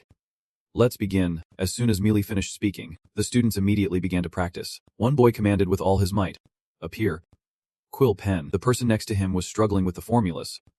Wondering, what the heck is this? A student in a lower row was pleading. Oh, great quill pen. Please appear. Immediately after, a surge of power shot straight into the scroll. Not just one, but the scrolls of other students also exploded, causing them to cover their faces in fear. One boy realized, so even high-level magic scrolls will break if we misuse them too much. Another person in the front, upon receiving a new scroll, exclaimed in surprise, the professor gave us new ones right away. Everyone looked to the side and saw Adinas practicing with great skill. Everyone. Look. Gradually, everyone succeeded in summoning quills, and shouts of joy filled the room. Garcia felt helpless at the students' excitement. They shouldn't be satisfied with just summoning something similar. Millie, beside her, also sighed profoundly. The meticulous adjustments required are what makes summoning a difficult discipline. Summoning something similar is equivalent to failure, unless everything is perfect. It's meaningless. At this moment, Asa was also struggling with his summoning. Furthermore, because creating that thing requires the will of the summoner, there's a chance it will attack the summoner back. This was exactly what happened to Ganando, who was being repeatedly hit on the head by a quill pen. It turned out to be Asa's quill attacking him. Because of this, Ganando angrily turned around to question him. How dare you attack me with a quill? Asa explained awkwardly. It's just a misunderstanding. It moved on its own. Feeling wronged, Ganando turned to complain to Lihan. Someone is trying to assassinate a prince. Help me. Lian. He didn't seem to care much about him and replied nonchalantly. Be quiet. Ganando. After that, Lahan focused on his own summoning. A row of desks away, Andrago was silently observing Lahan very carefully. He smiled to himself with some satisfaction. Gordana still hasn't summoned a quill. Looking at his own achievement, Andrago was overjoyed to have summoned a complete quill pen. Then he continued to observe the students around him. I don't think any other student has done better than me. I should take this opportunity to show off to those arrogant blue dragons. With that thought, he slammed his hand on the desk. Andrago shot up from his seat, with arrogance written all over his face. Don't tell me you still haven't summoned one. Gordana's. However, the only response he got was Lihan's indifference, not even bothering to reply. Getting the cold shoulder like that, Andrago angrily scolded. Stop ignoring me and look at this. Zoner, who was next to him, added fuel to the fire. Don't you have a quill at home? Why are you shouting like that? Andrago retorted. I just want him to look at what I've summoned. While he was still talking, Lihan had already grabbed his staff. He took a deep breath to focus his energy, then calmly commanded, "Appear." Quill, a powerful blue aura emanated, and the entire scroll was enveloped in that power. In the next second, Lihan unleashed his power. The drawing on the scroll gradually floated out, continuously emitting mystical blue light. However, after waiting for a long time, no quill appeared. Lihan wondered, did I fail? Suddenly, the entire room was filled with a huge, blinding light, and he was thrown backwards. Johnner frantically asked Lihan, "What happened?" While Andrago covered his head in fear. Someone shouted, "It sounds like something just exploded." But in front of Lihan, wasn't a quill pen floating there. But it wasn't just one.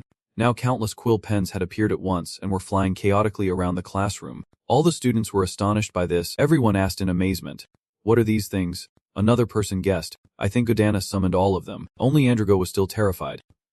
Muttering, "Impossible." Lihan gently picked up one of the quill pens. He observed it carefully and assessed. "It looks decent enough, but I shouldn't have overdone it like this. Channeling the exact amount of mana needed is so hard."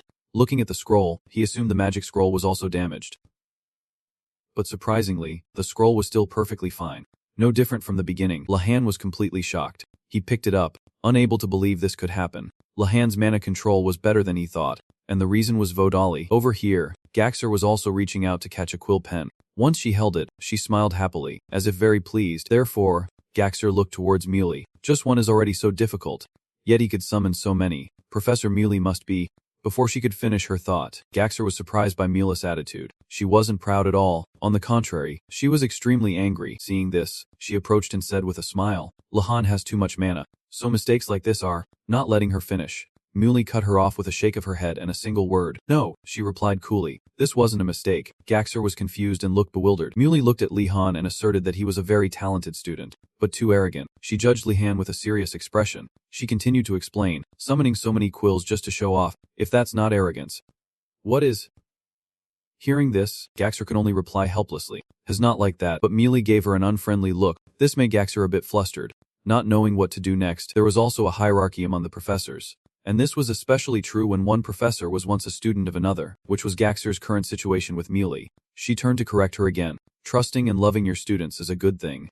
But you also need to teach them to be aware of their behavior." Gaxer could only obey. Perhaps Muley knew that although Gaxer didn't object outwardly, she still had things she wanted to say in her heart, so she reassured her, "But there's no need to worry." Looking at Lihan, who was still practicing controlling the quills well, she taught, "There are many ways to cure arrogance."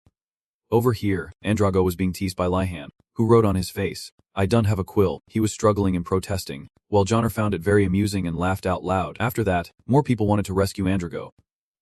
They chanted, "We must protect Andrago." This incident made Gaxer say helplessly, "Everyone, please calm down." She awkwardly reminded them, "Class, be quiet." Everyone fell silent again, no one daring to make another sound. Muley said in a loud voice, "Through today's lesson, you will learn that some things are not as easy as you think, especially since today's lesson is the basics of the basics." Her words made the students gloomy because this was just too difficult. Then Muley continued, "Normally, you would need to be able to do this without using a magic scroll.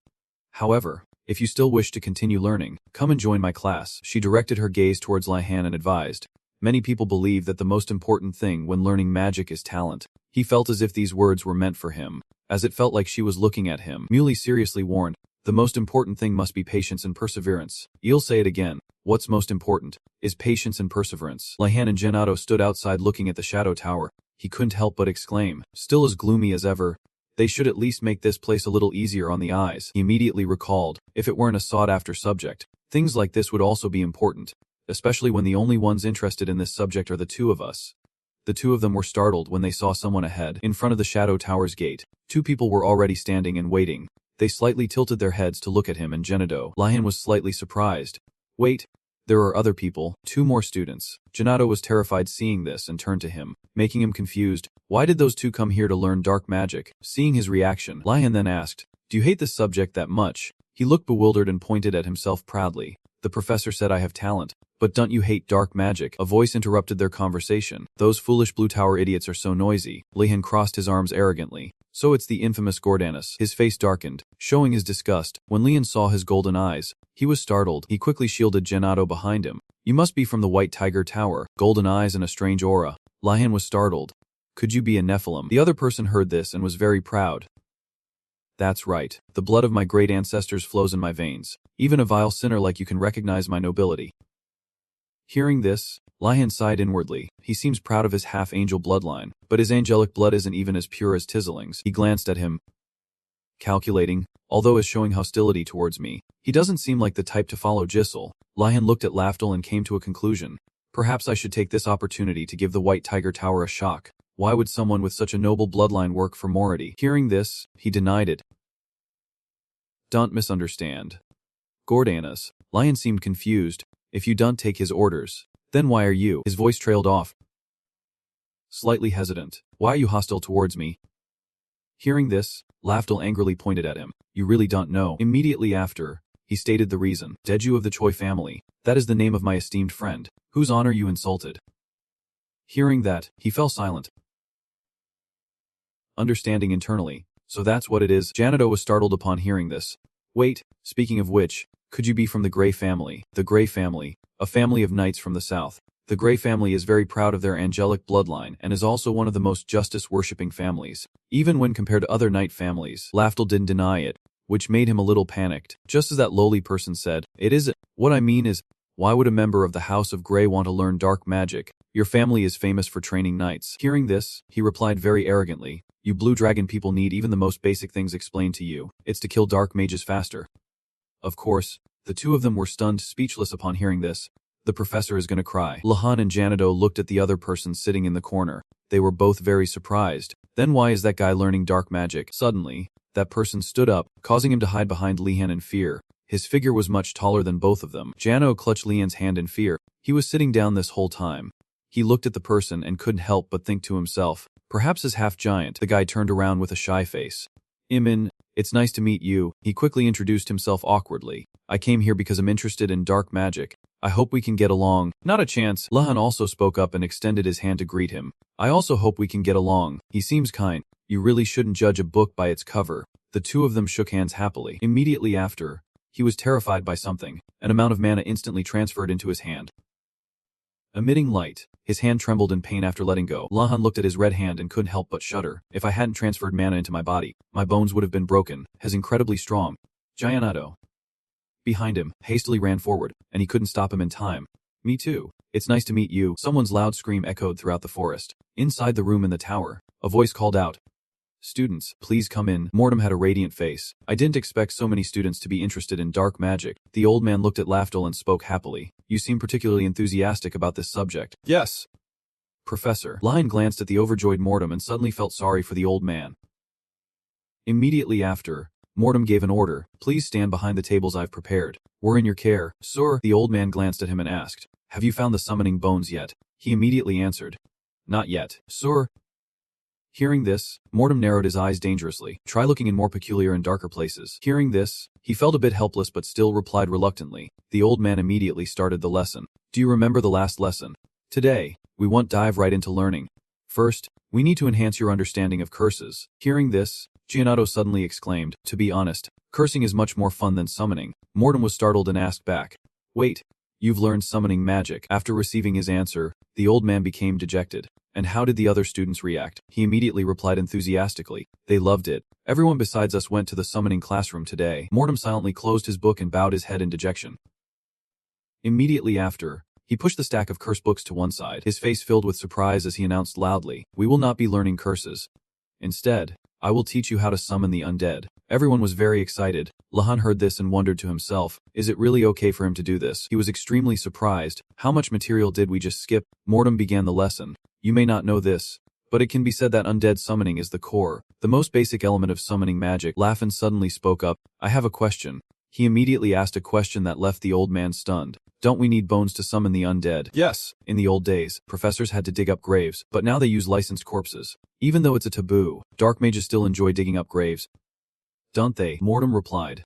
It's true that there are people like that. Lihan, standing beside him, was annoyed. Does he even know what he's saying? Mortem coughed lightly and turned away. I won't force you to summon a complete undead, because when summoning the undead, if you accidentally lose control, the old man's face was very grave as he threatened. You might go meet your ancestors. Lian turned pale upon hearing this. Why exactly do we have to do this? Giannato next to him also spoke up. I almost died because of a magic quill pen. Sir, the old man began to cast a spell.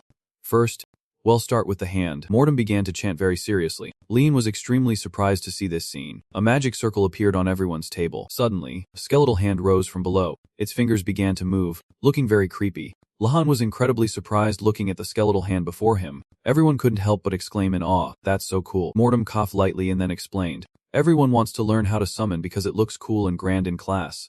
But it's not easy to do." He immediately gave typical examples of undead summoning. There will be many things to consider. Even just summoning a normal monster that has its own will, there will be many more uncontrollable factors if you summon an undead monster. Mortem continued to threaten. That's why you need special methods to approach death. His threat terrified everyone. You can't do it yet, so try to approach the hand using any other method you can think of.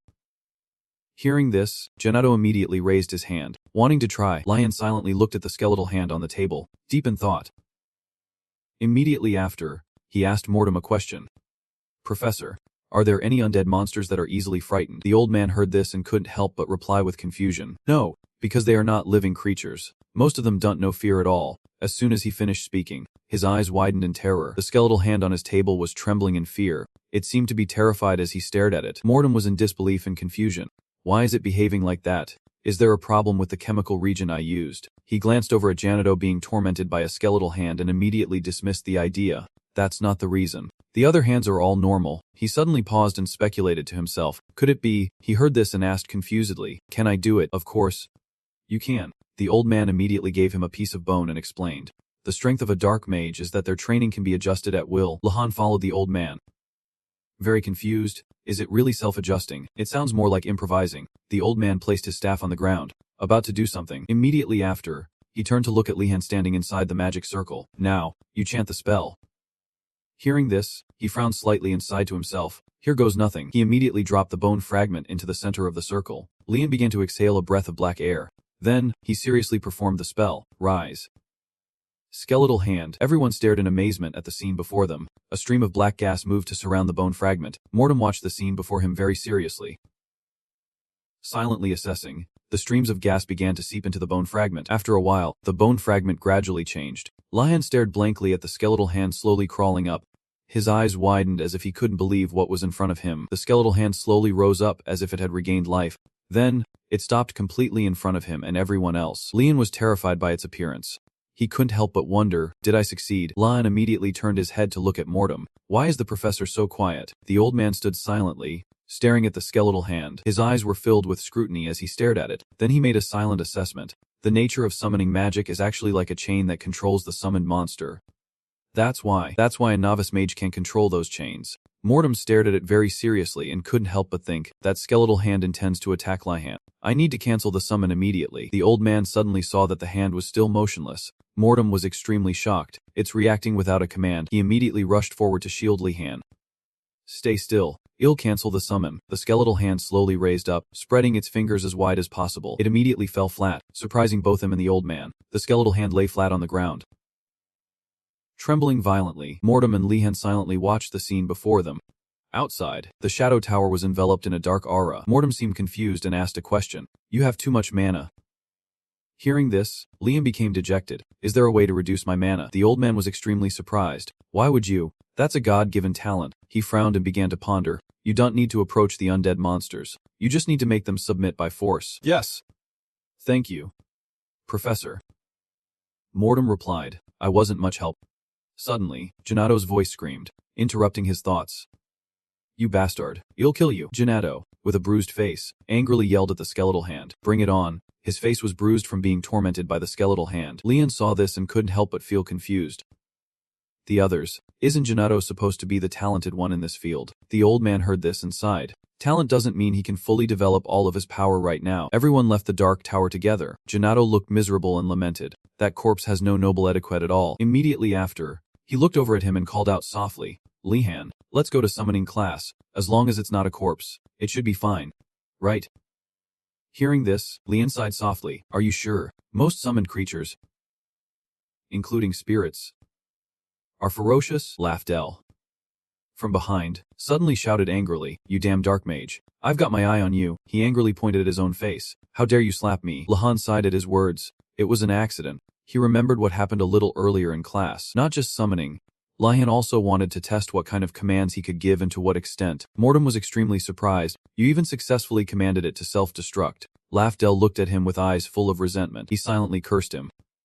Vile bastard. The skeletal hand inside him suddenly stopped as if it sensed something. It immediately shot straight towards Lafdell. He was extremely surprised by the sudden attack. Before he could recover, the skeletal hand jumped up and slapped him straight across the face. Back in the present, Lian sighed softly. It was really just bad luck. That summoned creature acted on its own. Sanado, standing beside him, called out to him with a confused expression. He immediately reminded him. His gone. What a pity. At the spirit hall, Professor Mula's office. The two of them entered and exclaimed to themselves. It's completely different from the Shadow Tower. Suddenly, a knock was heard from inside the room. Lee entered and spoke softly. Professor Muley, sorry I'm late. I had some personal matters to attend to. She. Sitting inside. Paused slightly. She immediately looked at him and said, if you had something to do, then that's that. No need to apologize. Lian was very confused. What's this? She's not surprised to see me here at all. Immediately after, he sighed softly. Could it be that Professor Mortem already told the other professors? Is that it? Gennaro was very confused. He looked around blankly, and then he asked with a puzzled voice. Professor, where are the students who came before me? They had a class, so they went back to do their homework. Janido heard this and smiled, accepting the early dismissal. He was immediately horrified. Wait. Homework. I already have a pile of homework from other classes. She immediately cut him off before he could finish. A few books appeared in front of the two of them. He picked up the book in his hand. Immediately after, she softly invited them both to sit down. Muley immediately gave an order, read the books, mark them, and then answer the questions. Lion looked at the book and was slightly surprised. The questions are about how to apply principles to practice. I think. He focused on reading the book very seriously. Immediately after, he became interested. This book is great. I've seen all sorts of textbooks in my field, but this one is written much more clearly. He immediately remembered the time-wasting books. Most books are like that. Lion was immediately very excited. But this one is different. You truly are an amazing professor. Muley looked at him.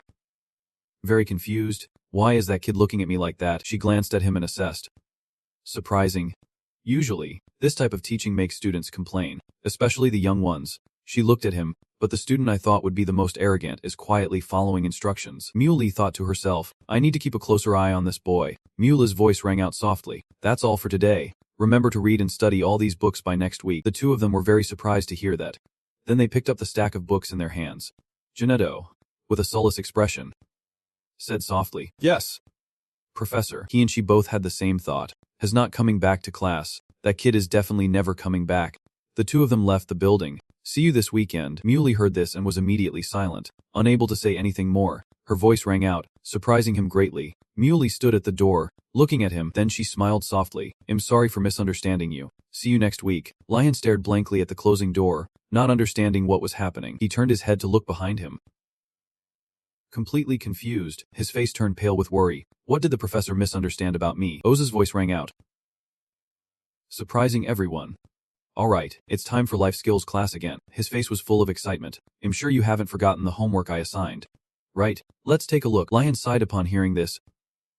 That homework, getting the flags from the other towers. How could I forget? His voice continued to ring out. You'll check the black tortoise and vermilion bird first. The two of them stood up in unison to report. We exchanged flags peacefully. The black tortoise and vermilion bird towers have completed the homework. He sighed a little upon hearing this, confusing the two of them.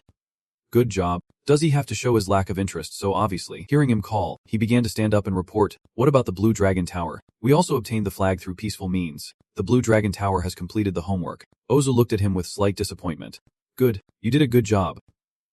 Very excellent. His face immediately turned to the side. He looked at the two startled people. They sat there frozen in fear. His face loomed before them as he spoke softly. Oh, my honorable knight students. You brought yours too, right?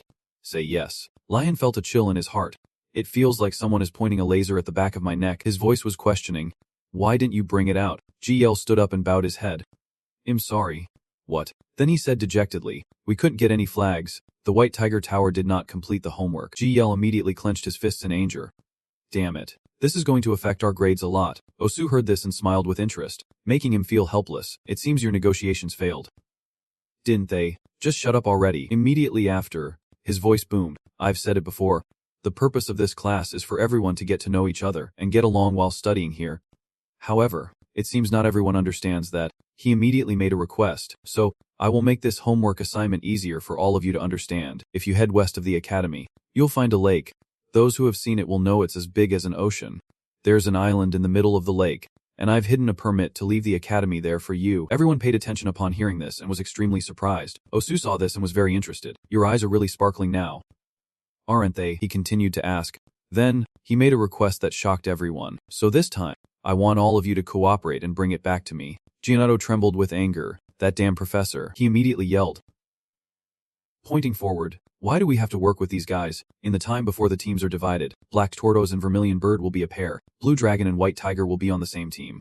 It's up to you whether you want to follow my instructions or not. Bright light emanated from his hand. Osa's voice rang out menacingly. But if you fail because of that, there will be great consequences. Back in the present, the atmosphere on both sides was completely opposite. Lion looked at his team and sighed softly. The atmosphere is so heavy. At this rate, things will only get worse. He immediately spoke up, drawing everyone's attention. My brave friends from the White Tiger Tower. His face was very serious. Can we put aside our misunderstandings and work together? That guy heard this and cursed angrily.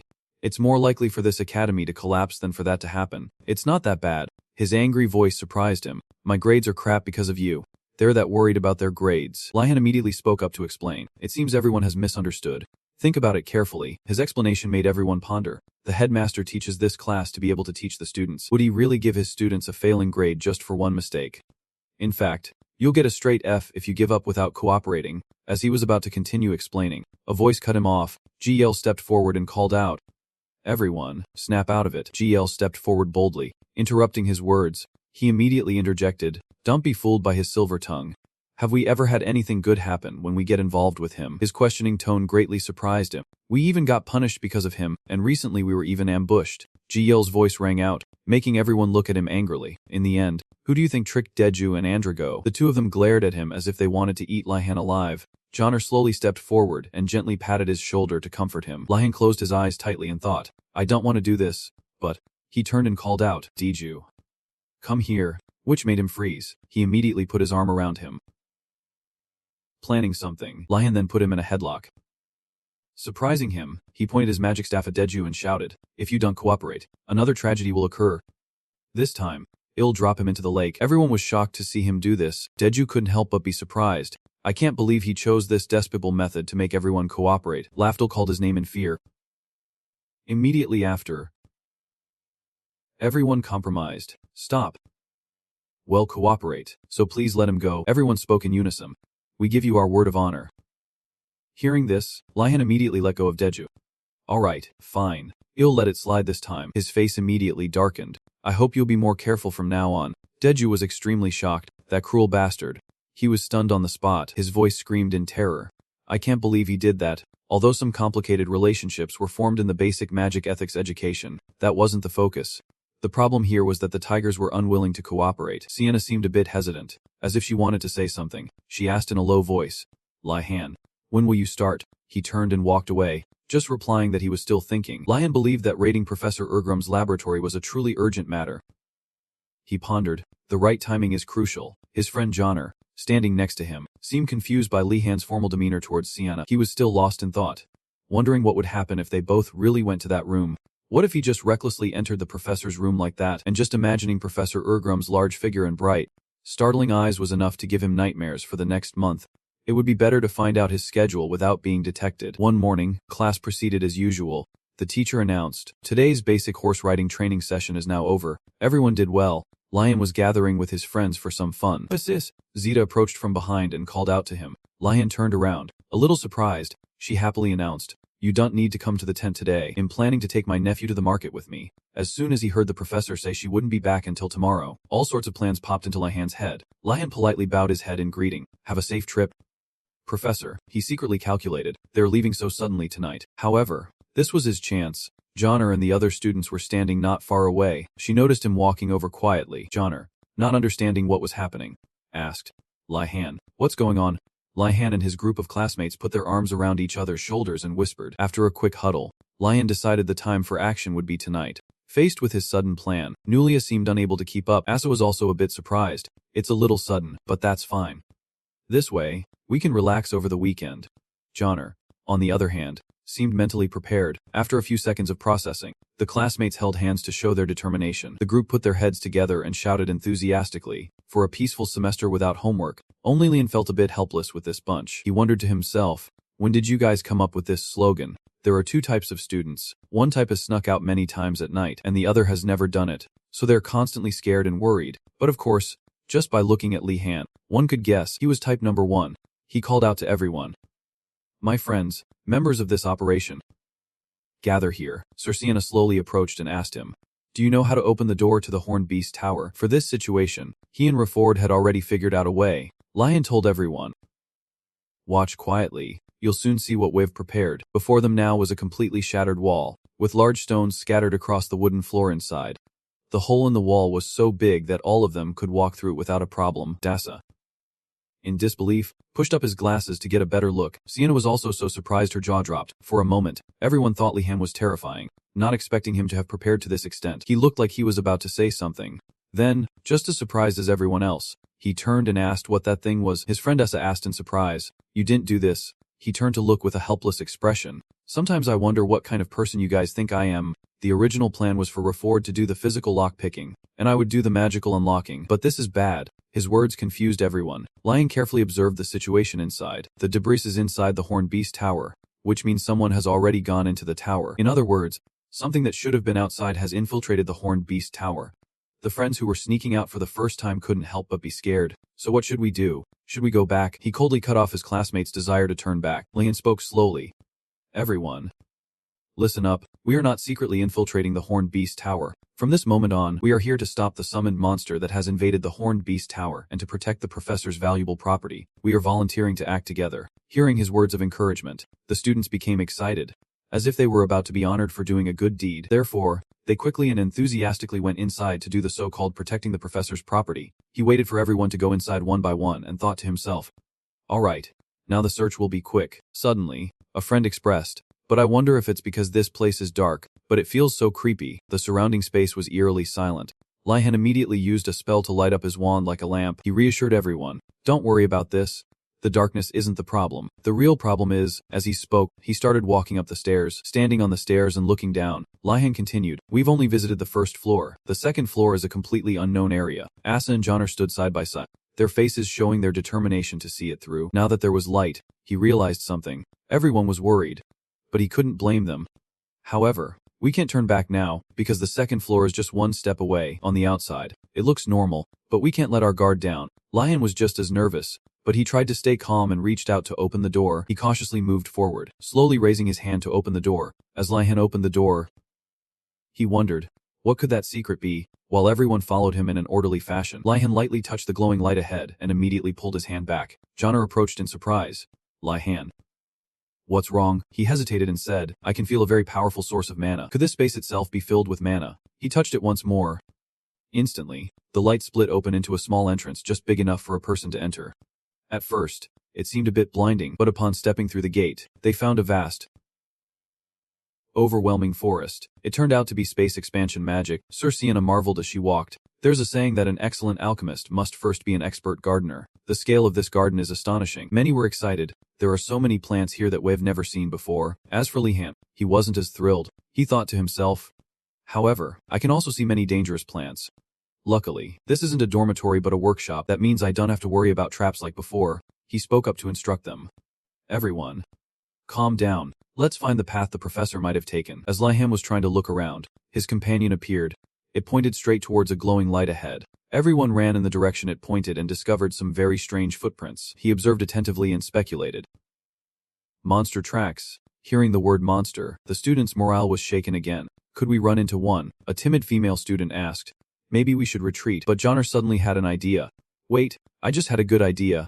Lihan, how about we follow these footprints? Monsters have sharp senses, so they must have found a safe place. He immediately agreed and said, let's do that. Cheers erupted from those around, making her so happy her little ears wagged nonstop. After that, everyone moved together, the group sticking close so no one would get lost, and as predicted, no student was attacked while following that path. However, they encountered something more interesting. A rather large animal was snorting through its nose. It looked like a war bull with a shimmering golden coat and glowing eyes. Johnner whispered, that's a bull.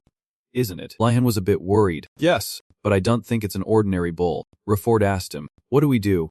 Which made him silently curse him for being a foolish student. That bull is blocking the way to the upper floor. They had to do something if they wanted to pass the stairs. Lihan observed carefully, then said in a low voice, we don't need to fight it. It seems to be hungry. It'll probably leave after it's eaten its fill. Right, but Johnner didn't think so. Lihan, I don't think that will work. The bull was still slowly chewing grass, then suddenly spat some blades of grass onto the ground. Then it started frantically stomping on the ground. Johnner lamented, it's trampling all the plants under its feet. She was afraid the professor would see it. Lihan had the same thought. If this continued, they would all be in trouble. He decided he needed to stop that from happening. Then, Lihan rushed towards the bull with his wand. Feet, stick firmly to the ground. He had just used a paralysis spell on it, but this bull seemed smarter than it looked. A back kick was enough for it to dodge Lihan's paralysis spell. The students behind him were a bit panicked at first. Then they joined forces to fight back. Before they could use magic, he quickly shouted, wait, don't use fire in a place full of plants like this. Only use magic that won't harm the surroundings. Asa and the friend next to him stopped short, and both of them used paralysis and dizziness spells on the bull, but it didn't seem very effective. It showed no signs of being immobilized. They grew more and more surprised. It's not even paying attention to us. What on earth did the professor feed it? Just then, Sir Sienna rushed over with a tray of potions in her hand. Everyone, throw these potions. This is a weakening potion. Immediately after, the bull was continuously doused with the weakening potion. It suddenly started breathing harder, shaking its head restlessly. It seemed to be angry now. It changed direction and charged towards the people who had just thrown the potions. Johnner tried to calm everyone down. Everyone, stay calm. Its magic resistance has been lowered, so magic should work on it now. Cast a spell on it again. Everyone cast the paralysis spell in unison. As expected, it worked. It really stopped. Only when the bull was successfully paralyzed did everyone dare to come out of hiding. Currently, the spell was still working very well, but just a few seconds later, it was able to move again and charged at them. The bull ran wildly again, causing everyone to scramble to get out of the way. It leaped high over their heads. A student who couldn't run in time was about to be attacked. Lihan was afraid they would all get hurt. At this moment, he needed a stronger spell than the one he just cast. Right now, in this very instant, this critical situation became the motivation for him to become stronger. The magic was activated even before he chanted the spell. Once again, Lian cast the paralysis spell. This small but mysterious change would, in the future, become a moment likened to a miracle that would astonish everyone. In the dreamy green forest, the sound of water from a fountain was like the song of a green fairy. However, a loud noise from the opposite side caused the watering to stop. Perhaps nearby, a tree had gained sentience. It seemed very surprised by the strange events happening in its garden. Meanwhile, the mad bull was hit by Lihan's paralysis spell. It was immobilized and then collapsed with a thud right in front of him. The event happened so fast that Lihan couldn't adapt in time. Time seemed to stop for a few seconds, after which everyone sighed in relief, having been saved. Seeing everyone looking cheerful, he wanted to remind them, we can't rest yet. Lihan recalled what just happened.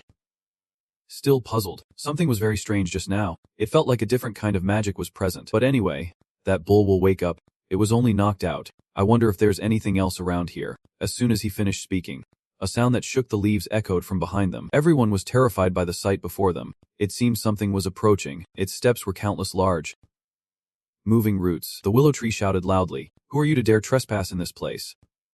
Immediately, the students' piercing screams rang out. The willow tree can talk. Everyone feared it was another monster, but Lihan quickly signaled for everyone to calm down. It seemed only he felt it. This willow tree's presence was not ordinary. With this reaction, it had to be at least the caretaker of this place. Thinking this, Lihan signaled to Johnner and decided to take a gamble. He said clearly, "We are protecting Professor Ruhrgrum's plants." Johnner understood and quickly nodded in agreement. Upon hearing this, the willow tree immediately became much more lenient. "Oh, that's very good.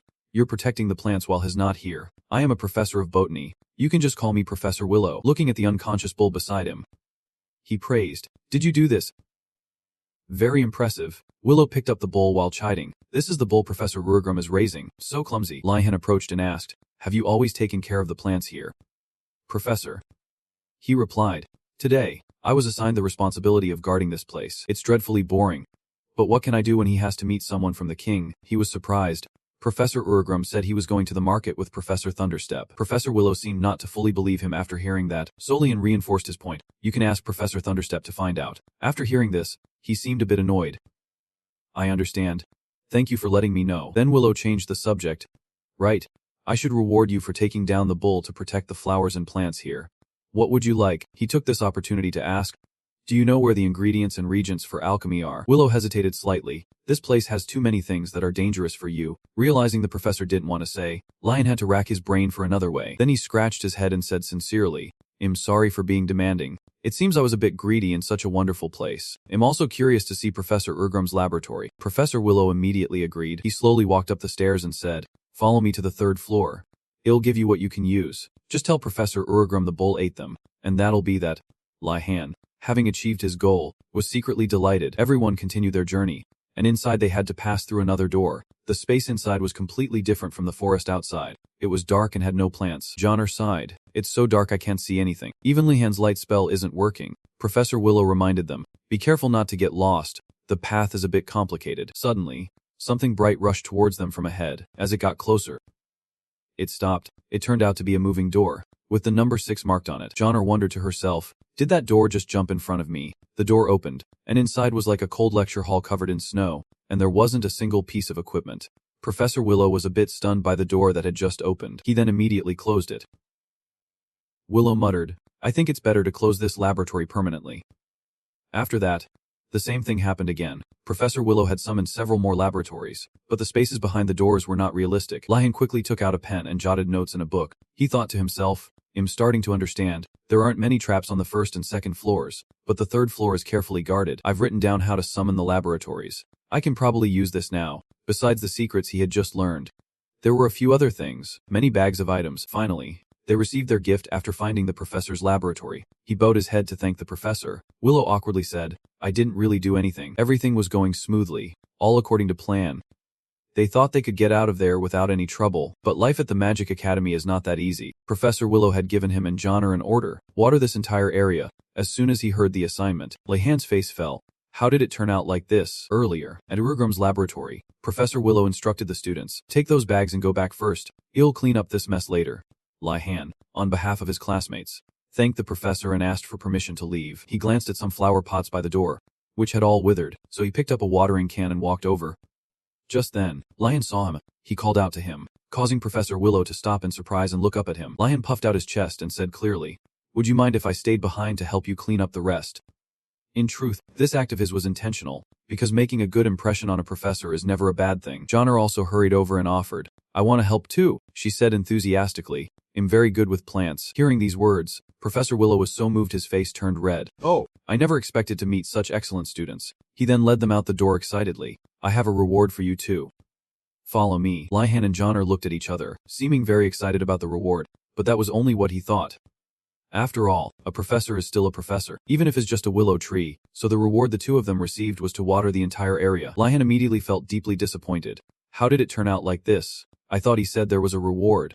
Right. After giving the two students their reward, Professor Willow left immediately, leaving Lihan and Johnner standing there dumbfounded. He silently blamed himself. Maybe I was too greedy, then turned to apologize to Johnner. At that moment, she was already holding a watering can, thoroughly enjoying this gift from the professor. Her small face with a gentle, lovely smile made him a bit flustered. Lihan approached with a look of concern. Don't you think this is a bit too much work? Johnner smiled brightly and said, but taking care of plants is quite fun. She seemed quite interested. There are so many rare plants here. He sighed and thought to himself, at least she enjoys doing this. Lion had no choice but to pick up the watering can beside him. The two of them diligently watered every bush in the garden. Perhaps the two of them didn't notice that there was also a lake in this garden. In that cool blue water, something seemed to be moving. It took them several tiring hours to finish watering the plants. Johnner stretched. Looks like we're done. Huh. Lion was probably worried about his spine after so much physical activity. He still felt apologetic. This was harder than I thought. I'm sorry, Johnner. However, when he turned towards her, Lion was met with a very lovely smiling face. It was a bit tiring, but it was also a lot of fun. Immediately, he reconsidered. Well, I guess I don't need to feel guilty then. After finishing, the two of them happily started heading back together. At the same time, the surface of the lake behind them rippled more and more. The image of the two of them walking and talking clearly reflected on the water. Lion was startled to hear a faint voice. I have been watching you. Young man, his friend Johnner, standing beside him, was just as surprised. The two of them quickly got into a defensive stance. And then, Lion saw something strange. It was a spirit in the shape of a water droplet, floating in mid-air. It introduced itself, I am Parasite, the spirit of this lake. Upon hearing the word spirit, both of them were dumbfounded. It continued. Young man, you must be a disciple of that short tree. It seemed the situation wasn't threatening. He turned to Johnner and signaled that it probably wasn't dangerous. Lihan looked at Parasite curiously. You know our professor, it replied calmly. More than that, he and I have a contract. My duty is to watch over this garden. It's rare to see teenagers your age willing to care for plants. It's truly admirable. Now he understood Willow's intention. So this is why Professor Willow told us to work here. So we could make a good impression on this spirit. Lihan felt a little guilty for being annoyed with the tree professor. Parasite cheerfully offered. I would like to help as well. What can I do for you? It could even give advice on his troubles. This was a great opportunity for Lihan to ask about the problem that had been bothering him for a long time. Spirits are often afraid of me and run away. Is there any way to befriend them? Parasite explained enthusiastically. I might know the reason. It's interesting that you carry a wood spirit with you. He knew it was talking about the magic staff in his hand. If you mean this, it's because an oak tree gave it to me. Parasite advised gently.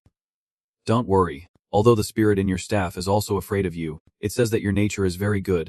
Only now did he realize that the staff he always carried was so afraid of him. Johnner asked anxiously. Parasite, is there a way for Lihan to make a contract with a spirit? Parasite replied. Low-level spirits will run away when they see him. Therefore, you should seek out more powerful spirits. A violent and fierce spirit would be a good match for you. He nodded slightly in thanks. But it didn't stop there. It continued at length. Of course, even if it's a high-level spirit, it doesn't mean they won't run away. What I'm saying is your only possible chance. Hearing these words, he felt a bit skeptical in his heart. This doesn't sound very reliable. It seemed Johnner couldn't wait any longer. She rushed closer to it and asked, if we're done talking, then can you make a contract with Lihan? He stiffened and looked at his friend. Parasite also suddenly fell silent and looked away. Lihan hesitated. Johnner, you don't have to do that. But she still thought this was a rare opportunity for him. Lihan was about to say something, but then he faltered and stopped. His mind was a mess, not knowing how to explain. Can't you see him really embarrassed? Johnner. He even imagined the awkward feeling of a teacher trying to pair up kids. Parasite then regretfully refused. I'm afraid I can't do that. After all, I already have a contract with the short tree. Lihan had anticipated this would happen and hoped Johnner would understand. It seemed quite kind, so it gave him a pointer. But if you don't want to leave empty-handed, let me introduce you to a spirit I know. Then Parasite recreated the spirit's dwelling, a large castle, and added a warning. That spirit's personality is very eccentric, but if you tell it you know me, it will at least be willing to listen. Parasite smiled amiably. I hope this meeting will be helpful to you. As soon as Parasite finished speaking, the lake's surface returned to its blue color. Then, the water, under the spirit's control, gradually flowed upwards into the air. Soon, it had gathered into a giant drop of water, revealing the dry lake bed. It continued to instruct, if you go in here, you will meet that spirit. Parasite had just shown the two of them a path at the bottom of the lake. Lihan and Johnner quickly jumped down to the lake bed, not forgetting to thank the spirit Parasite. Before they left, it quickly called out, wait, give me your hands. Both of them held out their hands, and Parasite then transferred a stream of magical water into them. Lihan looked at his hand, which now shimmered with the transferred power, full of surprise, before he could voice his question. It explained, I have transferred my power into that spell. It will be useful to you someday. The two of them happily thanked it again. Parasite was also very happy to have helped them. As Lihan and Johnner reached the gate, it still called after them, don't forget your love for the plants. He felt lucky because even though Parasite was a spirit, it was still more humane than most of the other professors. He then cast a light spell to enter the cave. Lihan stared thoughtfully for a moment, then told himself, would it be too pathetic to say that the spirit down here makes me a little scared? Johnner followed him excitedly and asked, hey Lihan, that spirit lives under this pond. I wonder what the spirit we're looking for will look like. Lihan guessed, maybe it's a water spirit. I guess it would live in a lake or a river. She wished it would be a river spirit because she heard that most of them are very wise. After walking for a while, he discovered a square hatch on the ceiling like a shortcut. Lihan hoped to get out of this monastery, meaning he would receive wisdom while at the academy. He successfully opened the iron hatch and pushed it open, but as soon as he poked his head up, he froze. Johnner, standing below, was already anxious and became even more panicked when she heard him cry out. She quickly climbed up after him. Johnner's expression was no different from his, perhaps even a bit more panicked, because this shortcut led them into the detention room. Johnner asked in surprise, this is the place you were locked up in before, right? Is this happening again? He silently opened the room's door slightly to observe, then turned back to reassure her. It's okay, we're still safe. It seems no one is using this place right now. Hearing that, she breathed a sigh of relief. Let's get out of here quickly. But there was a truth he had to tell her. There's no way out of here. All the exits are blocked. Johnner grabbed his shirt in fear. No way out. I'm really scared of places like this, he said calmly. It's okay. I've already figured out the general layout of this place. Because he had a similar experience with Reborn before, Lihan led her to a large wall at the end of the hallway. This is a magical passage. He looked around, observing, and thought to himself, unlike last time, there are no surveillance devices here. Lihan searched for something in his shirt while thinking, if that's the case, there is no other way. I'll have to use my magical power to create a path. He quickly told Johnner to stand behind him. Then Liam began to focus and chant a spell. If the technique doesn't work, I'll just have to use my magical power to affect it. I just need to do it like last time, with enough powerful magic to make the passage appear. But before he could do it, an angry voice spoke. Stop right there. You fool, Johnner quickly asked. Who are you? It answered irritably. I don't give my name to those who are unworthy. Why are you two here? Lihan replied. Parasite introduced us to this place. He said if I came here, I would find a spirit I could make a contract with. It was haughty. Looking at you, you two seem to be young mages. Parasite is easily softened by people like you. Seeing this, Johnner intended to ask on his behalf, but the spirit continued. I will not make a contract with you. Go back. Then it said no more. She was surprised. Is the spirit gone? Johnner sighed sadly. Lihan. It looks like it's a failure this time too. I think it's also afraid of you like the other spirits. But before she could finish, it shouted back. What did you say? Who's afraid of whom? It's not like that. Both of them were startled for a moment, but then sighed in relief that the spirit was still there. Johnner continued to question it. But you're avoiding him, she repeated Parasite's words. Spirits are afraid of Lihan's presence. But actually, it hadn't said that, so he was a little embarrassed. He didn't say that. However, Lihan was still curious about the reason it refused him. His friend questioned it again. If you're not afraid, then why are you avoiding him? At this point, it began to explain, because I hate meaningless battles. The two of them turned to look at each other at the same time, as if they had just discovered something. The two of them quickly expressed their sympathy, but it was still very grumpy. You definitely don't believe me. The reason this spirit didn't want to make a contract was simple. It had been tricked by a contract before. That person was the headmaster. At first, it refused to make a contract out of great pride, but after fighting for a whole week, it made the contract because the headmaster said it would only have to do simple things, and that task was to supervise the students sent to the detention room and ensure they didn't escape. But the academy students were not so easily deterred. They escaped so often that the spirit had no time to rest, so it fled to this place to avoid that duty. It was traumatized, which is why it refused to make a contract, but it didn't expect to be insulted in this way. This prideful spirit couldn't take it anymore. It seemed very angry. For you two to say I'm scared is a great insult to me. It threatened angrily. You two have doubted my power. So let me show you a fraction of my strength. It then ordered Lihan, gather as much magical power as you can, then convert it into an elemental component. It laughed strangely. The most destructive element.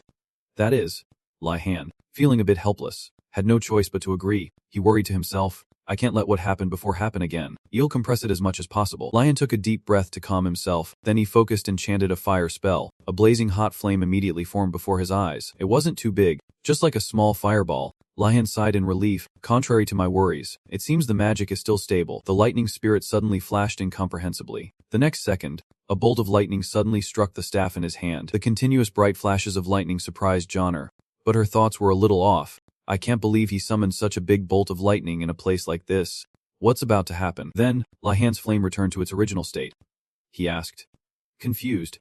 What are you trying to do? The spirit seemed a bit embarrassed. It was both confused and worried.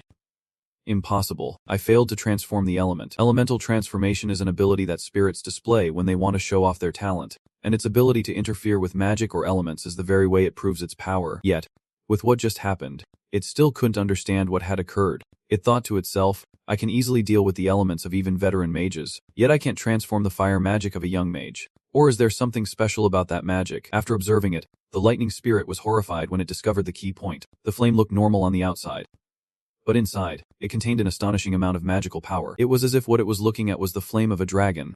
It still couldn't believe this young mage had created that flame. Meanwhile, Lion was still wondering if that spirit had just shot a bolt of lightning.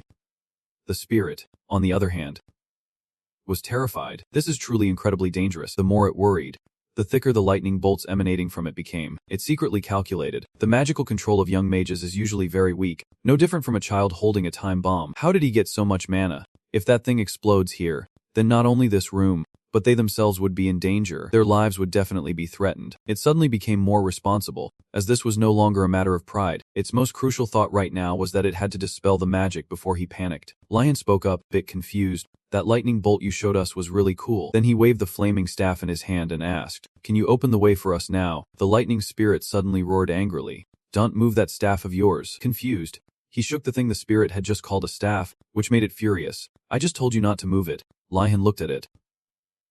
Truly bewildered, the lightning spirit worried to itself, if I tell him it's dangerous, he'll be startled and the flame might explode. So it just made up a reason and snapped, I don't like you waving that staff in front of me. He turned to look at Johnner in confusion, and she looked just like him, making a gesture to indicate that this spirit was a bit weird and unusual. At this moment, it was still racking its brain. How do I dispel that magic? With his weak magical control, he probably can't easily cancel such a powerful spell. Suddenly, it imagined, what if he panics before the magic is dispelled? A huge explosion will occur. It seemed helpless at this point. There's no other way. You'll just have to try, it said aloud. I've changed my mind. The lightning spirit decided to make a contract with Lihan. He wondered in surprise why it had suddenly changed its attitude. Lihan asked, why did you suddenly change your mind? It said honestly, because I see your limitless potential. Your mana is so great that other mages can hardly compare. You must know that too. He confusingly mentioned what had happened just before. The lightning spirit snapped irritably. That's because I didn't know before. Now I think I do. Hurry up, let's make the contract. Looking at Lihan's blazing flame made it even more scared. Worrying, I don't know when that flame will erupt. Johnner was curious about what he would do. Lihan was still deep in thought. He calculated to himself, this is definitely a special spirit since Parasite recommended it. But now he felt its state of mind was a bit suspicious, as it kept urging him to make a contract with it. Lihan sighed warily. He thought he wasn't in a position to be picky and hesitate any longer, so he decided to make the contract. The lightning spirit reached towards him and praised, a wise decision. It began to guide him. Open your soul and accept me. I accept you as my partner, and you will have the right to summon me. So remember this well, the lightning spirit emphasized. I am not here to be your servant, and you are not my master. While making the contract, Lihan vaguely realized the identity of this spirit. A large, bright bolt of lightning shot straight into him. Then it gradually shrank into a double lightning bolt symbol in the middle of Lihan's forehead. He was slowly feeling the new energy that had just entered his body. It was the power of the lightning spirit. Lihan thought to himself, lightning, that must be why its mind is so unstable. Instantly, a loud shout echoed in his head. Now that I have a contract with you, I can feel your doubts. Don't go too far. As soon as it was done, Johnner ran over enthusiastically. You finished the contract, right, Lihan? Congratulations, the lightning spirit said irritably. That's not important. Now that the contract is complete, I will show you my true power. He was surprised and a little worried. What? What are you going to do? Then Lihan felt a change in the arm holding his staff. He realized it was entering his arm. The lightning spirit was excited. So far, this feels great, it ordered loudly. I will help you control it. Release that flame. Quickly. Right now, Lihan hesitated. In truth, he hadn't had time to adapt to its eccentricity. The lightning spirit very quickly extinguished his flame. Lihan was a bit confused and thought to himself, what's going on? It seems to be in a real hurry. He looked at it awkwardly. The lightning spirit angrily scolded. Don't you know how dangerous that was? Why did you use such a terrifying amount of mana? Lihan was stunned as he listened to the lightning spirit say, that much mana is enough to burn this entire room to ashes. He thought to himself, I'm not sure what's happening either, but it seems very dangerous. In truth, fire magic was still beyond his abilities, so it clicked its tongue in worry. Powerful mage, yet still so young and inexperienced. The lightning spirit kindly asked Han, so, are you two okay? The sun is already up. Don't you have to go to school? If it hadn't reminded them, they probably would have remembered about school. Lihan trembled. Speechless, Johnner shrieked in fear. This morning we have basic imperial geometry and arithmetic. He also panicked. Just remembering, we have to turn in our homework today, too. Just remembering the professor's stern face was enough to make him turn pale. I did my homework last night. I'm not going to be late. He then requested, Sir Pachancha, please guide us out of here. But the lightning spirit seemed to hesitate. I can't do that, because I've made a pact to protect this place. Lihan felt helpless. Thinking, even if it helps, I'm not sure we can get to class on time. With no other choice, he resorted to taunting, oh, for heaven's sake, why can't you help at all? Why did you even make a pact with me? It explained shyly.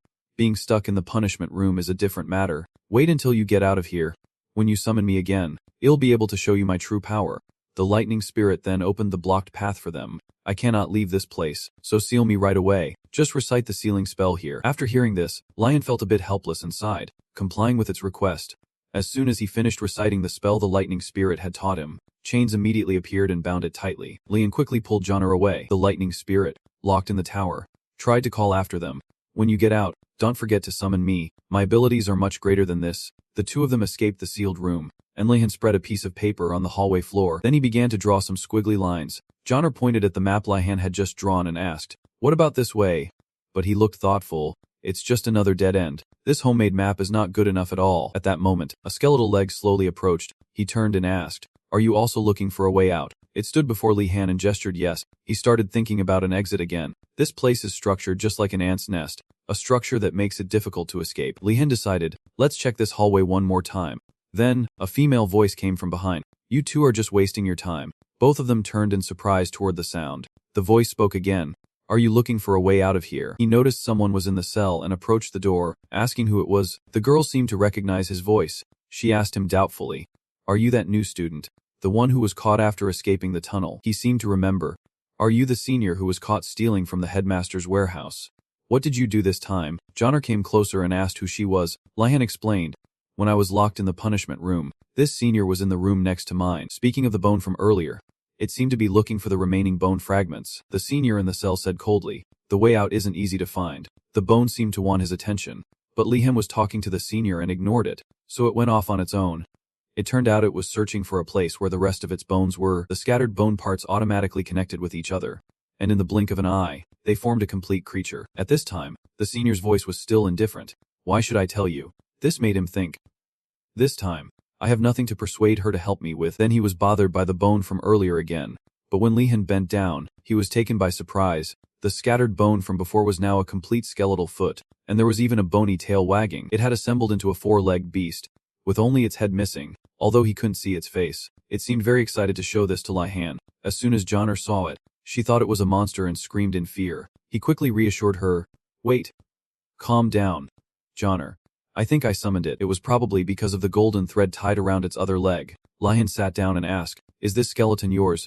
Did you assemble it yourself?" It shook its neck bone, signaling yes. He was a little worried, not knowing if this was a good thing or not. Lihan looked at it, confused. "All right. So does that mean we need to find the bone fragment hidden in the punishment room?" The senior, having overheard the conversation, hurriedly asked, "Wait, did you say you summoned a skeleton? Did you happen to learn necromancy from Professor Mort?" He had no intention of hiding it. "Yes, but so what?" She fell silent for a moment, then slipped a letter through the crack in the door, telling him, "Take this." The senior suddenly had a change of heart. "You were asking for the way out, right? Good luck." Lihan took the map, but he didn't feel happy at all. He quietly thanked her. Then the three of them hurried away. Behind the cell door, the imprisoned senior seemed mysterious. She smirked. "A first-year student learning necromancy. Huh. I'll have to meet him later." Outside, it was still morning, but they were a little late. The professor's class had just ended a few minutes ago. Lihan peeked out to carefully observe the situation. The professor had finished class with a thick stack of homework books. Johnner, dejected, asked, "So what about our homework?" He knew this professor's personality well, although he didn't take attendance. Turning in homework late was definitely not allowed. Lihan had no other choice and prepared to draw his magic wand. But as he raised his wand, his friend Johnner, not understanding his intention, was very surprised. She quickly stopped him. "Wait, Lihan. Calm down. You can't attack the professor." He looked at her and explained, "Look over there. I don't intend to do that." What Lihan was aiming for was the professor's stack of homework. He said, "I'm going to slip our homework into that stack." This was truly beyond anything Johnner had considered. Lihan asserted with great confidence, "Of course it's possible. Give me the papers so I can toss them in." He began to focus on the target. "Everything is ready," Lihan said to himself. "All the troubles I've been through because of Professor Vodali might have been for this very moment." After his incantation, the two notebooks gently flew forward. Johnner marveled to herself. He makes high-level control magic look so easy. Lihan is truly outstanding. He focused intently, performing the spell as carefully as possible. Lihan kept reminding himself, simply slipping them into the middle of the stack isn't enough. I also have to avoid being detected. He tried to close his eyes and concentrate deeply. As Lihan was telling himself to focus, a familiar voice echoed in his ear, also telling him to focus. Lihan froze for a few seconds. He dazedly rubbed his head, thinking, have I been through so much that I'm starting to have hallucinations? I suddenly heard Professor Vodala's voice. Instantly, the teacher's voice rang out again. It's just a simple operation like slipping paper into a stack. Only then did he startle, turn his head, and realize he hadn't misheard. Professor Vodali stood behind him and reminded him in a cold voice, "Why are you looking this way? Focus."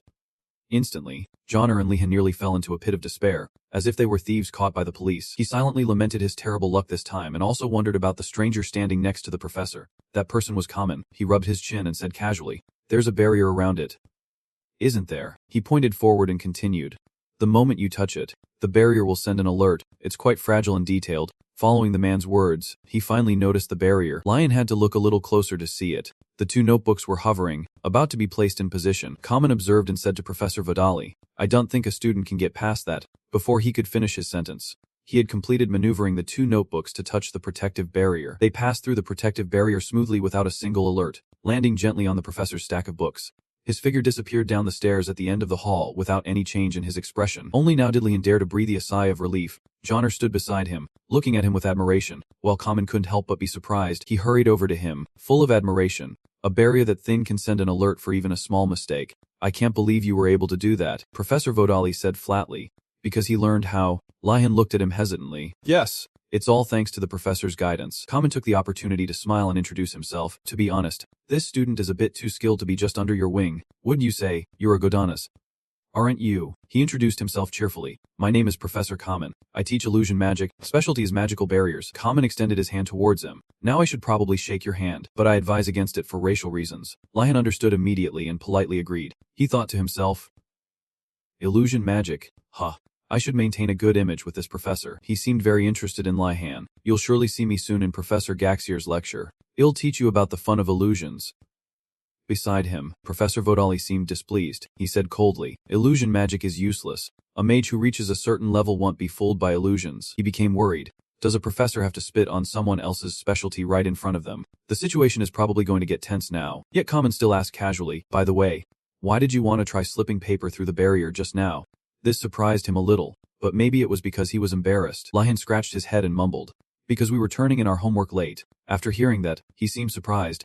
You went to all that trouble just for a homework assignment. Common laughed dismissively. You're a very diligent mage. If it were me, I wouldn't have bothered doing homework for this Professor Anfen in the first place. He asked Common for the reason in surprise. At the same time, Professor Vodal's voice caught his attention. Because that professor is a high-ranking manager for the Empire. Is better at abusing his authority than at magic. Common sighed. Did you know he cut my research funding in half? Lian secretly calculated. So the professor used to be a high-level manager. In that case, I need to maintain my image in front of this person even more. He looked at him and reminded him half-jokingly. I advise you to be careful, or you'll end up becoming an imperial official too. Professor Vodali quickly interjected. That's enough joking. There's no way he would choose such a lowly path that has nothing to do with magic. Common smiled. That's right. As from the Kodanaza family. Suddenly, Lian felt a lump in his throat. He thought to himself, I should probably run away. My dream is to become a manager for the Empire. The two of them returned to the dormitory. Johnner sighed warily. We're finally back. Lian was about to call everyone down to share the spoils when he saw they were already standing at the gate. Talking. The moment he praised them for doing a great job yesterday, startled Asa, who turned around. You're back. He rushed over and said urgently. There's a big problem. We need your help. Deju and Ganando have been taken. Immediately, everyone hurried off to save them. Asa explained as they ran. When we were returning after class, a monster was summoned and attacked us. Most of us managed to escape, but Ganando tripped and the monster snatched him away. He added that Deju was also captured because he tried to save Ganando. Asa said, we're near the main building, so we can ask a professor for help. Just then, he saw a group of friends ahead, waiting for someone. Andrago had just stepped out when everyone rushed to ask, so, will he save Deju? He replied. Trembling, he said to solve it ourselves. The area immediately fell silent for a moment. The friends stood together, worried and unsure of what to do, but Lian wasn't surprised, as he knew this would happen. Suddenly, he noticed something. There was a strange mark on the ground. Lian deduced, that's the trail left by a monster, then loudly suggested that everyone follow its tracks to rescue them themselves. Lian even turned back and shouted, Lion Tower, if you want to save Deju, come with us. The people there looked at each other. Although I don't want to follow his lead, we have to save Deju. After coming to an agreement, they set off after him. Among the students following Lian, a girl seemed to be struggling to keep up. A worried student asked him, can we really do this? Lian reassured them. We'll be fine. He thought to himself, if the professors want help, we'll just have to find a way ourselves. Then he took the magic wand from his coat. Lian knelt and plunged it straight into the ground.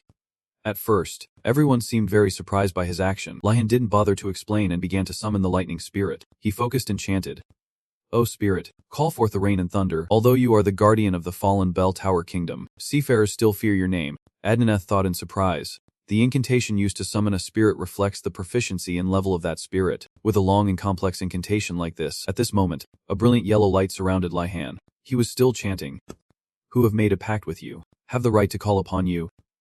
Appear now. As he finished speaking, a budding flower made of lightning appeared before him and began to bloom. The wider the flower opened, the more powerful the lightning became. Then, it shrank into a small ball in the palm of Lian's hand. He looked in surprise at the spirit he had just summoned in his hand.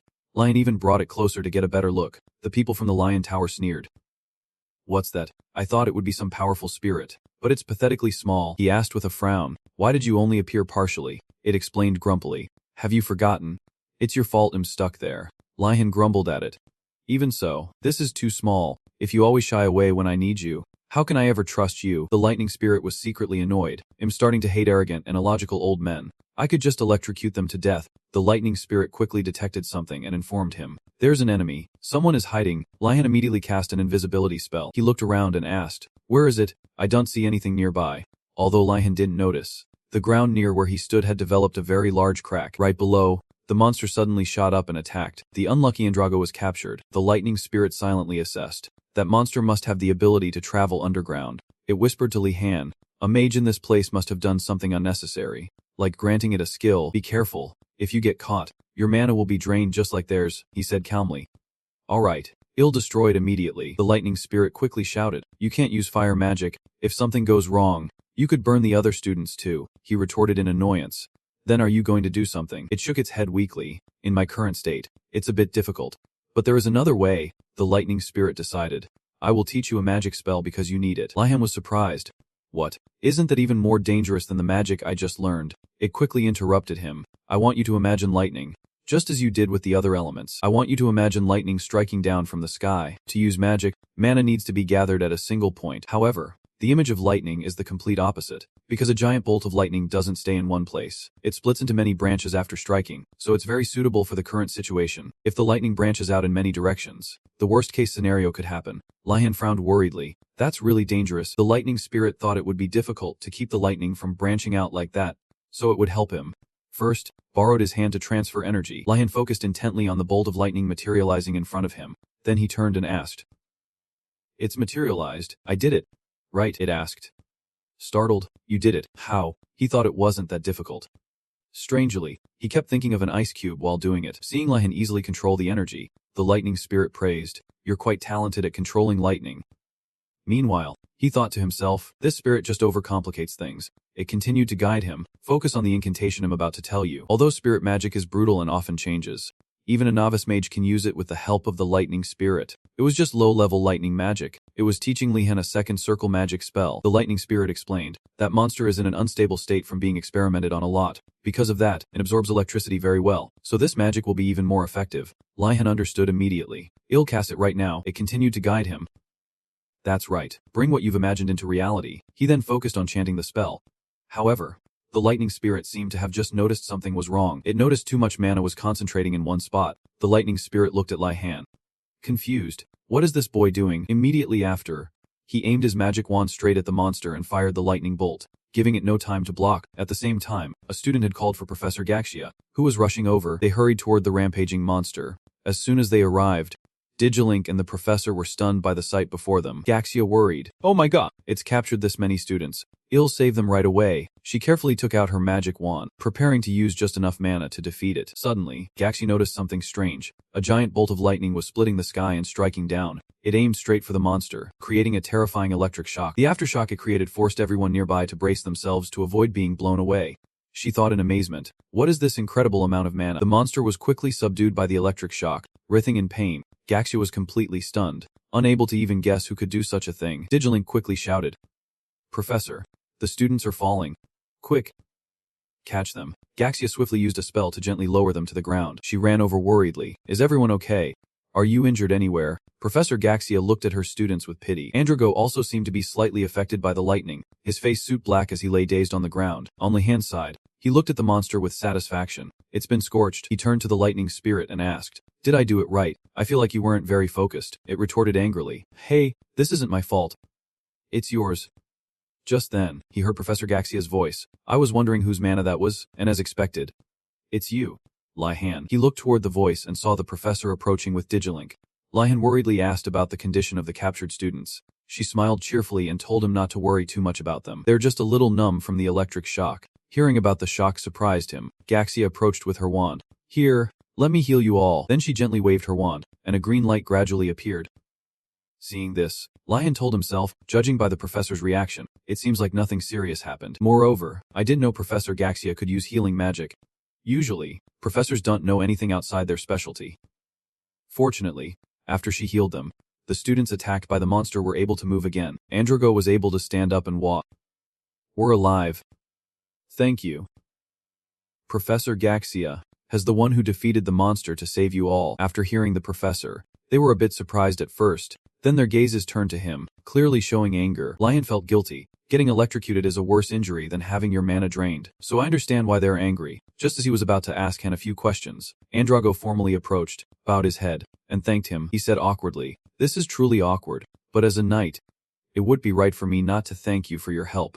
"Thank you for that. I can understand why Deju trusts you so much." Lian received an unexpected thank you, feeling a little uplifted, but then Andrago threw a bucket of cold water on him. "Of course, I don't intend to consider you a friend. I won't forget this. Let's cooperate as best we can on the lake mission." After saying that, they left together. Lihan sighed. These people sure know how to draw a line. Professor Gaxia shook her head warily. She suggested to Lihan, "Can we talk about the lightning magic from earlier?" He looked at the lightning spirit. "It's time for you to explain," it said hesitantly. "Sorry, but my summoning time is almost up." The lightning spirit passed the buck.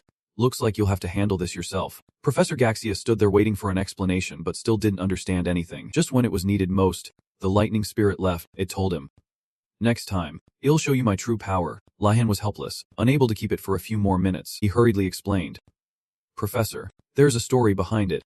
But before he could finish, a voice cut in, "Are you the one who used the lightning magic?" Gaxia was a bit startled by the person's sudden appearance, and held a charred piece of the electrocuted monster in his hand. Professor Vodali crushed it in his hand, and found this very interesting.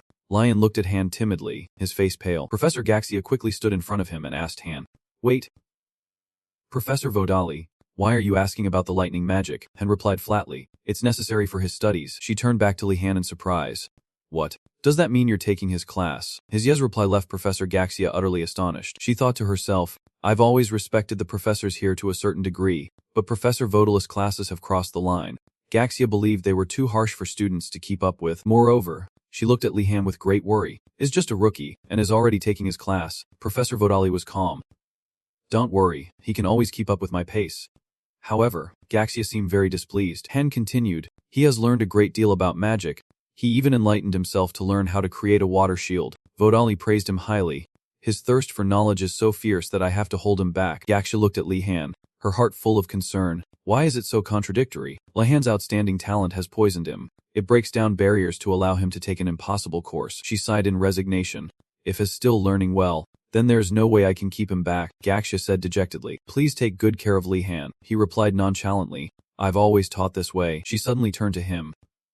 "Good luck, Lihan." This left him confused, not understanding what the professor meant. Now, Lihan began to dread his next class. Asa and Ganando were walking together on campus. He held a bag in his hand and said, "We'll have to thank him sometime. Lihan always helps us get good stuff. When we get there, we can buy some delicious food." Ganando seemed annoyed and mumbled, "I don't know.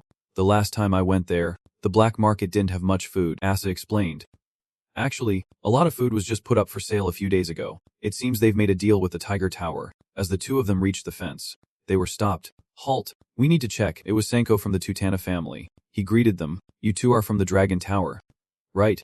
It's a pleasure to meet you." The Tutana family is very famous for their stonemasonry skills in the Empire. Asa wondered to himself, "As far as I know, that's a dwarven family skilled in crafting. Why is there an elf in this family?" He pushed up his glasses and said politely, "A pleasure to meet you. I'm Asa from the Danton family. We'd like to trade this for some goods." After speaking, he lifted the cloth to reveal several vials of potions stolen from Rurigum's laboratory in the basket. As soon as Senko saw the potions in the basket, his expression towards them changed. Looking very annoyed, he flatly refused, much to their surprise. "I'm very sorry, but we can't trade with you." While they were talking back and forth, someone approached from behind and asked, "What are you doing standing there?" The newcomer was Lihan, who was also carrying a basket of goods. Ganando quickly tattled, "Talk to him. He refuses to trade with us." Lihan curiously approached and asked for the reason, to which Senko replied very briefly, "Because of the rules." He enunciated each word clearly. "From now on, no unclean food is to be brought in." Hearing this, he understood the issue. He must be the leader of the Turtle Tower. Lihan presented a basket of fruit and said, "I harvested these from my own garden. May I come in?" He was immediately allowed in. Lihan turned to say goodbye to Asa and continued on. He smoothly entered the market area with Senko. While Asa stood outside, full of regret, he was dejected. "I've failed to repay the favor again." Senko looked at him with a puzzled expression. "You really grow that, even someone from the Godanis family," Lihan said flatly. "What does family have to do with it?" "I even share these with the students from your tower," he asked in surprise. "Share? For free?" Before Senko could speak, his stomach spoke for him. He shyly held his stomach. Not knowing what to say, Lihan slowly took a tuber from the basket and offered it to Senko. "Want a potato?" The famously picky princess praised it endlessly. "Actually, her fans just say that. I think she's a pretty easy eater." Senko shook his head and waved his hands. I'm fine. I have nothing to pay you with right now, Lion said kindly. Just take it, no payment needed. It's okay. But unexpectedly, this touched his pride. Sanko said sharply, "Don't insult me. A member of the Tutana family does not accept things without paying." After that, he quickly turned and walked away. Lion looked at Sanko, confused. "I thought he was an elf." At a stall, a cheerful voice welcomed him back. Rufford shook his head. "You must have heard the news. Right, but hard times have come for a thief like me." Lion then sat down opposite him. "It seems a—" "Can you explain what happened?" Rufford said weakly. "The black market is gradually expanding under Sanko's direction. But of course, problems have arisen." He began to talk about some students who came to the market to sell many illicit items. Or there are students who come to cause trouble. As you know, the Turtle Tower often has a hard time when the other towers fight. That's why Sanko brought out a new treasure. It can help keep the Turtle Tower safe. It's a strict rule. No work. No food. To provide fair compensation. Anything that was stolen will be banned. Lion angrily slammed his fist on a wooden crate. He was annoyed. It's the same everywhere. Guys like that make things so hard for the students. Lion was heartbroken. Because of them, thieves like us will starve to death. Rufford suddenly remembered something and showed him. "And while you were away, there's something new." At the table on the other side, 3 people were huddled together doing something. Im was pointing at the cards on the table, saying, "There is a club card among these 3 cards. You'll flip them over and shuffle them. If you find it, you can double your bet." He was confused. "Gambling is allowed." Rufford explained. "It's not liked, but it's permitted." A whimper came from the next table due to a gambling loss. "My bread, that was 3 days' worth of food." Im mumbled. "Sorry, I shuffle rather slowly." In reality, the guy had cleverly hidden the card in the palm of his hand. Rufford leaned in and warned him. "Never play with him." Lion nodded. "Agreed, that technique is quite unusual. Is he from the gambling guild?" Suddenly, a voice called Lihan from behind. He turned his head in surprise. It turned out Sanko had brought 2 students to question him. "It seems these 2 accepted food from you without compensating you. Is that right?" He seemed very angry and couldn't accept this. Lihan's eyes widened in surprise. He recognized them as the ones he had cooked stewed tomatoes for before. Lion turned to explain to Sanko. "Wait. About that," he quickly replied. "I don't mean to blame you." Rufford was also there, preparing to carry a crate while the 2 talked. Sanko seemed annoyed. "On behalf of my friends, I apologize for their misconduct. Living off others without working is a truly thoughtless act." The 2 of them, covered in grime, were standing in a nearby tent. They turned to watch the 2 talking. Sanko was still insistent on repaying him. "We want to repay you for what we ate, even though our current situation is a bit dire." He said it was fine but thought to himself, "I feel so wicked taking anything back from them, especially since they are not even from the Tiger Tower or my own tower." Lion scratched his head while he insisted. "I can't just ignore this." Sanko made up his mind and pointed at himself. "I will pay you back on behalf of my friends." He looked at him in amazement as he put his hands on his hips. "How do you plan to do that?" Sanko pointed towards the tower with a determined face. "From what I've heard, you wander around the academy at night. I have useful information for you. Come find me tonight, and it'll tell you everything." Later, in a tower, a pair of feet were slowly climbing the stairs. A glowing orb floated above Lihan and Sanko's heads to light the way. He held a staff and walked in front, while he followed behind. Observing his surroundings, Sanko's gaze suddenly sharpened. The path to the 3rd floor of the main building is meant to be unknown to new students like us. In fact, every time we tried to go to the 3rd floor, the building's structure would change. But our persistent efforts paid off. He recalled the times they tried to solve the tower's secret. His close friend stood before a hallway and shouted. There are 5 hallways in total. The next scene was Sanko scratching his head in confusion while his close friend slumped down in despair before a dead end. "I'm sure I saw stairs leading up here." Finally, there was a time when Sanko and his friend were blocked by a wall. Returning to the present, he stopped and turned around with a dangerous expression. "We found the solution." Hearing Sanko say that, Lihan's face showed a hint of alarm and fear as the moonlight covered the giant wall clock. Sanko began to explain that the hour and minute hands must both point to an odd number when the clouds do not cover the full moon, and in that moment, you must grip your magic wand tightly with your left hand. Those are the 3 conditions that must be met to open the 3rd floor hallway. Suddenly, the water at the gate dissolved into a cloud of smoke that flew towards Lihan and Sanko. He exclaimed in great surprise, just as I'd expect from a magic academy. "I wouldn't have believed it if I hadn't seen it with my own eyes. It's amazing that you figured it all out." The 2 continued walking as Lihan wondered. "Did you bring me here just to tell me this?" Sanko denied it, saying this was just the preparation. With a determined expression, he said, "I want to introduce you to someone." Lihan walked slowly behind Sanko and asked who it was. He replied, "I can't say yet, but you'll know soon enough." His words made him fall into deep thought. Lihan followed Sanko, wondering, "What is this about?" He suddenly turned his face back and said to Lihan, "I've asked other students about what kind of person you are." He thought worriedly, if he asked about me based on the rumors surrounding me, then there's nothing good to hear. Thinking this, Lihan's eyes widened in startled realization. Don't tell me the person he wants to introduce me to is. Suddenly, two people appeared behind him. Startling him, Lihan looked at them in astonishment. It was Andrago and one of his subordinates. Sanko stood and pointed at them, shouting, "That's right. This is a trap. Die." Lihan. It turned out those thoughts were just his own speculation. He shook his head repeatedly, thinking to himself, it wouldn't turn out like that. Right? Sanko turned his head back with a questioning look and asked him, "What's wrong?" Lihan immediately denied it. "Nothing. What did the others say about me?" He had a resolute expression again. "I heard you've been giving food to many others, and I want you to stop doing that. Those who can't find their own food or clothing will never know how precious they are," he replied flatly. "You're right." Sanko was surprised by Lihan's words. "You agree?" he answered. "What's wrong with that statement?" He was firm. "Those who don't work will never know the value of labor." Lihan thought to himself, especially the professors. Sanko's eyes widened in astonishment as he looked at him. He clenched his fist. "Maybe I misunderstood you. I'm sorry." Feeling excited, Sanko rubbed his nose. "Some people from the Tiger Tower said you were a heartless, evil, and cruel mage. I see those rumors are definitely false." He was still walking behind him. "Thanks for thinking they're false," Lihan thought happily. "I don't know what's happening, but I can fight to the end and confirm the rumors are false." At that moment, outside the tower was a starry night sky. Inside, the two were standing in front of a large statue carved in the shape of a person sitting on a chair. The woman's face was exquisitely carved, with a cold and stern expression. He looked up at the statue and thought, it's a bit cracked, but it's still a beautiful stone statue. Lihan raised his chin in thought, feeling that this statue was very familiar. Sanko looked up and called Lihan's name. Looking at a cracked corner of the statue, he asked, "Do you see how it's cracked here?" Sanko said seriously, "After seeing it crack, I restored it. I can't just let it keep cracking like this." He stood beside him, watching him take a small hammer to fix the crack and thought, "As such a workaholic." Then Lihan spoke, "But why did it break again?" Sanko tapped the crack. "The statue keeps cracking even when I repair it. And that is..." Just as he said that, he stopped. Lihan was shocked as the ground began to shake. A door gradually appeared in front of them. Sanko spoke seriously, "This is the way to open this secret door." Lihan turned his head in shock as Sanko pushed him in.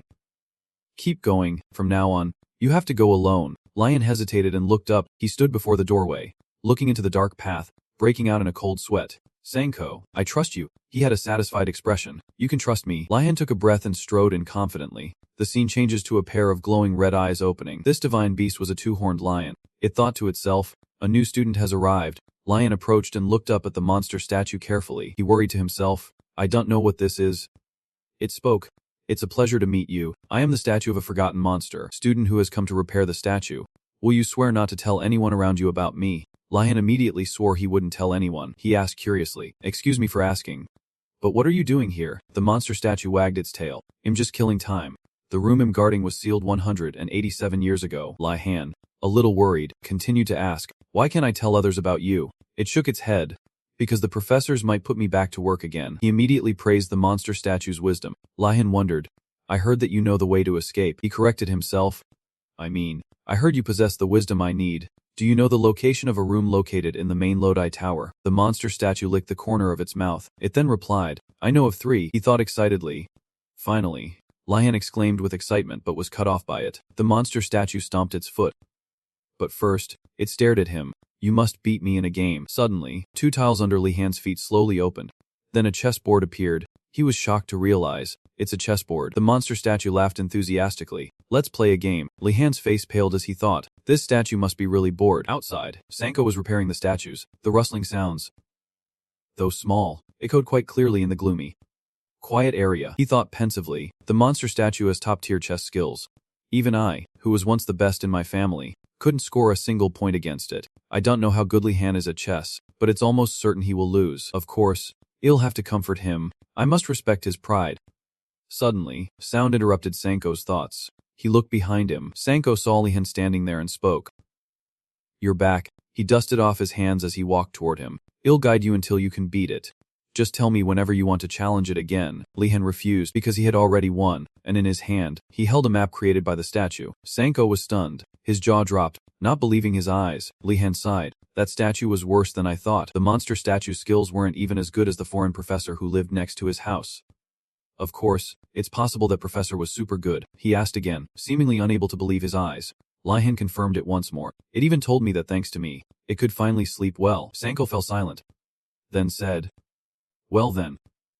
That's good. Let's go back." I'll lead you out. As they walked, he took the opportunity to ask, how did you win? Sanko excitedly turned to look at Lihan with sparkling eyes. I want to talk to you about the dwarf opening, specialty of the Tutena family, and the tactic of moving the knight to f3 when the opponent takes one of my pawns. He had no choice but to agree helplessly. Lihan felt something was wrong, and on the way back, he was tormented by his chess stories. The next day, on a cool Sunday morning, he stood looking at the clear blue, deserted shore. Lihan was amazed by the vastness of the lake. He thought of Ozu, that old headmaster. I don't even know if he expects me to complete this mission. I've looked through the items I've collected. I wonder if any of them can help me cross this lake. But all I have is some leather jerky and a bottle of eye drops. Neither of those are useful. Lihan remembered the most important thing. Last night after he returned, Lihan asked Ganando, how do you make a low-grade mana potion? He confidently crossed his arms and replied, cut off the bottom of a Galamardu and cut the rest into several pieces about the length of 2 pinky finger joints. Right after that, you have to finely chop a snow cedar with your right hand, doing it very quickly before the Galamardu dries out. Next, before he could finish, Zoner interrupted, holding a bottle and showing it off. Lihan, look, this is a wisdom potion. It'll make you smarter just by drinking it. Lihan stared intently at the liquid in the bottle, saying nothing. Suddenly, Lihan turned to Ganando and asked, what's 14 times 19? He, still with his eyes closed, quickly answered, 417. Both of them looked at Ganando awkwardly because the correct answer is 266. He then asked him to repeat how to brew a low-grade mana potion, because when the potion took effect, Ganando would repeat the same answer, and just as Lihan predicted, he repeated what he said earlier. Both of them turned pale. She exclaimed, with what now? Okay, this is not a wisdom potion. He thought to himself, it's a confidence potion, not a wisdom potion. All I have are those 3 potions. Lihan looked at the distant horizon. Right now, none of these potions are useful to me. The problem is this lake. He wondered if he could create a temporary boat with magic. Suddenly, a noise from the large bushes behind Lihan made him turn around curiously. Lihan followed the sound, then hid behind a nearby tree and peeked out. He saw some elaborately crafted wooden planks. A voice rang out. Don't worry, just put it down slowly. Androrago continued. I've done this countless times back in my hometown. Just trust me. Lihan realized it was a boat. He suddenly exclaimed, startling both of them. Lihan walked out holding his wooden staff, saying in a low voice, hold it right there. His face was as cold as ice as he pointed his wooden staff at them. Both of them panicked and raised their hands. The other guy said Lihan was a jerk. Androrago exclaimed, are you trying to steal this boat from us? The other guy was determined. You're not stealing this 3-meter boat from me. I haven't even named it yet.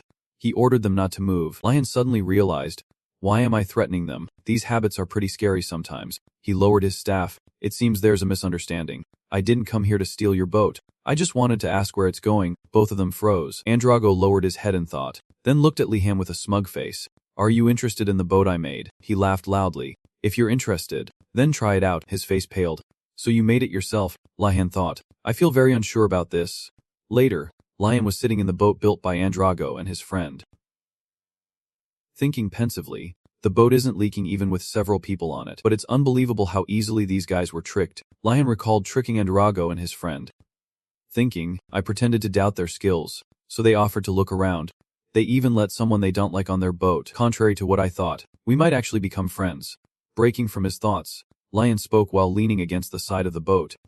Now then, let's confirm the location. He nodded in agreement. Lihan moved to the front of the boat to observe. He stood up, looked ahead, and thought, I need a telescope. A thought suddenly struck Lihan. Come to think of it, he recalled what all along taught him as a child. A swordsman who reaches a certain level can use mana to enhance their physical abilities. Although it doesn't provide as much power as magic, it strengthens one's body in dangerous situations. Returning to the present, Lihan closed his eyes, covering his face with his hand and thought, if what all along said is true, then I can enhance my vision with mana. Lihan cast a spell, and a blue light emanated from around him. The light began to spread and shine brighter from Lihan. 2 blue circles appeared over his eyes like glasses. Lihan hadn't yet reached a level where he could enhance a specific organ, but he had an infinite source of mana that helped him mimic the effects. Lihan began to see a small island in the distance. The island gradually became clearer, and finally, he could clearly see the shape, form, and trees on the island. He seemed surprised. I see it. Lihan pointed forward and said, I found it. There's an island over there. Androrago and his friend were extremely surprised. You found it. He stood up. Just lucky. Now that we know the direction, we can head there later. Lihan froze, hesitating as he looked at them. Why are you holding wooden swords? Androrago and his friend answered with a start. It's nothing, but in reality, they were frightened by the mana radiating from Lihan. He had no choice but to say, let's head back. Androrago immediately obeyed Lihan's command. Meanwhile, as he held the oar, large water bubbles began to rise from the water. He closed his eyes, thinking as he rowed. It was a bit worrying at first, but everything turned out fine. Rowing is so tiring. I have to get back as soon as possible. Suddenly, Androgo's oar poked one of the large water bubbles, but the bubble didn't pop. He was surprised. Lihan, sitting in front of him with his arms crossed, asked what was wrong. Androgo replied hesitantly, I think I just poked something. At that moment, a water bubble flew up from the surface, reflecting the image of the 3 people on the boat. Lihan had a terrified expression. This aura. He stood at the bow of the boat holding his staff. Suddenly, the water bubble shot out huge streams of water. Lihan shouted, a water spirit. As he finished speaking, the water streams rained down, attacking the 3 of them. The other guy held his head in fear and yelled at Androgo. What did you do? He immediately shouted an apology. At this point, the water spirit stopped attacking. Lihan looked up at it, speculating, based on the fact that it can't speak, it doesn't seem to be a high-level spirit, and the emotion coming from this spirit is, the water spirit appeared to be trembling. He thought it was afraid. Lihan covered his mouth in shock.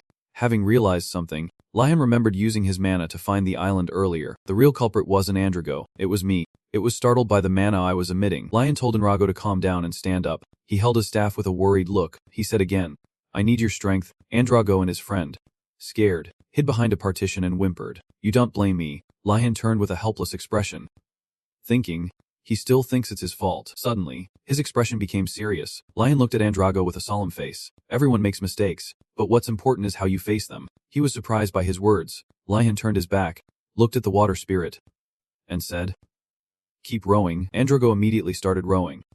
All right, leave it to me. He glanced back, thinking it would be great if they could escape. Lihan's sharp eyes stared at the water spirit. The spirit became extremely frightened and anxious.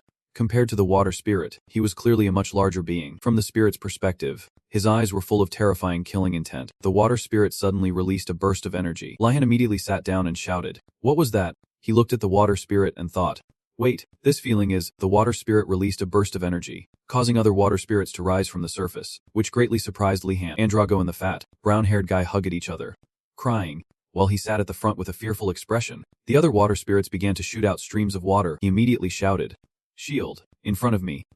Instantly, a water shield appeared, blocking all the attacks from the water spirits. Lihan shouted in panic at Enrogo, what are you doing? Row faster. He and his friend fearfully obeyed him. Lihan urged, don't even think about resting. Keep rowing. Androgo. After a while, the sun was high in the sky. The oars moved gently after the storm. Androgo trembled. Are we far enough away from it? He, sitting at the front observing, replied, probably. The boat washed ashore, Lihan thought, but the trio's boat had washed up on the island's shore. He turned his head, thinking, we were trying to go back, but now we've ended up on the island, a small, bizarrely shaped island in the middle of the ocean. The 3 heroes had no choice but to trudge onto the island in fear. Androgo turned back to glance at the boat. Suddenly, he called out to Lihan, can we rest for a bit? Androgo's hands were aching. He continued, I've been rowing for a while, so my hands are a bit tired. He sighed and agreed. Androgo happily thanked him. His friend was surprised to find the sand here was very soft. He felt like he was sinking, and the friend gradually sank down. When he realized it, he screamed, am I really sinking? Lihan exclaimed with a start, it's the headmaster's trap. He shouted worriedly as he ran. Everyone, run. We have to get off this sandy shore. He then shouted to stop Androgo from running, but it was too late. His feet had also sunk. Androgo screamed for help. Lihan calmly thought, they're reacting too slowly. He took out the orb. Lihan threw it into the air, thinking, basic control, I can't lift other people. Lihan grabbed the orb, but I can do a little trick. He'll move the orb closer. Lihan strained his arms with all his might to grip the orb tightly. Then, his entire body was lifted off the sinking sand. Lihan's whole body was hovering in mid-air, trying to hold on tight. Lihan looked down. I just need to maneuver the orb and use it to escape. He slowly flew to a nearby rock. Both of them could have done what Lihan did, but unfortunately, they had already sunk more than halfway. His whole body landed hard on the rock. Lihan sat up, startled. Before his eyes, the boat was also being swallowed by the sand, and Androgo and his friend disappeared together. Lihan thought, it'll be hard to escape by boat now. Suddenly, the sand around him shifted, startling him. From beneath the sand, an arm wearing a large gauntlet appeared. Joven slowly pulled his entire body up. Lihan looked at it tensely. It stood imposingly before him. Joven looked at Lihan and noted that compared to other new students, he was quite good at escaping. Lihan realized the strange creature before him was an undead. He immediately suspected this was Oza's trap. Lihan then bowed to him. He wondered, what are you doing here? Are you here to give me a mission? Joven was confused, not understanding what was happening. He wondered why Lihan wasn't shocked or surprised. He replied, "Of course I'm surprised." Joven then remarked that Lihan was a unique student. He then stated that his plan was to sink him into the sand and give all three of them a test. Joven pointed to the sand. "All right. Get in. The others are waiting for you." Lihan bowed in obedience. He quickly took out a wooden staff. Lihan shouted a command for the orb to launch. It quickly shot forward like a blur and smashed right into Joven's face. He looked at the orb as it fell at Joven's feet. He growled. "New student." Joven angrily emitted a blue aura.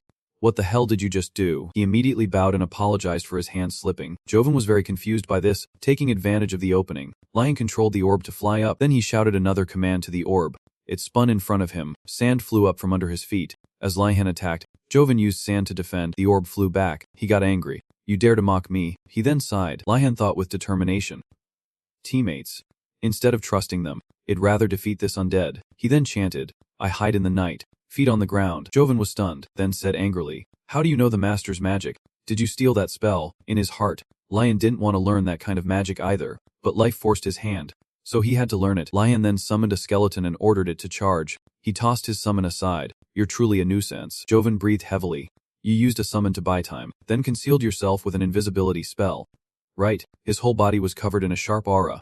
"I admit, for a new student, your idea is bold." Joven's eyes glowed brightly. "But that's as far as it goes." Amidst the swirling wind, he exclaimed, "Since you've run to this island, you're now like a cornered rat." Suddenly, a sword shot forward. A streak of light appeared and slashed Joven's leg. He didn't expect Lihan not to run away but to also absorb his mana. Joven was bewildered, not knowing how Lihan did it. He fell after that blow, and the answer to Joven's question was the sword in his hand, a sword used by the anti-magic faction, named Morning Star. This sword is made from chalcedony and has the ability to absorb mana. Joven slowly stood up and asked Lihan, "How can you use an anti-magic weapon?" He then yelled, "Do you have no dignity as a mage?" His feet landed on the ground.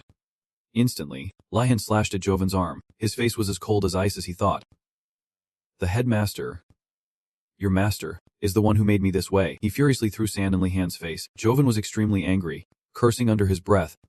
He panted, thinking, "If this continues, I won't be summoned anymore. I can't go easy on him just because he's a first year anymore. Now that things have come to this, it's better to be cautious." Joven raised his arm, then slammed it down on the ground, sending sand flying everywhere. Joven's eyes blazed. "I will officially consider you an enemy."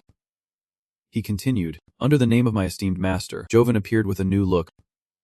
He exclaimed, "Joven II, we'll defeat you." He was surprised to see Joven like this. Lihan thought with interest. He has a name. It must take a lot of effort to summon him. Maybe I should go easy on him, since there's still a lot I need to ask him. Joven roared. "Prove yourself." Sharp spikes of sand continuously appeared. They appeared so suddenly that he couldn't help but be startled.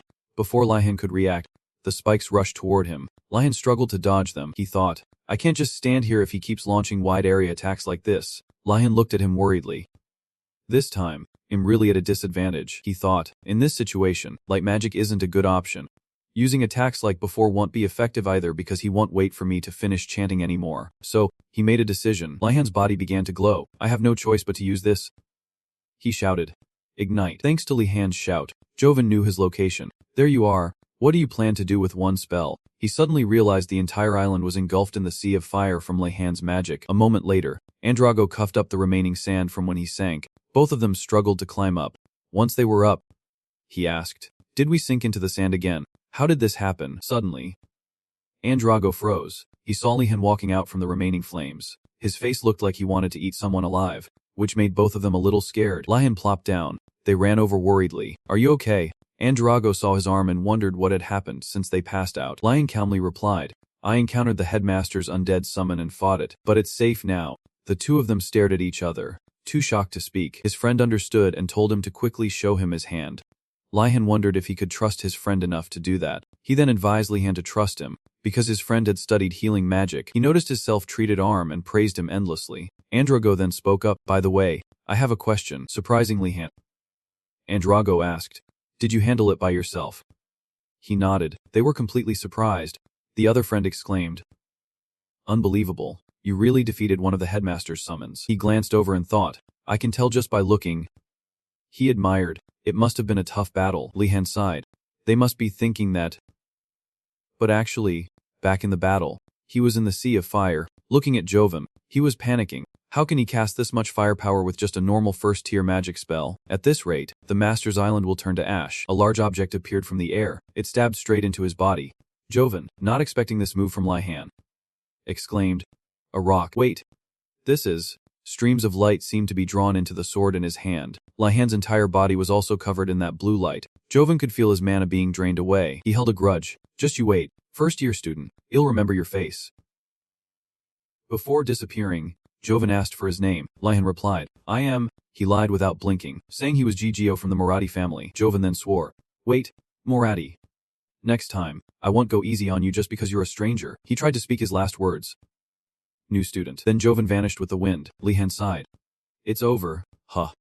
Suddenly, a tree trunk above him broke. He hadn't noticed it yet and was slowly sheathing his sword. As if sensing the danger, Lihan quickly turned to look back in the present. His expression was terrible. He silently blamed himself. "Damn it. I got careless at the end." The two of them looked at each other awkwardly. The other friend asked, "Lihan, you could have just given up. Why did you choose to keep fighting?" He tried to think of an answer because, in reality, Lihan didn't want to do the challenge with them, which is why he fought, he said confidently, because giving up is a shameful act. Both of them understood that Lihan did it for the honor of the Warden family. Andrigo, admiring his actions, exclaimed, "Lihan, while your hand is healing, we will become your right-hand men." The other friend told him to give him his bag to carry. Suddenly, both of their stomachs rumbled. They were embarrassed. Lihan then said, "Let's eat something first." Both of them exclaimed, flustered, "Well, prepare the food." Later, a pot of delicious, bubbling soup appeared before them. He held a bowl of soup and told them to eat. They both held their soup bowls with craving eyes. Andrago thanked Lihan, and the other friend said, "We should have been the ones to cook." He watched them eat the food he cooked with relish and thought, since they wanted to help, I was curious to see what they would cook, but I didn't expect them to pull out some logs to chew on. It's better that I cooked. Andrago was happy because Lihan's food was so delicious. The other friend couldn't believe he would ever eat something so good. He suddenly spoke up, "Listen to me while you eat." Both of them stopped and looked up. Lihan continued, "Our boat is destroyed, so we're stuck on this damn island. I mean, we need to make a plan to escape the headmaster's island." He wondered if there was a way to build another boat, but Andrago shook his head. Lihan also feared it would be difficult for them to do it themselves. He said seriously, "There's a very big problem." Hearing this, both of them turned pale. He thought, he even defeated the headmaster's Andrago. Yet there's still something that can trouble him. It must be very serious.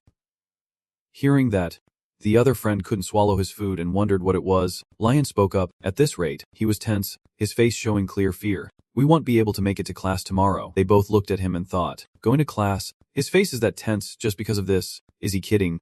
The other friend wondered, "In our situation, it's normal to miss a few classes." But Lihan was adamant that no matter the situation, they couldn't skip class. Andrago spoke up. "But Lihan," he looked at the sunset sinking below the horizon, "I don't think there's any way for us to get to class tomorrow." He wondered, "Will they come to rescue you when they realize you're missing?" Andrago replied, "Even if they know we're missing, there's no way they'd come to rescue us." Lihan thought in silence. Luckily, the class every Monday morning is just basic magic ethics. He suddenly remembered. "Oh, right. The headmaster, if he knows we're missing, he'll probably come to rescue us. We just need to hold out until he arrives." He shook his head and cut him off. "That will never happen." The headmaster, Lihan was sure Ozu would appear, sigh, and say, "You can't even do something this simple. Then just stay here." He could only think of one way out. Swimming. While they were talking, a spirit suddenly appeared from the bushes behind them. Lihan immediately recognized it, turned around, and exclaimed, "This energy." He then saw the water spirit hovering over his head. The water droplets on its body were slowly separating. Lihan quickly lunged forward, speculating that Joven wasn't dead yet. He told them to group up. The water spirit saw this and became frightened. It shot away. Lihan saw this and exclaimed, "It's running away." He chased after it. "Stop right there." The two looked at each other and decided to follow. Andrago exclaimed, "Wait for us.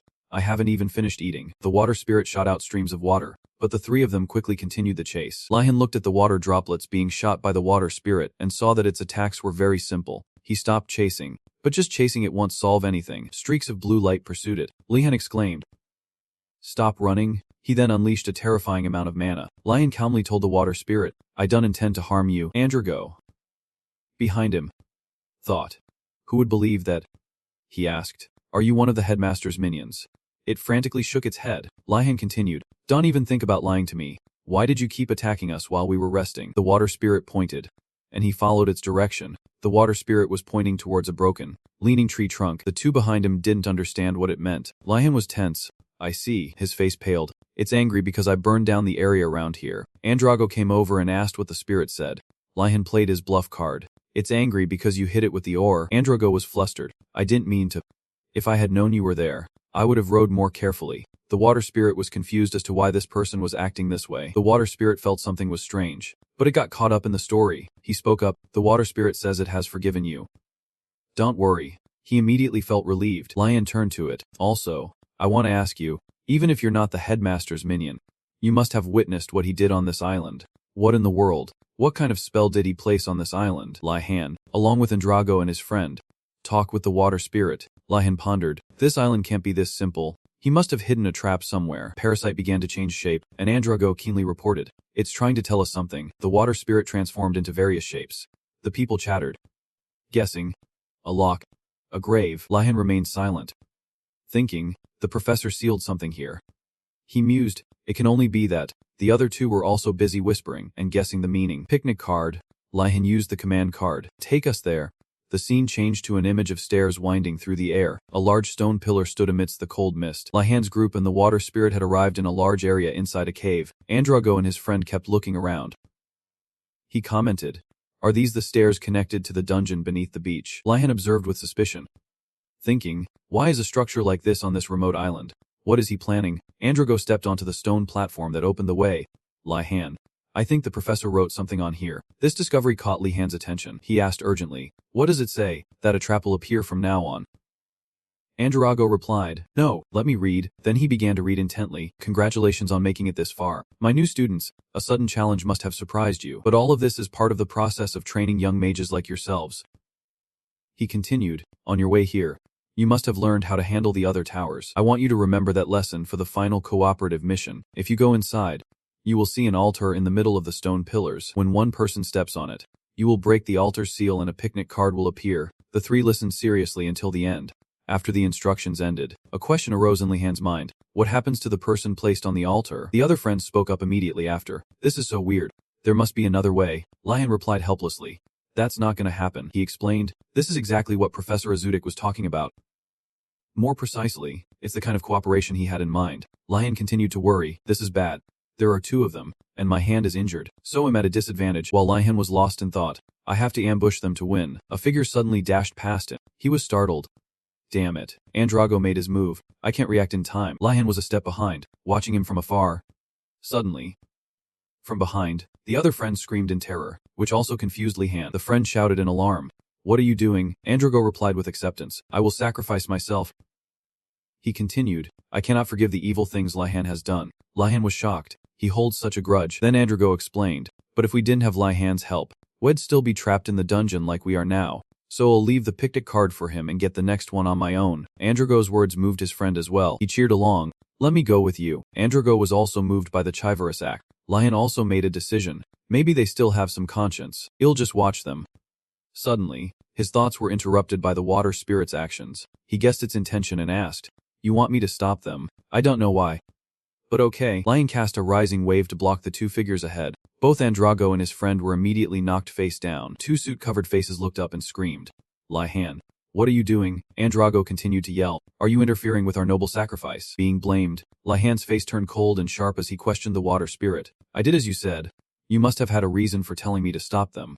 Right. The water spirit quickly used body language to explain its reason, and Lihan immediately guessed it. He said it to confirm. Even if someone steps on it, the seal won't open. It quickly nodded with all its might to confirm. At the same time, the other two raised their voices in confusion. At that moment, Lihan was shocked. That old professor has gone too far. He thought in fear. Even the offering was a trap. Lihan spoke to the other two. It seems this isn't the right way. They both silently understood and said, It really seems so. Next, Lihan glanced over, silently probing the water spirit. If it wasn't about making an offering.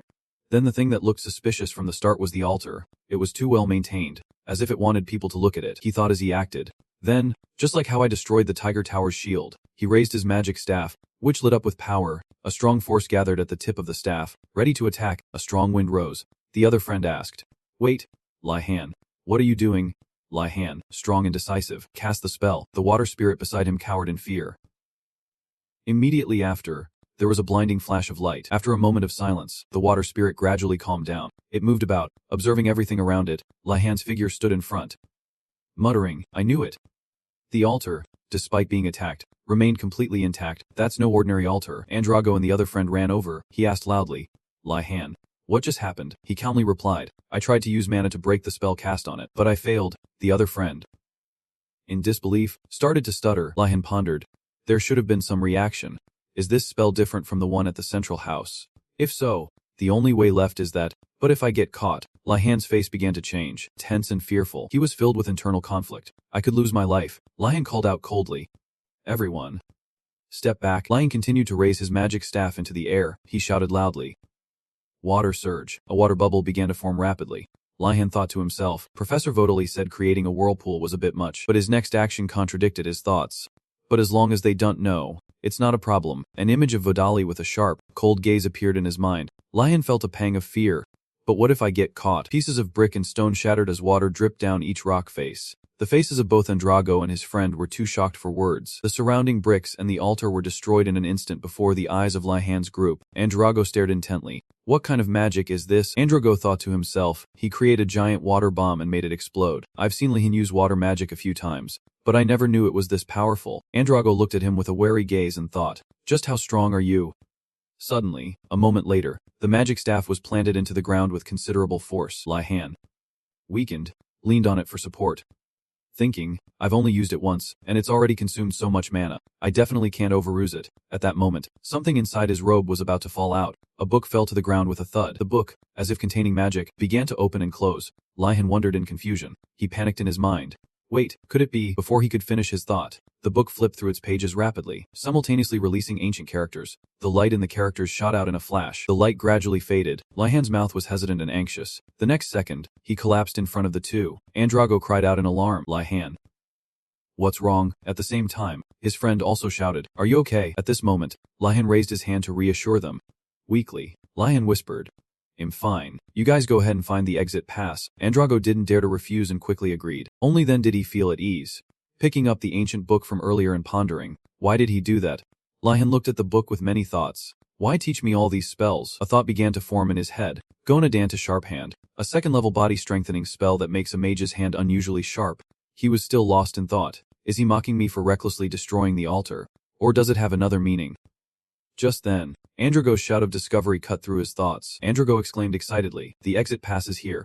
Li-Han, you did it. He was overjoyed. Here. Take it. It's yours. As promised. You can keep it. Li-Han agreed impassively. He held it and examined it. Thinking, it looks similar to the previous one. It seems all the exit passes look the same. A moment later, Li-Han made a request. Can you two help me bring that flat rock over here? Andrago immediately questioned it. Why that one? The other friend also spoke up. I don't really get it, but can we rest first and do it later? Li-Han quickly dismissed the idea. We have to do it now. The scene changes to Monday morning in the basic magical properties class, where a loud voice echoes through the hall. Tell me where Li-Han is. Sienna, Dasa, and their friends surrounded Giselle. Questioning him, Asa began to speculate. The last time we saw Li-Han, he was with a few other students in the tower near the lake. I'm 90% sure you cornered him. Giselle angrily denied it at once. No way. In his heart, Giselle was also panicking. Damn it. I was wondering why I didn't see them. What are they doing here? Giselle thought. But I have to deal with this situation first. He took the initiative to speak and resolve the matter. But before he could finish his sentence, a blue flame appeared. Immediately after, Ozu appeared, smiling and saying, Good morning. Iron heads. He squinted his eyes sinisterly. What are you all so worked up about this early in the morning? The group of students immediately bowed one after another. Asa politely explained first. We were just greeting each other. Sir, Giselle followed. We were just so happy to see each other again after the weekend. The group shared the same thought. If the headmaster finds out, it'll be big trouble. We'd better handle this ourselves. Ozu, dissatisfied, spoke up. All right, you all are so dull. Has anyone gotten the exit pass yet? The group fell silent again. Ozu taunted them. Anyone? I'm disappointed. Your seniors completed this assignment just fine. Suddenly, he had an idea. Oh well, it'll give you all another chance. The crowd's faces lit up with hopeful anticipation. He commanded, now, let's go to the lake. The students followed behind, chattering excitedly. I never knew the headmaster was so kind. I was worried for nothing. These words reached Giselle's ears, making him scoff inwardly. What a bunch of idiots. Giselle looked at Ozu, thinking, he must have some purpose.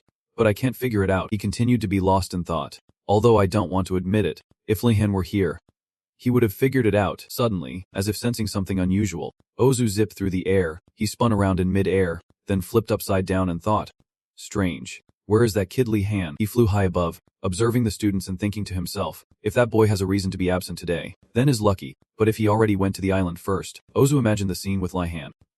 Thinking, then that's unlucky. Has been trapped in the damp underground cellar all weekend. He was secretly delighted. Either way, this is interesting. At the same time, he breathed a stream of ice onto the sea. The water's surface began to freeze and spread, accompanied by blasts of cold air. An ice path formed on the surface of the sea.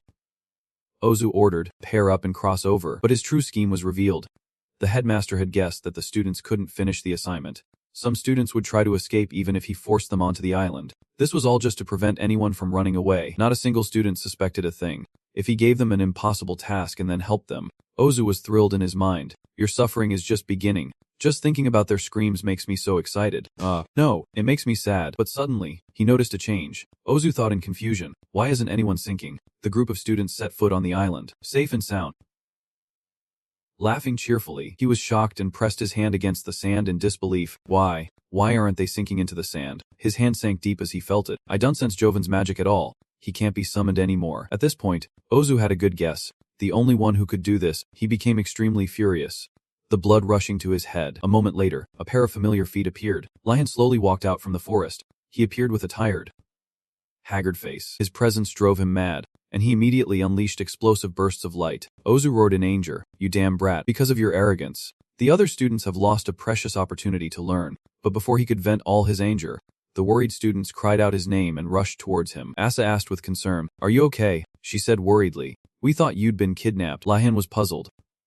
Kidnapped? Androgo and the other friend exchanged confused glances. How could anyone kidnap him? Suddenly, another group of 2 people appeared and ran towards Androgo and his friend. The 2 grabbed Androgo and the friend. The distance between them and Lihan was widened by several steps in an instant.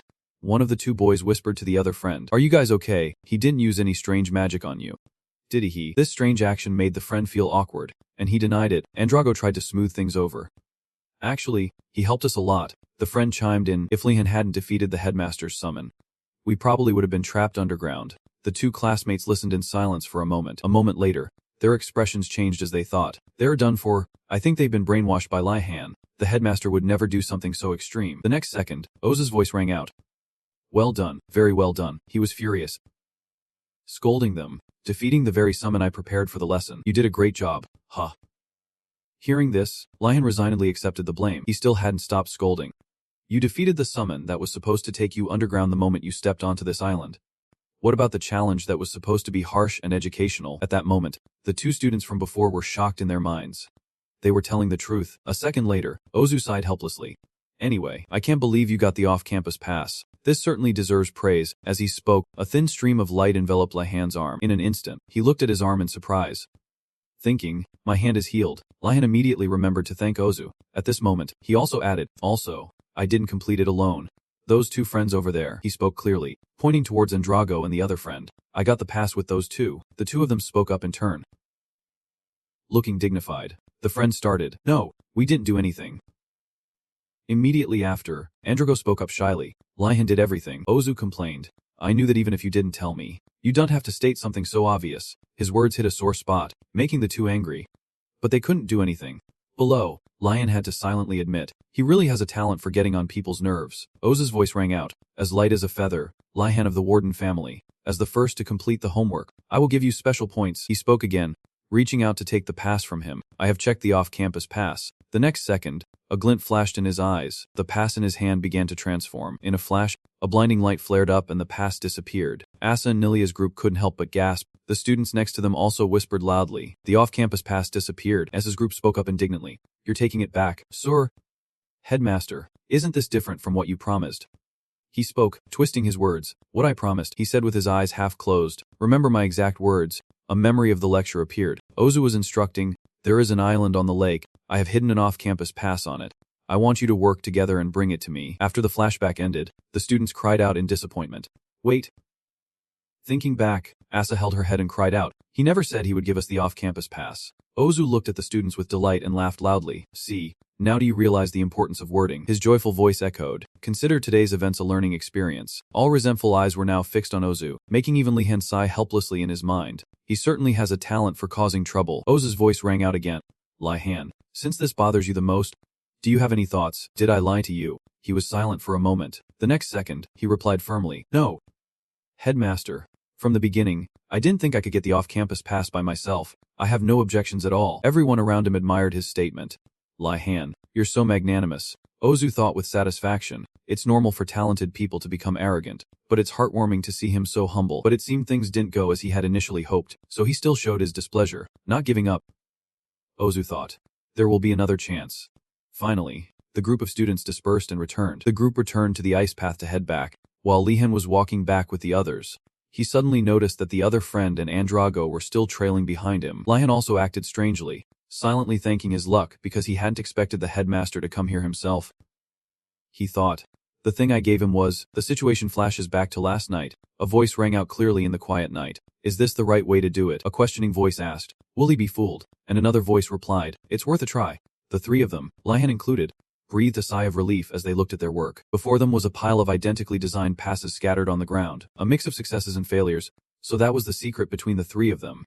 That thing was a fake. Returning to the present, Andrago whispered. Lihan, did you foresee this? Lihan gestured for him to keep quiet. Andrago, in disbelief, stuttered and asked again, is it okay? He was worried. When him holding something so valuable, the other friend also spoke up. He might have done very little, but each of us has a pass. Lihan said with authority, use it carefully. Don't use it when the headmaster is still at the academy. The two looked at his retreating figure and affirmed. Agreeing with his words, he glanced at the two behind him, feeling excited and plotting in his mind. Accomplices must be treated well so they don't stab you in the back. He also silently assessed Ozu. But will that fake off-campus pass work? Since this situation was quite unexpected for the headmaster, he probably won't imagine it's a fake. The two knave friends were still unaware of his scheme. He'll decide whether to use it or not after seeing them use theirs. After all, him holding the real pass. Finally, the group of students had all returned to the other side of the island. At this time, Lihan was conversing with the water spirit. Thank you. If it weren't for you, I would have had a very hard time. The spirit blushed at the thanks. Suddenly, Lihan realized, I've gotten closer to a spirit. He silently seized the moment. This could be my chance. With that thought, Lihan quickly acted and began to speak. Can you? His action terrified the small spirit. It quickly flew in a circle, then immediately swooped down next to Nilia. The water spirit clearly showed its affection for Nilia, making her wonder, why is it acting like this? Her voice echoed, do you want to make a contract with me? You can't. Please make one with Lihan. Listening to her words, Lihan's tears fell. Johnner beside him comforted him. Let's go. And late that night, Lihan walked alone on the road. Lihan recalled the afternoon scene, his blood boiling with anger. That spirit made a contract with Nilia. But then Lihan focused on the matter at hand, temporarily setting that aside as he gently opened a door. The door opened, and his mind grew more serious. This isn't the time to worry about that. In the room, the figure of Vodali was visible. Vodali was sitting there, looking at him with cold, stern eyes. Lihan respectfully spoke a greeting to break the tense atmosphere. But before he could finish, Vodali cut him off. You used lightning magic. Lihan didn't dare to hide it and confirmed it honestly. He also thought silently, so it's finally come to this. Lihan cried inwardly, I've prepared myself for this. The moment I was discovered using lightning magic on the monster plant. At this moment, Vodali continued, I also heard about another situation. He clarified, I heard that you defeated the summons of Gonodonis, the second Jovim. Lihan was startled and silently cursed Ozu. That bag of bones. How many people has he told about that? Vodali continued, I think he also said that you injured your hand. He spoke up to explain, there were some unexpected circumstances. At this moment, he approached and grabbed his hand. This kind of thing always happens in battle. The enemy will not listen to your excuses. His voice became harsh. Lihan, terrified, quickly complied while pulling his hand back. Thinking, I feel even more frustrated because I can't refute that. At that moment, Vodali suddenly turned around.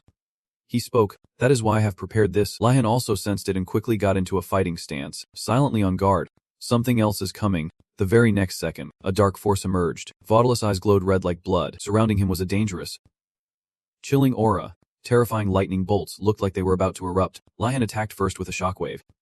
Thinking, he'll attack first and block it. Vodali also quickly unleashed his power. He attacked fiercely, leaving him only able to defend. At this moment, Lihan noticed something unusual and began to ponder. My attack was stopped before it even began. Has never done that before. He looked at him and wondered. He wants me to dodge instead of block. At that moment, more lightning bolts flew past his ear. They exploded a second later. Lihan looked at the scene before him, his hair standing on end. Thinking about his fate if he hadn't dodged in time, Vodali continued to aim at him, unleashing his power relentlessly. The lightning strikes were more vicious, making it difficult for Lihan to dodge. The bolts exploded one after another. But luckily, Lihan managed to evade them. At this moment, he didn't dare to let his guard down and had an internal monologue. I've dodged for now. Can I keep dodging this well? At this time, Vodali leaned on his staff and said, as I predicted, this is too easy for you. The next second, he snapped his fingers, casting some kind of spell. All the light in the room vanished, and a pitch-black darkness enveloped them both. Lihan deduced, as hiding in the darkness, I can still do something, no matter what. Before he could finish his thought, Lihan nimbly caught what he threw at him. He asked, puzzled, what is this? In response, Vodali only gave a short reply, cover your eyes. He felt annoyed with his fighting games. Lihan naively approached to cover Vodali's eyes, but he was told, not my eyes. Only then did he understand it was for himself. Lihan hesitated and confirmed again, sir, it's already very dark. Is it necessary to cover my eyes? Vodali replied simply, you can do it. After speaking, he cast a spell to put the blindfold on him. In a flash, the blindfold was securely in place on Lihan's face. After putting it on, Lihan felt as if he had sunk into a silent, indistinguishable black void. He could only focus his thoughts. I really can't see anything. And this sound, I need to feel the man around me. Outside, Vodali was actually emitting power. He looked at him as if pondering something, a conviction passed down through generations. Professor Vodali was very sure of his teaching policy. He always held on to something. If a student can't keep up with my lecture, it's their fault. That thought had deepened and taken root in him ever since he met Lihan. Initially, Vodali was overjoyed to learn that Lihan could use the lightning element, and until today, when talking with Ozu, he was shocked by the fact that Lihan had made a mistake and was injured in battle. So, the reason for all this was Vodali's calculation. If I were Lihan, I would want to learn dodging techniques right now. Finally, as his thoughts grew stranger, things would unfold as they were now in reality. Crackling fire and crumbling rocks, Lihan appeared dimly in the haze. Unfortunately, he once again made Vodali believe even more in his own teaching methods and thoughts. At this moment, Lihan's breathing became heavy, and his heart rate sped up. Vodali thought with amusement. He dodged everything while in the dark and unable to see a thing. At this point, Lihan had recovered some of his strength and quickly stood up to continue the fight. Vodali was amused. When I heard others talk about the joy of teaching, I thought they were just talking nonsense. But now, I think I understand. He smiled to himself. Teaching is actually fun. Vodali joyfully transformed with endless illusions, his inner self in a strange power. At this moment, all the elements he possessed were revealed wantonly. Lihan, anxious and fearful, spoke up, sir, I'm sensing the man of other elements as well. Right, the only response was silence. Lihan told himself, as not answering me, I shouldn't expect any normality. It will be impossible to dodge everything in this situation. In that case, I'll reduce the impact and pain as much as possible when I get hit. With that thought, he charged straight towards the approaching power. There was a truth that not everyone knew. The current lesson was only taught to third-year students and above. Vodali was quite surprised. Lihan has exceeded my expectations. Although he was blessed with a large amount of mana, his real talent is. Vodali looked at the panting Lihan. I didn't expect you to overcome everything on the very first day. He praised him highly. The ability to quickly absorb everything he learns, although it's overshadowed by your immense mana. Your outstanding talent will surely reveal itself. Vodali took a paper packet from the table. You look exhausted. He then handed the packet to Lihan. He exclaimed inwardly, is he worried about me? I never thought he could do that. Lihan said thanks and opened it to see. Is there medicine in here? He took out a book. Vodali explained, this is a lightning magic book. I want you to learn all of it before we meet again. Lihan's face paled upon hearing this, and he replied with a hint of anger. I understand. He thought it over. Aren't the written exams this week? I'll be so busy I won't be able to sleep. Suddenly, a loud noise came from outside. Lihan asked, what's happening outside? Vodali replied, the professors are dealing with the escaped summoned monsters. Lihan stood there stunned for a moment, then reacted. Why are they doing that? Vodali calmly replied. It's understandable. They are being dealt with because they could interfere with the exams. Lihan's face turned pale. He staggered and asked for permission to leave. I understand. I'll take my leave now. Lihan walked out the door with a face full of disappointment. I shouldn't have asked. He walked while looking at the book from earlier. Lihan flipped through the pages, quite surprised.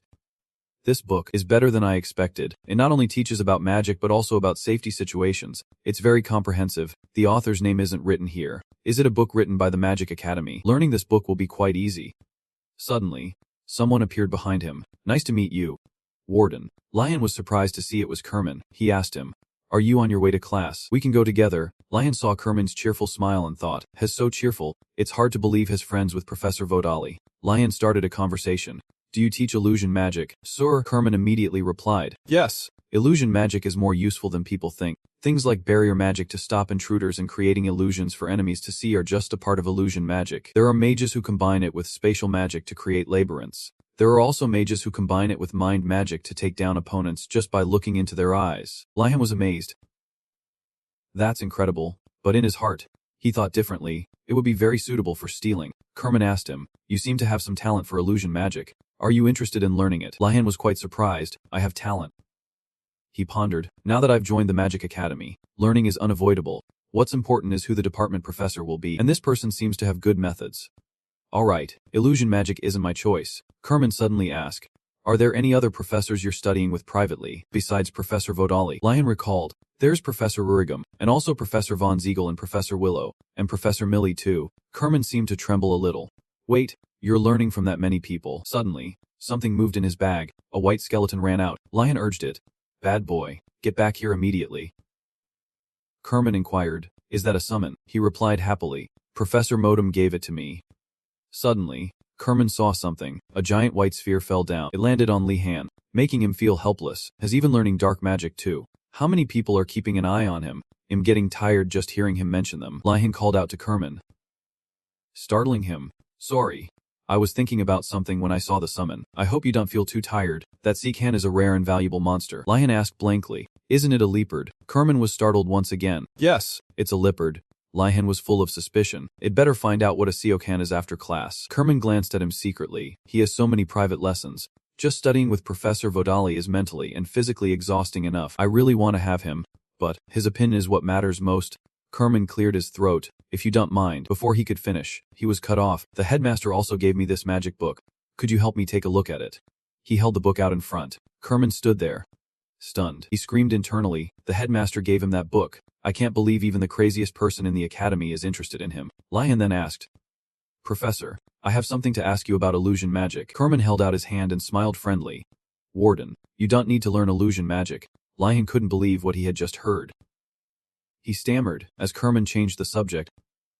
"We've arrived. See you in class." Lihan couldn't help but wonder why he suddenly changed his attitude like that. "I want you to teach me illusion magic." During Professor Kerman's lecture, everyone took turns asking questions. Is there a way to dispel the staircase illusion magic or break it? Can you use an illusion on bread to make it taste like honey? Is it possible for another first-year student to break the illusion barrier? Kerman was very pleased, so happy to see everyone so active. "But please calm down a bit. From now on, I will introduce you to the exciting world of illusion magic. First of all, you should know what an illusion is. To explain, I will perform a simple demonstration. Please watch me carefully." Suddenly, Kerman fell silent. Ganando and Johnner couldn't help but wonder why he suddenly stopped talking. His not moving either. Lihan observed silently. "Something's not right. I don't know why, but I feel like something is wrong. It's not like he's just standing there." Kerman seemed to be glowing and fading. Lihan swallowed and watched. He guessed, did he create an illusion in such a short time? Even though everyone was looking at him, if I try to track his mana, he must still be nearby. Ganando was bored. Lihan, why is he just standing there? Does he need to go to the bathroom? Lihan scared him. The professor is standing right behind you. This made Ganando jump and turn around. His magic wand at the ready. A hand blocked the spell from his wand, and it reflected back onto Ganando's body. Lihan wasn't too surprised. Looking at the trembling Ganando, Kerman now appeared and praised him. "Well done for discovering where I was standing, but you shouldn't be so surprised." Lihan stood up and bowed his head. "Sorry, Professor." Then Kerman used a dispelling spell. He returned to his original position. "As you just saw, I easily snuck up on you without you realizing. This is the power of illusion. It allows us to become invisible and approach hidden enemies, and to create illusions to confuse them. Of course, new students need to start with the basics.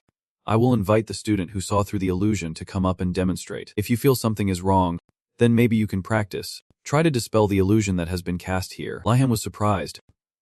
"Wooden boxes, weren't they empty just a moment ago? When did they appear?" Kerman pointed to a student. "Let's start with you." She fumbled and performed the spell. Dispel illusion. The lock shook and then opened. The box lid opened by itself, startling the student. Kerman offered advice. "You must not let your guard down. The illusion magic cast on reality is also a trap." He called out again. Next, Lihan stepped forward. He silently resolved, "I have to make a good impression. The wooden boxes are just an illusion. They look like this now, but this is probably their true form." Lihan took a deep breath and shouted loudly, "Dispel illusion." Immediately, the boxes faded and then disappeared. Everyone exclaimed. They disappeared completely. As expected from a warden, he succeeded on his first try.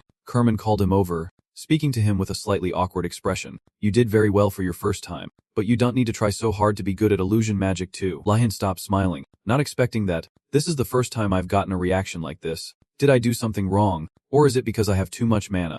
Lihan went through a lot of thoughts. A while later, Kerman said goodbye to everyone. Ending the class, Lihan ran up to speak with him privately. He asked in confusion, "Is there a problem with me?" "Sir," Kerman was also a bit awkward. "There's no problem with you at all. The reason I said that to you is..." "Alright, you'll say it. Warden, you currently have too many professors paying attention to you." Lihan froze when he heard that. His face turned pale as Kerman continued to explain. "You're already taking so many classes. You'll exhaust yourself if you take my class as well. You should rest when you need to rest." Lihan was shocked. "I can't believe there's such a kind professor. That's why I can't lose him." But he was determined. "It's okay, Professor. I'm ready for this." Kerman's eyes widened in surprise. Then he patted Lihan's shoulder.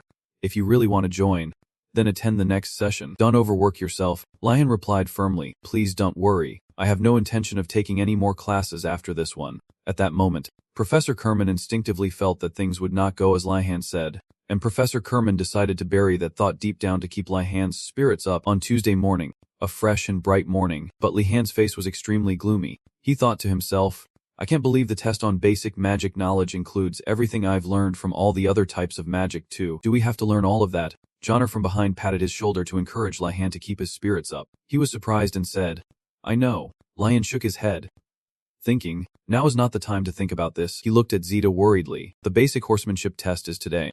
She cheerfully asked if the students were ready for the test. Everyone around them exclaimed in a gloomy tone, "Yes." Zita was excited. "After seeing your reactions, I'm very excited for today. Let's bring out our horses. I want to see how close you've gotten to your horses." Everyone went into the stables to get their horses. Johnner was worried. Is it okay to let them out?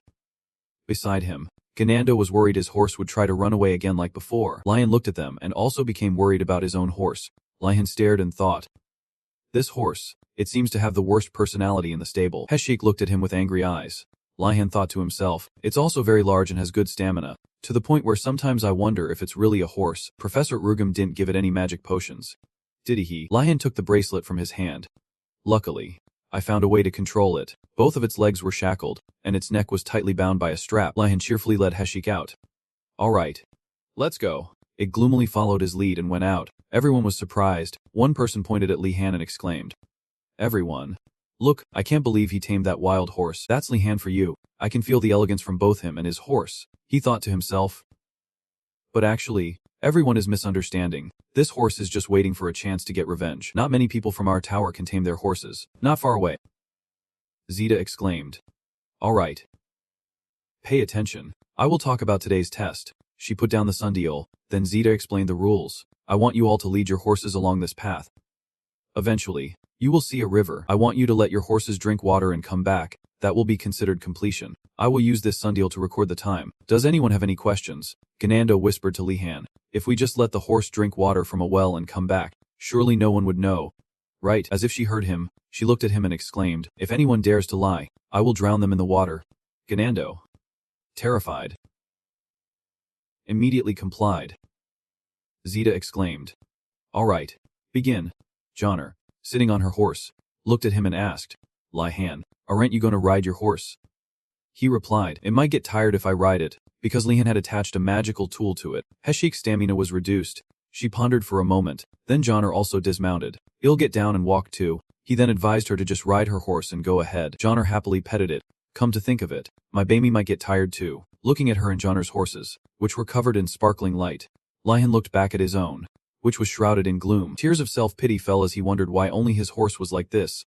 Suddenly, a scream rang out. Ganando was yelling. His horse charged past both of them, but luckily they dodged it. Lihan wondered why they were heading back. Ganando, terrified, hugged his horse and screamed, "I can't control it. Help me." Seeing them struggling, he was secretly glad that he wasn't the only one. It looked at him resentfully. Lihan wanted to tell it, "I really tried my best to take care of you, so please show a little sincerity." He then gave Heshik a sugar cube. "This is the sugar cube you love." Suddenly, a voice from behind exclaimed, "Black Flower, what are you doing?" Lihan was startled. He turned around and saw Sanko and his two friends. Sanko stared intently at Lihan. Then he asked him, "What did you just feed the horse?" Lihan replied in confusion, "I just gave it a sugar cube." The friend behind Sanko exclaimed, "You fed it that? Why would you feed it that?" You should sell that sugar cube at the black market instead of feeding it to a horse. He wondered what he was talking about. He turned around to tell his friend to focus, then turned back to call Lihan. Sanko then handed him a basket of carrots, saying, horses like carrots too. Sugar is a rare item, so feed it carrots instead of sugar. Lihan wondered why they wanted him to feed Heshiak carrots, then thanked him. Sanko replied, it's nothing. Remember to visit the black market next time. Then he left, not forgetting to invite Lihan to play a game of chess together when Hez there. He looked at them. Maybe that's the reason. Johnner came over and looked at the basket of carrots cheerfully. Now you can save your sugar. Lion then held a carrot to its mouth, but Heshiak turned its head away in disdain. He looked at it helplessly as Lion led Heshiak to the river. He thought, it would be really easy to spot if I swapped this horse for another one. Right, Rowena turned back. You're here, Lihan. Be careful. He wondered what was going on here. He pointed to the other side. Hey, look, that girl from before was letting her horse drink water. When its mouth was about to touch the water level suddenly dropped. John and Lihan were extremely surprised to see this. He thought to himself, when her horse drinks, the water level drops. This is beyond imagination. Lihan then asked Rowena if he had found a solution. He sighed. We tried to get close to the water, but the current is too fast. Suddenly, Adineth walked over. Rowena happily greeted her. Adineth stared at his basket of carrots. Lihan thought to himself, she seems to be looking at the carrot basket.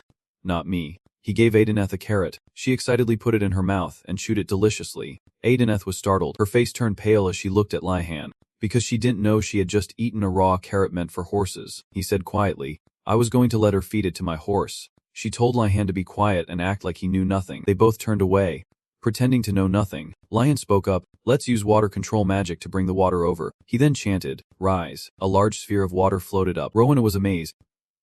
That's amazing. Gordanas, you can use water magic so quickly and easily. Lihan moved the water sphere towards Heshiak. He looked on and thought, that's right. If we use this method, we definitely won't fail. It opened its mouth as the water approached, but the water sphere vanished. Everyone was surprised to see this. Rowena asked, what just happened? Johnner wondered, did the water evaporate before it touched its mouth? He worried. It seems we have to lead the horse all the way to the water for it to count. She thought that was too unreasonable. Johnner then asked what they should do now. Lihan calmly searched his pocket. I've prepared for situations like this. She was stunned when he took out the life-saving item. Johnner was left speechless in surprise. A moment later, a person slowly descended to the river with a rope. Everyone and their horses were connected by the rope. She looked at Lihan with an astonished expression, thinking, I can't believe he brought a rope this long. He sighed and said, if we support each other, we can withstand the current, no matter how strong. Lihan shouted, how is it? Can the horses drink? A voice from below called out. It's working. Rowena continued, we have to go deeper, but the water level isn't dropping anymore. He tried to pull Heshiak down. Good. With this situation, the mission will be completed easily. It got angry as if to say, by whose authority? Lihan coaxed it. It'll give you a sugar cube, so don't resist. Okay. Heshiak's eyes saw the sparkling sugar cubes, so it had no choice but to obey him. Seeing this, Lihan breathed a sigh of relief, thinking, everything is going smoothly. Great. Just like this. Suddenly, a chilling sensation came over him. He wondered what this feeling was. Lihan suspected, this is a dark plot by the professor. His eyes widened as he looked around. Could there be something else? Then Lihan turned towards the head of the river and realized it was rushing towards them. Millie asked in alarm, what is that? Johnner replied in fear, is the river flooding? Lihan stood there with a dark expression. It really is a flood. He was furious. This professor, and then screamed Rurgam's name. Lihan told everyone to get out of the way and shouted, shield, rise. A shield immediately appeared in front of Lihan, helping everyone climb to the bank. He smirked triumphantly. From above, she shouted, Lihan, thanks to you, we all escaped. Now it's just you and the horse. He said to himself, good, just maintain the spell and get out. Suddenly, Heshiak's leg slipped off Lihan's shield, and it was quickly swept away by the flood. Heshiak let out hopeless cries for help. He cursed, damn it. The horse. Lihan let go of the shield, with no other choice. He was submerged by the flood. Above, Johnner was worried about Lihan. She wanted to jump down but was stopped by Nelia. Johnner screamed, what should I do? I have to help. She held her tighter, advising, don't, if you go down now, you'll be swept away too. Nelia stood up, I'll go get the professor. Why won't this rope come off? Rowena was startled when he remembered the rope. He told Johnner to pull the rope, but she realized it had been snapped by the current at some point. From the bank, Rowena shouted, asking if Lihan could hear him. He told him to leave the horse and save himself. Rowena then paid close attention. He looked at the raging river and thought, I can't see him anywhere. Could he have been swept away by the current? Suddenly, Heshiak was startled as it flew into the air. Beneath it was a hand lifting Heshiak up. Li Han, completely drenched, stood in the middle of the raging river. Everyone was surprised. They realized the water shield was faint but still being maintained. Heshik wondered, what is this crazy act? His whole body trembled from its weight. He said angrily, if you keep resisting, I'll drown you at the bottom of the river right now. Heshik was startled and thought, I can't even save myself, yet you're trying to save me. Meanwhile, Li Han's head was spinning as he tried to calm himself. I have to focus until the end, maintain the water shield, and use all my mana. If I let up on even one thing, it'll be swept away immediately. He climbed onto the bank. Jonna ran over worriedly. Lion let go of Heshik inside. Li Han angrily shouted, Urigrum. She watched him from a distance. Why does Li Han keep looking for Professor Urigrum? Rowena, standing next to her, didn't know why either. As they still didn't understand that shout full of fury, it quickly ran over worriedly, as if asking if Li Han was okay and if he was hurt. Li Han touched Heshik's head. He moved closer to it. No matter how nice you pretend to be, I'm not loosening this collar and strap. Heshik became angry. It seemed to want to bite Li Han's head off immediately. But he pushed it away. Li Han exclaimed, finally showing your true colors. You think I'll believe you? Those two watched from a distance as they bickered. The two watched helplessly. Jonna spoke up. Thank goodness. Li Han isn't hurt. He also agreed. After seeing what happened, a nearby girl couldn't believe Professor Urigrum would do such a thing. The friend next to her also couldn't believe the horses' lives were also in danger. She cried because the professor she had respected after reading Urigrum's exploration books had done something that disappointed her so much. The other friend pointed to the sky and exclaimed, wait, look. Above, a pair of black wings suddenly appeared, spread wide and flying in the sky. The bird landed on the ground. On it were Nuli and Zeta. She spoke up. It seems it's not too late. The girl from before exclaimed, Professor, we can't participate in this test. The other friend also spoke up. I'd rather get an F. I can gamble with my friend's life. Zeta was annoyed. I know. The spirit of the forest is throwing a tantrum. Isn't it? Both of them froze when they heard that. She continued. The horses were almost killed. Someone asked, did you come to stop it? Please wait a moment. They fell silent. Zeta turned and asked, what is it? They both replied, it's nothing. They thought Urigrum was responsible, not expecting it was him. She then noticed Li Han. Newly asked him, you two have gotten really close. Haven't you? Li Han replied, we're not close. It's just one of its tricks. Don't be fooled. Heshik glared at him furiously. She said helplessly, from what I can see, it's just a way of showing affection. Suddenly, a voice exclaimed, wait. Zeta was stunned, her face pale. Now, what did the white horse do? Zeta couldn't believe that Heshik had accepted its master. She looked at Li Han. This kid. Heshik let him pat its head. What kind of creature is a griffin? With the characteristics of an eagle and a lion, their pride is also very strong. They would rather die than submit to those who are unworthy and cruel. Zeta couldn't believe it. Even after years of contact, one could never be sure of their loyalty, yet it submitted to a new student as its master. She asked what had happened. Li Han asked back blankly. What happened? Jonna looked at him helplessly. She answered, when the spirit of the forest got angry, the horse fell, and Li Han carried it out. He replied, oh, that, it was nothing. Zeta muttered, in her heart. She wanted to tell Li Han. This fool. That's not normal at all. Now I understand. In a situation where he himself could have died, his act of risking his life to save it, with that courage and honor, Hezid acknowledged Li Han as its master. Arrogant mages often mistakenly believe that their superior knowledge and magic are the keys to taming creatures. Zeta chuckled. But this is the real key. A heart that cares for others more than oneself. Li Han pushed Hezid's mouth away. I'm not letting go. Get away. Seeing this, she angrily threw the blade of grass in her mouth to the ground. He turned back and asked, did you chew on something by mistake? Ma'am. Zeta shouted. It's nothing. You fool. Li Han approached her and asked for Hezid's name. Zeta replied, we've tried giving it many names, but it didn't like any of them. He wondered, did you already have a name for it? Professor. Meanwhile, Hezid was quite angry. She then remembered, right, and then exclaimed, Fawn. Zeta came up with a name.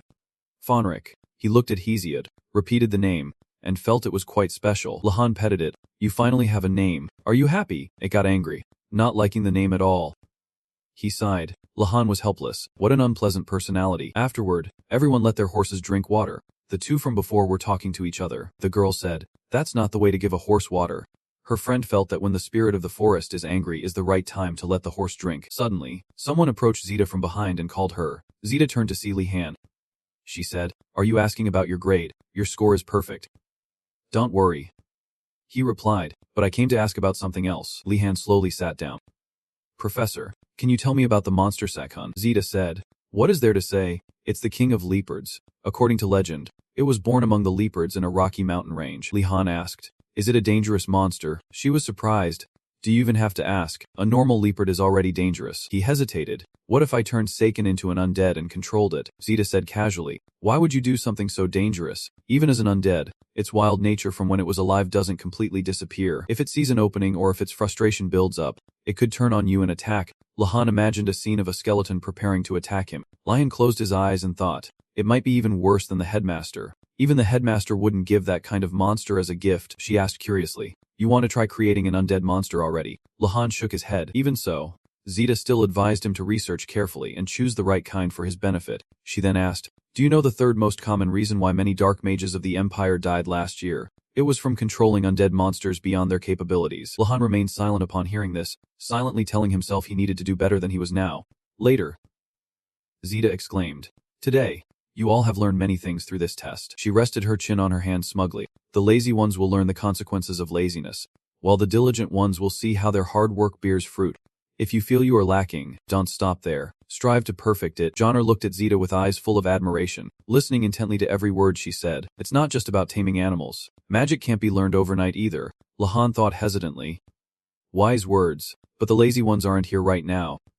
Are they? He then imagined them still trying to ride their horses helplessly, screaming for help. Zeta cheerfully exclaimed, relay this message to the lazy ones. Class is over. See you next time. Everyone thanked her in unison. As people slowly left, Sanko suddenly called Lihan from behind. He wondered why he was calling him. Sanko's face was serious. I need your help with something. I need your abilities. Lahan was surprised because Sanko was a very proud person to be speaking like this. He cautiously asked what was wrong. He swallowed nervously. Then Sanko spoke. I need your cooking skills. Lahan was bewildered, not believing his own ears. Dup and Muheden are clerics of the Shizenza Order. The Shizenza Order of Knowledge and Academia is one of the orders so famous for its studiousness that the entire empire respects it. He worried. Perhaps that's why the cleric only reads books and doesn't eat proper meals. He replied nonchalantly. Maybe it's because of the terrible conditions at the Magic Academy. Sanko said the problem wasn't.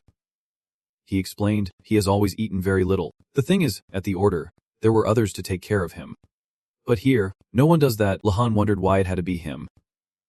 Sanko continued, while I was wondering what to do. Lian, I heard about your cooking skills. I asked the Immortal Phoenix clerics, and they praised your cooking talent. Not only that, but Renjitz, who comes from a family of chefs, also said that no one in this school can beat you. He nodded vigorously. Hearing this, he wondered what any of that had to do with him. Lahan thought resentfully, can't they take care of each other?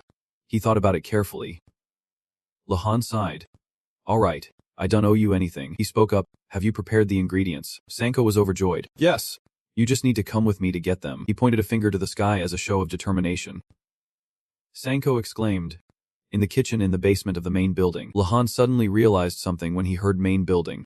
Then he remembered the basement where he and Rathford met Ban Patton. He turned to leave. All right. Never mind. I just remembered I have something to do. I'll be going now. Sanko tried to hold Lihan back. Wait, this requires your help. If not you, the one who broke into the Tiger Tower. He exclaimed, you said you needed my cooking skills, so why are you talking about such strange things? Once we get the ingredients, I'll cook for you. He spoke, as expected of Lihan. You saw right through it. The friend with Sanko ran over holding a box. Of course, we won't let you do it for free. He handed the box to him. Look at this, and you'll change your mind. Lahan looked at it curiously, wondering what they had prepared. His friend opened it. Inside was a forbidden book of dark magic. It radiated a surrounding red light. They wondered if he was more interested now. The curse immediately flared out. Lian, startled, told them to close it. Hearing that, he quickly closed it. All four of them fell silent. He asked them fearfully. The moment you open it, the curse shoots out. What are you doing? Sanko was delighted. As expected. Lian, you love curses. I knew it at a glance. He was confused about what he was saying. Sanko said, according to the tiger's information. You like things like this? Lian angrily clenched his fists. Those tigers are spreading nonsense rumors. I'll lock them in the punishment room soon enough, he asked. Where did you find this? He replied, on the 4th floor of the library. There's a bottomless pit. And I found it there. The library of this Magic Academy is not like a peaceful repository of knowledge at all, which is why the upper floors, except for the 1st and 2nd, are considered dungeons or mazes. Lihan was curious. Why did you go to the upper floors of the library, and not the main building? Sanko replied, because we have a goal. We will. He spread his arms wide and stated his desire to map this school, so that it would be more convenient for everyone. He found it quite interesting. Lahan thought. Moreover, unlike the people in our tower, this idea is constructive. It even makes me want to change. Sanko scratched his head shyly. While I was looking for a completed map, I discovered this book. I guess it's not up to your level. The other friend wondered if there was a problem with the curse. He stood aside helplessly. No. I just... Never mind. Think whatever you want. He replied that Li-Han would never be like that. He then asked, but if it's a curse that drains mana, maybe Li-Han wouldn't like it.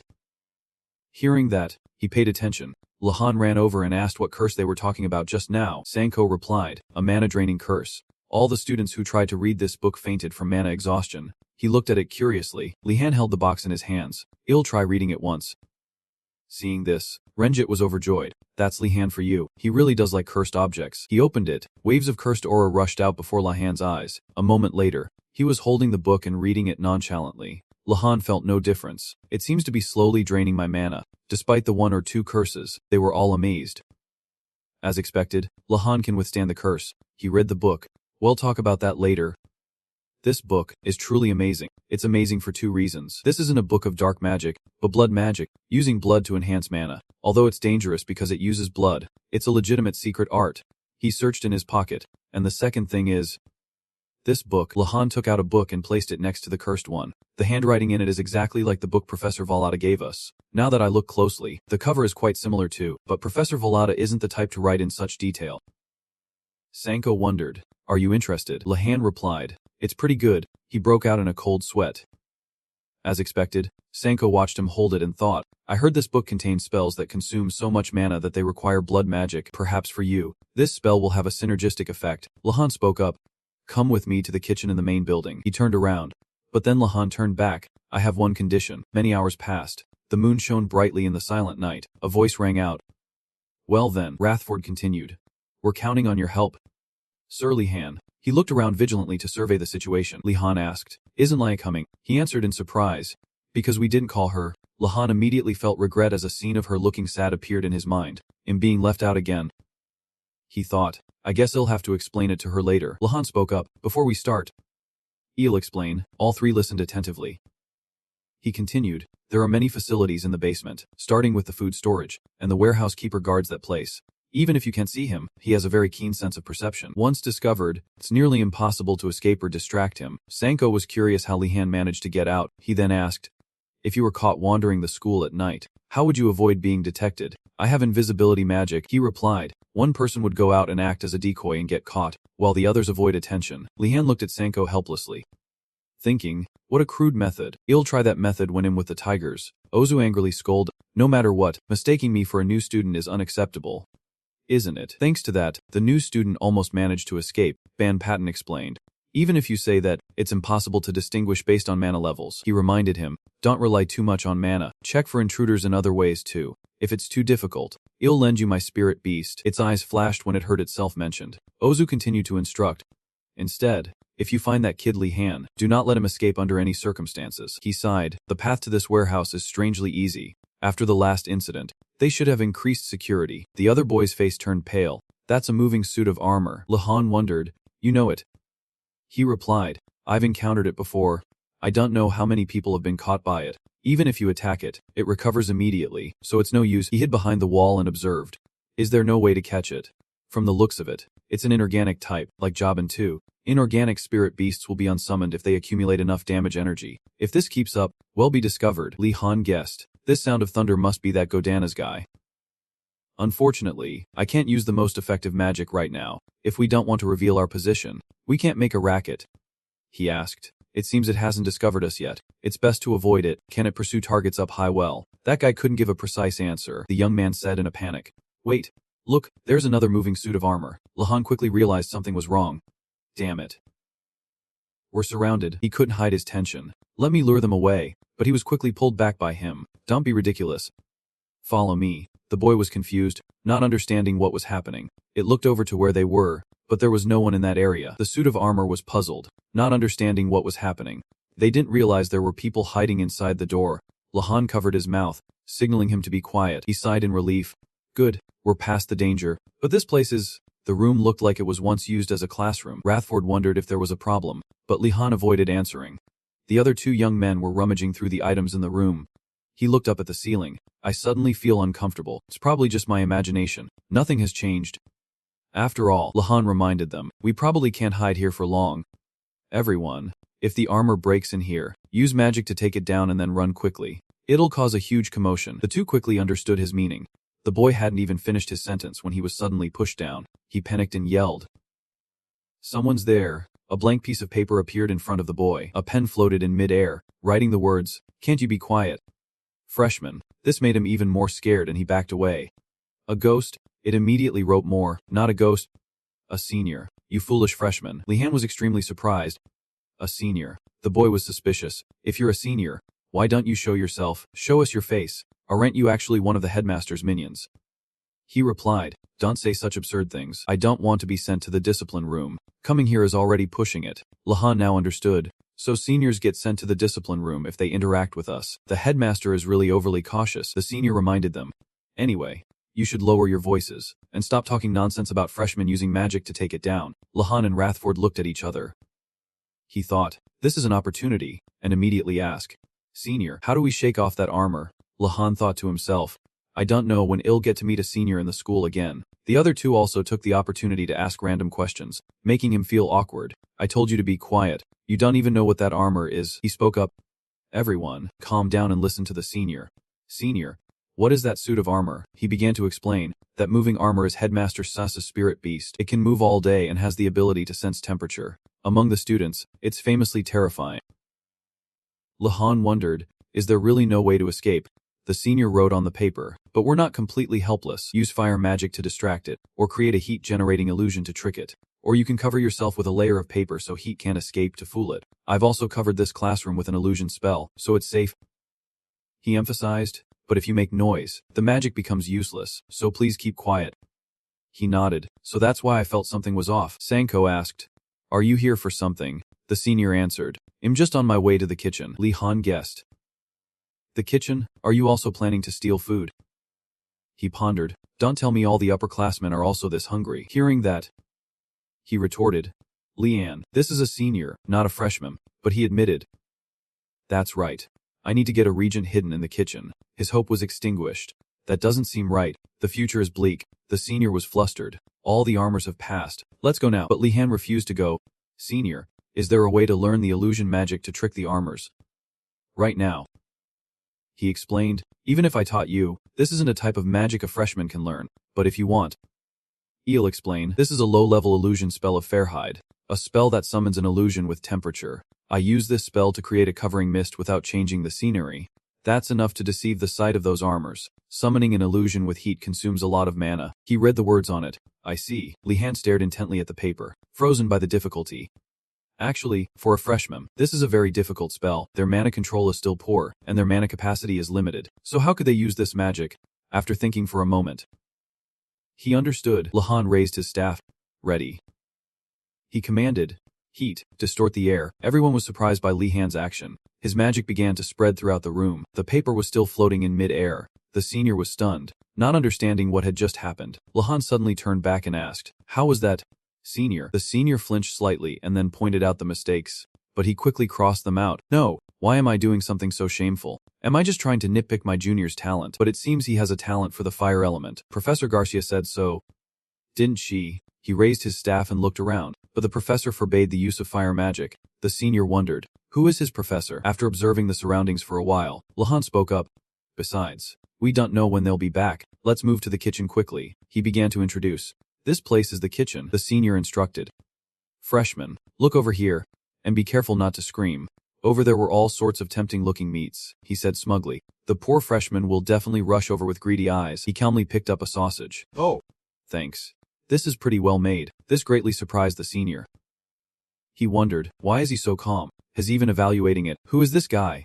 Lihan turned his head back. I've found the ingredients I need. Now it's your turn. The liquid inside the pot was boiling vigorously. The senior asked, what is that? He replied, I'm making a restorative dish for a friend. That panicked him. Cooking. Is that cooking? This is clearly a form of alchemy. A freshman shouldn't touch something this difficult. Get away from it. Sanko waved his hand. It's fine. There's no problem. He breathed a sigh of relief. It seems he has faith in something. That's good. Since Sanko isn't a reckless person, he rummaged through his pocket. This is my family's secret recipe. I've written it down in detail right here. He encouraged him. You can do it. Lihan froze stiff, so the thing he had faith in was me. But it's not too hard to make.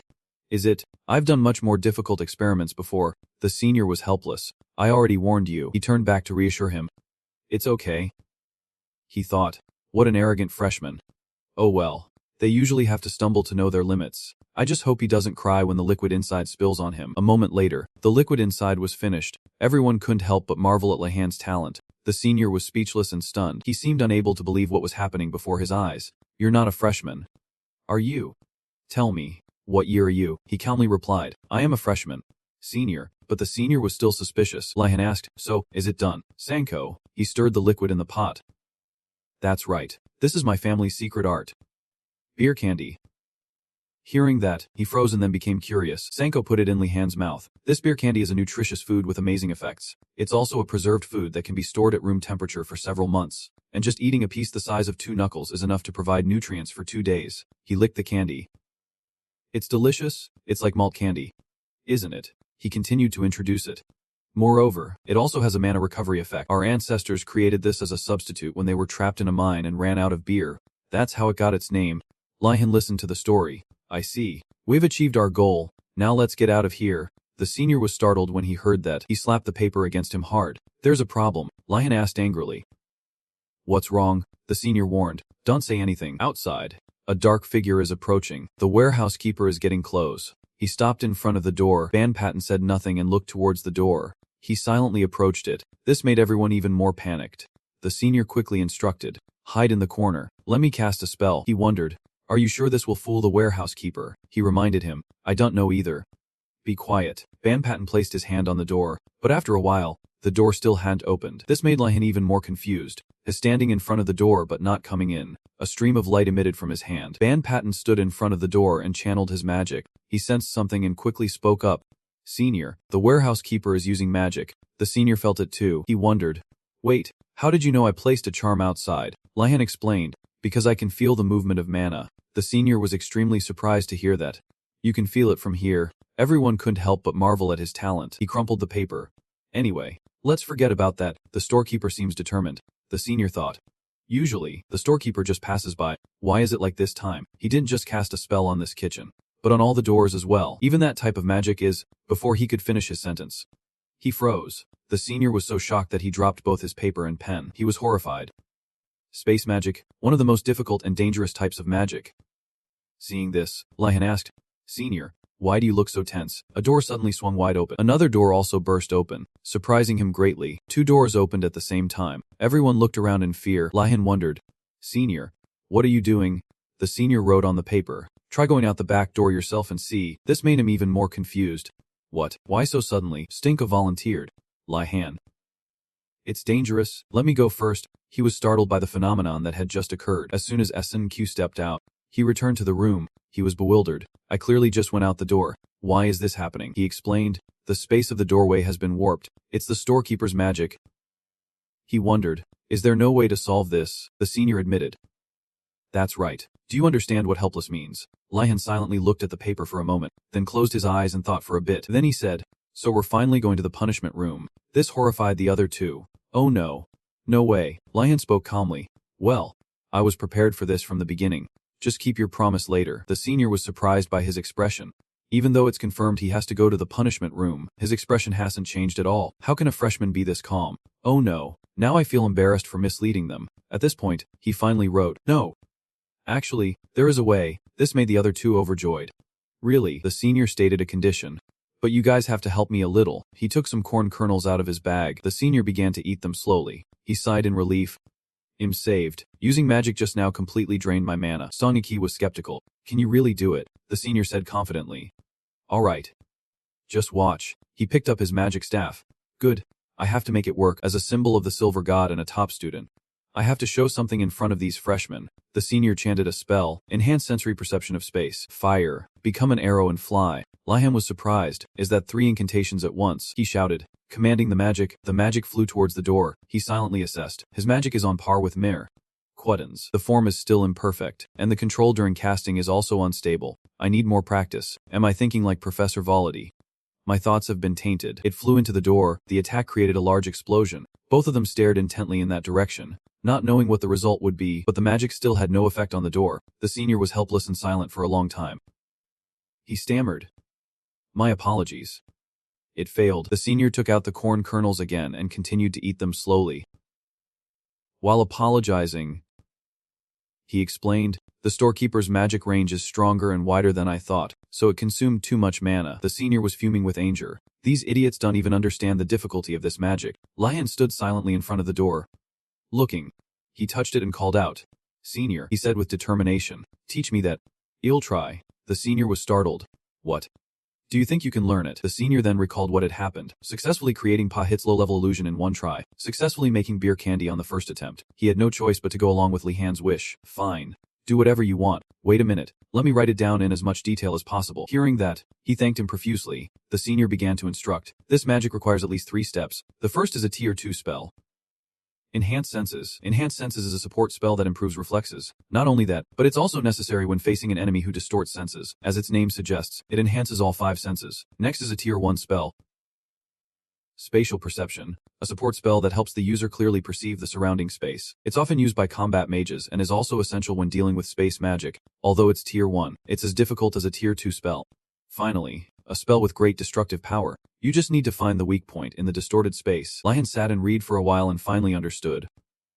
He pondered. I can't learn a tier 2 spell right now, but if it's tier 1 spatial perception, I can learn it with just this explanation. Enhanced Senses can be replaced by Gonadantis Quick Step, and the final part can be replaced by Gonadantis Sharp Hand. Lion stood up. I'll give it a try. He held his magic staff. Ready. The senior was jealous. All right, you arrogant freshman. You better fail this time, so you can feel how much I struggled. There's no way he'll succeed this time too. Right. An hour later, everyone had escaped safely. Refort admired and praised Lihan. He didn't forget to thank the senior. Thank you, senior. You teach even better than the professors. Seeing him remain silent, he continued. Senior, why aren't you answering? The senior's pride was hurt. My magic studies have been a waste. I thought I was one of the best in my year. I was so confident. Renjit guessed. Could it be that he already left? The friend next to him chimed in. He probably said everything he needed to and just left. So cool. The senior wrote on the paper, I'm still here. He deduced. He must have run out of mana. So has Tyre. Only then did Lihan realize. Thinking back, how can he maintain an invisibility spell with low mana? He thought. Could it be that is also using a cursed artifact like me? He froze in silence for a moment. The senior shakily wrote, I'm not casting it. The friend and he were both extremely surprised. Huh. Then, his face turned pale. Could it be the Skull Headmaster? He doesn't allow seniors to interact with freshmen, so as using magic, why go to such lengths? At this point, he finally acknowledged Lihan. Whatever, even if a genius freshman is shocking, what's so shocking at this school? If you live long enough, you might meet one, a genius that everyone has to look up to. The senior wrote a thank you to him. The senior asked seriously, at this school, people who meet at night don't ask for each other's names or families. But I want to know your name. Can you tell me? He widened his eyes in surprise, looking at him. Is he not paying attention or is he hard of hearing? Has heard my name countless times tonight, but it's fine. As Lihan was about to speak, he was interrupted. I should say my name first. Shouldn't I? He began to introduce himself. My name is Banpatam, from the Marathi family. He immediately recalled his previous memories of this senior. Lihan was silent for a moment, then introduced himself again. He laughed loudly. This is Andrew Gax. To survive here with all the schemes and tricks, there's no method that can't be used. The next day, in the basic swordsmanship class, Ingurl introduced the lesson. This week is for checking how well the students have been keeping up, he cheerfully announced. Therefore, we have invited some outside guests here. The knights present here will be your opponents, and stepped forward with an expressionless face, full of killing intent. The White Ram, a knightly order, is one of the Empire's most prestigious knightly orders. With just a horse and a suit of armor, they can roam all the treacherous lands of the Empire. Ingorl smiled. That's why our young students will surely learn a lot from them. The knight stared intently at the students before them. Balin sighed, and thought with contempt. Even though this was Ingurl's suggestion, it seems I've come to the wrong place. Although each of them has studied swordsmanship for many years in their families, dealing with apprentice knights would have been enough. Balin asked. Professor Ingurl, we just have to do as we discussed before. Right, he reiterated. Yes. That's right. Just keep them alive. Hen immediately understood. Lihan's face turned pale. Is Professor Ingurl the same as Professor Volody? He stated the lesson's requirement. 3 of you will face one knight. Gather in the groups you chose last time. He broke out in a cold sweat. With such a serious look, is this really going to be okay? Lion called Gigil's name and promised. This time, I will follow your instructions. Hen immediately became suspicious. What are you plotting? Lihan explained. There's no plot. If we don't cooperate, we won't be able to score points in this exam. Google was still stubborn. You want me to believe your words, the sweet words of someone like you, who's always ready to backstab at any moment. He retorted, that's just because your directions are so bad that sometimes I just can't understand them. Deju thought, it's best not to let these two continue talking. He turned and asked, Professor, who is our opponent? Will we draw lots to choose?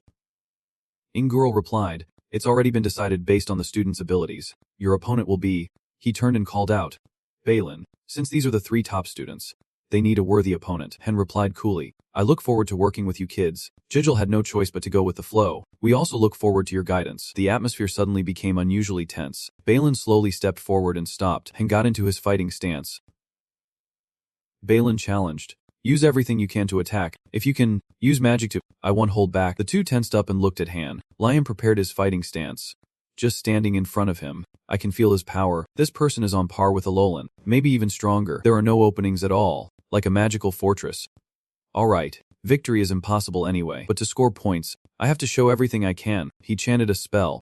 Oh feet, stir the earth. Jijil was surprised. My body feels stronger now. Deju felt it too. He immediately thanked Li Han. He broke out in a cold sweat. There are side effects, but perhaps I don't need to mention them now. Lion continued to use magic. Oh space.